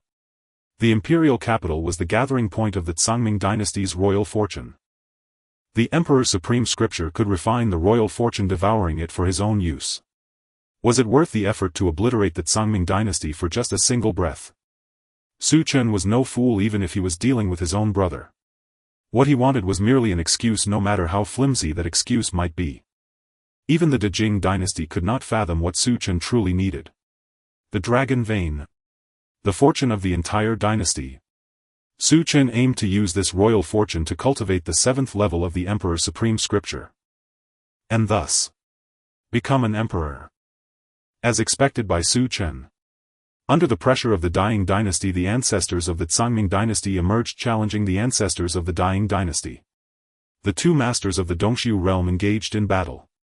No one noticed. The Yujin mountain manor remained unmoved. 13 sword guards were missing. Chen also vanished without a trace. Chen, taking the 13 sword guards, launched a surprise attack on the Tsangming dynasty. The Tsang emperor never expected Chen to be so bold. With the Guichen sword he slashed through 18 kings. All 13 sword guards perished. Chen rode alongside the tiger fur, facing the renowned Tsang emperor. The Tsang emperor was not at the Dongxiu realm level, but relying on the fortune of the dynasty, he barely possessed the cultivation of the 9th level of Tongxian. Yujin mountain manor's Chen. The Tsang emperor's expression darkened. He had heard of Chen's reputation, a genius of the sword path, a rising star whose future accomplishments would not be trivial. No. The Tsang emperor had a feeling that if he underestimated the man before him, he might die. Master Chen, what grievance does my Tsangming dynasty have with you? The Tsang emperor spoke in a deep voice. Chen pondered for a moment and said, "This is all thanks to your daughter, your majesty. She wishes to take the foundation of Yujin mountain manor and my life. Unfortunately, I cannot give up the foundation of my manor nor my life." The Tsang emperor was momentarily stunned, then his expression turned extremely grim, clearly recalling something. This is a misunderstanding. Chen drew his sword directly. It no longer mattered whether it was a misunderstanding. The Guichen sword was connected to Chen's bloodline. Its sword energy surged, and with the assistance of the tiger fur, the Tsang emperor was in agony. One move, cease war. Chen seized the moment and fiercely struck the Tsang emperor with his sword, cleaving him in half at the waist. It was difficult for someone of the Tsang emperor's level to die easily. The palace was ambushed and a large number of Tongxian experts were on their way to provide support. Chen did not dare to delay and directly captured the barely alive Tsang emperor. Tiger fur, you hold him hostage and guard the palace entrance. You cannot move an inch until I come out. Tiger fur's heart raced. He had made it able to openly hold a ruler of the human race hostage. Chen wasted no words and sat in the position of the ruler. The fortune of the Tsangming dynasty manifested, and he directly operated the Huangji Jingshi scripture, devouring the fortune of the Tsangming dynasty like a hungry wolf. Disasters broke out across the Tsangming dynasty. The Tsang Sea dried up, leaving 1,000 miles of scorched earth. Under the blazing sun, snow fell and the ice sealed to 3 feet. Countless spiritual beings suddenly lost their vitality and collapsed. The ancestor of the Tsangming dynasty engaged in battle with the ancestor of the dying dynasty suddenly shouted, "Thief, dare you steal my Tsangming dynasty's national fortune?" The fierce shout startled Chen awake. Not daring to delay, he immediately retreated from the imperial capital with tiger fur. 20 to 30 Tongxian experts surrounded Chen. Since Su Chen held the Tsang Emperor, they could only watch helplessly as he rode away on tiger fur. Without saying a word, Su Chen rushed back to Yujin Mountain Manor as if his life depended on it. He could not even spare a thought for the sword guards and the million-strong army. If I become emperor, you all will have died for a worthy cause. Sensing that the national fortune had been stolen, the ancestor of the Tsangming dynasty, despite being heavily injured, returned to the imperial capital and saw the Tsang Emperor barely clinging to life, filled with fury. The national fortune is the foundation of a dynasty. Its instability leads to misfortune in all matters. Now less than a quarter of the national fortune remained, indicating a sign of decline. Even if my Tsangming dynasty is destroyed, I will definitely kill you, thief. The ancestor of the Tsangming dynasty hated him to the core. An aging expert of the Dongxiu realm unleashed a massacre. A million-strong army was reduced to ashes and over 100 sword guards lost their lives. The heavily injured ancestor of the Tsangming dynasty, having depleted his energy, was caught in a trap by the dying dynasty and was surrounded in the Tsangming River region. Thus a once great dynasty met its demise. The Jing Emperor gazed at a beautiful woman. What a fine Chen from Yujin Mountain Manor, what a virtuous younger brother. The Jing Emperor laughed in rage. He did not expect Su Chen to be so patient. The goal was actually to seize the national fortune of the Tsangming dynasty. He had been played for a fool, merely a laborer, and received only a quarter of the national fortune. The Jing Emperor directly beheaded the woman and instructed his servants to place the head in a brocade box and send it to Yujin Mountain Manor. Inside Yujin Mountain Manor, Su Chen returned and immediately began seclusion. In the flames, he took the opportunity. He had to quickly digest the vast national fortune. Shen Pingan was still waiting for his beloved. He did not wait for her but received a brocade box containing her head. Shen Pingan was heartbroken. Xiao Pingan, do you really want to go against your brother for a woman? Tiger fur blocked Shen Pingan's way. He found human emotions truly difficult to understand. Shen Pingan was exhausted. He wanted to leave Yujin Mountain Manor. He felt that his brother was no longer his brother, he seemed like a different person. For the sake of power and cultivation, even he began to scheme. The 100 sword guards were merely dispensable pawns, easily discarded. So cold-blooded. Tiger Fur allowed Shen Pingan to leave. This was the master's brother, he could not be directly devoured. Su Chen was still in seclusion. It was not until 50 years later that he emerged from seclusion. With a single gesture he could make the heavens and earth lose their color. A regal aura swept like a tide akin to the rising sun. Everyone thought that the declining Yujin Mountain Manor had produced a master of the Dongxiu realm. After Su Chen emerged from seclusion, he found only Tiger Fur guarding the place. Yujin Mountain Manor had only a few stray cats and dogs left. The strongest had barely reached the spirit soul realm. Master, you have finally emerged from seclusion. Tiger Fur's eyes brimmed with tears. It had been 50 years. Su Chen had been in seclusion for 50 years. He calmly asked, what has happened in Yujin Mountain Manor during these years? For the manor to have fallen to this state, it could not have developed like this even if it were done with one's toes. Tiger Fur recounted everything that had transpired over the years. Upon learning that since his seclusion the dying dynasty had beheaded the Tsangming dynasty's princess and sent her head to Yujin Mountain Manor, causing Shen Pingan to lose heart and abandon everything, leaving Yujin Mountain Manor. With the Grand Master in seclusion and the second master gone, Yujin Mountain Manor was left leaderless. Seeing that Yujin Mountain Manor had lost its foundation, the three major vassal dynasties of Qingwu, Chang'an and Yunyan directly eliminated the emissaries of Yujin Mountain Manor and sought refuge elsewhere. In just 50 years Yujin Mountain Manor had fallen, losing its territory and resources. Tiger Fur was infuriated. If it weren't for the concern that someone would disturb your seclusion, I would have devoured all these traitors long ago. Understanding what had happened over the years, Su Chen was not overly angry. He gathered the remaining loyal individuals of Yujin Mountain Manor, carefully selecting and forming 18 sword guards, bestowing upon them the blood-burned secret method. Su Chen also went to see his mother in this life. The once beautiful and gentle woman was now gray-haired, but upon seeing Su Chen's arrival a smile appeared on her face. Chainer.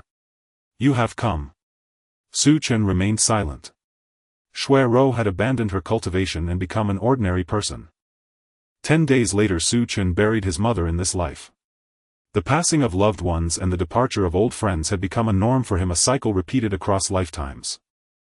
He found it difficult to stir the emotions he had experienced in his previous 3 lives. As petals fell and waters flowed eastward, how many grand ambitions had turned into mere conversations. Nevertheless, Chen rebuilt the sword control manor. He formed the sword guards. To not squander the opportunity of this life and to gain more points against fate, he needed to leave a deeper mark in this world. Within less than 10 years, news of the sword control manor's resurgence spread across surrounding nations. The royal families of the 3 nations that had betrayed the sword control manor were completely wiped out, with no remaining royal lineage, all taken over by the emissaries of the sword control manor. However, this was not the end. After taking over the 3 nations, Chen engaged in endless wars, aggressively invading other dynasties and using their resources to cultivate the sword guards. In the holy land of the heavenly sword, Chen met Chao Tianming once again. It had been 100 years since they last saw each other, and the strength of this sword child was far more terrifying than he had imagined. Upon seeing Chen, Chao Tianming acknowledged Chen's successful breakthrough to the Dongxiu realm and began to value him even more. "I haven't heard from you in 60 years, and even the sword control manor has fallen. I thought you were dead," he said. "Chen, you truly have surprised me. In the Holy Land, a breakthrough to the Dongxiu realm is considered an elder-level achievement." Chen smiled and replied, "The sword child overestimates me. I merely had the fortune to break through. I cannot compare to someone of your caliber who has surely taken that step already." Chao Tianming nodded. "I recently traveled to Zhongzhou and happened upon some opportunities." Chen felt a pang of envy. Truly, he was a prodigy of the divine body. Chen prided himself on his rapid cultivation speed, having reached the Dongxiu realm in just over 100 years. However, Chao Tianming had advanced to the Nirvana realm. With a bright future ahead, he might even become a saint. Chao Tianming asked, "You came to find me for something this time, didn't you?" He was not surprised that Chao Tianming had guessed his intentions. He had always been someone who would not visit without a reason. "I wish to request a royal decree from the sword child." Chao Tianming was slightly surprised. "You wish to establish a dynasty?" "Establishing a dynasty requires the approval of the Holy Land." Chen nodded. "The cultivation of the imperial extreme astonishing scriptures requires national fortune." "I will consult the Holy Master about this," Chao Tianming agreed. "While establishing a dynasty, do not neglect your own sword path," Chao Tianming said seriously, as if giving a warning. With Chao Tianming as his backing, the royal decree was soon delivered into Chen's hands. With the royal decree, Chen was now qualified to establish a dynasty. He was no stranger to founding a dynasty. "Let it be called the Sword Control Dynasty. This way I can honor the ancestors of the Sword Control Manor," he decided. With a name set, a powerful dynasty emerged in this realm. Naturally, Chen became the sovereign, ruling over the world. Upon learning that the Sword Control Manor had established the Sword Control Dynasty, the major powers around reacted variably. Some congratulated him, others scoffed, and some were terrified. The Emperor Jing's expression was particularly dark. Having suffered significant losses due to Chen's schemes, even after seizing the Songming dynasty, he had failed to manage the ensuing chaos for 50 years, with rebellions erupting everywhere, draining the great Jing dynasty of considerable manpower and resources. He harbored a deep-seated resentment towards this sworn brother. Establish a dynasty. Haha, is it really that easy? The world has only so much cake. With one more dynasty, especially one so close, the great Jing dynasty is bound to be affected. Quickly he devised a strategy. Sword Control Dynasty. Chen looked expressionlessly at the memorials piled on his desk. "The Lin Crocodile Clan, Spirit Shark Clan and Ice Turtle Clan want my Sword Control Dynasty to supply tributes every year. Or else they will send an army to sweep away my Sword Control Dynasty, seeking its destruction." Chen sneered, "Am I that easy to bully? A single tribe demands 10 million warriors and 1,000 geniuses a year. Are they not afraid of overextending themselves?" He was cold-blooded, but that did not mean he was not human. The 3 clans were backed by formidable figures from the demon race. Did he not have the Holy Land of the Heavenly Sword supporting him? With the blood ignition secret method, the time required to cultivate the sword guards was significantly reduced. Though the lifespan of the sword guards was also extremely short. For Chen, as long as such swords were produced continuously, it was sufficient. He refused to offer tributes to the 3 clans in exchange for stability, inciting their fury. The new sovereign of the dynasty is surprisingly ignorant of the rules. Does he truly believe that relying on the Holy Land of the Heavenly Sword makes him invincible? Then let us fight.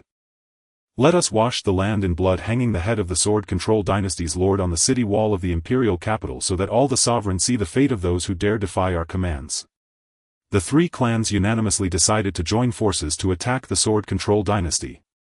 This was the first tribulation of the newly established nation. The sword control dynasty was founded on the sword. Countless sword cultivators willingly marched into the fray. In this war that lasted 33 years, countless lives were lost. The sword guards were replaced time and time again. The three clans struggled to defend themselves, ultimately seeking peace. Chen was not satisfied. He charged alone into the Lin Crocodile clan. He killed the nine-headed demon king of the Tongxian realm and severely injured a Dongxiu realm demon emperor retreating unscathed under the chase of the Lin Crocodile clan's ancestors, shocking the world. The terror of the sword control body left everyone in awe.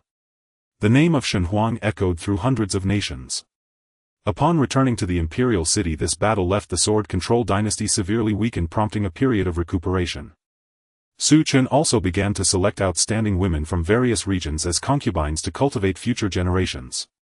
He had encountered too many rare beauties and celestial maidens over the years. During this time, Chen also attempted to cultivate the sword control body, but the success rate was nearly zero. After 100 years of planning, not a single person succeeded. In the 300th year, Chen encountered a familiar person. Shen Lianxin, his father in this life. However, Shen Lianxin appeared to have aged significantly with little time left. Chen looked at him calmly. Mother has long passed away, self-destructing her cultivation and giving up on living. Shen Lianxin's lips trembled, and after a long pause he said, "Take me to see her." Chen brought Shen Lianxin to the old site of the sword control manor. The grass was lush and the orioles sang. Shen Lianxin knelt and could not rise. Just as Chen descended the mountain, the sky suddenly began to rain without warning, gradually becoming heavier, refreshing the air. Chen was not interested in what Shen Lianxin had endured or experienced over the past 200 years. Just as he watched Shen Lianxin leave without any obstruction. "In this life I seem to be rather indifferent. I wonder how future generations will evaluate me." Chen squinted his eyes, a smile creeping up on his lips. In the 360th year, through Chen's tireless efforts, a genius with a martial body was finally born. The Heavenly Gang sword-breaking body. Chen named him Shen Nianjian. Shen Nianjian did not disappoint Chen. He possessed the demeanor of Chen from years past, cultivating to the Tongxian realm at a young age and killing 3 demon race geniuses in a single battle. However, this also drew the attention of other forces, leading to him being besieged by experts from several races. In the Yujian dynasty, Chen was in seclusion when suddenly the token hanging at his waist glowed red. Not good, Jianer is in danger. Chen summoned the Gui Chen sword and the space before him shattered like a mirror. Within the palace a vast aura swept across the land. By the time Chen arrived, his face was grim. Shen Nianjian had not died. However, his cultivation had been completely destroyed. Grandfather. Shen Nianjian was very weak. His Tian Gang broken sword body had vanished, making him no different from a cripple. Chen brought Shen Nianjian back to the Yujian dynasty. In a fit of rage, he began a thorough investigation to find out who dared to cripple Shen Nianjian's cultivation. The crippling of Shen Nianjian was undoubtedly a huge blow to the Yujian dynasty. Finding no lead, Chen began to suspect the Dejing dynasty. He had previously used a knife to stab Dejing, and the emperor of Jing held a grudge. Dejing dynasty's emperor cursed, "Chen, you madman. How could you accuse me of sending someone to cripple the crown prince of the Yujian dynasty? Since Chen emerged from the Lin Crocodile clan, I have been avoiding this calamity. Why would I provoke it?" The emperor of Jing wanted to clarify the situation and arranged to meet with Chen. The two sworn brothers met again after 300 years. "Brother, I assure you I did not act alone." The emperor of Jing tried to explain himself. Chen coldly laughed. "Brother. Do you still acknowledge me as your brother?" The Lin Crocodile clan, the Spirit Shark clan and the Ice Turtle clan conspired under your instigation, leading to the deaths of countless citizens of the Yujian dynasty. The emperor of Jing's heart sank. He did not expect Chen to uncover this matter. "From today we are no longer sworn brothers. Our ties of loyalty have been severed." With a wave of his hand, Chen unleashed his power. The emperor of Jing was suddenly gripped by terror and attempted to flee, only to be slain by Chen's sword, blood spilling into the air. All the guards of the Dejing dynasty were killed by the sword guards. Seizing the opportunity amidst the chaos in the Dejing dynasty, Chen sent troops into their territory. Not long after, a figure riding a celestial crane appeared in the palace of the Jian dynasty. The forces behind the Dejing dynasty had mobilized. "Shen Huang, your actions have gone too far." Chen swung his sword forward. "When I act, I need not your advice." Chen's actions were indeed overly domineering. However, with the support of Chao Tianming, even if his methods were tyrannical, most forces would merely turn a blind eye. In the end, Chen gained half of the national fortune of the Dejing dynasty before retreating. Shen Nianjian could not cultivate, so Chen had to find a way to nurture a new successor. However, for 400 years the Jian dynasty had not produced a new innate martial body. In a rural area, a small hunched old farmer pushed open a wooden door. He saw his grandson being held in the arms of a middle-aged man. "And long time no see," Shen Pingan remarked, looking at the familiar face. If there was any difference, it was that he appeared more imposing and unfathomable. "I never expected you would find me like this," Shen Pingan sighed. Chen smiled and said to the little one in his arms, "Great uncle will take you to enjoy wealth and glory, how about that?" Shen Pingan's expression suddenly turned serious. "Brother, he's just a child, he's still young." Chen's smile faded. "The innate Jian body, you should know what that represents." Shen Pingan stood in front of Chen. "No matter what, I will not let you take this child." Chen's expression was emotionless. With a single palm strike he suppressed Shen Pingan to the ground, rendering him immobile. This matter could not be decided by Shen Pingan. He coughed a few times, his internal organs shattered and mixed with blood foam. He remembered the first time he met Chen. He still recalled the words spoken by that young man from afar. "In the future, if anyone bullies you, your brother will use his sword to slay them." But now those who had bullied him. It was only you. Shen Pingan burned the last remnants of his lifespan trying to break free from Chen's suppression, but it was futile. Chen took the young child away and named him Shen Daoyuan. He had already given Shen Pingan several hundred years of stability. 10 years later, another swordsmanship genius emerged in the world. Shen Daoyuan entered the Tianjian sacred land. It was also in that year that a significant event occurred. The beings of the western region directly went to war with the southern region. To bring about a great era, the western region sought to crush the southern region and seize its fortune. After all, one should pick the softest fruit to squeeze. In the western region, an ancient being wants to break through to become a great saint, but the spiritual energy and fortune of the western region are insufficient to support the emergence of a great saint. This battle was both a gamble and a contest. However, what Chen did not expect was that in this battle Chao Tianming actually killed an ancient freak of the western region. Chen witnessed that battle where two beings close to sainthood clashed, shaking the heavens and the earth. Chao Tianming burned his sword path but still fell short. If the Tianjian sacred land had strong beings intervene, but they were blocked by powerful figures from the western region. It turns out that even beings of divine physique can perish. A wave of sorrow surged through Chen's heart after many years of composure. The world lacked no geniuses. Time and fate intertwined. In this battle, although Chen survived by a stroke of luck, he was also heavily injured. The western region did not gain any advantage either, if the opportunity for that being to break through to great saint was forcibly interrupted. Chen was now 1,000 years old with cultivation at the Void Realm's 6th level. After the battle with the western region, the southern region, already withering, became even more desolate. It was as if they had entered an era of magic's end where saints were invisible. Not even the outstanding talents remained, and no one could hold the banner. With no saints emerging, it was a rare era for rebirth. Chen inexplicably became a powerful figure. The Jian dynasty transformed into one of the few great powers. Chen's inner sadness vanished. If the era of the end of magic was a good thing. His first act was to swallow the Dejing dynasty, and then over the course of 200 years he successively absorbed 3 dynasties. His cultivation soared directly to the Void Realm 9th level. Chen entered seclusion to break through to the Nirvana realm. He had only 300 years of lifespan left. He had to gamble everything. But after placing his bet, there was no movement. The white-haired Chen's eyes were filled with unwillingness. He discovered that the laws of the southern region were incomplete. It would take 200 to 300 years to restore them, and he could not break through to the Nirvana realm. I hate this. Damn it, just as I touched the threshold of the Nirvana realm and was about to become a true being, you tell me the heavens have closed their doors, not allowing me to break through. Su Chen met Shen Daoyuan. Suddenly a thought surged in his heart.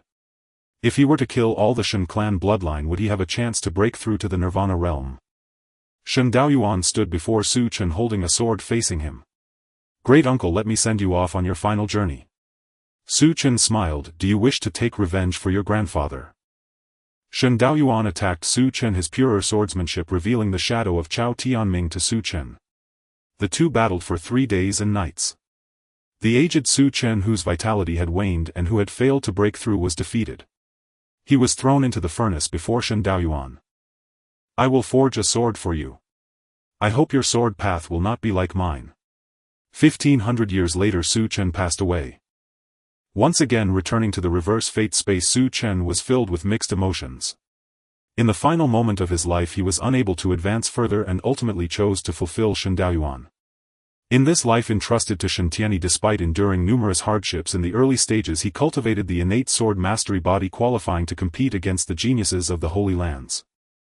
In the 6th life you were born in the sword master manner with exceptional talent and successfully cultivated the sword mastery body with a success rate of less than 1 in a billion, embarking on a journey to compete with various prodigies. Your swordsmanship distinguished you among your peers, cutting through thorns and obstacles effortlessly until you encountered the true depths of the Holy Lands. Your proud sword path was shattered with a casual strike, leading you to doubt your own swordsmanship. Disappointed by your grandfather after you defeated him, you smoothly took over the sword master manner, focusing on raising your cultivation level and gaining stronger power. You began to manipulate the destiny of the empire and after many twists and turns successfully established your own dynasty. Your existence triggered countless wars, resulting in the deaths of billions, and many labeled you a tyrant. Yet you remained indifferent, easily suppressing those who spoke against you. In the war between the two southwestern domains you excelled, gaining fame beyond the southern domain, even reaching the western domain. After the war the southern domain withered and you became one of the few formidable powers in the world, serving as a hound for the Holy Land, suppressing the talents of the southern domain and vigorously plundering resources to facilitate your final breakthrough. You failed, you died. Your life was brilliant, leaving legends in the southern domain that attracted countless followers. Evaluation blue 5 stars, reverse fate points 5000. Su Chen's eyes widened. 5,000 reverse fate points left him dizzy. This was undoubtedly a massive number. Qualification 0, comprehension 0, family background 0, state of mind 150. 5,000 reverse fate points. I must live a fulfilling life. Qualification 2000, comprehension 2000, family background 1000. Su Chen was filled with ambition. Turning to the next page, reincarnation. Opening his eyes, Su Chen organized the memories in his mind. He discovered that in this life he was born in the northern domain. Aside from the central domain, the northern domain is the most powerful of all. In this life he is the most cherished descendant of an elder from a fallen holy clan in the northern domain. His great-grandfather was a respected figure in the Nirvana realm. Su Chen expressionlessly adjusted his attire. The family he belonged to was called the Ancient Clan. Once a saint emerged from his ancestors, but after the saint's death no second saint had arisen within the clan. Only a sacred artifact remained, suppressing the lesser beings and continuing the glory of the holy clan. In this life he is called Gu Chen. He is one of the 5 great prodigies of the ancient clan, possessing the Qi Yuan body, and at just 18 years old he broke through to the spirit soul realm. Just as Su Chen intended to go out, a girl barged into his residence, kneeling before him. Lin Yuer pays her respects to Lord Gu Chen. The girl was stunningly beautiful, captivating and delicate, appearing pitiful and easily evoking a man's protective instincts. Such a gem, even in Su Chen's past life with countless beauties, few could compare. Did you come to see me for something important? Though she was exceptionally beautiful, Su Chen's composure from several lives prevented him from losing his poise. He couldn't help but feel that starting high was indeed advantageous. Lin Yuer respectfully said, "My lord Lin Zhan has left the Qingxian martial manor. Should we send someone to kill him?" Su Chen was taken aback. The name sounded somewhat familiar. After recalling, he also remembered Lin Yuer's background. Lin Yuer was the daughter of an elder from a small family in the Qingxian dynasty. Lin Zhan was the son of the patriarch of a small family in the Qingxian dynasty. The two were childhood sweethearts.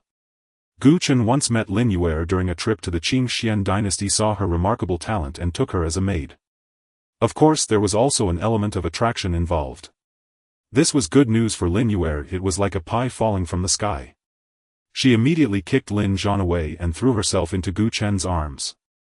The Lin family unanimously agreed, only Lin Zhan disagreed. However, his opinion was of no importance. After Gu Chen provided the Lin family with a sum of cultivation resources, he took Lin Yuer away. Lin Zhan could only be furious. Ever since Lin Yuer left the Lin family, he seemed to have been blessed with luck, unexpectedly entering the largest martial manor in the Qing dynasty and loudly declaring he would seek revenge on Gu Chen. Seeing Lin Zhan persistently pursue her, fearing that Gu Chen might misunderstand, Lin Yuer repeatedly sought ways to kill Lin Zhan but failed each time, leading Lin Zhan to harbor even more hatred towards Gu Chen, believing he was behind it all. This drove Gu Chen to the brink, wanting to find an opportunity to eliminate this fool. Su Chen's expression was strange. Why did this resemble the fate of a chosen one? Why did he become a villain again? Damn! Su Chen couldn't help but curse. Lin Yuer trembled, her beautiful eyes lifted, her face flushed, and she sweetly asked, "My lord, do you need me to serve you tonight?" Su Chen. There truly wasn't a normal person in the Lin family. "You don't need to serve me tonight, you may leave. I am already aware of Lin Zhan's matter." Lin Yuer felt a bit disappointed. Lin Zhan is just a commoner, how can he compare to Lord Gu Chen? He truly does not know the height of the heavens and the depth of the earth. Once Lord Gu Chen makes his move, there will be no possibility of reversal. Lin Yuer had lost all patience with Lin Zhan. She couldn't possibly be stopped from pursuing a better life. Moreover, she had already given Lin Zhan enough benefits. Not only did he not appreciate it, but he also slandered the name of Lord Gu Chen. After Lin Yuer left the residence, Su Chen rubbed his temples. He felt a headache. Lin Zhan was different from Fang Buba. Fang Buba was merely a verbal dispute, turning enemies into friends was simple. However, Lin Zhan was completely stubborn and foolish. Even he could not think of a way to make Lin Zhan give up on revenge. For such a person with lofty aspirations, having taken away his childhood sweetheart, it was a matter of life and death. Su Chen certainly did not want to die. He had invested a full 5,000 reverse fate points in this life. With hatred that couldn't be resolved, Su Chen would not sit idly by. Then let's kill him. Su Chen's gaze was cold. In his 6th life he had also been half a step into the Nirvana realm. His battle experience was far beyond that of a mere rookie. Killing Lin Zhan would allow him to seize the opportunities he possessed. Perhaps there was still hope for becoming a saint in this life. With this thought, Su Chen no longer hesitated and directly got up to meet his grandfather in this life. The 3rd elder of the ancient clan Guixian. The 3rd elder of the ancient clan held the power of punishment, a level of authority so great that it made people wary. Yet in front of Su Chen he was merely a kind old man. It was filled with Su Chen's favorite snacks. "Ah, my dear Chener, you have arrived," Guixian said, quite pleased with Su Chen. This grandson resembled him the most in character. After the death of Su Chen's parents in the secret realm, Guixian would grant Su Chen anything he desired, even if it was the stars in the sky. Su Chen casually picked up a piece of pastry and praised, "It still tastes best when made by Grandpa." Gu Yixian's smile grew even wider. His gaze was filled with affection. Su Chen swallowed a few pieces in haste, feeling a warm current in his abdomen. Each type of pastry was made from rare and exotic materials. Indeed, it was delicious. Su Chen did not forget the main matter at hand. He looked at Gu Yixian and said, "Grandpa, I would like to ask for your assistance in dealing with someone."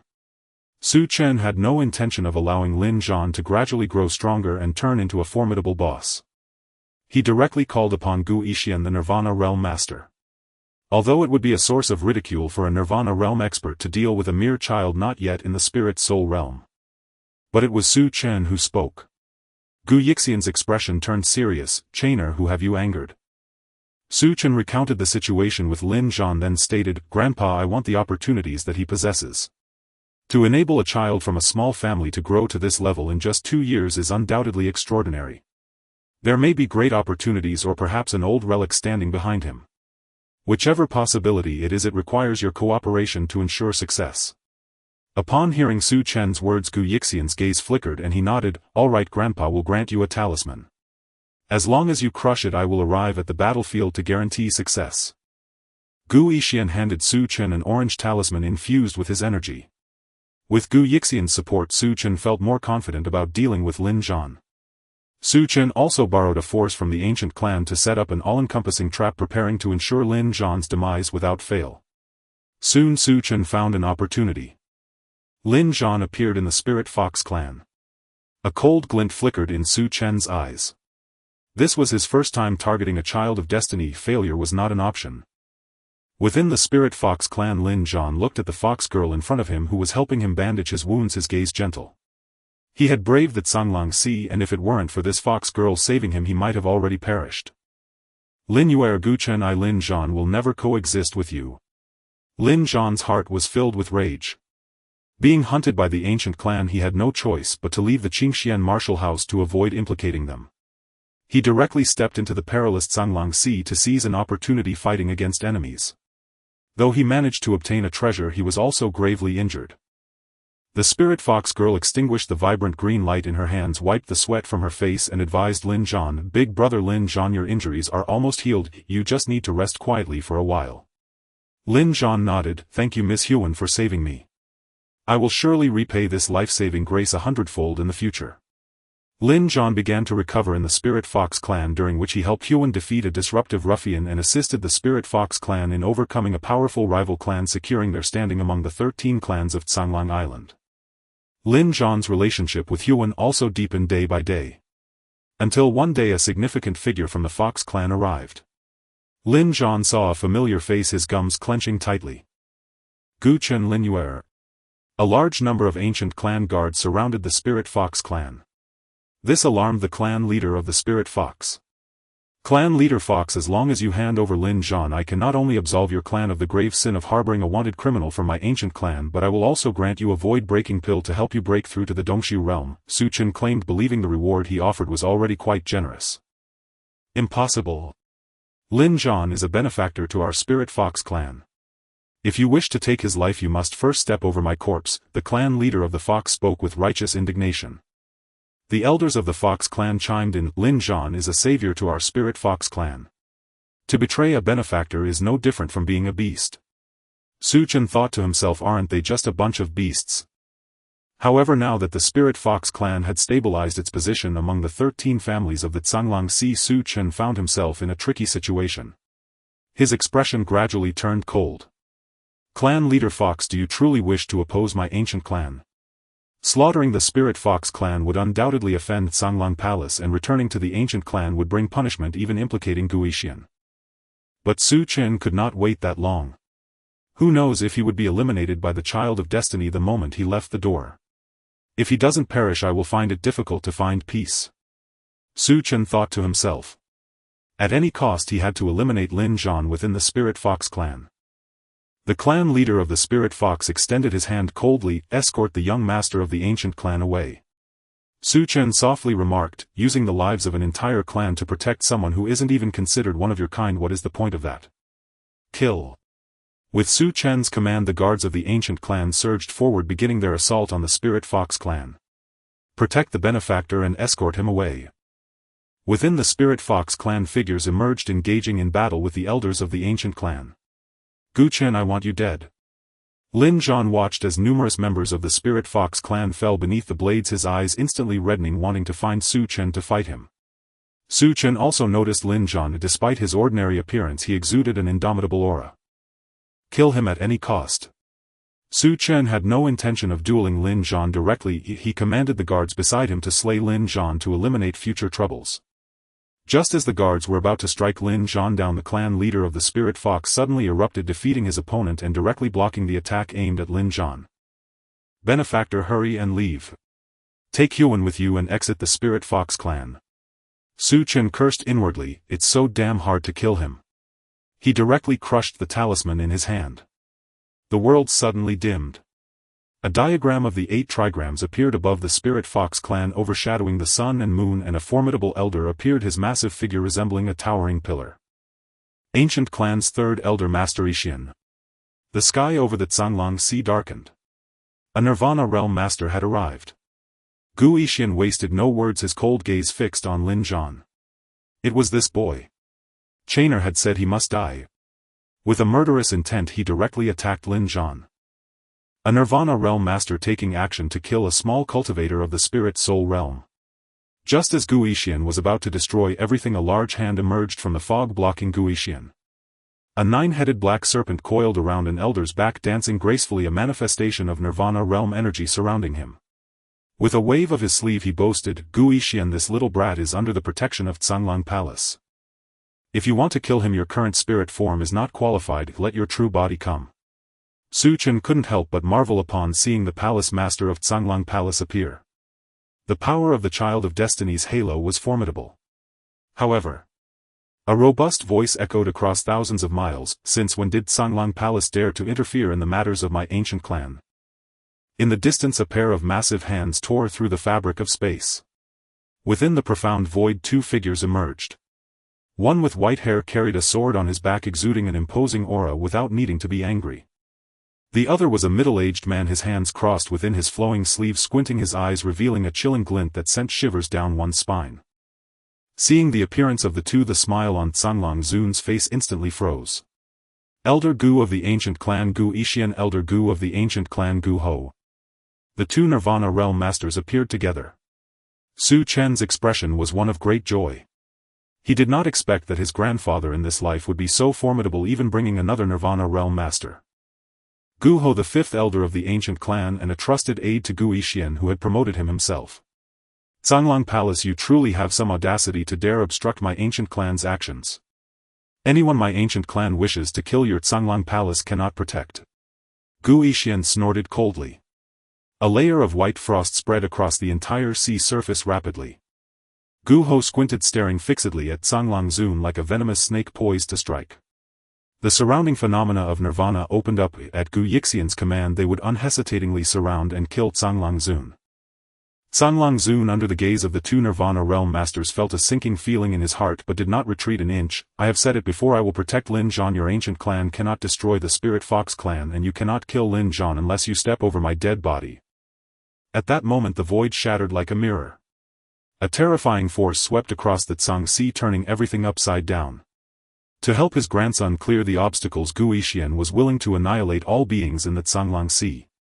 Chen could not understand how Lin Zhan possessed such charm that strong figures willingly risked their lives for him. However, this did not hinder Chen's determination to kill him. Lin Zhan's crimson gaze fixed on Chen, watching as one after another those protecting him fell before him. Seeing the woman who had saved him collapse, he completely went mad, roaring, "Gu Chen Linuer, as long as I Lin Zhan do not die, I will make you pay 1,000-fold, 10,000-fold. Chen's murderous intent was fully revealed. "Lin Zhan, all of this is caused by you. I have given you one chance after another. If you had not insisted on being my enemy, they would not have died." These almost heart-wrenching words ignited Lin Zhan's fury to the point he suddenly coughed up a mouthful of blood. The leader of the Spirit Fox clan roared in rage, actually burning everything as he charged toward Chen, intercepting countless attacks, turning into a bloody mess but still pushing forward to reach Chen. This lethal blow was intercepted by a large hand, the one who struck being Gu Ho. Gu Yixian blocked Canglang Zun, allowing Gu Ho to free his hands. "Uncle Gu, stop with the nonsense, just kill him directly." Chen urged Gu Ho, fearing that further delays might lead to unforeseen changes. Gu Ho nodded, raising his hand for a sweep. The whole Spirit Fox mountain appeared so small before him. The powerful figures of the Spirit Fox clan were instantly crushed, and some ancient clan guards who had not retreated in time were also affected. It seemed as if the entire Spirit Fox mountain was about to be completely obliterated under this palm. Lin Zhan was directly knocked unconscious. This scene was undoubtedly one of certain victory. However, just as Lin Zhan was about to disappear along with the entire Spirit Fox mountain, suddenly a rainbow light burst forth from Lin Zhan's chest, followed by a cube-shaped object appearing. The cube shattered in midair, transforming into a beam of light that pierced through heaven and earth, taking Lin Zhan's body directly away into the outer realm. Gu Ho reached out to try to stop it, but his palm touched the beam of light, aging in an instant and then decaying. This decaying aura caused Gu Ho's expression to change, and he swiftly drew a knife to sever his decaying arm, only able to watch helplessly as Lin Zhan's body fled into the outer starry sky, heading toward an unknown direction. Watching Lin Zhan escape like this, Chen nearly broke down. "This is just too unfair, it's like cheating." He had already summoned his utmost fighting strength and was about to slaughter Lin Zhan. Even Lin Zhan himself might have given up, yet suddenly an invincible power erupted from within him, taking Lin Zhan away. Who could Chen go to for justice? Su Chen's heart bled. A Gu House expression was also not good as he spoke in a low voice. A sacred artifact. This fellow actually has a sacred artifact that can autonomously revive. However, a sacred artifact that can autonomously revive its aura was detected, and a person with only the spirit's soul realm possessing such a treasure is like a child holding gold at a night market. There's no need to worry, nephew. Once we leave the northern domain and head to the outer starry sky, perhaps within months he will be hunted down by the major clans out there and the sacred artifact will be seized. Su Chen sighed bitterly. If it were that easy to kill, Lin Zhan wouldn't have escaped. The growth speed of the child of fortune truly could drive one to despair. After a while, Gu Yixian holding 3 headless corpses realized that in the end Lin Zhan had escaped, and he couldn't help but feel a wave of unease. With 2 Nirvana Realm Masters taking action and half of the ancient clan's strength deployed, such a terrifying display actually allowed a mere spirit soul realm to escape. Zhanglang Palace actually dares to oppose my ancient clan, harboring my clan's wanted criminal. Then let's first eradicate Zhanglang Palace and let the world know that although my ancient clan has fallen, we are not something insignificant that can be provoked. Gu Yixian's gaze was icy. To him, if it were not for Zhanglang Palace's obstruction, how could a mere spirit soul realm martial artist have escaped? Under Gu Yixian's leadership, Zhanglang Palace and 13 affiliated tribes were completely annihilated within a month.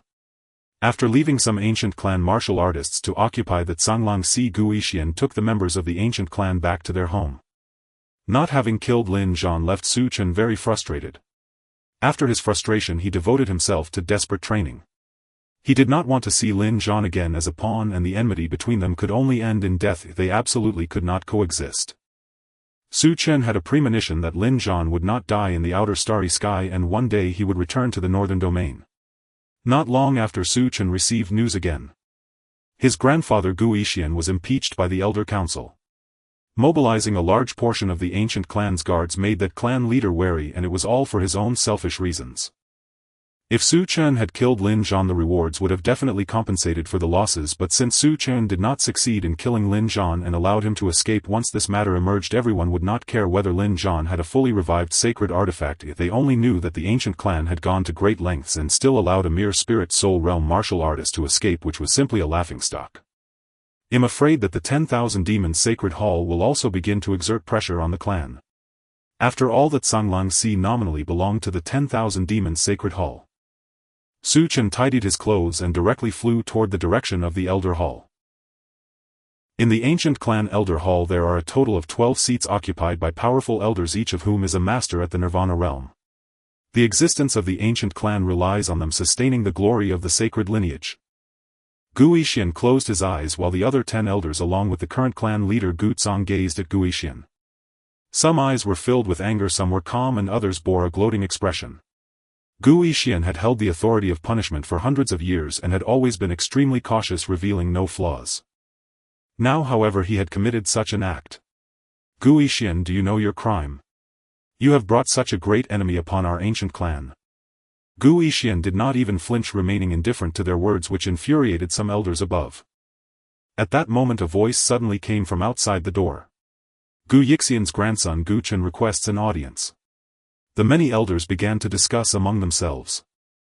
Gu Chen, the grandson of the third elder, a somewhat well-known genius within the clan, what is he here for?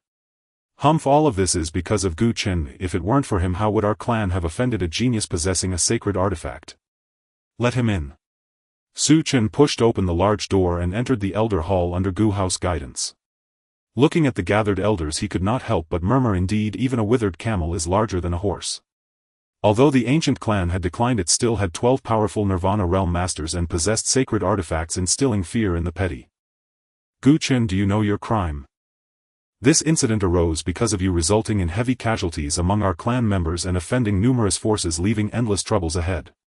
Su Chen lowered his head and said, the clansman Gu Chen is aware of his mistake. This matter is entirely my doing and my grandfather is not at fault. One person on the platform chuckled lightly, how filial. Su Chen remained silent, raised his head and said, however, I discovered something on Lin Zhan's body that I am willing to submit to the clan. Gu Yixian opened his eyes and the gazes of the others on the platform turned to Su Chen. After a moment the tall figure in the center spoke lightly, what is it? Su Chen took out an ancient jade slip, which was then taken by a large hand. The 10 elders surrounded the clan leader, all curious about the information contained within the jade slip. The method of forging the sword body. This actually records the techniques for cultivating the post-heaven martial body. An elder exclaimed in astonishment. The martial body is divided into innate and acquired. The innate is naturally nourished while the acquired can be cultivated later. Innate martial bodies are rare and acquired martial bodies are even rarer. Any method capable of transforming an ordinary person into one with a special physique is undoubtedly a top-tier method. Not to mention the ancient clan's decline. Even at its peak such methods were non-existent. How is this possible? An elder found it hard to believe. How could a method of this level fall into the hands of a junior? Gutsong said in a deep voice, how can we verify the authenticity of such a method? Where did you acquire it? Su Chen's expression remained calm as he slowly replied, this is the method from Lin Zhan's body and it is one of his secrets. Whether the clan leader believes it or not can be verified. Gutsong glanced at the other elders of the clan and they all nodded in agreement. He continued, if this item is genuine you will be a contributor to our ancient clan and this matter will be overlooked. They all understood that if they could master the method to transform ordinary people into geniuses with special physique, such a method would make the ancient clan immensely powerful, perhaps truly restoring the glory of their ancestral sacred lineage. Gu Yixian glanced at Su Chen and the two of them walked out of the elder hall together. After a while Gu Yixian finally spoke slowly, Chainer. Is the method you presented real? Su Chen nodded. The item is genuine without a doubt.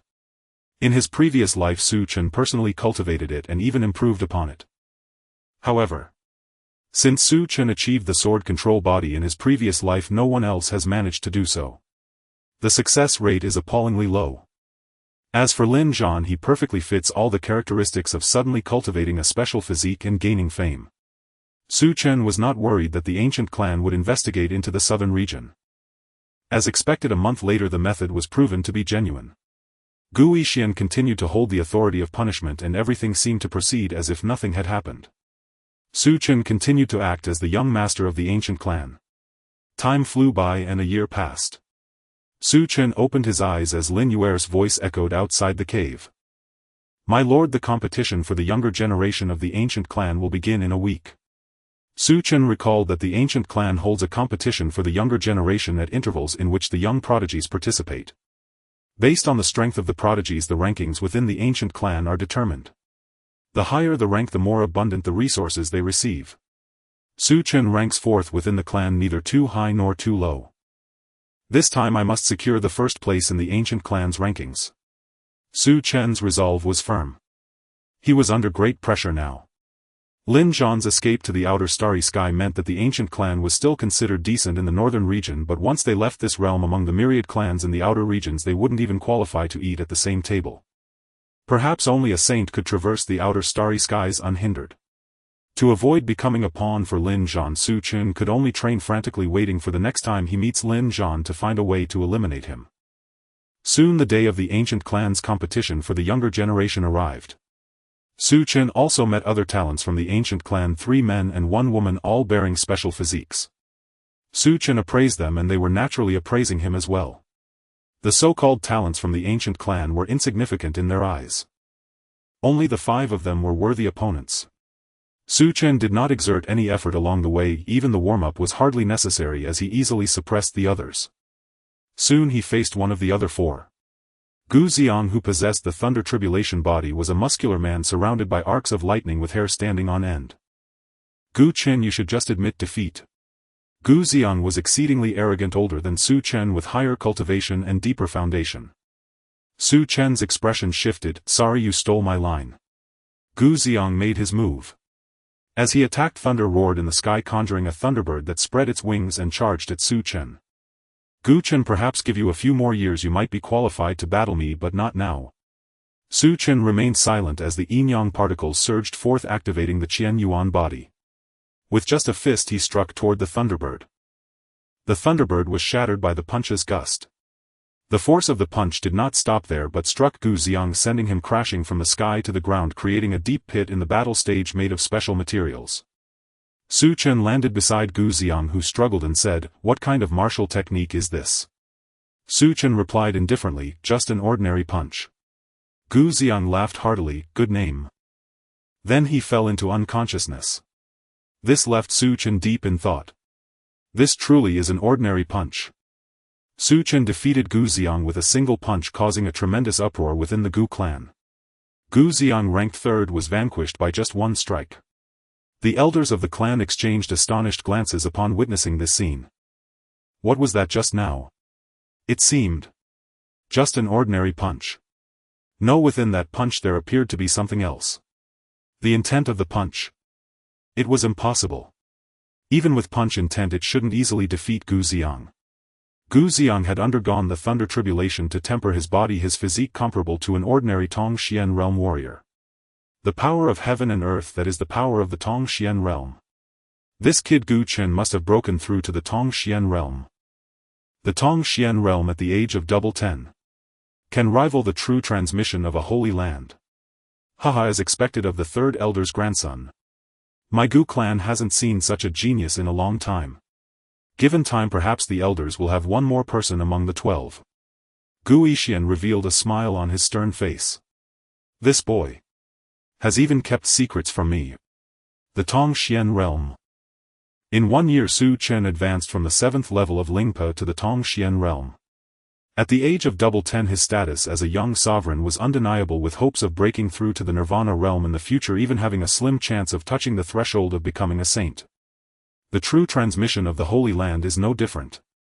Su Chen's revealed cultivation level struck a heavy blow to many young talents of the Gu clan.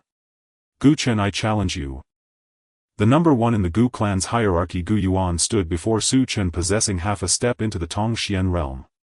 Su Chen said, "You should know, challenging me you have no chance of victory whatsoever. This world is not lacking in prodigies who can confront opponents across a significant realm." However, Gu Yuan was not that prodigy.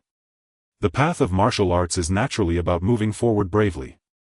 Before the universe is determined, how can one retreat? Gu Yuan declared loudly, his battle intent palpable. He directly struck at Su Chen. A pure heart for martial arts. In him Su Chen seemed to see a reflection of his past self. For once he too had a heart for martial arts as pure as this. Good. Su Chen made his move, his fingers aligned like a sword.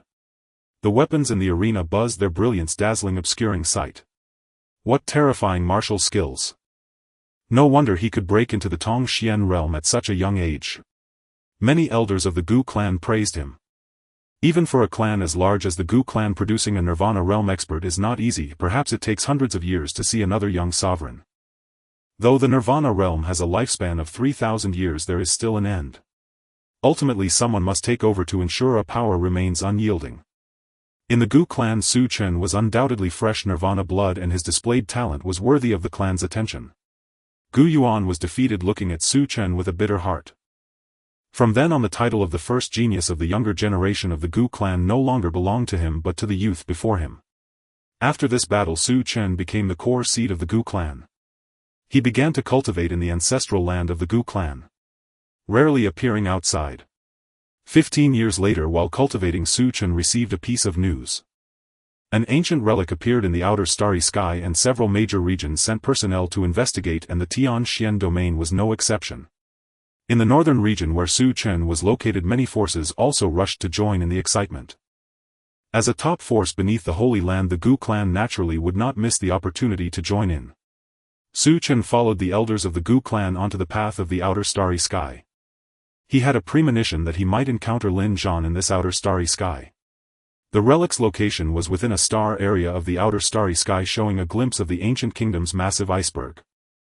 Surrounding planets large and small were filled with various major forces. Following the Gu clan, Su Chen's eyes were opened. This was his first time stepping out of the Tianxian domain and into the outer realm. The beings of the outer realm were countless, diverse and varied. However, every force qualified to step into the outer realm was extraordinarily formidable, each having at least one Nirvana realm master overseeing them. Even those from the Holy Land sent out some ancient experts holding holy artifacts, creating light screens in the starry sky, making a grand display. Su Chen searched around but did not find Lin Zhan. However, he could understand. With so many beings in the outer realm, searching for one person was like finding a needle in a haystack. It was normal not to find him. However, even if Su Chen could not find Lin Zhan would eventually find him, and a battle between the two was inevitable. In the ancient kingdom relic, when the space stabilized, a decree appeared in the sky: only martial artists of the Dong Su realm and below are allowed to enter the relic, and weapons above the royal level are prohibited inside. Chen was puzzled, but after the explanation from the elders of the Gu clan he understood. This area's space was fragile. If all major forces were allowed to enter, a careless move could spark a holy war leading to the space fracturing and returning to the void, hiding in an unknown place. By then all major forces would end up with nothing. Chen muttered, "These ancient families are indeed knowledgeable, and no wonder no experts from the clan's Dong Su realm came here," as he realized they had already guessed it. In addition to Chen, several other geniuses at the 9th level of Tong Xian also came from the Gu clan, all outstanding figures from hundreds of years ago. Some may not be as good as Chen, but their talents were not lacking, even stronger than Gu Yuan. Everyone entered the ancient kingdom relic together to explore. Inside the ancient kingdom relic it was faintly discernible that this was a powerful and ancient nation, at least a holy dynasty within the starry sky. Unfortunately it encountered a crisis that led to its disappearance in the river of time. Within days of entering the ancient kingdom, Chen encountered the outer realm prodigies who began hunting those from the Tian Xian domain. They were blue-skinned beings, hairless, covered in scales, but otherwise similar to humans. People from the Tian Xian domain. Do you know the Gu clan of the northern region? The blue-skinned outer realm prodigy licked the blood from the tip of his blade, his azure eyes deep and dark as the depths of the sea, gazing at the many talents of the Gu clan as if regarding them as prey. Within the Gu clan, a prodigy at the 9th level of Tong Xian frowned. Gu clan. We are the people of the northern region. Gu clan, are you looking for us? The blue-skinned outer being's expression brightened at the words. Ha ha ha, so you are indeed the people of the Gu clan from the northern region of Tian Xian. It was effortless to find you. You are the enemies of our master, who has offered a generous reward for your capture. I will take your heads to claim the reward for my master. Master? Chen frowned, a vague sense of foreboding stirring within him. Could the master he mentioned be Lin Zhan? A prodigy named Gu Lan from the ancient clan, seeing the audacity of the blue-skin being, sneered, "With just you. Truly brazen, your skin would make a fine pair of slippers if peeled off." He immediately launched an attack on the blue-skinned being, determined to slay this arrogant creature from beyond. In the outer starry sky various domains coexisted and myriad races thrived. The Tianxian domain had produced several emperors, and it was considered a prestigious domain among many. Beings from the Tianxian domain while traversing the outer realms naturally carried a hint of pride. For a blue-skinned being from an unheard-of race to dare treat them as prey, it would surely end badly for him. Gu Lan took action while the other prodigies of the ancient clan watched calmly, not believing that the blue-skinned being could match Gu Lan, who had reached the 7th level of the profound enlightenment stage, a status among the tens of thousands of prodigies in the ancient nation. The blue-skinned being was also enraged by Gu Lan's words. The scales at the corner of his mouth fluttered and the scales all over his body changed color. He actually vanished from his original position, and Gu Lan's attack passed through the space where he had been, shattering a mountain behind him. Disappeared. Chen looked at the suddenly vanished blue-skinned being, recalling the warnings from Gu Yixian before he left. Chainer, there are countless beings from beyond. Each outer race possesses different innate abilities. Never let your guard down even against the weaker ones, or you will pay a heavy price. Seeing the blue-skinned being's methods now, Chen finally understood why Gu Yixian had specifically warned him. This method, never before seen, was indeed extremely odd. Gu Lan, seeing the empty space before him, arrogantly declared, "With just you, do you think you can stand against my ancient clan? If you have the ability, come out. A rat that doesn't even dare to show its face, and I thought you had some real abilities." In the sky a cold laugh echoed. "Don't worry, if I say I'll cut off your head, I will." Gu Lan's eyes lit up as he aimed an attack toward the source of the voice, but it too passed through without effect. No one was there. Gu Lan tried several more times but returned empty-handed, which left him somewhat anxious. Within the ancient clan, the leader Gu Tiangong coldly said, "Gu Lan, finish it quickly, don't drag it out here." Upon hearing this, Gu Lan did not hesitate, biting his finger to drop a drop of blood onto a jade pendant. A ripple emanated from beneath his feet and a powerful aura of destruction began to spread outward. At that moment a dagger plunged directly into Gu Lan's chest, transforming into a long blade that pierced through. It was at this moment that Chen made his move. The sword at his waist flew from his hand, and with a flash of sword light he slashed toward the blue-skinned being.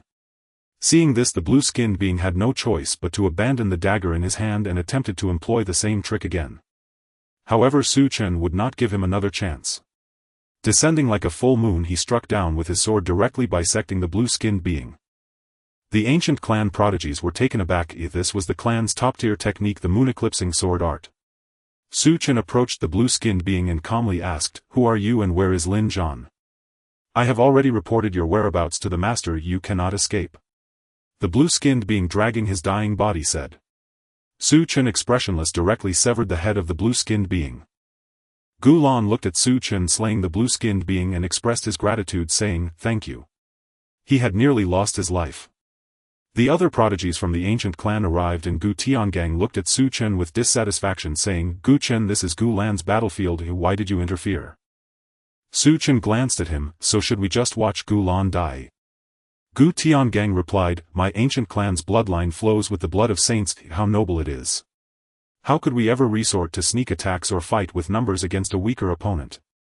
Su Chen felt he was just an arrogant fool.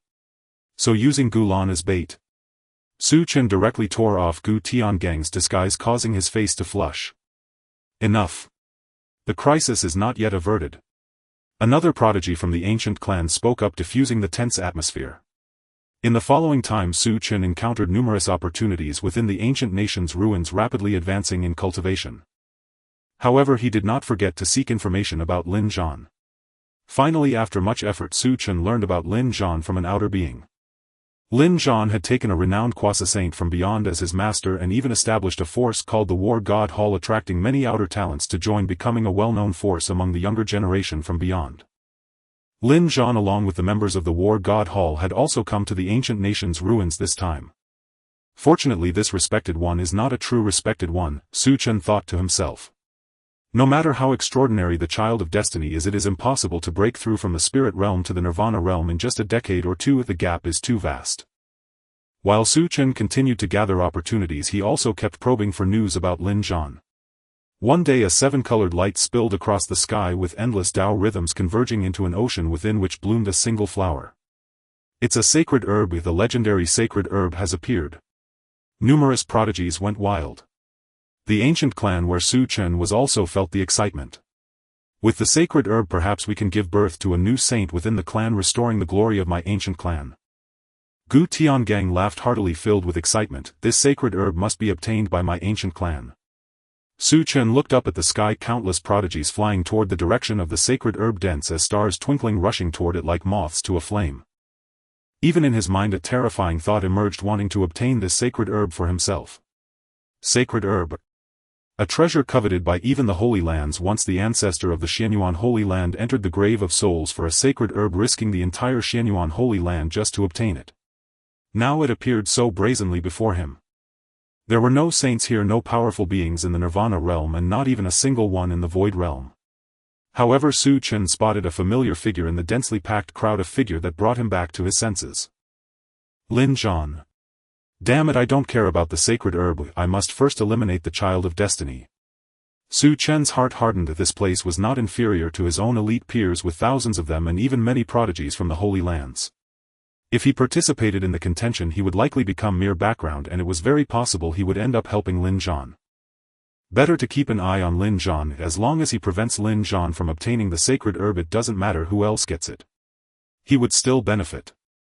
He had not forgotten that the one who took Lin Zhan as a disciple was a quasi-saint. If Lin Zhan obtained the sacred herb, a quasi-saint would become a true saint, which would be the end for the entire ancient clan, and Su Chen would lose all his chances for a turnaround. The clashes of countless prodigies, the terrifying fluctuations of chaotic battles sent shivers down one's spine. Talents who had not emerged for a century were obliterated into dust, their cultivation essence merging into the ethereal aura of the holy medicine, making it appear even more enchanting. Such battles were incredibly brutal. Witnessing this scene, Su Chen felt an overwhelming dread in his heart. The contest of geniuses from the southwest region seemed trivial in comparison. In the end, life was but an ant. A general's achievement could leave the world barren for ages. Su Chen also saw the ancient genius Gu Tiangang competing for the holy medicine being obliterated by a passing powerful prodigy with a single punch, while another genius from the ancient clan was surrounded and killed by several prodigies from various domains, meeting a most fatal demise. In this grand battle, the geniuses of the ancient clan were no different from weeds on the roadside. The glory of the holy clan is truly the most worthless thing. Gu Lan, following Su Chen, felt a deep sorrow, having not joined Gu Tiangang but rather stayed behind Su Chen. Seeing Gu Lan's shattered Tao heart, Su Chen had no time to console him as he noticed Lin Zhan already approaching the location of the holy medicine. Su Chen stepped into the air. A prodigy from beyond the realm saw someone intending to join the battlefield and struck directly at Su Chen, who retaliated by forcing him back with a swing of his sword. However, this drew the attention of even more prodigies. Just as Su Chen intended to eliminate these people and block Lin Zhan, Gulan appeared before him, his face ashen, and said to Su Chen, "I owe you a life, I will help you hold them off, and this way we will owe each other nothing." Su Chen did not waste words, he simply replied, "Take care." He then withdrew from the battlefield, closing in on Lin Zhan. Before long, a scorching heat and a massive roar erupted from behind, seemingly commonplace in this meat grinder of a battlefield. Without hesitation, Su Chen struck out a sword toward Lin Zhan. "With this holy medicine I can surely allow my master to live a new life, perhaps he can even truly become a saint." Lin Zhan's heart was filled with desire. He concealed his presence using the supreme treasure of the Lanling clan. As long as he obtained the holy medicine to elevate his master to sainthood, he could recklessly invade the Tianxian domain and seek revenge against the ancient clan. The hatred of the past haunted him day and night, not a moment forgotten. However, a flash of sword light shattered Lin Zhan's fantasies and everything turned into vapor. Lin Zhan blocked the sudden sword light but saw a familiar figure long yearned for appearing before him, a sword obstructing his path. Lin Zhan's eyes instantly turned red, gritting his teeth. "Gu Chen. It's you." Su Chen looked into that predatory gaze and said calmly, "Lin Zhan, you cannot obtain the holy medicine. Then I will kill you and take the holy medicine." Seeing his enemy, Lin Zhan was driven mad with rage. Killing Su Chen was more important than acquiring the holy medicine. Battle God's Art. With a fierce roar, Lin Zhan no longer concealed his strength. A powerful aura erupted from him as he wielded a silver battle spear resembling a war god reborn, charging toward Su Chen, his cultivation at the 6th level of Tongshuan, yet his battle prowess approached the peak of Tongxian. Su Chen swung his sword. If the sword light split into shadows, his aura no longer concealed, bursting forth. 9th level of Tongxian. Moon-devouring sword technique. A full moon appeared behind Su Chen, the sword intent resonating, attracting the attention of numerous prodigies. Who exactly is this? How can their swordsmanship be so profound? So powerful? While not comparable to divine body level prodigies, they are probably the best among those beneath divine body level. Is that the Lord of the Battle God Palace? Damn, he snuck here. He wants to seize the holy medicine while we are unprepared. Lin Zhan of the Battle God Palace, you have finally shown yourself. Today is your day of death. In an instant, prodigies with grievances against Lin Zhan joined the battlefield, beginning to encircle and kill him. Su Chen and Lin Zhan exchanged blows for dozens of rounds. Even with a cultivation disparity, he had to admit that a child of destiny was truly monstrous. Fortunately, Lin Zhan had enough enemies to alleviate some pressure on Su Chen. "Gu Chen, I must kill you today." Lin Zhan, like a mad dog, cared for no one and directly targeted Su Chen. Lin Zhan wanted to kill Su Chen. How could Su Chen not want to kill Lin Zhan? He refused to believe that with so many prodigies involved they could not take down a single Lin Zhan. This battle god's art is truly tough and resilient.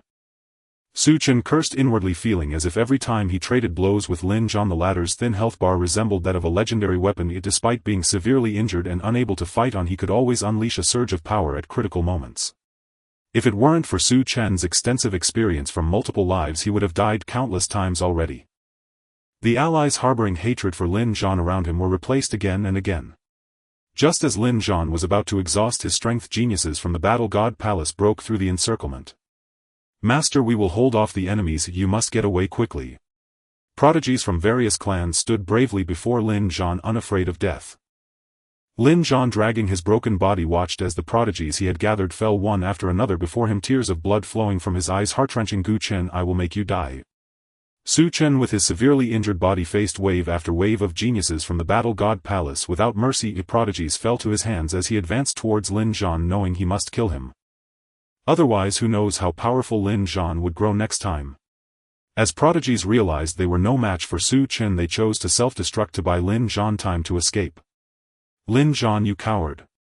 Back then you deserted the Linghu clan and fled alone. Now you want to abandon the Battle God Palace you built and leave these subordinates who risked their lives for you to escape alone." Su Chen attempted to provoke Lin Zhan with words, forcing him towards death. Lin Zhan clenched his fists, being tightly held by a woman appearing beside him. The remaining members of the Battle God Palace also screamed, "Quickly take the master away, do not let our brothers die in vain."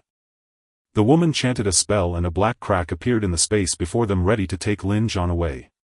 Su Chen panicked and gathered his remaining vitality into his sword. One sword to stop the war. Everything around seemed to slow down by dozens of times. At the last moment Su Chen's swordsmanship advanced further, this strike infused with chilling killing intent, determined to leave Lin Zhan behind. Just as the sword was about to slay Lin Zhan, the woman beside him used her frail body to shield Lin Zhan, using her last bit of strength to push him into the crack. Big brother Lin. You must live. As the space healed, one could faintly hear Lin Zhan's heart-wrenching roar. Watching Lin Zhan escape a second time, Su Chen was filled with uncontrollable fury, striking down the woman's head with a single sword, leaving the battlefield without a glance back. Even after years of maintaining his composure, at this moment it could only be condensed into one word: damn. After leaving the ruins of the ancient nation, only Su Chen remained as the sole young prodigy of the ancient clan, while the others perished in the fierce battle for the sacred medicine. Fortunately, Su Chen's journey bore rich rewards. The news of the sacred medicine appearing in the ancient nation ruins quickly spread across the realms. Su Chen also learned that the last sacred medicine was acquired by the true inheritance of the Taichu Holy Land in the central region of the Tianxian domain. Whether Lin Zhan obtained the sacred medicine or not made no difference to Su Chen.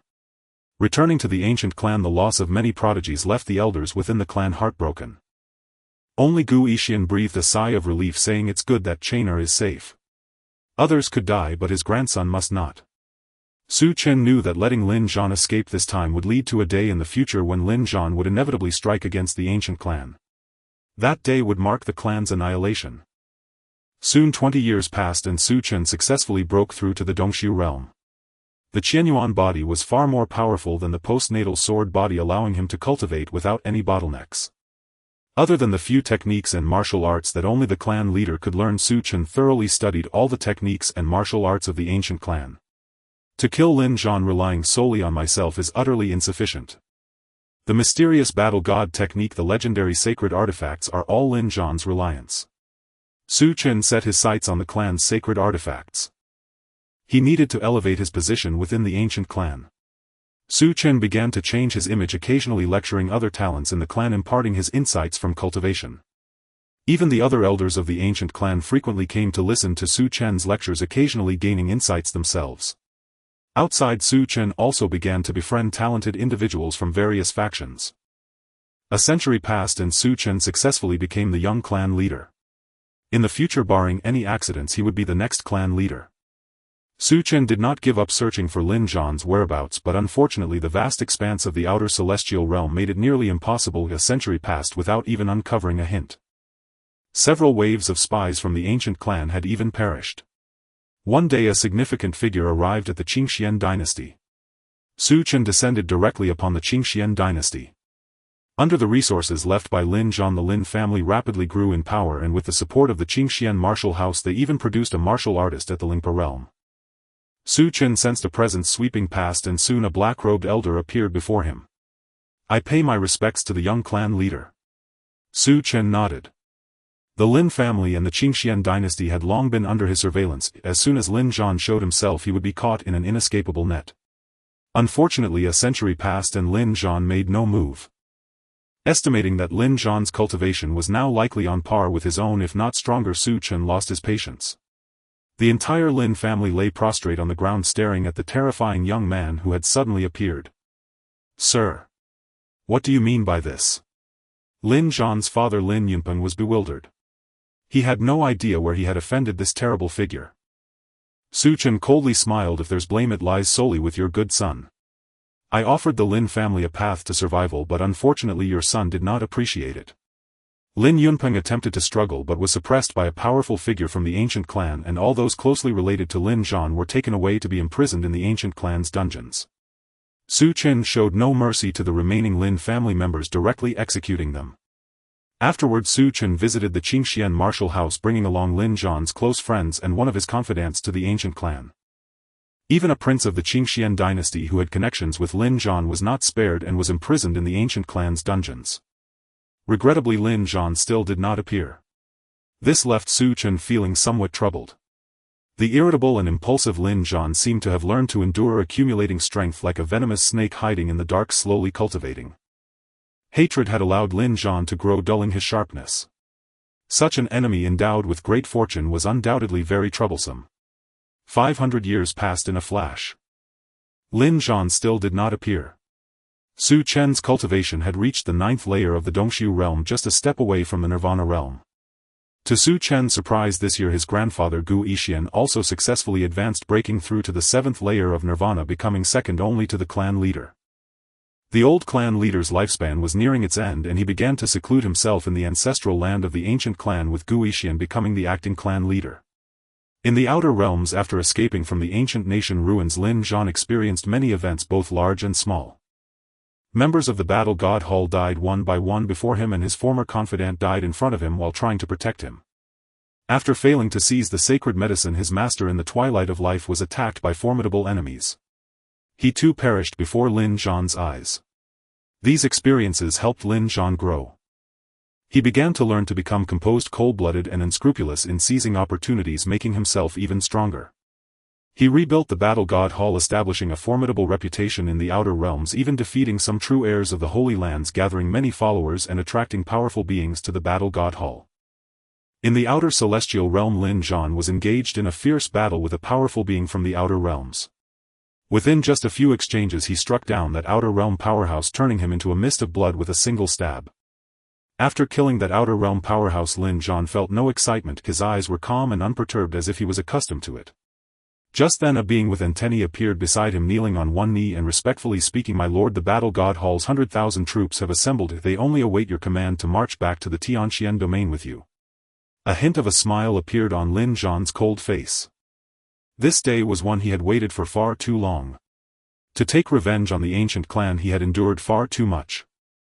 Knowing that his father had been captured and that his friends and family in the Tianxian domain were imprisoned by the ancient clan, he remained unmoved, repeatedly telling himself that this was a trap. The moment he stepped into the Tianxian domain he would be ensnared in an inescapable net. He even considered the ancient clan's clan protecting sacred artifacts. He knew that his opponents would undoubtedly do the same. As long as he appeared in the Tianxian domain, Su Chen would surely spare no effort to activate the sacred artifacts. After all, this was a person so cautious that he had summoned 2 Nirvana realm experts to help him hunt Lin Zhan down when he was merely at the Lingpa realm. Cautious. And ruthless.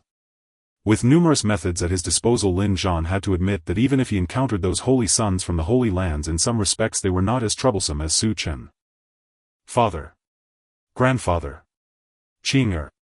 I will definitely annihilate the entire ancient clan using Gu Chen's head to honor you. The Battle God Hall's 100,000 troops set out for the Tianxian domain. In the northern region of Tianchuan, Su Chen opened his eyes, a surging and vast aura sweeping through his body. His black and white eyes revealed a hint of joy. Nirvana realm. Finally succeeded in breaking through. After 7 lifetimes he had finally become a master. With Su Chen's breakthrough, the Elders' Council trembled. Su Chen took over as the clan leader, wielding immense power over the vast mountains and rivers. To Su Chen's delight, the method of forging sword bodies had made some progress over these centuries, thanks to the efforts of the ancient clan successfully cultivating 3 postnatal sword bodies. Although the sword bodies produced were far weaker than his previous life sword body and had numerous drawbacks, they were still stronger than ordinary martial artists and could cultivate faster with a higher potential. They were perfectly suited for battle. Unfortunately, Su Chen did not have much time. Looking at the intelligence sent by friends from a holy land, Su Chen murmured, "This day has ultimately arrived." The intelligence recorded that Lin Zhan was leading the army of the War God Palace to the northern region of Tianxian. At the same time, it expressed regret that he could not intervene to help Su Chen, as there were entities within the Holy Land that forbade him from getting involved in this matter, and he could only riskily warn Su Chen. Su Chen understood that Lin Zhan's growth was beyond his imagination, and he must now possess the capability to obliterate a clan, which was why he returned to the northern region of Tianxian to settle old scores. Behind him was a force that made even the Holy Land take notice. Upon learning of the formidable enemy, Su Chen did not sit idly by. This was a fated confrontation, and he began to deploy all his strategies. The seeds of the ancient clan were sent to the outer realms, preserving the last spark of the ancient clan. Su Chen had no assurance of victory in this battle. As time passed, accompanied by the thunderous roar above the ancient clan's territory, warships emerged from the void, each carrying powerful beings who gazed toward the ancient clan, their faces revealing bloodthirsty smiles. Is this the enemy of the master? Finally we can have a hearty meal. The ancient horn sounded. Su Chen looked up at the center of the warship where a young man stood atop a colossal dragon clad in golden battle armor and wielding a golden war spear. The young man was indifferent, lowering his head, his gaze also fixed on Su Chen. Activate the formation. As Su Chen shouted, countless runes appeared above the ancient clan like raindrops enveloping the territory. The sacred formation of the ancient clan. Lin Zhan looked at the terrifying formation being summoned, a cold smile curling at the corner of his mouth. He had seen too many formations like this. Summon the sacred weapons. With Lin Zhan's command, members of the War God Palace had ancient runes manifest on their heads, and immense power gathered above the ancient clan. An ancient giant bell appeared, and as the bell rang the entire world began to spin. Sacred weapons, they are indeed sacred weapons. The elder of the ancient clan gasped in shock upon seeing the ancient giant bell. The might of the sacred weapons shattered countless territories of the ancient clan, and even with the protection of the holy war many low-level beings of the ancient clan turned into blood mist. Similarly, after summoning the sacred weapons, countless members of the War God Palace were drained of their vital energy and died instantly. Su Chen smiled, looking at the familiar yet unfamiliar person, calmly saying, "Lin Zhan, you have changed." Lin Zhan faced the enemy he once dreamt of killing, yet he appeared calm, the two watching the slaughter of their respective forces like old friends, unmoved. Lin Zhan, facing Su Chen's taunts, coldly replied, "People always change. Am I someone you fear now?" Su Chen shook his head, waved his hand, and several figures appeared out of thin air. They were aged but familiar. One of the elderly, whose face was covered in wrinkles, cried out in pain upon seeing Lin Zhan. Lin Zhan's body trembled. Although those faces had become very old, he remembered them clearly. His father, who had taken care of him in Qingxian Martial Academy, and the senior sister with whom he had shared a romantic bond. Now they all appeared alive before him. Countless days and nights he had dreamed of these people demanding his life, questioning him why he had not saved them, yet now they were still alive. Joy, anger. Su Chen watched Lin Zhan's complex expression and smiled. Unfortunately, time ages people, and in the end only a few of them survived. Lin Zhan, do you know?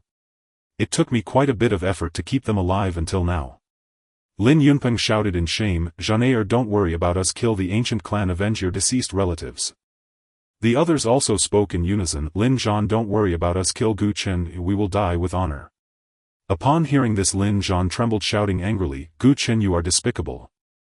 Let them go. As long as you let them go, I can preserve the last spark of the ancient clan for you." Su Chen sneered. He was already dead, why would he care about the flood after his death? "Zhanaer, you must live well." In front of Lin Zhan, Su Chen released the restraints on the others, and they all gathered their energy simultaneously, choosing to self-destruct. Su Chen did not stop them. "Gu Chen, I will kill you." Looking at Lin Zhan, whose eyes were blood-red, Su Chen smiled.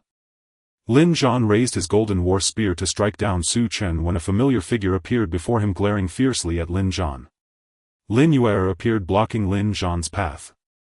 "Lin Zhan, you have caused the death of everyone. All 530 members of the Lin family died because of you." Lin Zhan's heart bled as he looked at Lin Yuer, roaring like a beast. "Lin Yuer, you! Get out of the way!" Lin Yuer scoffed with disdain and rushed towards Lin Zhan like a moth to a flame, dying before him. Watching the person he had wanted to kill day and night die before him, Lin Zhan felt no joy. Tears of blood flowed from his eyes as he charged into the ancestral land of the ancient clan. Within the ancestral land of the ancient clan, figures revived, dragging their broken bodies. Without a word they charged toward Lin Zhan. Some were obliterated by him while others severely injured him. When the ancestral land's foundation was completely exhausted, Su Chen bowed slightly. He looked at Lin Zhan. The blood formations beneath his feet spread like a spider web in all directions. "I vow to defend the glory of the holy clan." Accompanied by the fervent voices resonating through heaven and earth, ancient clan warriors self-exploded one after another. Countless energies flowed toward Su Chen, and in the center of the formation appeared a blood-red longsword engraved with ancient mountain and river runes chronicling the history of the ancient clan. The ancient clan's sacred artifact, the ancient sacred sword. Su Chen grasped the ancient sacred sword, and the power of the ancients awakened within him. At this moment Su Chen felt unprecedentedly powerful. Is this the saint? Feeling the terrifying power at its peak, Su Chen was entranced, understanding why the saint was so revered in this world. The Xian Yuan sacred land invaded the Forbidden Zone and waged war in the southwest regions. Although there were saints participating, such a level of battle was beyond Su Chen's qualification to observe. Now gathering most of the ancient clan's strength and activating the ancient saint sword, a portion of the power left behind by the ancient clan saints awakened within Chen, allowing him to sense the dread of a true saint. This power could easily crush any being beneath a saint. Chen wasted no time. If this power would not last long, and he had to kill Lin Zhan before the ancient saint's power dissipated. Lifting the ancient saint sword, just a flash of its sword light seemed to split the heavens in half, the terrifying fluctuations prompting the wariness of many powerful beings. The ancient saint once shook the northern region, truly fearsome. How many heroes have been slain by a single ancient saint sword? Now who could force the ancient clan to this extent, even utilizing the ancient saint sword? A fully awakened sacred weapon would surely be a headache for even ordinary saints. Tragic. I sense the ancient clan's territory turning into a flesh and blood furnace. After this battle, even if the ancient clan wins, it will likely be a hollow victory. A sacred weapon could attract countless malevolent beings. As the sword light that split the heavens appeared, another terrifying force spread throughout the northern region. Sacred weapon. Another fully awakened sacred weapon. Is this going to spark a holy war? Not good. If a holy war begins, it will surely lead to the suffering of countless beings in the northern region. Quickly raise the protective array of the clan to shield against the sacred might. The intertwining powers of the two sacred weapons darkened the sky of the northern region with thunder and rain clashing. Countless people were confused, only seeing two beams of light soaring into the sky colliding with each other. Chen was not surprised that Lin Zhan possessed a sacred weapon. However, Lin Zhan's state of mind was shattered and he was severely injured. As long as Chen killed Lin Zhan, the sacred weapon in his hand would become his own. With two sacred weapons he could establish a force even more formidable than the ancient clan. Chen wielded the ancient saint sword, battling Lin Zhan from the ancient clan to the northern sea, from the northern sea to the great mountains, and from the great mountains to the outer starry sky. Countless beings trembled, dying in the clash of the two sacred weapons. Chen, you are no match for me. I will personally kill you and seek justice for all those who died at your hands or because of you. Lin Zhan was enveloped in a golden aura, and the blood dripping from him shimmered with golden light, falling onto the stars and shattering them into dust. Because of me. Chen chuckled coldly. If you hadn't insisted on being my enemy, how could I have acted against mere ants? These people died because of your foolishness, blind arrogance and pride. Lin Zhan's tiger-like body trembled, then his face turned cold as he calmly replied, Chen, this is merely the way of the world, the victor and the vanquished. Chen laughed heartily. The victor and the vanquished, what a splendid phrase. When it comes to ruthlessness, I must admit that you Lin Zhan surpass me. Chen continually attacked Lin Zhan, attempting to expose a flaw in his defense.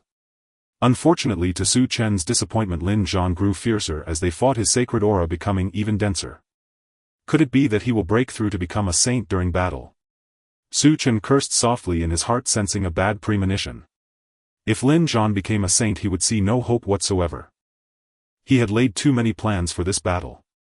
But the difficulty of killing a child of destiny far exceeded Chen's imagination. Heaven's mandate, the focus of destiny. Chen charged back into the northern region. Lin Zhan suddenly felt an ominous premonition. If the breakthrough opportunity realized during battle became elusive, as his state of mind became chaotic. Chen, do you dare? Lin Zhan seemed to understand what Chen intended, and he roared hoarsely in anger, trying to stop Chen. A smile appeared on Chen's face as he abandoned the confrontation with Lin Zhan, the blade of the ancient saint sword shifting to strike at the crowd in the war god temple. With this sword, what choice will you Lin Zhan make? Chen's gaze was filled with anticipation. He abandoned his defense. If Lin Zhan chose to save the people of the war god temple, he would inevitably give up the chance to break through to become a saint. With the power of the ancient saint still at hand, Chen could still contend with Lin Zhan to the end, with the outcome uncertain. If Lin Zhan chose to break through, he would have to watch the elite of the war god temple die before his eyes once again. Under Chen's gaze, Lin Zhan closed his eyes, and in an instant his black hair turned white. 3,000 strands of white hair danced as he watched the elites of the war god temple perish. A tremendous aura surged from Lin Zhan's body and then swept across the northern region like a sun, illuminating everything, dense vitality forming a golden ocean. He had become a saint. Chen smiled, knowing that with Lin Zhan making such a decision, he had no chance of victory left. The ancient saint sword in his hand erupted with the most brilliant radiance. The last glory of the ancient clan shall gather here. Chen's final consciousness was engulfed by the power unleashed by the ancient saint sword. Before him was a pitch-black void. Su Chen returned to the reverse destiny space. Truly worthy of being the child of destiny favored by fate. Su Chen murmured softly. In this life he had forced Lin Zhan to the brink of desperation many times, yet there was always some unforeseen circumstance that allowed Lin Zhan to escape. Even in the final battle where he nearly shattered Lin Zhan's Dao heart, he still could not stop him from becoming a saint. He merely led Lin Zhan down the path to sanctification. However, Lin Zhan did not gain any advantage either. If the elite he assembled in the War God Temple was buried by him, his state of mind nearly shattered, becoming an eternal nightmare. Curious about the gains of this life, Su Chen hurriedly summoned the Reverse Destiny book and began to peruse it. In the 7th life you were born into the desolate sacred clan with a nirvana elder grandfather who doted on you. You possessed the innate Qian Yuan body, considered a top-tier genius within the ancient clan. Your only flaw was having offended a great child of destiny, inexplicably bearing a grudge against you. You chose to take the initiative, starting to hunt down this great child of destiny. Unfortunately, despite being careful, you still failed to kill him. You began to gain a higher status within the ancient clan, befriended the heroes of the northern region, and became a prominent figure of an era, eventually taking control of the ancient clan. In the final battle your calculations shattered the enemy's state of mind, yet you still fell under the weight of fate. There were no winners in this battle. Even if you became a stepping stone, as time passed and everything of the ancient clan faded into history, there would be one person who would remember you forever. Evaluation: Blue 7 stars. Reverse Destiny Points 7,000. With 7,000 reverse fate points, Su Chen felt both joy and disappointment. In this life, born into a fallen holy clan, if it weren't for Lin Zhan leading him to avoid death from old age, perhaps his evaluation would be even higher. A person of great fortune is truly hard to kill. Su Chen couldn't help but sigh. Even as an enemy, he had to admit that if his targeting were done against an ordinary person, they would have died 800 times by now. However, Lin Zhan not only did not collapse and give up, but instead transformed step by step until he became a saint. Losing to someone like him didn't seem so unjust. Regardless of the fairness, Su Chen did not want to encounter such a person of great fortune again. Talent 0. Comprehension 0. Family background 0. State of mind 300. With 7,000 reverse fate points, Su Chen looked at his family background. Add 100 points to ensure he wouldn't fall flat on his face. With the remaining 6,900 reverse fate points, Su Chen allocated 3,450 points to both talent and comprehension. He then turned to the next page, entering a new reincarnation. The blue sky and white clouds were vast. The wind blew and low grass revealed cattle and sheep. Su Chen opened his eyes, looking completely bewildered. He stared at the coarse linen clothing on his body and the absence of any spiritual energy within him. What the hell? He had become an ordinary person. Su Chen hurriedly began to search through his memories. He wanted to see what the situation was in this life. After all, he had invested 100 points in his family background. In this life, he was an abandoned infant, fortuitously landing at the doorstep of a lonely old man who kindly picked him up and brought him home. Notably, in this life his name was the same as in the first life, still Su Chen, without any changes. The lonely old man raised Su Chen, cultivating him to become a cattle herder. Su Chen. Starting off as a cattle herder. Although there was a minor setback, Su Chen quickly adjusted his mindset. In his past life he was at least a Nirvana realm venerable, and he had absolute confidence that even starting as a mortal he could become a formidable powerhouse. The ancient clan's cultivation methods from my past life can no longer be practiced. Su Chen did not know whether that last explosion of the holy weapon had killed Lin Zhan. If not, and if he were to be discovered practicing the ancient clan's methods, he would have to face a saint right from the start, which was utterly despairing. He casually selected a royal-level cultivation method in his mind and began to practice. Soon as time passed, in less than 3 hours Su Chen successfully stepped into the Qi Awakening first level. The cultivation was swift. It should be known that ordinary geniuses need several years to step into the Qi Awakening realm. In his past life, Gu Chen, endowed with the Qianyuan body, took a day to enter the Qi Awakening realm with the help of ancient clan treasures. However, Su Chen was not satisfied. If he had sufficient resources, he was confident he could step into the Gathering Spirits realm within 3 days. Unfortunately, he was utterly destitute. Seeing the sky darkening, Su Chen had no choice but to drive all the cattle back home. Upon reaching the village's edge, he heard a clear voice calling out to him. "Brother Chen, this is the fish soup that mother made, let me bring it to you." A lively girl named Afong with twin ponytails held a bowl of fish soup at the village entrance. Upon seeing Su Chen, she immediately brightened up, revealing a pure smile. Su Chen recalled the girl's name from his memories. The girl's name was Wang Fong with the nickname Afong. She was the daughter of Aunt Wang and Uncle Wang next door. They had grown up together since childhood and were childhood sweethearts, often receiving care from Aunt Wang and Uncle Wang. Su Chen took the fish soup. It was slightly cold, so he didn't drink it all at once but simply thanked Wang Fong. Watching her retreating figure, Afong seemed a bit lost in thought. She felt that today Brother Chen not only returned later than before but also seemed different. The youthful cowardice and insecurity had been replaced by a strong and powerful aura. Returning to the shabby thatched house, the room was messy. Su Chen placed the fish soup on the table and looked up, not finding any trace of the old man. Suddenly, Su Chen's body stiffened. A figure appeared silently behind him, making his heart skip a beat. To have gone unnoticed and appeared behind him silently, this was undoubtedly the application of heavenly power, if this was at least the presence of a spirit soul realm being. "Is that you, Chener?" A familiar aged voice came from behind. Su Chen finally sighed in relief.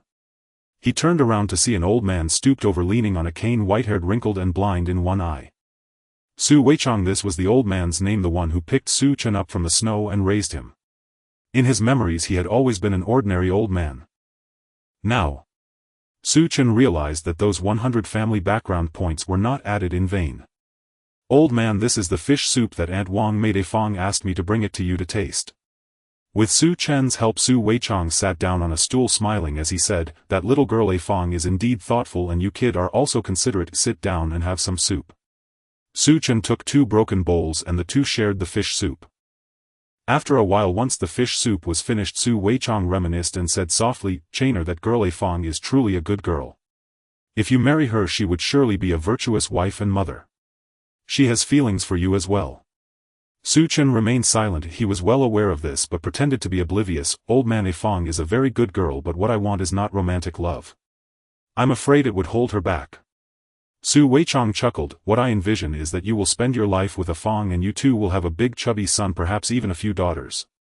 You will live happily surrounded by children and grandchildren for 100 years, never stepping into the cultivation world, never experiencing deceit and treachery, never witnessing life and death separations, and never enduring the torment of immortality." Su Chen remained silent and after a moment spoke, "But that is not what I desire." He understood why in this life his talent and comprehension were so. Su Weichang's eyes dimmed. "I have long known this day would come. Chener, your talent is the best I have ever seen in my life. It is precisely because of this that I do not want you to cultivate. Alas! Alas! It is fate, you will ultimately walk this path. Your mind is made up and I will no longer persuade you." Su Chen was quite surprised that the old man was so open-minded. "Chener, do you want to learn alchemy?" "Alchemy? The old man is actually an alchemist." Su Chen was quite surprised. In this world, alchemists hold a highly esteemed position and are among the wealthiest professions without exception. However, to avoid revealing any flaws, Su Chen pretended to be ignorant and asked, "An alchemist is the most revered profession in the world. Once one becomes an alchemist, power, status, beauty, everything becomes within reach." Mentioning alchemists, Su Weichang's spirit soared. Su Chen was curious. "Old man, since you are an alchemist, why are you still in this corner?" Upon hearing this, Su Weichang's expression darkened. "This matter. If there is an opportunity, you will naturally find out later." Thus Su Chen began to learn alchemy under Su Weichang. In this life, Su Chen possessed a physique known as the 7 apertures, luminous body, a type of enlightened constitution, making learning anything effortless. Chener, alchemy is an extremely difficult task. Even the most ordinary first-grade alchemist cannot achieve it overnight. Once Su Chen broke through to the gathering spirit realm, Su Weichang brought him to a mountain peak and retrieved a long-preserved alchemy furnace from the ground, which was black and covered in rust. Su Chen curiously asked, "Old man, can this black pot really be used for alchemy?" Although Su Chen was not an alchemist, his experiences over several lifetimes had allowed him to see many alchemists. The alchemy furnace is the lifeline of an alchemist and of utmost importance. He had never seen an alchemist use such a shabby furnace. Su Weichang smiled and said, "As the saying goes, strong practitioners never complain about their environment. A true alchemist can use anything in heaven and earth as a furnace." Su Chen nodded. "I don't believe you." This old man is quite the trickster, spouting nonsense with a straight face. Chen thought it was highly likely that the old man had taken the alchemy furnace to drink during his retirement, and now it was probably nowhere to be found, so he had to make do. Weichong smiled lightly, his body surrounded by a layer of flames that danced around the alchemy furnace like fire dragons. He then threw in some medicinal materials which instantly liquefied and transformed in the furnace, quickly turning into round and smooth pills of excellent quality. Chen was astonished. Based on this alchemical technique alone, he was at least a 4th-grade alchemist. This is my signature move, the 8 Desolations alchemy technique. I originally thought it would be lost and buried with me. Weichong sighed. Consider it a favor to you, kid. At the end of his lifespan he had intended to live out this ordinary life with Chen. With Chen stepping onto the path of cultivation, his life was destined to be anything but ordinary, and no one who embarked on the path of cultivation would willingly give up everything and return to a mundane existence. Chen earnestly replayed the alchemical techniques just demonstrated by Weichong in his mind. A flicker of ethereal blue flames appeared in his hands, dividing into 8 paths as he placed the prepared medicinal materials inside. A day later, Chen looked at the pills that had appeared in the alchemy furnace. Weichong also observed the pills inside the furnace. Chen remarked, alchemy doesn't seem to be that difficult after all. He succeeded in his first attempt at alchemy. Weichong did not speak and vanished from Chen's sight, leaving Chen wondering where he had gone. In any case, it had been several days since Chen last saw the old man. For the past few days Chen had been focused on refining pills, and in just 3 days he successfully crafted 2nd-grade pills. With the pills his cultivation speed increased even further. A week passed, and while Chen was refining pills and consuming them, his cultivation reached the 4th level of gathering spirit. With the medicinal materials left by the old man depleted, Chen had no choice but to descend the mountain and begin searching for more. At the foot of the mountain Chen suddenly frowned. There's a smell of blood. He was extremely sensitive to the scent of blood. Something must have happened in the village. In this life the villagers had often helped Weichong and Chen, and Chen still held fond feelings for these simple villagers. Sensing a potential crisis in the village, Chen wasted no time and headed straight for the village. Inside the village it was just as Chen had suspected. A group of horse bandits had invaded and discovered this village. The leader of the bandits was a cruel man with a bald head and a long scar on his face resembling a centipede, which was extremely frightening. He wielded a massive 9-ringed saber with blood dripping from its edge. The villagers trembled in fear. These bandits were all martial artists, and the villagers were no match for them, leaving them at their mercy. "Boss, there's a pretty little girl here." One of the bandits with a horse face grabbed a young girl by the hair and leered. Xiao Fang, the son of Niu Dashan, saw a Fang being captured and rushed forward wanting to fight the bandit. However, he was kicked aside into a pile of grass and lost consciousness. "Pa! Hero saving the beauty. You should know your own weight." The bandit with the horse face laughed heartily. A Fang was filled with despair. Captured by this group of ruthless bandits, she was sure to face horrific torment. The bandit's smile abruptly stopped. He clutched his neck tightly, blood gushing forth and splattering onto a Fang. The bandit with the horse face was dead. The terrifying scene left a Fang bewildered. It also made the other bandits extremely alert as their leader looked at a leaf stained with blood. Is it this leaf that killed the horse-faced one? Everyone was puzzled. The big man raised the 9-ringed saber in his hand, shook it a few times and addressed the air. "Who are you, and why are you helping these villagers to kill my brothers of the Mao Tu gang?" Without a reply, in a flash a young man leaped from above and landed on the ground. The villagers looked at the young man with expressions of disbelief.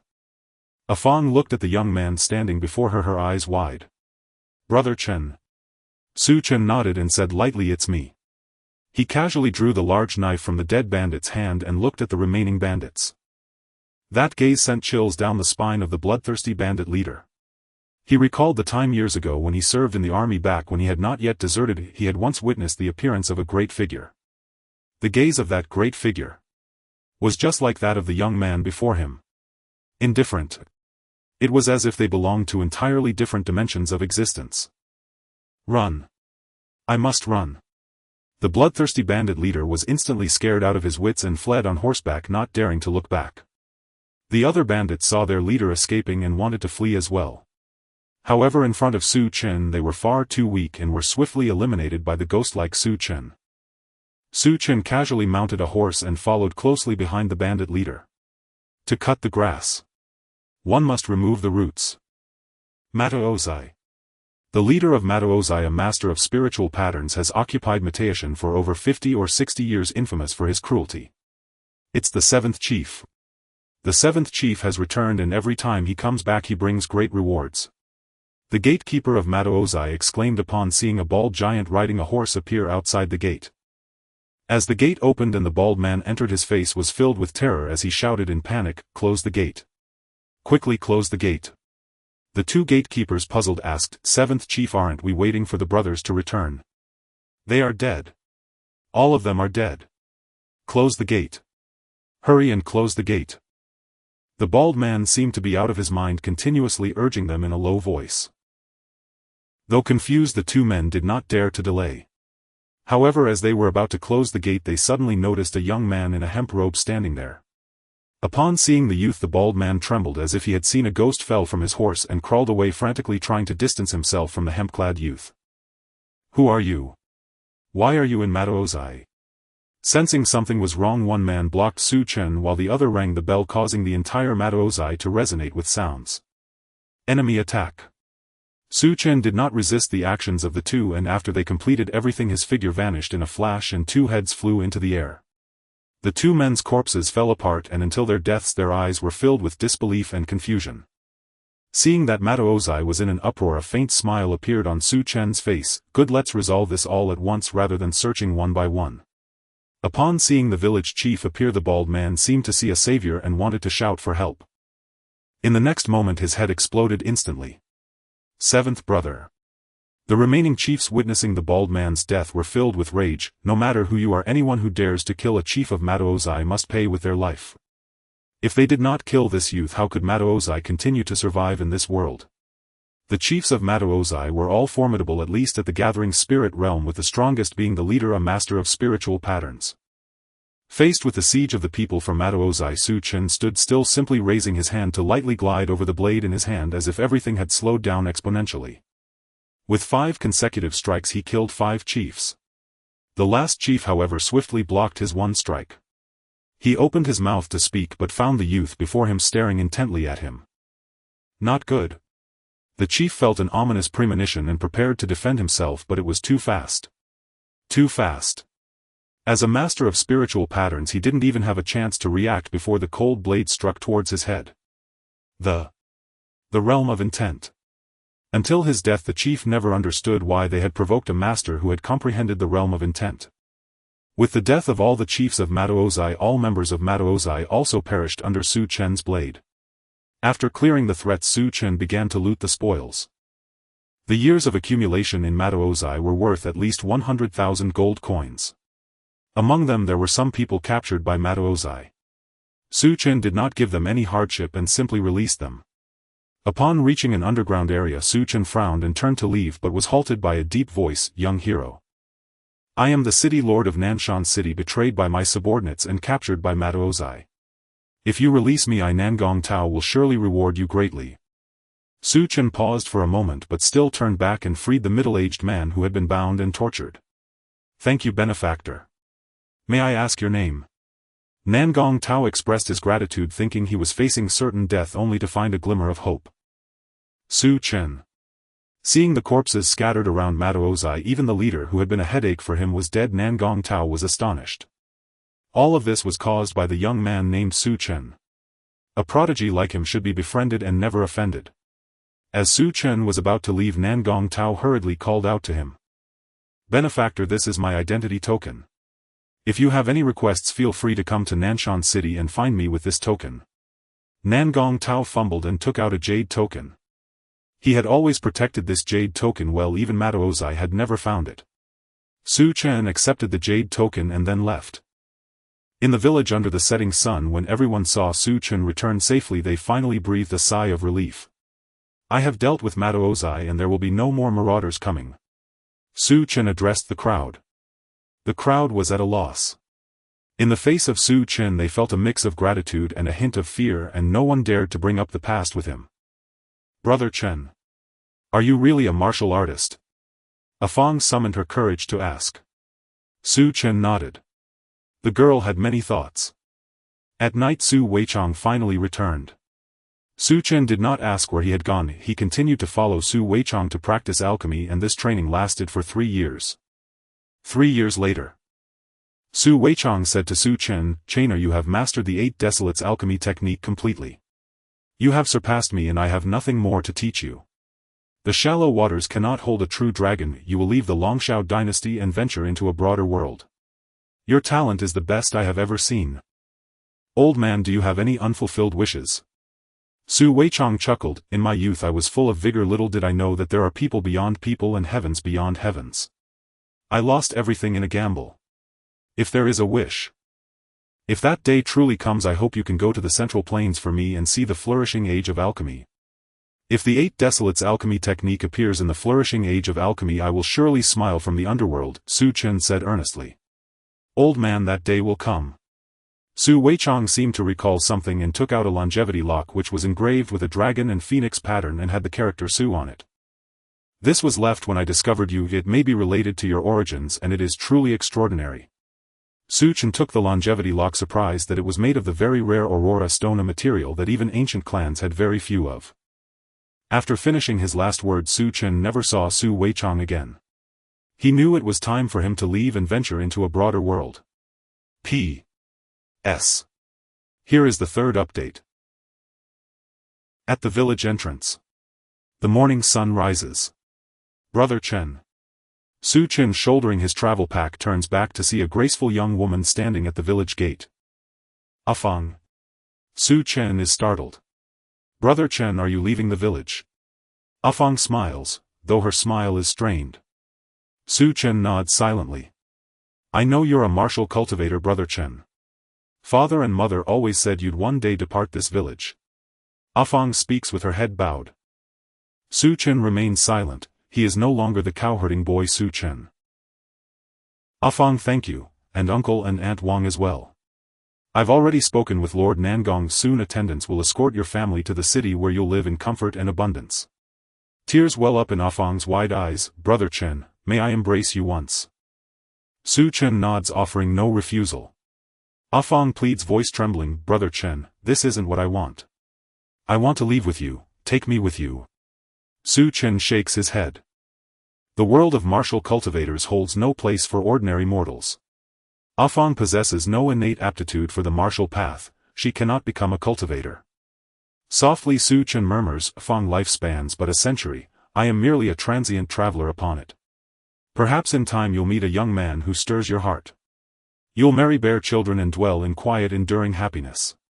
Why cling so fiercely to this moment?" Clutching him tightly, the girl in his arms whispers, "But none of them are you, Brother Chen, I love only you." Su Chen departs.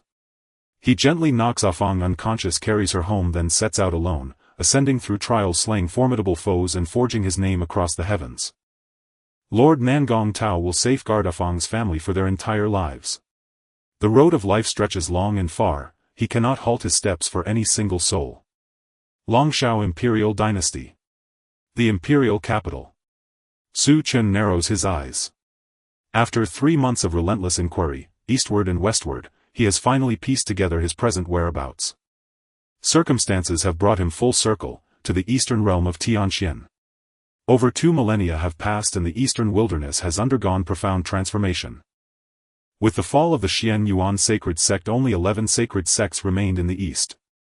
Yet a millennium ago an overwhelmingly powerful Saint King from the central realm arrived, known as the Invincible Saint King, whose title proved no hollow boast. He crushed the pride of countless eastern sects, forcing them into submission. That Saint King was astonishingly the sworn brother of the founding patriarch of Zhenyu sect, a minor sect on the verge of annihilation. After aiding Zhenyu sect through its existential crisis, he voluntarily assumed the role of honorary elder. With a Saint King now anchoring its foundation, Zhenyu sect ascended directly into the vacant seat once held by Xian Yuan sacred sect. Though the Saint King did not linger long, he bequeathed enduring legacies, a Saint King-level artifact capable of awakening at will and several Saint-tier treasures. Zhenyu sect had become Zhenyu sacred sect. Su Chen's lips curl faintly. Zhenyu sect, wasn't that the sect he himself founded during his 5th life? Originally established only to preserve the legacy of the Zhenyu emperor after the collapse of the sacred sects, it had, within just over 2,000 years, flourished into a sovereign sacred lineage. He had quite literally become the founding patriarch of a sacred sect.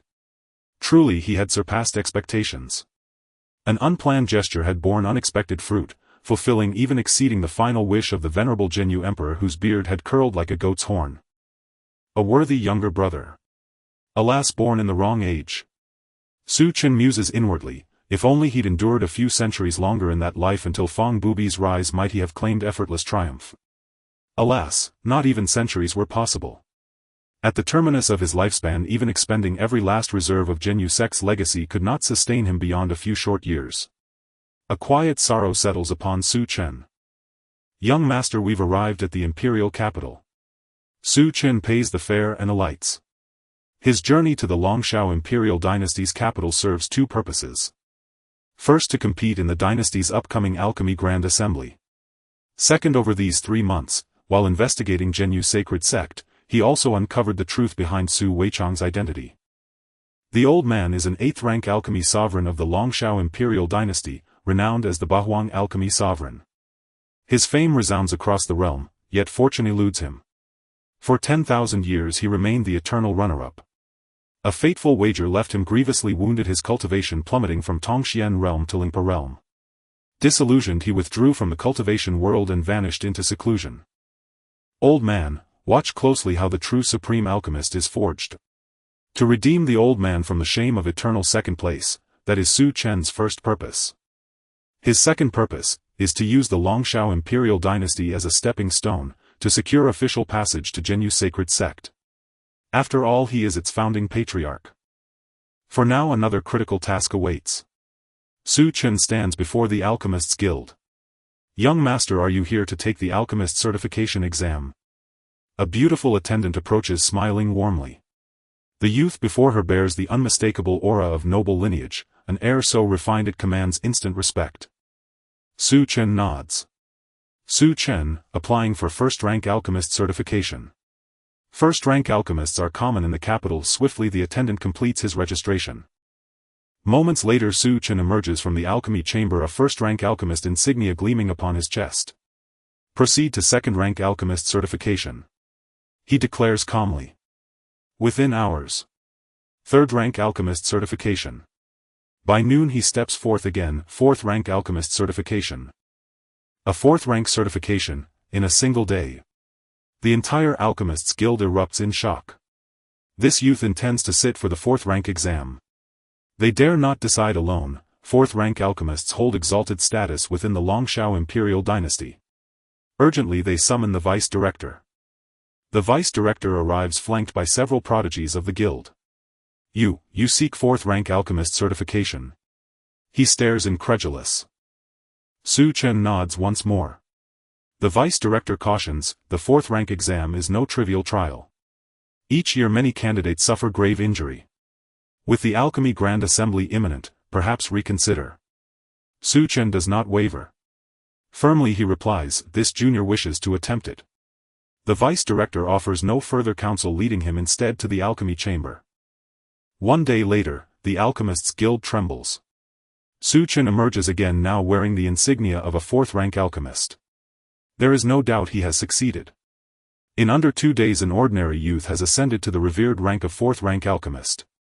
Such a feat has never occurred in the history of the Longshao imperial dynasty, a miracle destined to be inscribed forever in the annals of the Alchemists Guild. The vice-director sighs, stirred by admiration. Young sir, do you have a master? Thinking of the old man, Su Chen nods. This junior is a disciple of the Bahuang alchemy sovereign. What a pity. Wait, what did you say? The vice-director's eyes widen in disbelief.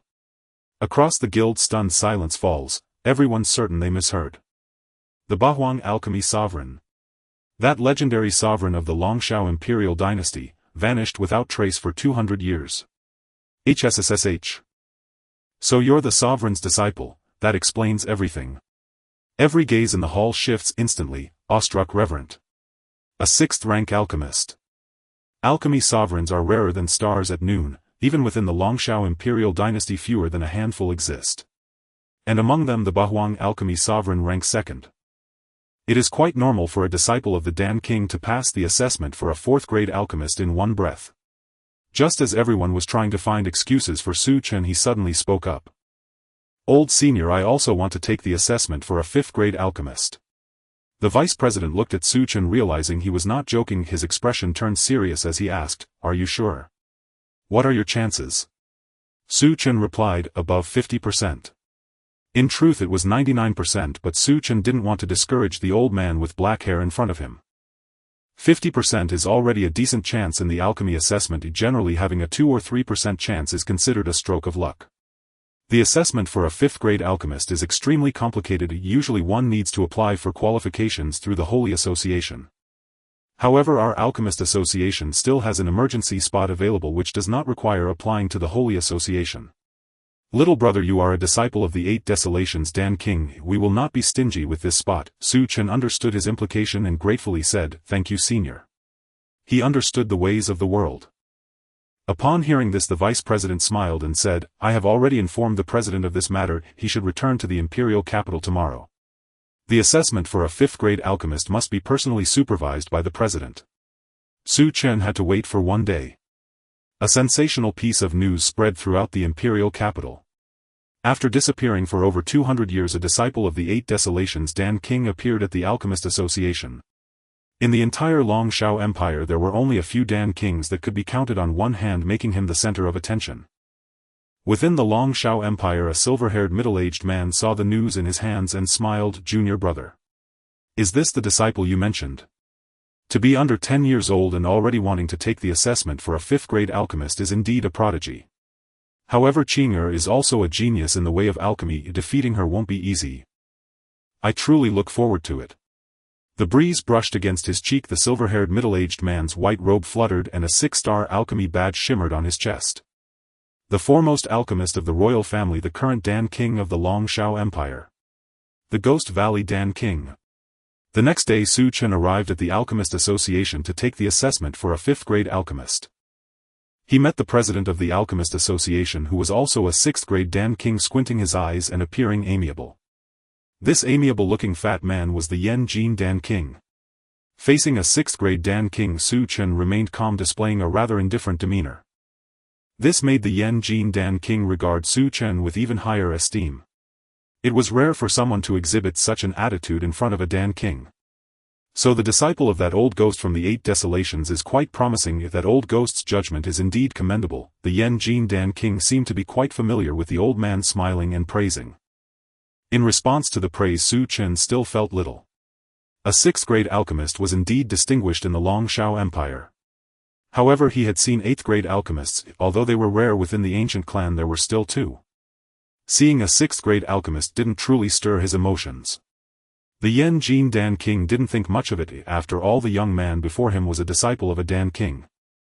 The assessment began quickly. Although Su Chen only had the cultivation of the spiritual sea realm at present, it was still no problem to refine a 5th grade pill. 3 days later a red pill appeared before Su Chen, swirling with flames, its color a vibrant red. Indeed, the new generation pushes the old generation forward.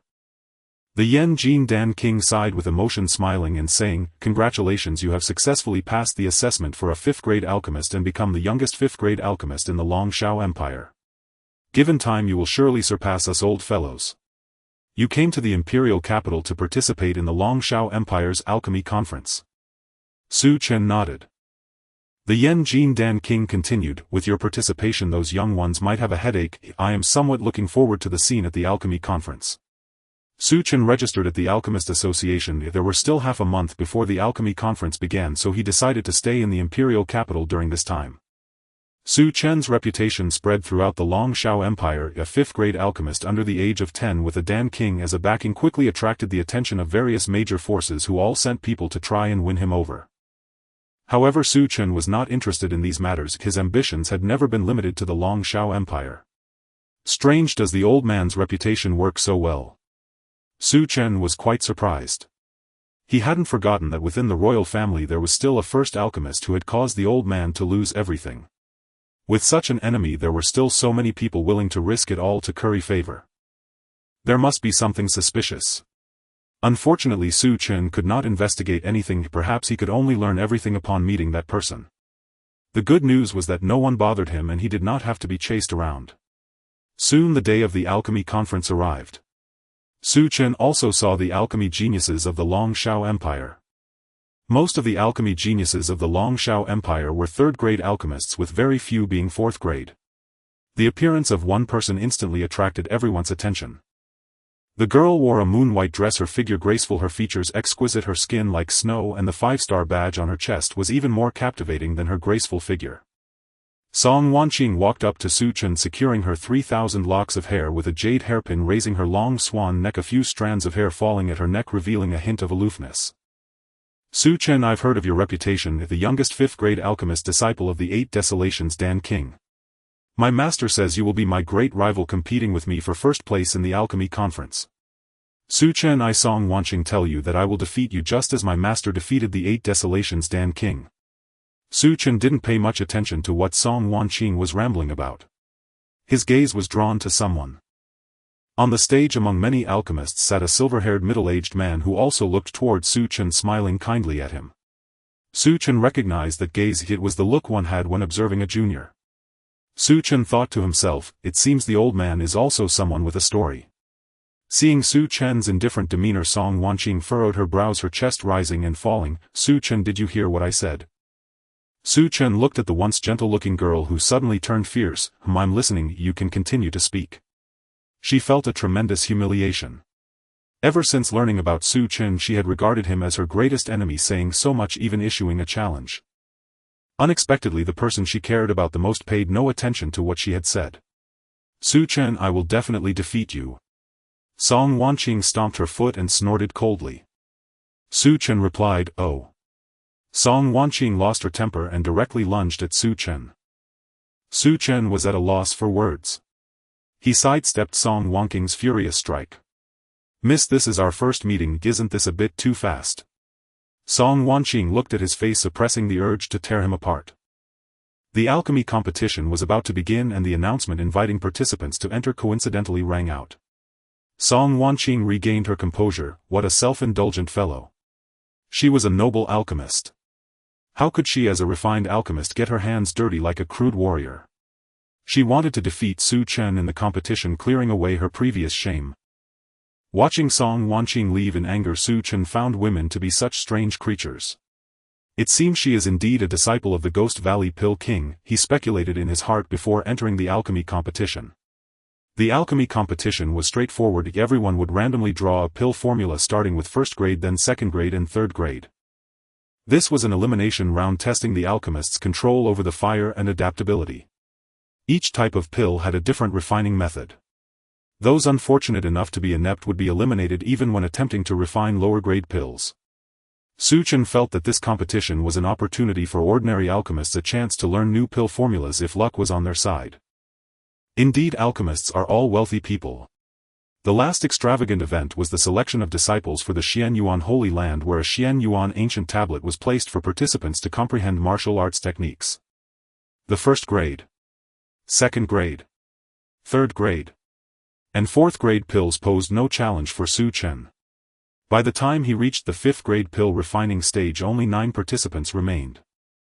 Chen successfully refined a 5th grade pill, followed by Song Wanqing, who also produced one. Most participants were eliminated by explosive failures, but the presence of powerful experts quelled any significant disruptions. I did it. I actually did it. A young man with disheveled hair holding a purple pill danced with joy, laughing heartily. I finally refined a 5th grade pill. This young man had been seen by Chen following the Flame King of Alchemy and was likely his disciple. Now, having successfully refined a 5th grade pill, he was half a foot into the realm of 5th grade alchemists. The competition advanced to the final showdown. The 3 participants needed to use their most proficient alchemy techniques to produce their most familiar pills, with the highest quality being selected. Chen chose the Tiangang Dominant Body Pill, a unique creation by Su Weichang, a particularly difficult 5th grade pill to refine. It was this very pill that had caused Su Weichang to be defeated by the Ghost Valley Pill King. If I can win the championship with this pill, it would settle an old worry for the old man, Chen thought to himself, then focused intently on refining the Tiangang Dominant Body Pill. Song Wanqing had the same idea as Chen, starting to refine the famous pill of the Ghost Valley Pill King, the Zhou Tian Concentration Pill. Seeing that both had chosen to refine 5th-grade pills, the Flame King of Alchemy's disciple gritted his teeth and had no choice but to follow suit. However, this time luck was not on his side. Not long after, a mistake occurred and the alchemy furnace exploded. Fortunately, a powerful expert intervened in time, otherwise it would have been life-threatening. Only Su Chen and Song Wanqing remained on the stage. The Flame King of Alchemy smiled and said, "These two little ones truly resemble you two disciples." The Ghost Valley Pill King, though helpless, looked on with anticipation. Who among them would ultimately prevail? Soon. 3 days passed. Song Wanqing successfully refined the Zhou Tian concentration pill. She sighed in relief. The difficulty of this pill was so high that even she couldn't guarantee success every time. Fortunately, she succeeded this time and the quality was quite good. Song Wanqing glanced at Su Chen only to find him still engrossed in refining his pill. Suddenly Su Chen's alchemy furnace soared into the air and exploded with a bang. Did he fail? Song Wanqing was shocked, a myriad of complex emotions swirling in her heart. There was disappointment, there was anger. She had been hailed as the #1 talent alchemist of the Longshao dynasty for too long. Her alchemical talent even surpassed that of her master, the Ghost Valley Pill King. Su Chen's emergence made her think there might be a worthy rival. But her rival had made such a catastrophic mistake, which left Song Wanqing greatly disappointed. Cough, cough. A coughing sound emerged from the smoke. Then streams of golden light shot out from the smoke, enveloping the entire arena. Su Chen walked out holding a golden pill which was covered in golden veins emanating a domineering power. It was surrounded by a layer of aura hovering in the center of his palm. The alchemists present fell into an instant silence, utterly speechless. Including Song Wanqing, who held her prized pill, stood there in shock, completely oblivious as her pill rolled from her hand to the ground. Pill patterns. He actually refined a pill with pill patterns. Pill patterns were a legendary phenomenon among alchemists, the pinnacle of excellence, capable of easily increasing a pill's value tenfold. Of course, the price was secondary. This was an honor for an alchemist. Timing, location and harmony were all essential. Song Wanqing did not wait for the announcement of the results and turned to leave the stage without looking back. The outcome was obvious. Su Chen claimed first place in the alchemy competition, hailed as the #1 alchemical prodigy of the Longshao dynasty. Endless forces sought to recruit Su Chen, but he declined them all. Finally, Su Chen was approached by someone familiar. The Ghost Valley Pill King found him. "If you don't mind, you can call me Senior Uncle." The Ghost Valley Pill King spoke with a smile. Su Chen was taken aback. The Ghost Valley Pill King sighed, "In fact, I am a brother of your master, the 8th Desolation Pill King. We share the same teacher. I am the elder brother and he is the younger brother." Su Chen replied. "Ghost Valley and 8th Desolation, is it? I've met Senior Uncle." Seeing that the Ghost Valley Pill King genuinely had no ulterior motive, Su Chen followed up with, "Senior Uncle, I want to know what happened back then. Why did my master suffer such a loss of lifespan?" Facing Su Chen's desire to uncover the truth, the Ghost Valley Pill King did not hide anything. Su Chen learned the truth. It turned out that after the old man lost to the Ghost Valley Pill King in the alchemy competition, he became obsessed, determined to defeat him. He got caught up in a rebellion providing pills to the rebel king, but was defeated by the Ghost Valley Pill King, who discovered his plot. Later, upon realizing he had been used, coupled with his defeat, his mentality broke down and he chose to retreat from the world. Su Chen. The old man was surprisingly bold in his youth, participating in a rebellion and surviving. It seems his fall from grace was a light punishment. The Ghost Valley Pill King asked, "Is your master well now?" Su Chen shook his head. "Master has reached his end. He may either be buried in the mountains or at sea." The Ghost Valley Pill King's eyes flashed with a hint of sorrow as he murmured, "Oh junior brother, why must it be like this?" The Ghost Valley Pill King asked, "What are your plans next, my dear disciple?" Su Chen replied, "I wish to defeat you first, then head to the prison of the Divine Land." The Ghost Valley Pill King was not angry but laughed with pleasure, saying, "Good, I await that day. The prison of the Divine Land is also a good choice. I will also strive to secure a spot for you in the Pill God Palace of the Central Region. It seems you have your own intentions." Su Chen nodded. The Pill God Palace is one of the sacred places for alchemy in the Central Region. Theoretically, it is more prestigious. However, Su Chen had higher hopes for the prison of the Divine Land. For the next 3 years Su Chen practiced in the imperial capital. Due to his status as an alchemist, Chen did not lack cultivation resources, and his cultivation successfully broke through to the soul realm. Chen approached the Ghost Valley Pill King.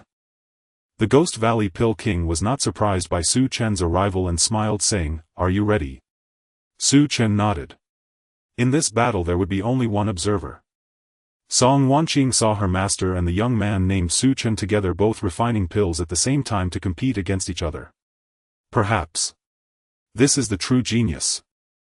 Song Wanqing's lips curled into a bitter smile. She had heard the Ghost Valley Pill King say that true alchemical geniuses were all in those sacred alchemy places, far surpassing her talent. She prided herself on not being inferior to those alchemical prodigies, yet now she felt like a frog in a well. Chen successfully refined a 6th grade pill. His alchemy techniques left even the Ghost Valley Pill King in awe. Both their pills were of superior quality.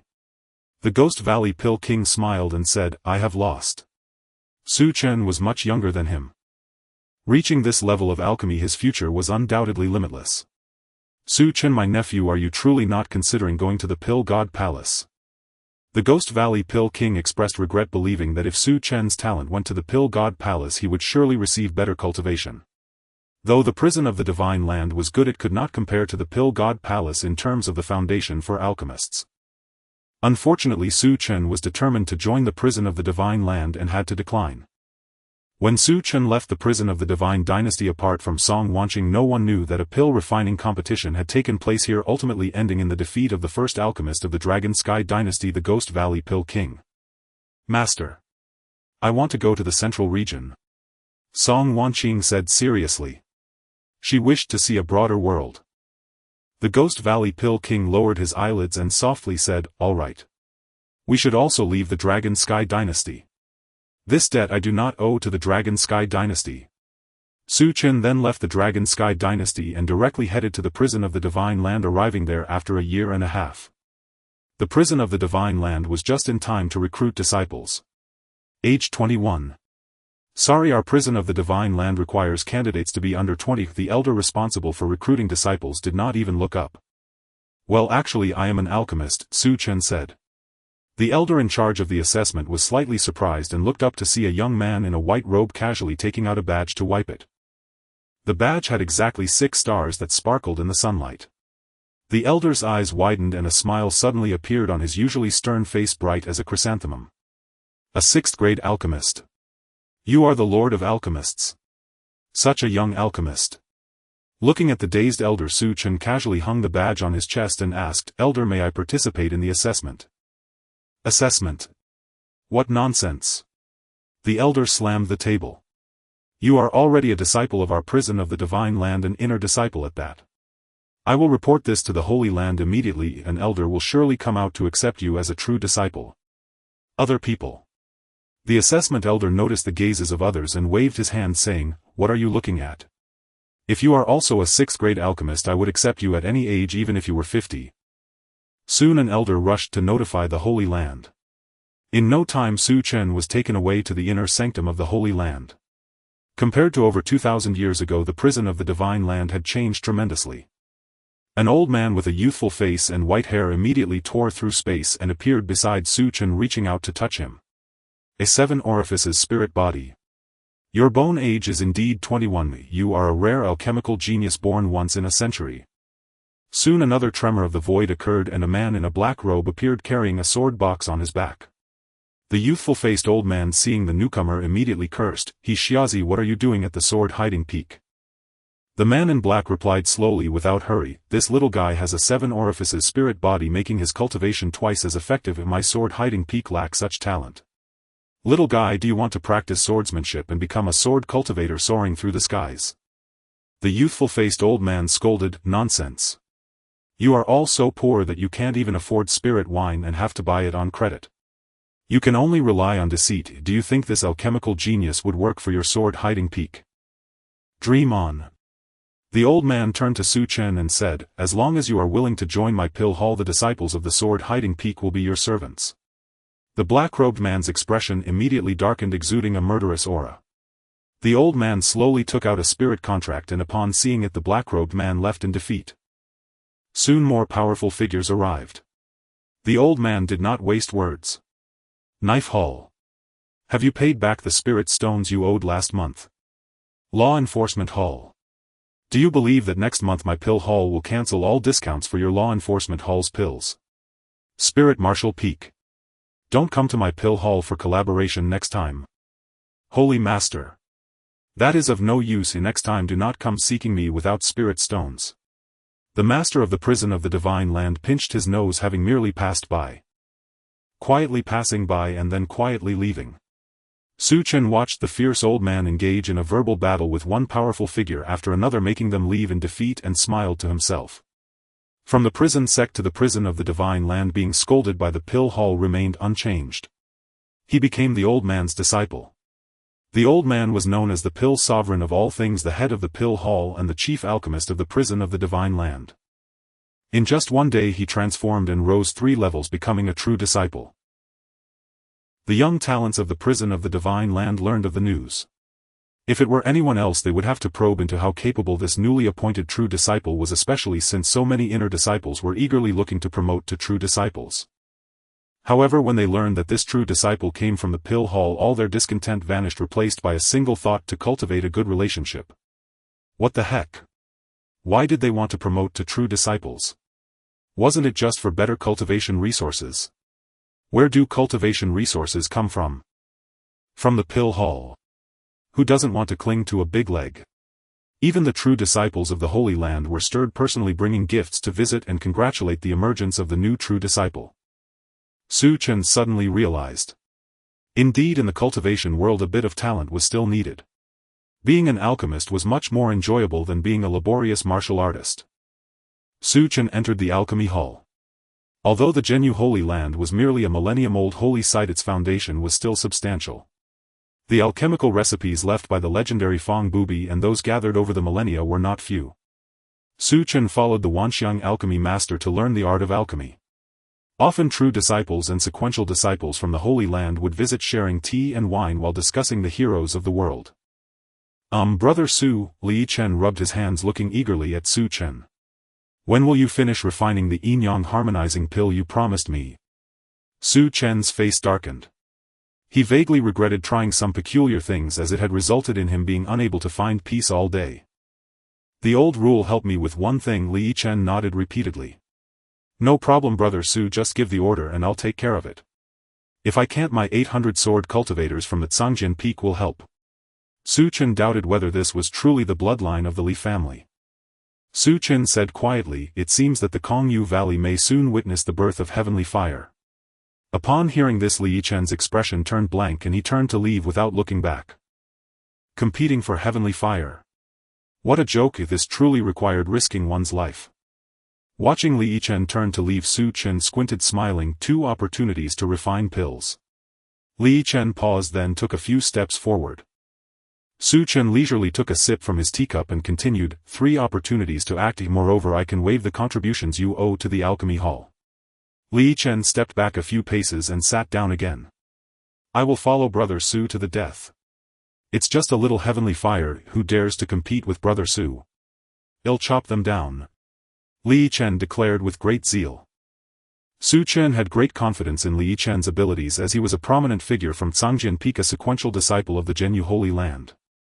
With Chen's involvement, Chen utilized the same tactics again, recruiting several powerful true disciples. With a rallying call, many talented individuals from the Genu Holy Land were willing to join Chen in the hunt for heavenly fire. Heavenly fire. It was the coveted item that every alchemist dreamed of. Within the Holy Land, only a handful of alchemists possessed heavenly fire. In this life, Chen had diligently researched alchemy and would naturally not let heavenly fire slip away. In Kongyu Valley, many factions had already arrived, with alchemists dressed in splendid white robes proudly displaying their alchemical insignia, accompanied by numerous invited young talents. Chen followed closely beside Chen, whispering, I didn't expect people from the Qingyu Holy Land and Taichu Holy Land to show up. Those 2 guys are true disciples of the Holy Lands, on par with my strength. Chen also noticed that both the Qingyu Holy Land and Taichu Holy Land were led by young alchemists with formidable talents, following closely behind, exuding powerful auras, undoubtedly the elite of the younger generation. In addition to the Qingyu Holy Land and Taichu Holy Land, the Alchemical Holy Association from the eastern region also sent a young alchemy prodigy gathering several martial arts talents to compete for the Heavenly Fire. These three major factions were what Su Chen needed to pay the most attention to. The three factions also noticed Su Chen and all were vying for the Heavenly Fire. Soon in the skies above Kongyu Valley a blue aurora appeared, breathtakingly beautiful. A blue snow began to fall in the entire desolate Kongyu Valley.